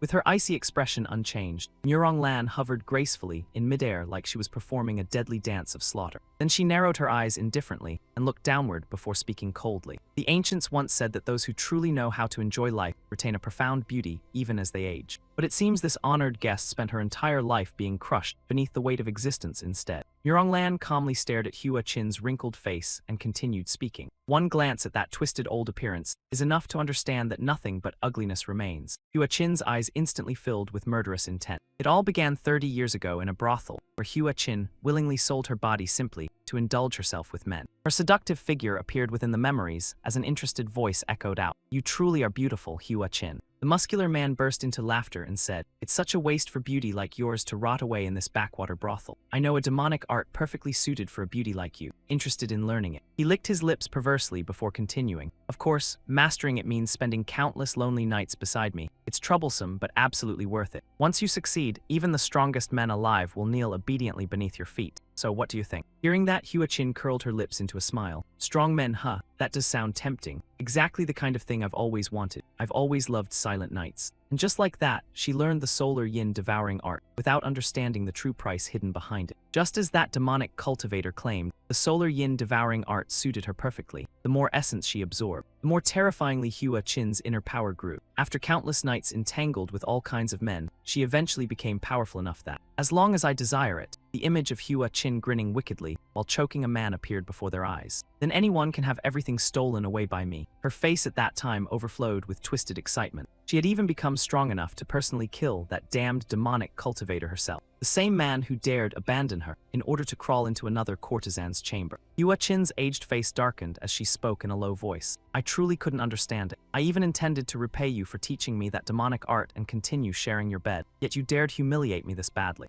Not only was it ridiculous, it also made me curious. So explain it to me." Covered in sweat, the man gritted his teeth and roared angrily. "Curious, my ass. A whore like you still doesn't understand." He shouted furiously, "If you want to know, go look in a mirror yourself. Look at how the backlash of the solar yin devouring art destroyed your face. You absorbed too much essence, so now your face looks like a dried corpse. If you didn't use force, what man would willingly touch that face anymore? The fact that you don't make people vomit already counts as a miracle." Hearing that, Hua Chin immediately growled, "What did you just say?" You dare claim I'm so ugly that I can't seduce men anymore. The man collapsed onto the ground while clutching his severed arm and screamed, "That's right, you crazy hag. You're finished. No man alive would ever want to embrace an old wrinkled woman like you." There isn't a single, but before he could finish speaking, a cold sword slash split his face cleanly into two halves. The strike was terrifyingly decisive. Hua Chin slowly lowered her blood-stained sword afterward. Then she turned toward the beautiful young girl trembling on the bed and asked in a low voice, "You think the same thing too, don't you? That I'm old and ugly?" She raised the blood-covered blade before the young girl's face and sneered coldly, "Trash like you only has youth to be proud of. And yet you dare think you're prettier than me." While carving a slash across the courtesan's face, Hua Chin spoke coldly. "For women, true beauty is power. Only powerful women deserve to be called beautiful." Then she crazily hacked at the girl again and again. "That's why compared to trash like you, I'm the one who deserves love." Hua Chin continued laughing like a madwoman. "Within this territory, I am the strongest, and also the most beautiful." Returning to the present, Hua Chin sat on the ground clutching her face tightly while gritting her teeth in fury. "You damned bitch." Her eyes widened as she screamed, "Who are you calling old? Who are you calling ugly?" Hua Chin continued muttering like someone who had lost her mind. "Ridiculous. I'm beautiful. I'm the most beautiful woman in Tian Mountain. No, in the entire world." Then she shot upward into the air while screaming hysterically, "I'm the most beautiful one. Everything belongs to me. The bodies of every man in this world and all their obsessed gazes belong to me alone." Hua Chin frantically reached toward Murong Lan and screamed, "Anyone who dares steal that from me will be torn into pieces." Yet the young woman showed no fear at all and merely spoke calmly, "Honored guest, please lower your voice a little." At the same time, an overwhelmingly terrifying aura erupted around Murong Lan. Her hair gradually turned silver white while her voice remained icy cold. According to the rules of the drunken immortal pavilion, shouting and ruining elegance is strictly forbidden. Hua Chin instantly lifted her head upward in shock. The moment she saw Murong Lan's transformed appearance, Hua Chin thought in disbelief, "What is this?" Long razor-sharp claws, resembling blades, emerged from Murong Lan's hands. Her pale pink pupils were so cold that they revealed absolutely no emotion whatsoever. Before Hua Chin's eyes now floated a silver-haired Murong Lan, suspended in the air like an immortal fairy from another world. Filled with confusion, Hua Chin thought inwardly, "Is that really a woman?" Her face became blank with disbelief, as though she had witnessed something impossible before suddenly screaming aloud. Reflected within Hua Chin's eyes was the image of Murong Lan charging toward her at terrifying speed. Hua Chin softly whispered a single word, "Beautiful," but immediately afterward, Murong Lan swept past like the wind before she could react. Countless razor-sharp attacks rained down mercilessly, without giving her any chance to escape. Murong Lan's claws were drenched in crimson blood, creating a horrifyingly terrifying sight. Hua Chin, suspended helplessly in midair, had her body torn apart by Murong Lan as easily as ripping through thin paper. The subordinates below simultaneously lifted their heads upward, with expressions filled with absolute terror. Seeing Hua Chin's body sliced into countless pieces falling from the sky left them frozen in fear. "Big sister." Chunks of flesh continued dropping into the freezing water beneath the horrified gazes of her stunned subordinates. The men's faces lost every trace of color as they trembled and stammered, What the hell is happening here?" At that exact moment, Murong Lan had already landed silently behind them without anyone noticing. After saying that, she turned and walked away, then spoke in a gentle voice. "First of all, I would like to offer my sincerest apologies to every guest present here tonight. But unfortunately, if any of you wish to leave now, then you are already far too late." Murong Lan slowly continued explaining that this appearance was an absolute secret. Without his permission, no one was allowed to lay eyes on it. That was classified information. Her crimson pupils glimmered with a sinister glow as she glanced toward the crowd, leisurely licking the blood still smeared across her fingertips. Right after that, she gently lowered her hand and revealed a faint smile. "I hope all of you can forgive this offense." The moment they heard those words, the crowd instantly turned deathly pale. Cold sweat poured down their bodies as they screamed in absolute panic. Within the silent night, only miserable screams filled with despair echoed endlessly, sending chills down the spine of anyone who heard them.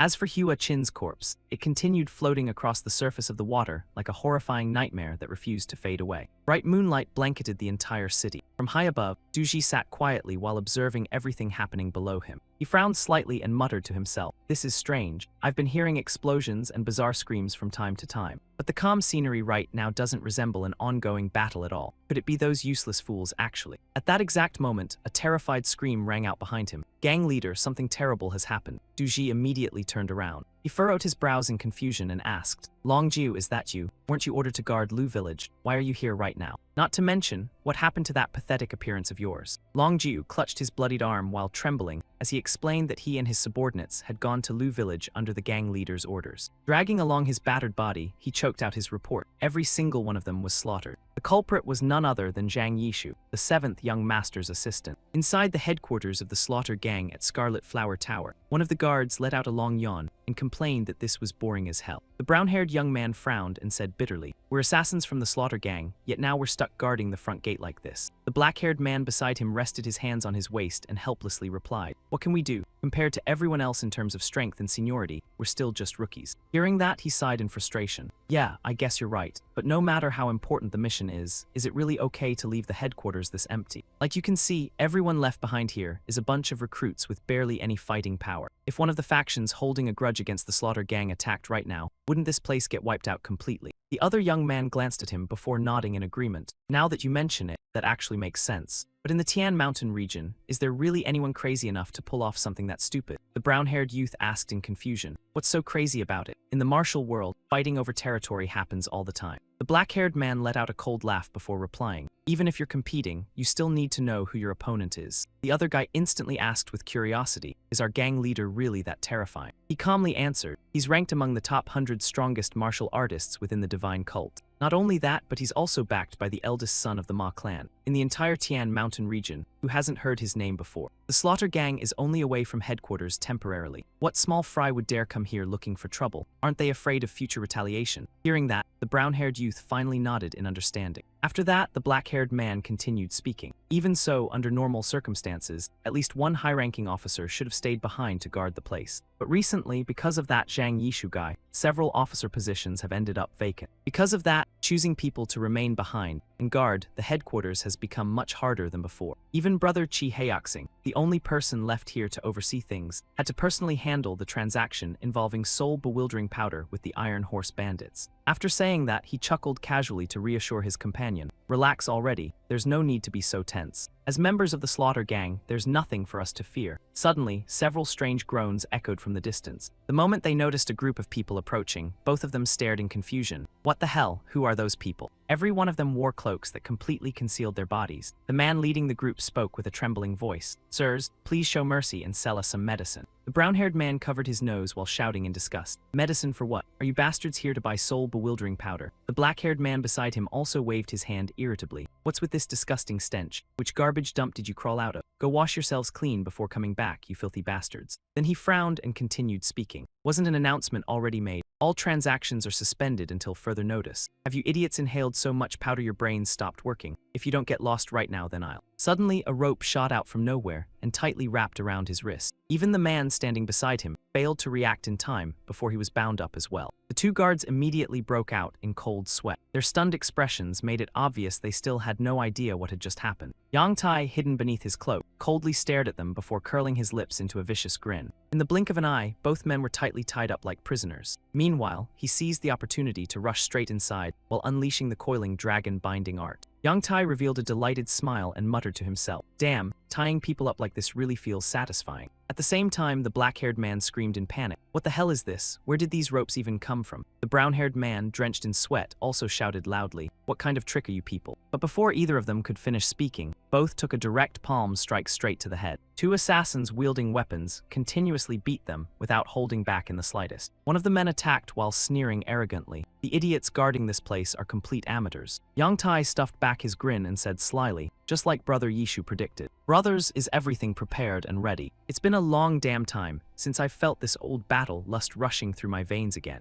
Let's charge in." He shoved the doors open and burst into loud laughter. "Hurry up and strip this empty nest clean." With a grim expression on his face, Suji slowly frowned while staring ahead. Before him now was a chaotic scene filled with countless corpses scattered across the ground everywhere. That horrifying sight left the main character frozen speechless for a very long time. After that, he asked in a heavy voice, "Explain this to me." Cold sweat streamed down Long Jiu's face as he stammered nervously, "Honestly, I can't clearly remember everything that happened. After receiving the gang leader's orders, we went to Lu Village to investigate, but suddenly something flashed before our eyes, and then all of us lost consciousness. By the time we woke up, the memories from that moment resurfaced as he slowly opened his eyes once more. The instant Longju saw that horrifying scene, his entire body trembled in fear. Choking on his words, he said, everyone had already been slaughtered. But Du Ji had no interest in hearing more and immediately cut him off. You'd better pray that you still have some value left to offer. Right after that, he threatened in an icy voice. Otherwise, that mouth of yours won't have the luxury of breathing much longer. The moment Longju felt the overwhelming killing intent coming from him, he instinctively shuddered. He lowered his head with a deathly pale face and trembled as he spoke. Of course I do. I'm still useful. Gang leader, I overheard something incredibly important. That bastard is hiding another scheme. Hearing that, Du Ji immediately frowned and asked, you heard his plan. What exactly are you trying to say? Longju instantly started shaking violently before stammering an explanation. The truth is, when I regained consciousness, that Yishu guy was still standing there. At that time, Longju was sprawled flat on the ground. Cold sweat drenched his face so badly that he didn't dare utter a single word. He continued explaining that Yishu probably assumed he was still fully unconscious, which made him lower his guard and mutter to himself. At that moment, Yishu swept his gaze around before speaking coldly. Everything on this side has already been cleaned up. As long as the group sent to Ru village captures that place too, then everything will be complete. The Slaughter Gang's stash of soul-bewildering powder is currently hidden inside Scarlet Flower Tower. Hearing that, he immediately frowned in shock. Du Ji let out a cold chuckle before speaking. So that's how it is. From the very beginning, he was waiting for us to leave headquarters, even though I still don't know how he learned about our hidden stockpile of soul-bewildering powder. But that drug, which corrupts the faith of divine cult followers, is absolutely forbidden by the divine cult itself. If he uses it as evidence and formally reports us to the divine cult, then even young Master Ma's backing won't be enough to save us. Or perhaps he plans to sell it himself and make an enormous fortune. No matter what his true objective is, this man is extremely dangerous. Luckily, we found out ahead of time so we can prepare for him. This is all thanks to your contribution. I'll remember this debt. Hearing those words, Longju broke into nervous sweat before scratching his head awkwardly. You flatter me too much, gang leader. I merely fulfilled my duty as a member of the Slaughter Gang. But before he could even finish speaking, Du Ji's enormous hand suddenly reached toward him. The moment Longju's throat was seized, his eyes bulged wide as he coughed violently. His face turned pale green while his trembling gaze locked onto the gang leader standing before him. Before he could even understand what was happening, Du Ji coldly spoke. A debt is indeed still a debt, but right after that, he widened his eyes and demanded, who exactly are you really? Longju struggled to breathe while being strangled and answered with difficulty. I'm Longju. Du Ji sneered coldly. At this point, you still think you can fool me? You're seriously underestimating me. A martial expert capable of slaughtering that many people alone somehow conveniently spared only your life. Not only that, but he accidentally let you overhear his secret plan and return here to report it back to me. Everything lined up so perfectly that it reeks of suspicion. Did you really think I'd believe all of that was merely coincidence? Du Ji reached out and grabbed Longju's face mask while laughing faintly. Still, I have to admit your acting skills are impressive. Even I was almost fooled if I hadn't noticed that tiny detail. It was the slightly crooked skin around his face that revealed something was off. A smile full of interest slowly appeared on Du Ji's lips. Longju hurriedly tried to explain. Wait, this actually, but Du Ji only laughed smugly. If you refuse to confess on your own, then I'll personally rip that mask off your face right now. After that, I'll peel apart your flesh piece by piece before crushing every bone in your body. At that exact moment, the man lying motionless beneath the tree behind them slowly lifted up his axe. Du Ji continued shouting excitedly, without realizing that the axe blade was already swinging down directly toward the back of his head. Fresh blood instantly splattered across his face, causing his eyes to widen in horror. The axe had now buried itself deep into Longju's skull. Du Ji instantly spun around, only to hear a delighted voice ring out at the same time. As expected, dealing with smart people is way more entertaining. Because those kinds of people always believe nobody could ever outsmart them. Yet they never realize that very confidence is their biggest weakness. The moment Du Ji saw the face behind him, his eyes widened in shock. You. The mysterious man slowly pulled out his blade before mocking him disdainfully. These idiots must be terrified people won't recognize them as butchers, so they run around everywhere carrying cleavers like show-offs. They really love drawing attention to themselves. But I guess it suits you perfectly. For a beast lower than an animal like you, a bone-carving knife feels just right. He revealed an innocent smile completely devoid of guilt before tilting his head and asking, am I wrong? Only then did Du Ji realize he had been led around like a fool, causing him to grind his teeth and roar furiously. Yishu, you bastard. The corpse of the man with the axe embedded in his head was casually tossed aside onto the ground by him. Within the desolate wasteland, only Du Ji and Yishu remained standing face to face. He calmly commented, this place is truly perfect for disposing of corpses, quiet and isolated. Thick weeds covered the ground, while dense trees surrounded the area completely. No matter how you look at it, this is the ideal place to erase all traces. Even if a dog died here and rotted away, nobody would probably ever discover it. Du Ji roughly dropped the corpse, revealing his blood-covered hand before snorting coldly. Seems the rumors were true after all. You really are a terrifyingly intelligent man. But there's something I don't understand. Since you already disguised yourself and prepared an ambush here, why didn't you just attack me directly? Don't tell me you failed to realize this was your best chance. Hearing that, Yishu immediately laughed and shot back. Stop pretending to be humble. Even while playing around with those idiotic underlings earlier, you never revealed even the slightest opening. Earlier, I merely showed off a bit of strength to remind you to stay cautious. I thought you'd understand what kind of terrifying thing you had provoked. Wouldn't that have made things easier for everyone? There's already an old debt between you and me that still needs settling. Duji froze briefly. What did you just say? Without the slightest hesitation, Yishu coldly replied, "Stop acting stupid. You already received the warning letter from Tiger Dragon Hall. The crimes committed by the Slaughter Gang against the 7th young master will absolutely be repaid before the eyes of the entire world." He pointed the tip of his blade toward Duji before speaking coldly. "This is your final ultimatum." Duji's expression immediately darkened. Tiger Dragon Hall really did send several letters like that recently. Looks like you still remember everything clearly. Then let me ask you something. Have you ever seen a butcher feel sympathy for livestock screaming on the chopping block? A bone-chilling killing intent flashed through his eyes. I never have. After hearing that answer, Yishu merely nodded indifferently. I see. He shrugged with visible disappointment. I originally intended to give the Slaughter Gang a chance to bow before the people, so the 7th young master's reputation could rise even higher. That was already my final act of mercy. But if you refuse to accept it, then I won't force you. In that case, tonight you can die quietly in this forgotten place, you butcher. Duji became so enraged that he burst into savage laughter. That mouth of yours is really shortening your lifespan by the second. Let's see whether you truly possess the strength to kill me with your own hands. Yishu pretended to ponder seriously for a moment before curling his lips into a grin. To be precise, that actually has nothing to do with strength. But before he could even finish speaking, both of their figures vanished simultaneously from their original positions, as though they had never existed there at all. The two figures instantly charged straight at each other at a speed far beyond what ordinary eyes could follow. Yishu slightly curled his lips upward, as though everything was still unfolding perfectly within his calculations. Beneath the cold moonlight, Duji and Yishu clashed violently. One side relied entirely on monstrous brute strength, while the other fought with agile movements and a razor-sharp blade. No one could tell who attacked first. All they saw was Yishu swinging his blade, while Duji immediately tightened his fist to meet the attack head-on. The collision of those two forces unleashed terrifying pressure. In that instant, it felt like a raging storm had exploded and shaken the entire space violently. Yishu immediately retreated to create distance, while Duji seized the opportunity to launch a counterattack. He crazily unleashed an incredibly powerful punch, but fortunately Yishu narrowly avoided it by a hair's breadth. Right before Duji's eyes, a blurry afterimage suddenly appeared.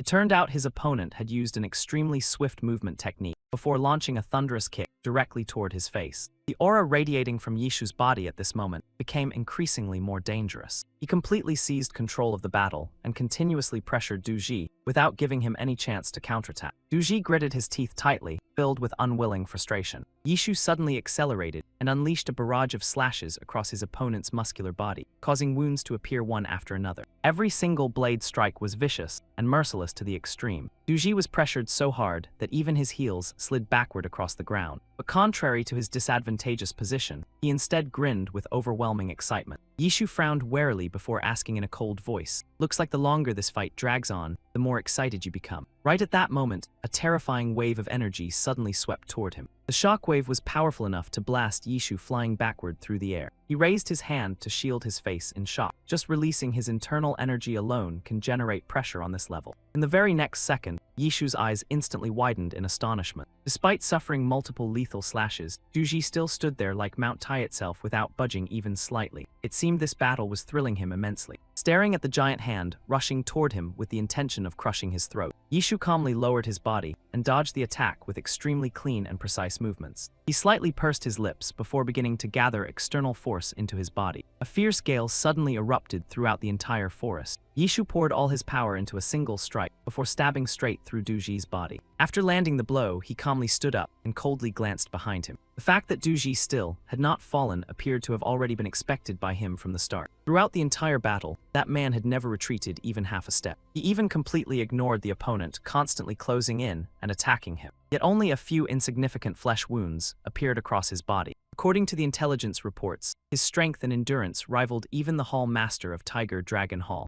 As expected, he was not someone easy to bring down. Duji lifted his head and laughed arrogantly. Try it 100 times or even 1,000 times if you want, after all. He flexed his muscles before throwing another punch toward Yishu. Duji roared madly, "My fists are far stronger than yours." Every movement around him entered Yishu's eyes, as though time itself had suddenly slowed down. The massive forest had been completely silent only moments earlier. Yet within the blink of an eye, that silence was utterly torn apart by violent explosions. Duji's single punch looked capable of shredding the entire forest into countless pieces. Even his fist itself emitted waves of scorching hot smoke. Duji burst into delighted laughter. That last attack actually hurt quite a bit. You took advantage of the moment. I concentrated my internal energy into my fist and weakened my defenses, then seized the chance to stab me, right? Those words were clearly referring to how Yishu had just pierced directly into his side. Yishu coldly spat out a mouthful of blood before sneering faintly. That attack was only enough to make me itch a little. Duji ground his teeth together before growling Yishu's name, with murderous intent overflowing from his voice. He pretended to sigh in admiration. So earlier, you still weren't fighting seriously. You were merely playing around for fun, weren't you? If that's the case, then from now on I'll properly entertain you with my full strength as well. The muscles throughout Duji's entire body suddenly began twisting and distorting in a grotesque and horrifying manner.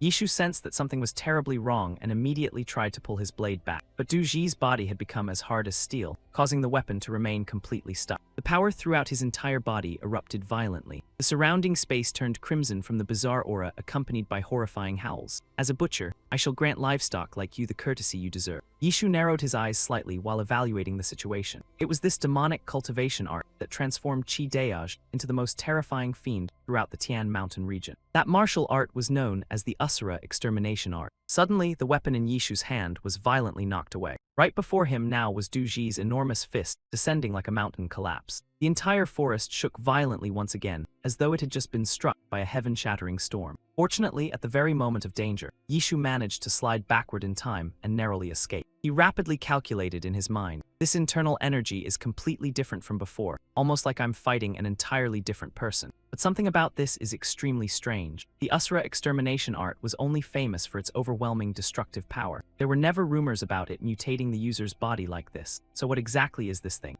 Duji forcefully pulled the blade out from his own side. Afterward, he used terrifying strength to hurl the weapon straight back toward Yishu like a deadly spear of death. Startled by instinct, Yishu immediately raised his arm to block the incoming attack. A trace of shock flashed across his face. Duji had merely infused internal energy into a palm strike, yet its power still pierced straight through his defenses. He could hardly believe it as he thought inwardly, what the hell is this monster? But before he could recover, Duji's fist was already charging directly toward his face. Yishu struggled tremendously before barely managing to twist his body aside to evade. Duji's punch directly blasted apart half the massive tree standing behind him. Even though the attack missed, it only made him more excited. It had been ages since he felt the thrill of hunting a powerful beast intense enough to make his blood boil like this. Witnessing that terrifying scene, Yishu immediately gritted his teeth in alarm. Duji resembled a mindless monster as he continuously charged forward, attacking and roaring wildly. Come on, struggle harder, Yishu. A crazed, bloodthirsty light flickered deep within his pupils. Duji fiercely rushed forward with the clear intention of crushing Yishu's throat to death with his bare hands. Yishu cursed inwardly, damn it, this guy. He's becoming faster and faster. If this keeps going, then even I might not be able to dodge anymore. Yishu gritted his teeth before deciding to gamble everything on one move. A stream of internal energy suddenly brushed past his neck by the narrowest margin possible. At that dangerous instant, he immediately launched a counterattack. I need to cut off the flow of his circulating energy. A cold glimmer radiated from Yishu's palm. He recalled every step of energy circulation he had ever learned. Guide one's true chi directly into the enemy's body. A Wudang palm technique specialized in destroying the opponent's internal organs. All of that essence gathered into a single move known as the Taiji soft palm. Duji's body suddenly froze for a split second. Everything happened incredibly fast. Yishu's fingertips pressed against his opponent's abdomen before concentrating all his internal force into a single point. A Shaolin ultimate technique exploded forth like thunder itself. Yishu unleashed the secret art thunderclap inch force, blasting Duji flying backward through the air. Even the surrounding earth and rocks were violently hurled everywhere by the aftershocks of the battle between the two masters. Taking advantage of that opening, Yishu instantly leaped upward. In merely a flash, he had already closed the distance and appeared directly before Duji once again. Surging lightning force erupted around him. Without the slightest hesitation, Yishu unleashed the ultimate technique of the seventh Horn Grand Monk from the Martial Alliance. Duji was forced to endure hundreds of lethal slashes one after another without pause. Finally, Yishu ended the sequence with his strongest strike known as the One-Horn Ultimate Sevenfold Slash. He quietly let out a sigh of relief after landing the attack directly. Standing behind Duji while observing him, Yishu calmly remarked. After taking that many attacks, his internal injuries must definitely be severe. But at that exact moment, a rough hand suddenly shot out and tightly grabbed his ankle. While Yishu was still frozen in disbelief, Duji muttered like a madman. So this is the bizarre technique Liu Daichan once mentioned. And on top of that, you continuously unleash different martial arts techniques, like a ghost appearing and vanishing without warning. No wonder my subordinates were slaughtered so miserably. But unfortunately, this is as far as it goes for you. Yishu suddenly felt his head buzzing violently, as though it were about to explode. Duji casually slammed him straight down into the ground with terrifying force. Unable to defend himself in time, Yishu instantly spat out blood on the spot. In the very next second, Duji lifted him high into the air once again. He sneered contemptuously, "You're still far too green. Let this lord fully enjoy this hunt to the very end." Duji continued tossing Yishu around like a mere toy in his hands. He had completely lost control, and now roared like a monstrous beast. "It's not over yet. This still isn't over." Yishu was being beaten into an absolutely miserable state. Duji looked completely insane. His roars echoed throughout the mountains and forests. "I already told you that you're still too inexperienced." After a prolonged series of violent tremors, the thick clouds of dust finally began to slowly disperse. Drops of bright crimson blood continuously dripped onto the cold gray earth below. Duji tightly gripped Yishu's ankle, leaving his body hanging upside down helplessly in midair. He curled his lips into a delighted grin. "This appearance suits you much better." Yishu shut his eyes tightly before cursing back in a hoarse voice. "You filthy animal." Duji laughed darkly and declared, "Burn this scene deep into your bones, Yishu. This is the true law of the slaughter gang. The only thing livestock like you are worthy of staring at is the blood-soaked ground beneath your own feet. If you dare resist that truth and dream of reaching beyond your station, then the only ending waiting for you is a miserable death just like this. But judging from your current condition, it seems you no longer have the strength left to hear anything else anyway." Duji gritted his teeth before tightening his grip even harder. Since that's the case, he violently hurled Yishu away like a worthless piece of trash. "You're no longer worth my effort." Duji sneered with contempt. "Just lie down obediently and die, Yishu.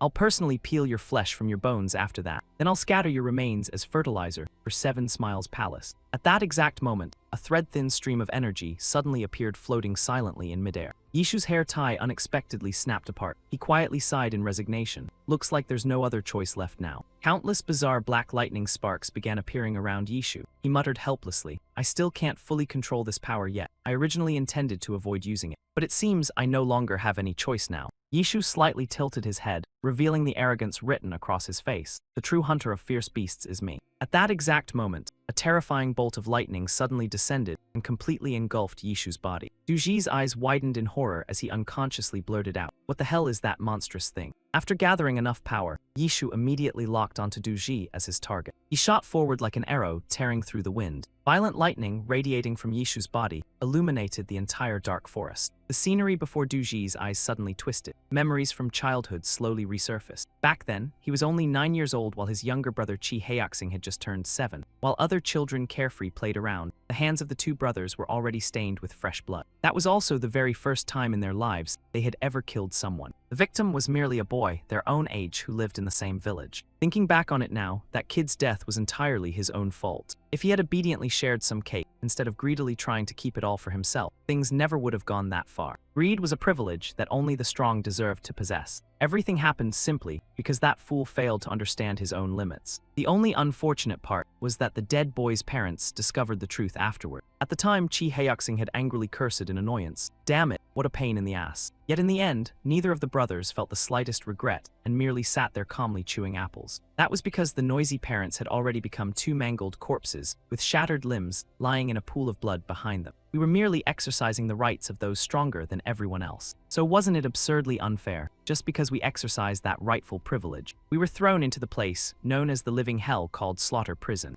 Duji gritted his teeth full of hatred as he recalled those memories. It was all because of those disgusting parents, those people who claimed to serve the divine cult, yet possessed such weak hearts. They didn't even dare kill a single beast. That only made us despise them even more. But those feelings of resentment didn't last very long, because not long afterward, an incredible opportunity appeared before the two brothers. That was the moment we truly understood what real rebirth felt like. The infamous demonic overlord from the previous generation, Heavenly Evil Yun Guang, appeared inside the prison dungeon. At that time, the old monster was searching for a successor to inherit his demonic path, and the two brothers instantly caught his attention. Yun Guang narrowed his eyes while observing the brothers before nodding approvingly. "Truly rare talent. locked inside a lightless prison for several months. Yet neither of you shows even the slightest trace of guilt or remorse. Instead, your killing intent is terrifyingly dense. Born natural slaughter stars, I am very satisfied. From today onward, you two are officially my disciples. And just like that, we acknowledged him as our master. 10 years later, after completing our imprisonment, the two brothers had become terrifying existences beyond comparison. Because after endless days of hellish training and countless life-or-death battles, we finally realized one truth. Our destiny was to become butchers, beings capable of carving apart anyone in this world. In the years that followed, everything unfolded naturally. As for the parents who dared report their own sons, we made them pay dearly for their sins. We gathered useful people from all around the region and established an assassin organization renowned throughout the cult, known as the Slaughter Gang. We even formed ties with the eldest son of Ma Yishan, the man who recognized our value and gave us backing that nobody dared challenge. The livestock living throughout the Tian Mountain region had no choice but to tremble in fear before us. And ever since then, we no longer feared anything in existence. This is what the true world should look like, a truth I have never once doubted. Returning to reality, the crimson color of fresh blood completely filled Duji's mind.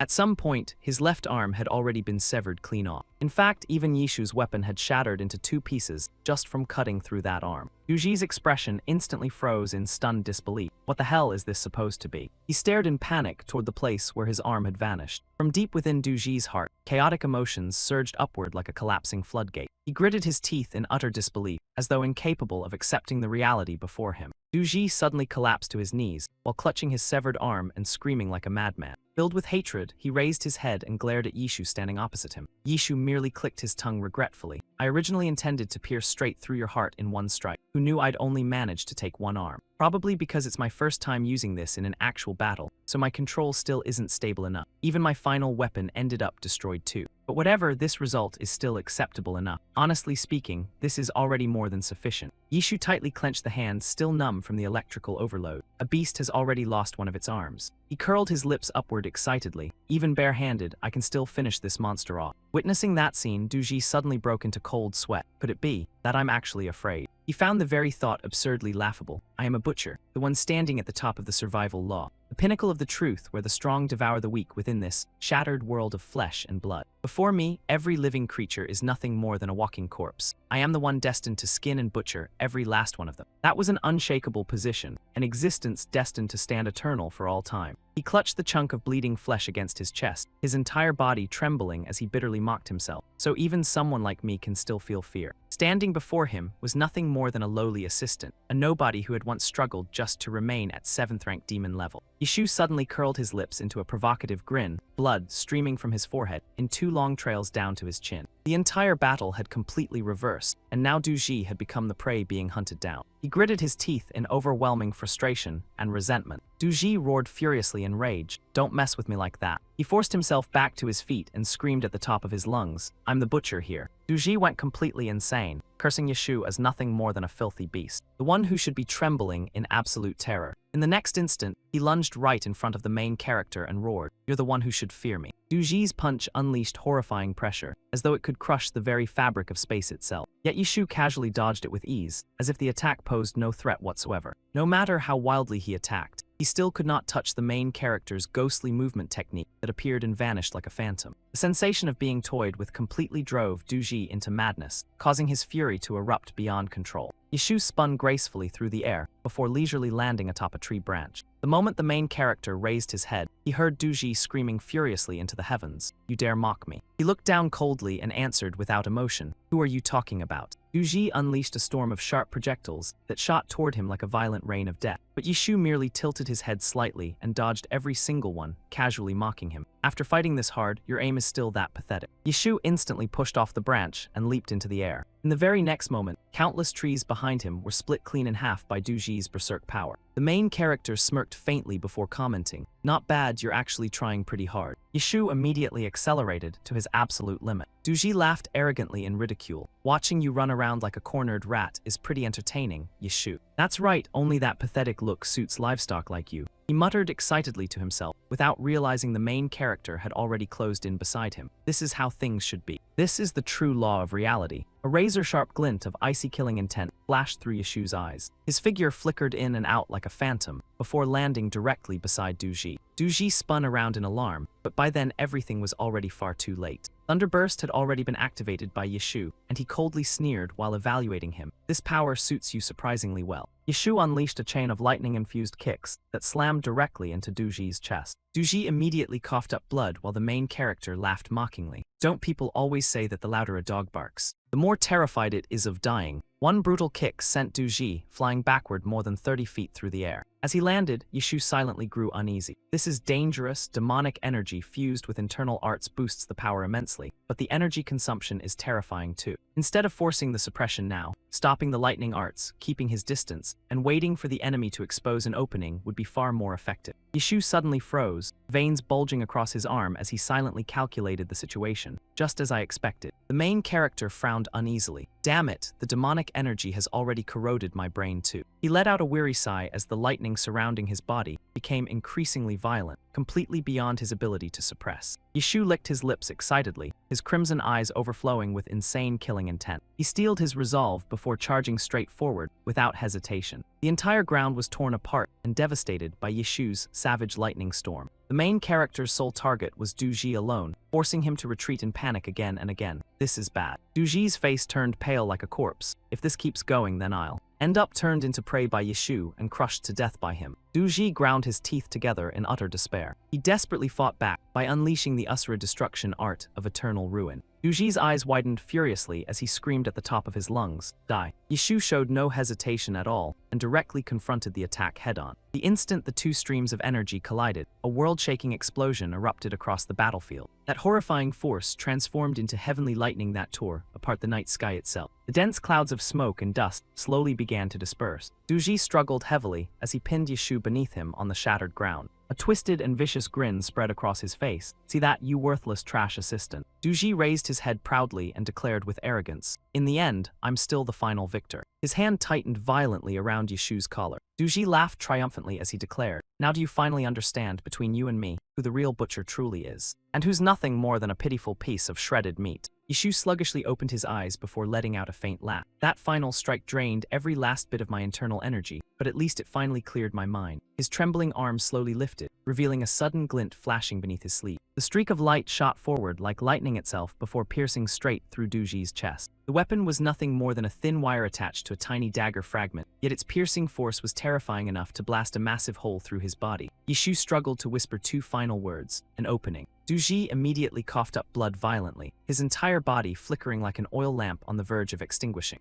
Yeshu merely gave him a gentle push, yet the massive muscular body instantly collapsed onto the ground. The main character slowly rose to his feet, adjusted his clothes, and let out an exhausted sigh. What an absolutely miserable sight. Duji gritted his teeth unwillingly and cursed furiously. "You bastard, even at the very end you were still hiding dirty tricks." Yeshu casually turned around and answered calmly, "I already told you defeating you was never luck, it was inevitable. If you had listened when I told you to apologize, things never would have ended like this. At the very least, your body wouldn't have a giant hole blown through it right now." Duji painfully curled his lips into a twisted grin. "You really are a master at driving people insane. Do you seriously think things are going to end this easily?" Yeshu smiled confidently without the slightest concern. "An ending would be boring. My master still has mountains of resentment left unresolved. The apologies that were never given, I'll force others to repay 100-fold. Whether it's Ma Yishin or the entire Ma family, it makes no difference to me." Duji's consciousness slowly faded away, even his voice becoming faint and distant. "You truly are insane. Guess I'll see you in hell." Yeshu indifferently lifted his gaze toward the sky above. He quietly stared at the heavens before muttering softly. The moon finally escaped the clouds. With his hands behind his back beneath the moonlight, Yeshu appeared lonelier than ever. "Tonight really is beautiful. I hope everyone's all right." Even though he never personally went to Moonshade Village, with Zui Honglin there, things should probably be fine.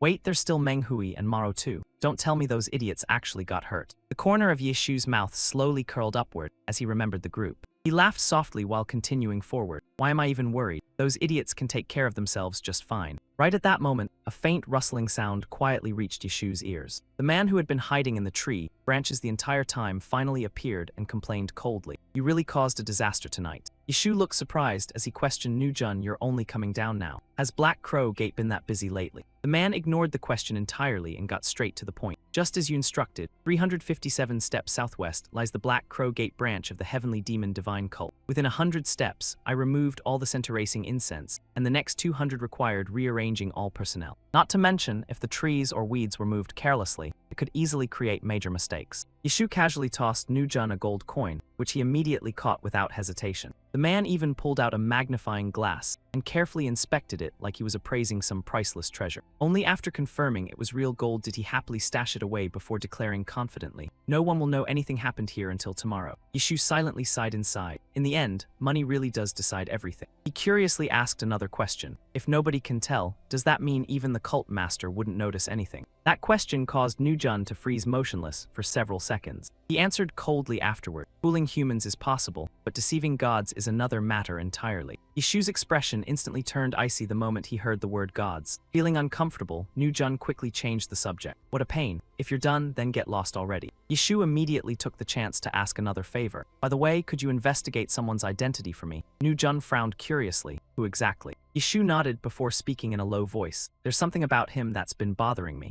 He used demonic arts, yet his monstrous physical strength was unbelievably terrifying. Not only that, he was also proficient in incredibly refined techniques, completely opposite from that martial style. In my opinion, there are only two possibilities. Either he's a heaven-defying genius, or he cultivates another martial art besides the Asura destruction art." Crossing his arms, Yeshu clarified calmly, "I want to know exactly what martial art he was cultivating." Nujun expressionlessly raised 3 fingers into the air, 3 tails of gold. Seeing Yeshu's speechless expression, the man even asked back impatiently, "What's with that look?" The main character simply shook his head silently and turned to leave, while Nujun casually called after him, "Take care now." Yeshu traveled through the forest all night long, until the first light of dawn covered the distant mountain ranges. With every step, his body grew heavier, as the silence of dawn swallowed him whole. Only now did the aftermath of the battle truly erupt, after all his internal energy had been exhausted. This had always been the life of a spy, wearing masks during the day, silently weaving schemes through the night. No glory awaited them, and nobody would ever offer praise. Arriving and vanishing like the wind itself, that was the destiny of those who lived as spies. This time should have been no different. Yet for some reason, as time passed, he no longer viewed everything as merely another mission, but slowly began seeing them as real people. Right at that moment, a familiar voice suddenly echoed from the distance, "Yeshu." Ma Yishin rushed over and slammed a hand against his back before complaining loudly, "Why the hell did you take so long getting back? I'm dying from lack of sleep here." Right after that, the entire group swarmed around Yeshu noisily. "You're finally back. Hey, did you see how awesome I fought today? Quit bragging, you barely did anything. I carried the entire battle myself. Young Master Q only won because of my support. Move aside already, can't you see I'm seriously injured here?" Yeshu stared at the crowd before him and could only laugh bitterly. What the hell is even happening right now? Watching everyone cheer loudly about how the Slaughter Gang would never dare return again left him strangely confused. This situation had drifted incredibly far away from what a spy's life was supposed to be.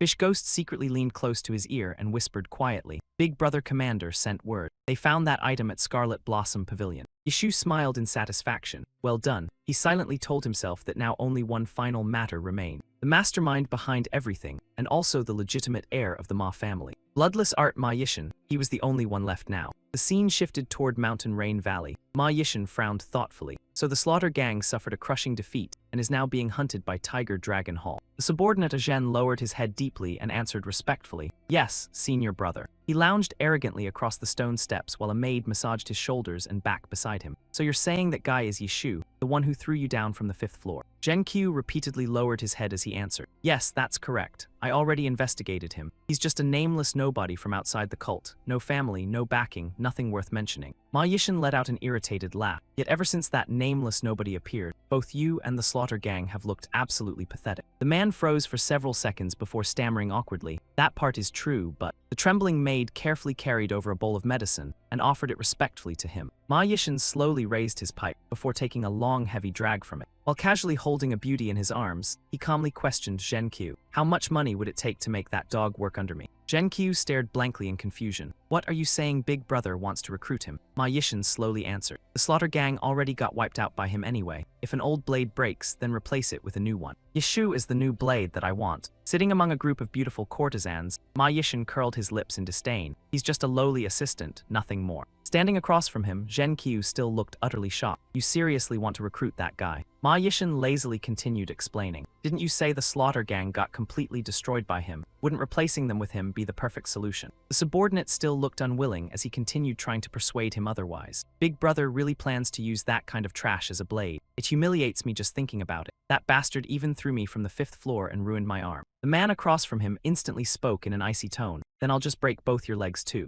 Zhenqiu froze completely, unable to process what he had just heard.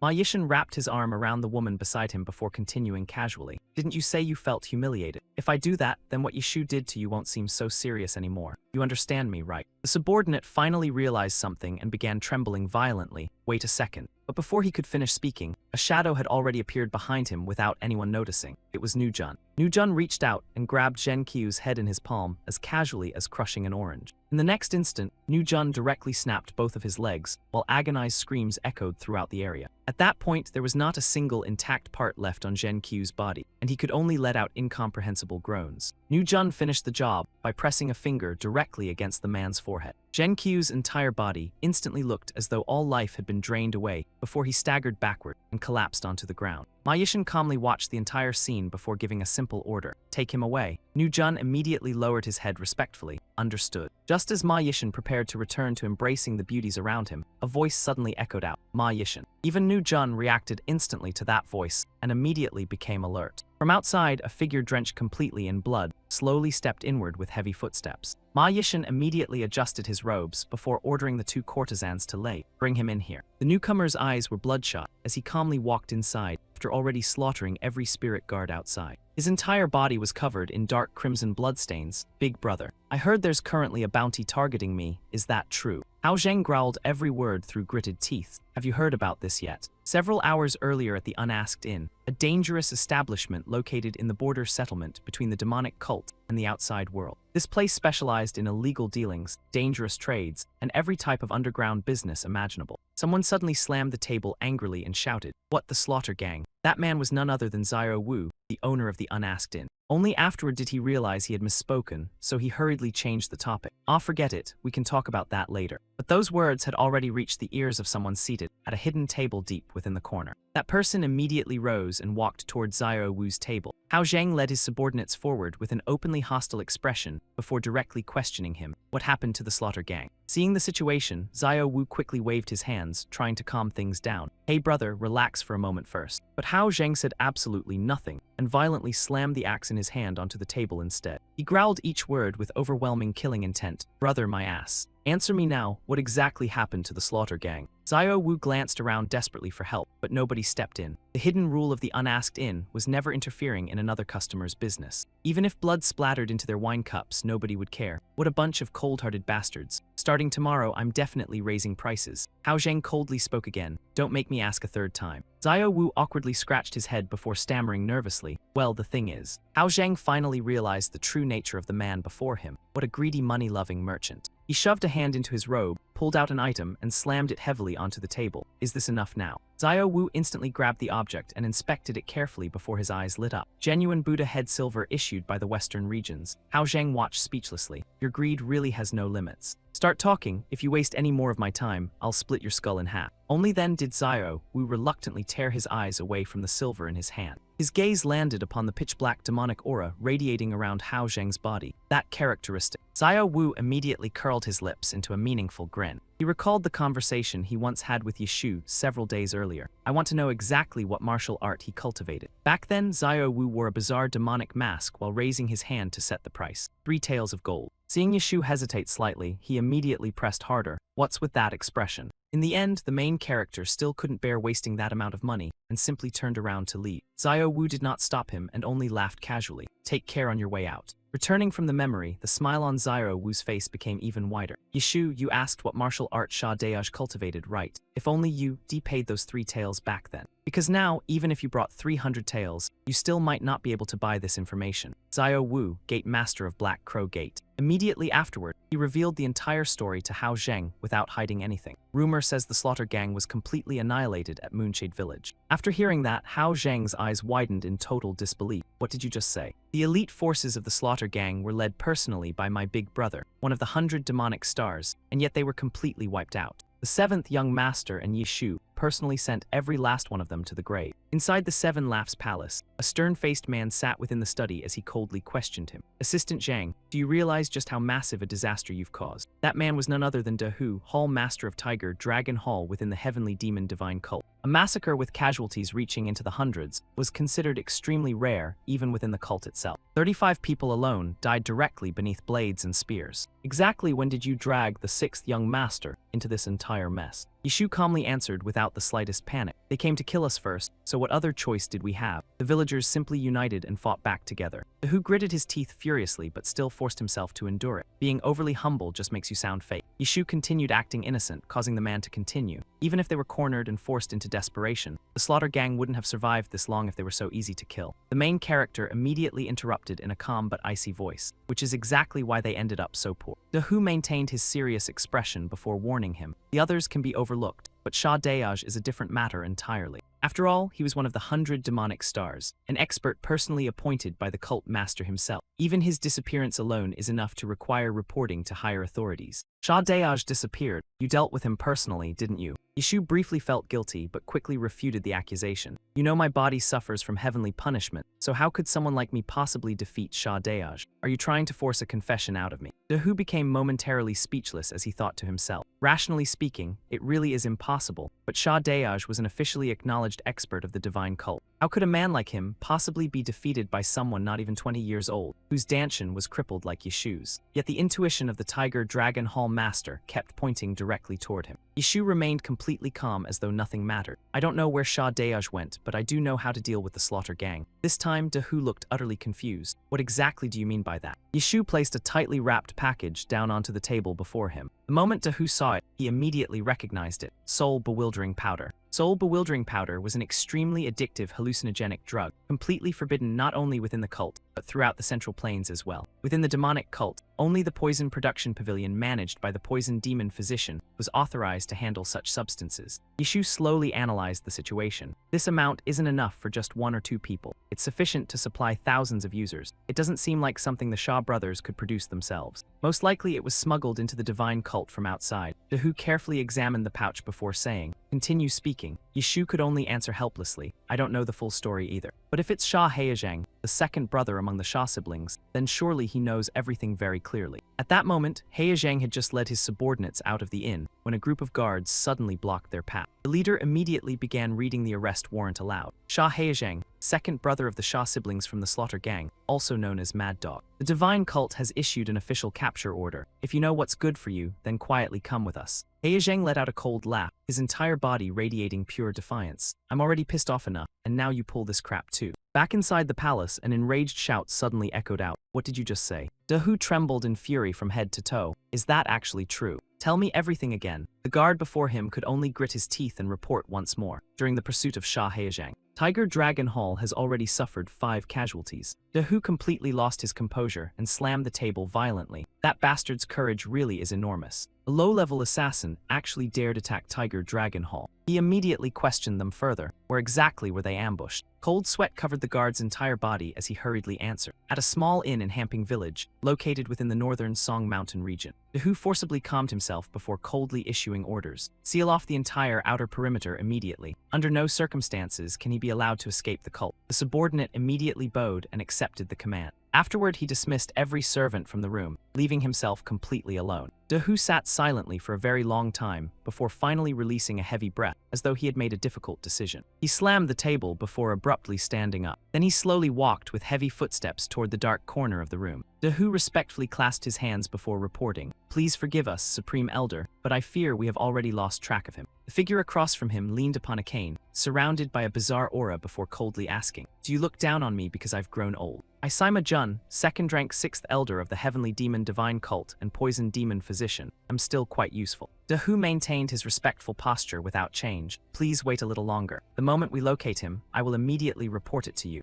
The old man continued questioning him. "Who was the one that brought the soul-bewildering powder?" Dahu answered honestly, "I heard it was Zhang Li Chu, currently serving as the assistant of the 7th young master." Sima Jun stroked his long beard deeply, as though calculating something truly terrifying. Finally, the old man supported himself with his cane and slowly rose to his feet. Dahu asked in surprise, "Where are you planning to go?" Sima Jun slammed his cane heavily against the floor before speaking. "There's no time left anymore. Every moment now is extremely precious. I must personally go and meet him myself." A blood-soaked axe wildly swung forward over and over again. Heizhang stood there in a miserable state, directly before Ma Yishan and Nu Jun. Grinding his teeth, he questioned every word furiously. "Big brother, I heard there's a bounty on my head now. Did you already know about it?" Ma Yishan remained completely calm as though nothing mattered. "I already heard about it." Hearing that answer only made Heizhang even more enraged as he tightened his grip around the axe handle. In the next instant, he completely lost control and directly hurled the axe straight toward his own big brother. Ma Yishan remained seated without moving at all, showing absolutely no intention of dodging. Just as the axe was about to split his face open, a massive hand suddenly stopped it in midair. Nu Jun held Zhen Shen in one hand while firmly gripping the axe with the other, his expression remaining cold and unchanged throughout. Seeing that only drove Heizhang further into madness. "Damn it, if Big Brother had a hand in this, then this isn't over yet." Ma Yishan embraced the two beauties in his arms before calmly replying, "The moment Tiger Dragon Hall met you, they issued an arrest order immediately. That means, to people like you who already lost, they simply want you to pay the price." Heizhang dropped heavily onto the floor before laughing mockingly. "Big Brother sure knows how to make things sound nice. Aren't you the real loser here? You wanted to get rid of us brothers and use us like disposable blades all along, didn't you? Once the blade breaks, the one wielding it naturally has to bear the consequences." He maintained that filthy, shameless expression without the slightest trace of pity as he sneered at the man before him. "What can you do? That's simply the difference in status. In a cockfighting match, nobody blames the owner when the rooster loses." Heizhang angrily spat to the side before cursing loudly. "Damn rich bastards, every last one of you is the same." Ma Yishan immediately replied with a question of his own. "I'm offering you a way out right now, so what exactly do you plan to do?"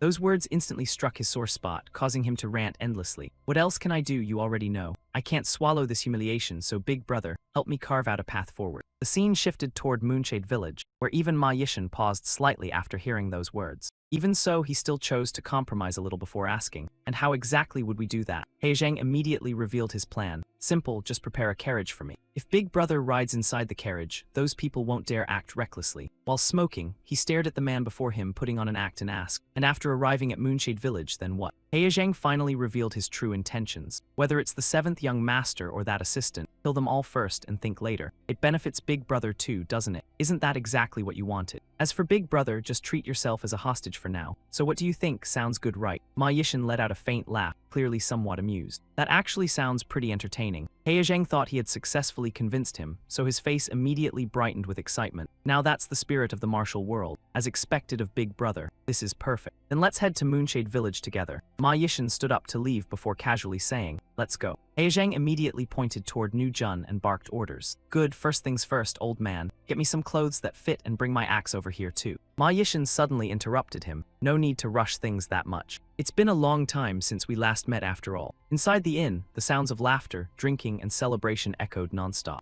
A drunken, bald man suddenly stood up and bragged loudly. At that moment, the 7th young master suddenly appeared and scared the hell out of us. The man sitting across from him immediately chimed in. "That's right," and then he even said this. "Remember the distance you people are supposed to keep from me." The bald man became increasingly excited, climbing onto the table and dancing wildly. "Someone help me out over here already." Mao immediately turned around and started yelling, "Shut the hell up already, you worthless trash." Meng Hui looked confused while eating and asked, "Hey Mao, did you seriously say stuff like that before? Are you losing your mind?" Mao continued snapping angrily, "Eat your damn food. If you keep making noise, I'll send you all to the ancestral altar." Yishu leaned against the railing, while silently watching the drunken crowd below. His face was filled with satisfaction as he watched the business thriving so successfully. A woman's voice suddenly interrupted his thoughts. "Looks like you're in quite a good mood tonight." Yishu laughed softly before replying, Of course, if those brats keep growing like this, then sooner or later this place might actually become worth living in. Muronglan followed his gaze before smiling. You truly care about them quite a lot. He looked down at the group overflowing with youthful passion before casually answering. It's not really concern. I just think there's some meaning in dragging those troublemaking idiots back onto the right path. Even if they never become heroes or saints, at least they shouldn't turn into monsters. After hearing that, Muronglan could only fall speechless, unsure what else she should even say. After a very long silence, she finally asked again, "You still haven't found the answer yet." Yishu could only sigh helplessly. It's nowhere near that easy. Menghui and Mao are improving at terrifying speed every day, yet I myself still haven't made a single breakthrough. Not only that, the demonic energy keeps corroding my body more and more. There are only a little over 10 days left now. Once those 10 days pass, the demonic energy will completely devour my body and turn it pitch black. Right at that moment, an old man leaning upon a cane slowly approached the two of them. Yishu was immediately drawn by the sound and quickly turned to look. Sima Jun spoke first before anything else. "You are Zhang Li Chu, correct?" Yishu looked carefully at the man before him and quickly realized who he was. "You are." The old man radiated an icy aura powerful enough to suppress everything around him. He was none other than the poison demon physician. Step by step, Sima Jun slowly approached until he stood directly before him. Yishu still looked unable to hide his surprise. "You truly are." The old man did not answer directly. Instead, he stroked his beard and sneered faintly. "I heard you crawled up from the very bottom of society, yet you still seem to have decent eyes if you managed to recognize me." Sima Jun, second rank 6th elder of the Heavenly Demon Divine Cult and the Poison Demon Physician. Within the Divine Cult, his medical skills were so extraordinary that people called him the Demon Physician. However, if a patient irritated him, he would casually poison them to death without a second thought. On the other hand, if someone pleased him, then even a person standing at death's door would be dragged back to life by force. That was precisely why his reputation spread so far. The problem was that nobody could ever predict what standards this old monster used to judge people. Sima Jun spoke again with visible irritation. "I thought someone with your eye for people might actually have some value, but it seems you don't understand basic manners at all. Since you already recognized me, you should have immediately guided me inside. How long did you plan to leave this old man standing around waiting?" This was the first time Yishu had ever encountered someone so impossible to predict, leaving him momentarily flustered. The rumors really were completely accurate.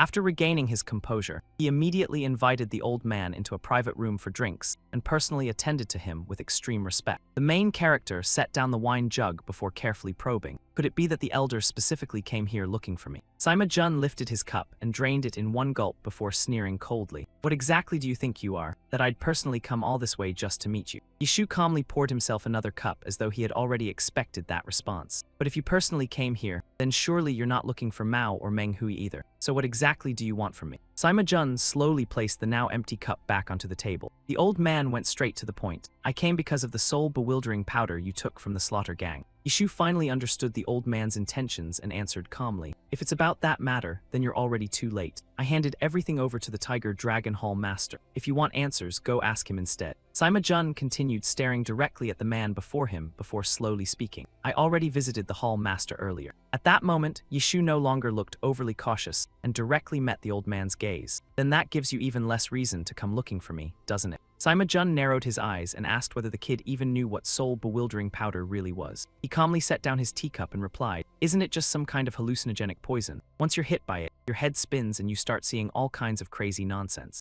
Yishu only had a shallow understanding of it, and the moment he finished speaking, the old man clicked his tongue in obvious annoyance. Yishu casually poured him another cup of tea, while Sima Jun maintained his calm expression and slowly shook his head. Completely wrong. At that moment, the main character honestly wanted to stay silent in front of the old man's endless rambling. Sima Jun continued explaining that soul-bewildering powder was indeed a hallucinogenic poison, but every alchemist created a different effect with it. To put it bluntly, hundreds of deadly toxins were all hiding under the same name. And among them, the one currently in his possession belonged to an especially sinister and twisted category. The old man's gaze suddenly froze in shock as he stared at him. "Just who exactly did you meet? Demonic energy has already seeped deep into your internal organs. At best, you've only got 10 more days left to live. And pure black demonic energy like this is incredibly rare. Have you actually met the cult leader before?" Yishu immediately hid his hand behind his back. He stared at him in disbelief and asked how he knew. Sima Jun slowly explained that the cult leader would occasionally bestow heavenly demon inner arts upon people he personally favored. Yishu let out a mocking laugh. If that's what being favored looks like, then I'll gladly pass. Those words instantly enraged the old man. A brat like you was granted such supreme and unparalleled inner arts, yet you still refuse to kneel and show gratitude. The main character no longer bothered hiding the hand being corroded by demonic energy. Then, what happened to everyone else who received that power?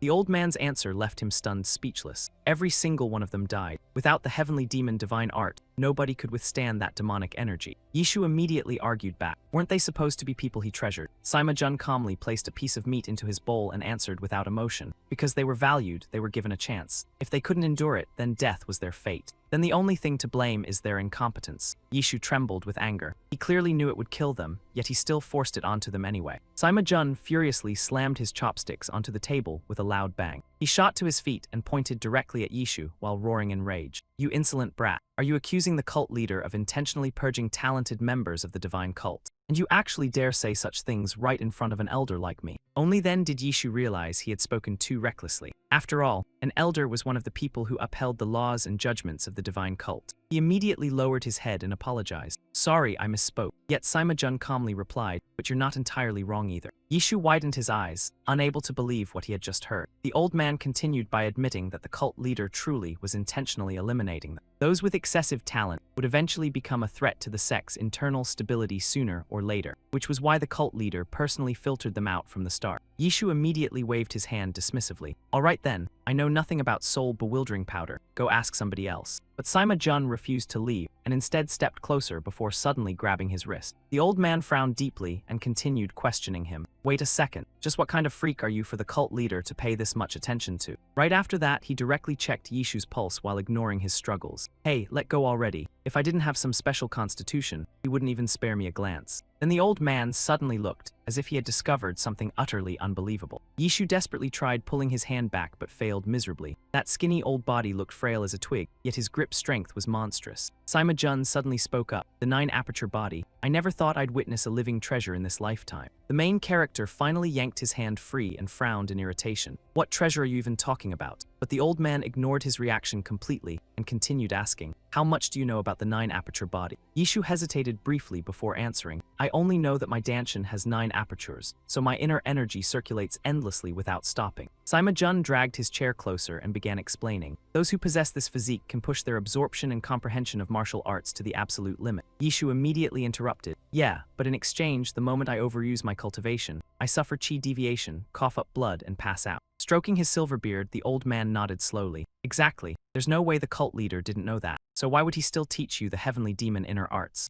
Only now did Yishu finally become interested. Then does Elder know anything else about the 9-aperture body? Sima-jun smirked proudly after realizing he had successfully sparked the young man's curiosity. Yishu answered without the slightest hesitation. That's right. Sima-jun nodded in satisfaction and pointed directly at him. Your straightforward personality isn't bad. If you help me with one thing, I'll tell you everything. Yishu bit his lip and thought seriously for exactly 3 seconds. After that, he immediately nodded. Please speak, Elder. Sima-jun burst into a satisfied laugh, as expected of a smart man. The purer and more refined inner power becomes, the more likely it is to develop spirituality. Did you know that? Yishu looked completely dumbfounded. Inner energy can actually become self-aware too. I've literally never heard of that before. The old man slowly explained. Think about it. Even pigeons can learn how to find their way home after being trained. So inner arts, which are born from the purest spiritual essence of heaven and earth, are naturally far more extraordinary. Wouldn't that make them a type of spiritual entity as well? Yishu's expression grew increasingly blank as his mind struggled to process knowledge he had never even imagined before. Inner energy can actually be treated like a living being. Sima-jun held a chopstick out in front of him and said, let me give you a simple example so you can understand.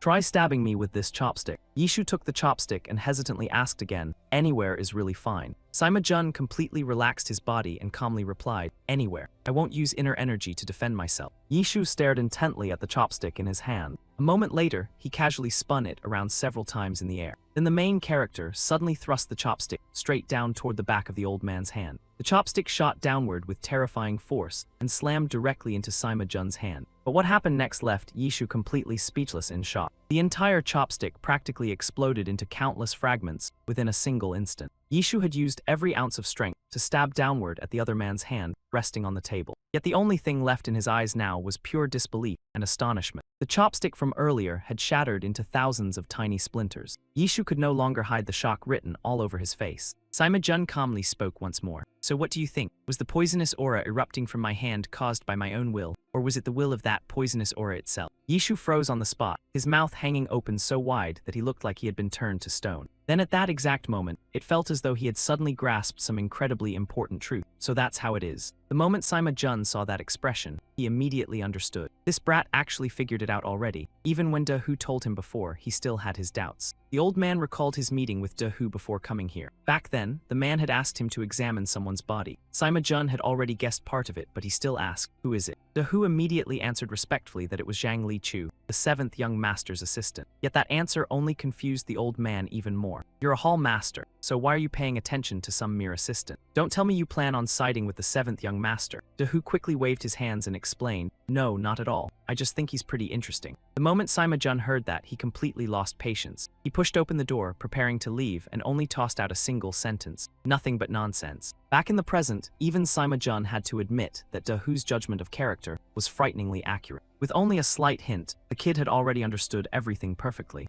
Yishu slowly placed the shattered chopstick back onto the table. He stared directly into the old man's eyes, without speaking immediately, as though countless puzzle pieces were finally connecting inside his mind. Suddenly, a figure appeared in his thoughts. It was Mao. Mao's inner energy had once automatically healed his injuries. Not only that, it had even activated on its own to defend him before his body was struck. So this was the true meaning behind inner energy, behaving like a spiritual creature. Inner energy could continuously learn, remember, and react through repeated experiences. Sima-jun immediately confirmed his conclusion. Your deduction is completely correct. And what you possess is the heavenly demon inner arts, the absolute pinnacle of the demonic path. Naturally, it's far more adaptive and intelligent than any other type of inner art. Yishu slowly pushed back his chair and rose to his feet. He stepped in front of Sima-jun, his eyes burning with determination. Right after that, the main character clasped his fists respectfully in salute. I've finally found a way to cure the 9-aperture body. I will never forget the kindness you showed me today. Sima-jun burst into hearty laughter while stroking his silver beard. Now I understand why the hall master values you so highly. People like you rarely appear within the divine cult. Honestly, you're more suited for the orthodox sects. Yishu felt slightly embarrassed after receiving such direct praise, so he immediately changed the topic. Did Elder come to investigate the origins of soul-bewildering powder? Sima-jun did not bother hiding it and nodded immediately. That's right. Earlier, you asked who created that bizarre soul-bewildering powder, didn't you? His name is Gongsun Jai. He was once my fellow disciple from the same sect. Although his skill wasn't equal to mine, he was still an extremely rare genius. Unfortunately, his personality went down a twisted path. Instead of thinking about how to save people, he preferred researching ways to torment them. Yishu sat back down and casually mocked him. Sounds a lot like you too, Elder. Forgive me if that was disrespectful. Yet the old man only laughed faintly. You're not wrong, I'm the same way. The only difference is that once I decide to save someone, I save them completely. But even if he can heal people, he always demands part of their body as payment. For example, if he restored a blind man's eyesight, he would cut off the man's healthy legs in exchange. Hearing that, Yishu could only stare in disbelief. That's genuinely insane. Sima-jun continued rambling without pause. That's why he earned the title Mad Physician. And after vanishing for 20 years, that man suddenly resurfaced following the theft of the secret manual from the Heavenly Demon Hall. This matter makes me extremely uneasy. Yishu immediately caught the important point. You mean he's planning something else too? Sima-jun began discussing plans with him. From now on, we must locate his whereabouts as quickly as possible. Can you handle it? Yishu remained silent for several seconds, seemingly weighing the pros and cons. Their conversation finally came to an end, and the private room's door slowly opened. He personally escorted the honored guest downstairs. If I discover any clues about the mad physician, I'll report them to you immediately. Sima-jun leaned on his cane, nodded, and prepared to leave. The old man slowly descended the stairs, but after only a few steps, he suddenly turned back as though he had remembered something important. Why did you choose to become the 7th young master's assistant? Hearing that question, Yishu merely curled his lips into a mysterious half-smile. His answer clearly fell far outside Sima-jun's expectations. I think things are pretty good this way. Shock was written plainly across the old man's face. Meanwhile, Yishu simply nodded lightly before continuing to escort him out. Right at that moment, thunderous laughter erupted from downstairs, causing both of them to turn their heads simultaneously. Mao was completely drunk at this point, standing in the middle of the main hall and shouting at the top of his lungs, "I am the #1 genius." Meng Hui was trapped tightly in Mao's grip and struggling frantically. "Hey, let me go already, damn it." The two men standing upstairs could only sigh helplessly at the scene below. "If you ever want to change positions, I can arrange it for you anytime." Yishu did not reply and only smiled faintly before speaking. "Please travel safely, elder." Seeing that he could not persuade him any further, Sima Jun finally turned around and left the tavern. "Remember to head home early." The shouting downstairs still continued non-stop. "Zhang Li Chu, did you see that? The 6th elder just came down from there. This whole restaurant has probably been poisoned, so everyone stop eating." Yishu looked at the chaotic scene before him and could only sigh deeply. The path he had chosen was clearly still a very long one. The next morning, inside Yishu's private residence, he sat cross-legged meditating in his room, while every word Sima Jun had spoken yesterday replayed repeatedly inside his mind. The main character began reasoning things out on his own. If inner arts absorb the purest essence of heaven and earth's spiritual energy, then doesn't that truly make them a kind of spiritual entity? If inner energy possesses its own will, then it should absolutely be capable of learning and memorizing repeated movements. In other words, if I establish the circulation path for heavenly demonic energy from the very beginning, then create an energy root that belongs solely to me and force it to remember that path forever. Right now, my Danshin is basically like a bottle drilled through with 9 connected holes. If I want to guide inner energy outward, it has to pass through all 9 openings. But during circulation, part of the energy leaks away from the root, loses control, and eventually dissipates. While he still retained control over himself, Yishu forced all of the demonic energy toward the 9th aperture, as though he were engraving that circulation route directly into its memory. A brilliant light suddenly erupted from his body. If this worked, he would not only escape the corrosion of demonic energy, but also overcome this cursed 9-aperture body once and for all. A small jade orb suddenly floated out from Yishu's body, while pitch-black demonic energy instantly spread across its entire surface. Right at that moment, Meng Hui suddenly shoved the door open and rushed inside. "Hey, Assistant Zhang. I kept calling for you, but you never answered. Did something happen?" Yishu's body was covered in injuries, yet an extremely strange and satisfied smile slowly appeared on his lips. Meng Hui hurried over to him and anxiously asked question after question. "Hey, Assistant Zhang, are you all right?" The young man had just reached out, intending to shake him awake. Suddenly, Yishu lunged forward and clamped his hand tightly around the other boy's throat before Meng Hui could even react. The young man panicked and desperately tried, prying away the hands squeezing his neck. But the main character seemed like a completely different person now, and his grip only tightened harder and harder. His entire body looked as though it had been completely possessed by something sinister and evil. Even Yishu's eyes had become cold, lifeless, and completely devoid of emotion. Meng Hui struggled desperately to break free. Only then did the last trace of Yishu's sanity finally return, but his left arm had already gone completely out of control. Yishu immediately tried circulating inner energy through his other arm. If that's the case, he instantly used 2 fingers to strike his own pressure points and forcibly immobilize himself. Meng Hui finally escaped and collapsed onto the floor, coughing violently as though he had just barely survived death itself. The young man stared at the person before him with eyes full of confusion. Assistant Zhang. Even though he was still terrified, he could not help asking worriedly, "Are you really okay?" Yishu's body was now covered with countless wounds. He forced himself to stay calm and asked back, "Did you come here for something?" Meng Hui took a deep breath before replying, I probably need to return to the main household for a while." Yishu immediately warned him, bursting into someone's room while they're in secluded cultivation is extremely dangerous. Hearing that, Meng Hui obediently lowered his head and apologized. "That was my mistake. I won't act so recklessly again next time." The main character also realized he had spoken too harshly. Even as a member of the divine cult, this kid was ridiculously harmless, almost like a puppy. "I'm not blaming the 6th young master. I just hope you'll be more careful next time." Meng Hui gradually calmed down before turning around to leave. "Are you really okay?" Yishu gave him a reassuring smile. "Just go already." Only then did Meng Hui finally feel somewhat relieved. "I'll come back as quickly as possible." Meanwhile, Yishu could only sit there sighing helplessly. He had thought he was finally close to finding an answer, yet everything had nearly fallen apart today. "Forget it. Right now, there's something more important I need to deal with first." The demon physician god had once assigned him the mission of tracing the origins of soul-bewildering powder. And at the moment, the biggest clue was in the hands of the Slaughter Gang, the organization responsible for distributing contraband. Sha Heizheng, every answer definitely leads back to that man. Yishu silently made up his mind. No matter what happened, he would drag that bastard out into the light. Right then, another miserable scream suddenly echoed up from the tavern below. "I seriously can't take this anymore." Mao was sprawled across the floor while still muttering non-stop. "Where the hell did that damn Zhang Li Chu disappear to this time?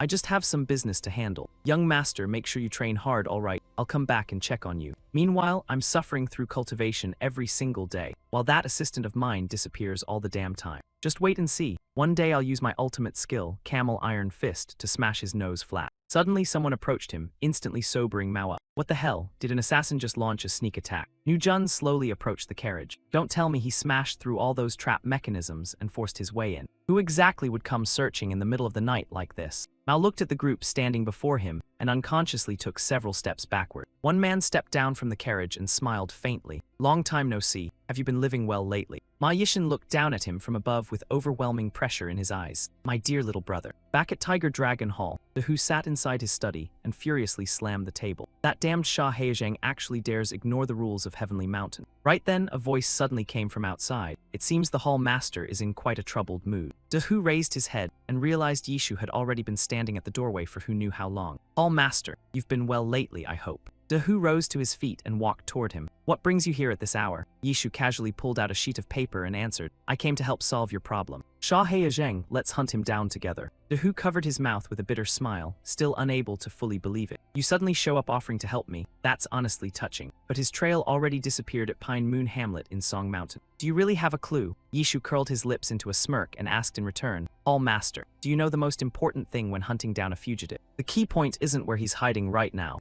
It's where he'll eventually end up going. And with his current status as a wanted man, there's only one place left where Sha Heizheng can seek shelter. Hearing that, De Hu finally understood. The demon physician god. Yishu immediately nodded in confirmation. Exactly. Wherever the demon physician god appears, there's a very high chance Sha Heizheng will show up there too. Meanwhile, Mao was being pinned tightly to the ground by Ma Yishan's men, unable to move even an inch. He struggled to lift his head and cursed directly at the other man's face. You damn bastard, why the hell did you suddenly come here? Ma Yishan showed absolutely no courtesy. He grabbed a rock and hurled it straight into Mao's face while cursing loudly, You worthless drug addict. How dare you speak disrespectfully to your older brother? I only came to visit my little brother. Do I really need some special reason for that? Even while lying on the ground, Mao continued mocking him non-stop. Since when did you ever treat me like your brother? At this point, Ma Yishan no longer bothered hiding his true intentions. To be more precise, I'm far more interested in that assistant beside you. A man powerful enough to wipe out the entire slaughter gang in a single night. Shouldn't someone like him be pushed into an even higher position instead? Mao gritted his teeth furiously until they cracked. What the hell did you just say? Using the last bit of strength left in his body, he suddenly forced himself upright and charged toward the other man. Damn it all. One of the three great noble families of the heavenly demon divine cult, the Ma clan. Mao possessed a body blessed by the Ma clan itself, along with monstrous talent that bordered on inhuman. His punch was about to slam directly into Ma Yishan's face, yet the man merely sneered coldly without even bothering to dodge. In the very next second, that bastard launched an unbelievably ruthless counterattack. The result was Mao getting smashed face first into the ground like nothing more than a toy.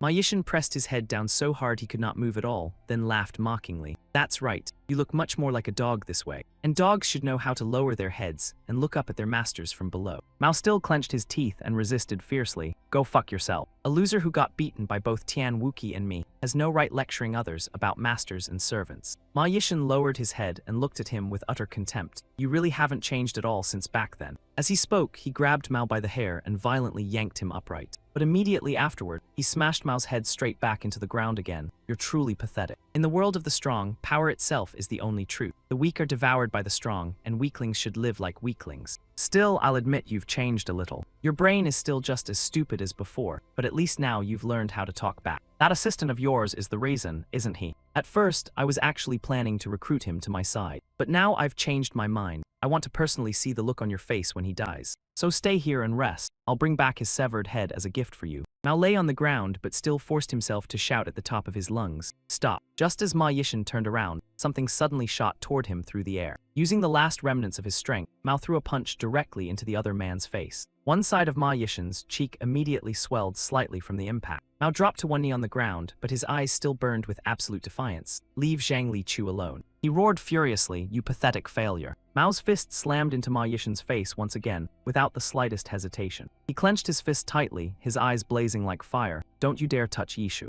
Mao gritted his teeth until blood seeped out, then growled in a low voice, you worthless loser. He refused to stop and continued pressing forward with every word like sharpened blades. Out of everything you own, is there even a single thing you earned with your own hands? Mao stepped forward once more with complete disdain. Tian Wuki, who used to be beneath you, has now become the first young master. I became the seventh young master. So what exactly are you now? He let out a cold laugh and spoke without the slightest restraint. Other than the gifts handed to you by fate, you have absolutely nothing. You're just a half-assed drug addict, you damn dog. Ma Yishan waved his hand dismissively in annoyance. You really speak without using your brain. He stared at Mao with eyes so cold they sent chills down the spine. Very well then, say that one more time. Mao lowered his face after that last punch, then answered in an openly provocative tone, you want me to repeat it. But Ma Yishan suddenly paused before curling his lips into a mocking smile. Forget it. His eyes overflowed with contempt. Trash like you will always remain trash forever. Killing intent exploded instantly as Ma Yishan coldly declared a single sentence, then die. At that exact moment, a black shadow tore through the air like lightning. Nu Jun immediately spun around behind him in alarm and raised his guard.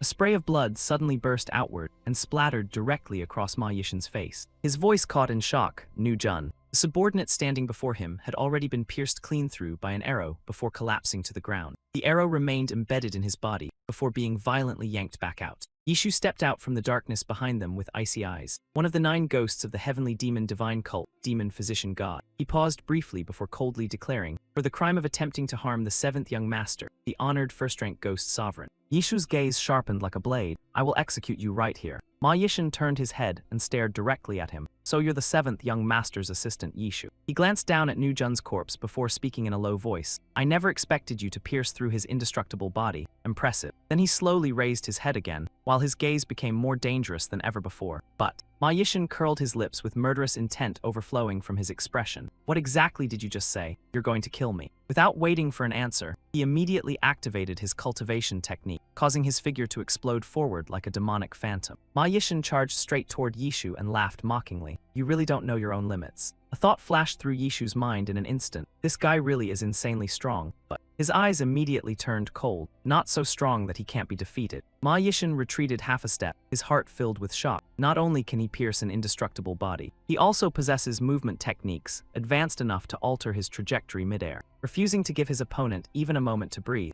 Yishu swung his arm and unleashed a palm strike straight toward him. The main character frowned slightly in confusion. What exactly is this monster? Ma Yishan curled his lips upward as though he had finally confirmed something. So that's how it is. Ma Yishan's voice rang out with heavy mockery. So wiping out the slaughter gang really wasn't just dumb luck after all. Yishu quickly glanced at the other man's arm and silently grew suspicious. His arm is broken, yet he's acting completely unfazed. Ma Yishan blocked his path with icy eyes. Where exactly do you think you're going? Yishu paused briefly before cursing inwardly. Damn it, I completely forgot what kind of monster this guy really is. Countless pieces of information about his opponent surfaced inside his mind, including the reason Elder Ma Cheng had acknowledged him as the sole successor. Possessing the greatest talent within the heavenly demon divine cult, while inheriting the Ma clan's supreme art, vast underworld divine art, Yishu's expression darkened. This is the strongest member of the younger generation. Ma Yishan rapidly circulated his inner arts and stepped forward. The inner energy around his hand surged violently like a raging storm. So it's finally starting. He stared at Yishu with battle intent exploding from his eyes. Shouldn't we decide the victor right here and now? Bloodless art demon physician god. The longer they exchanged blows, the more Ma Yishan's aura continued to rise, while his cold gaze sharpened like a deadly blade. Standing across from him, Yishu remained completely motionless without showing even the slightest sign of wavering. He let out a soft sigh before speaking in a deep voice. Fine then, it's about time this matter came to an end.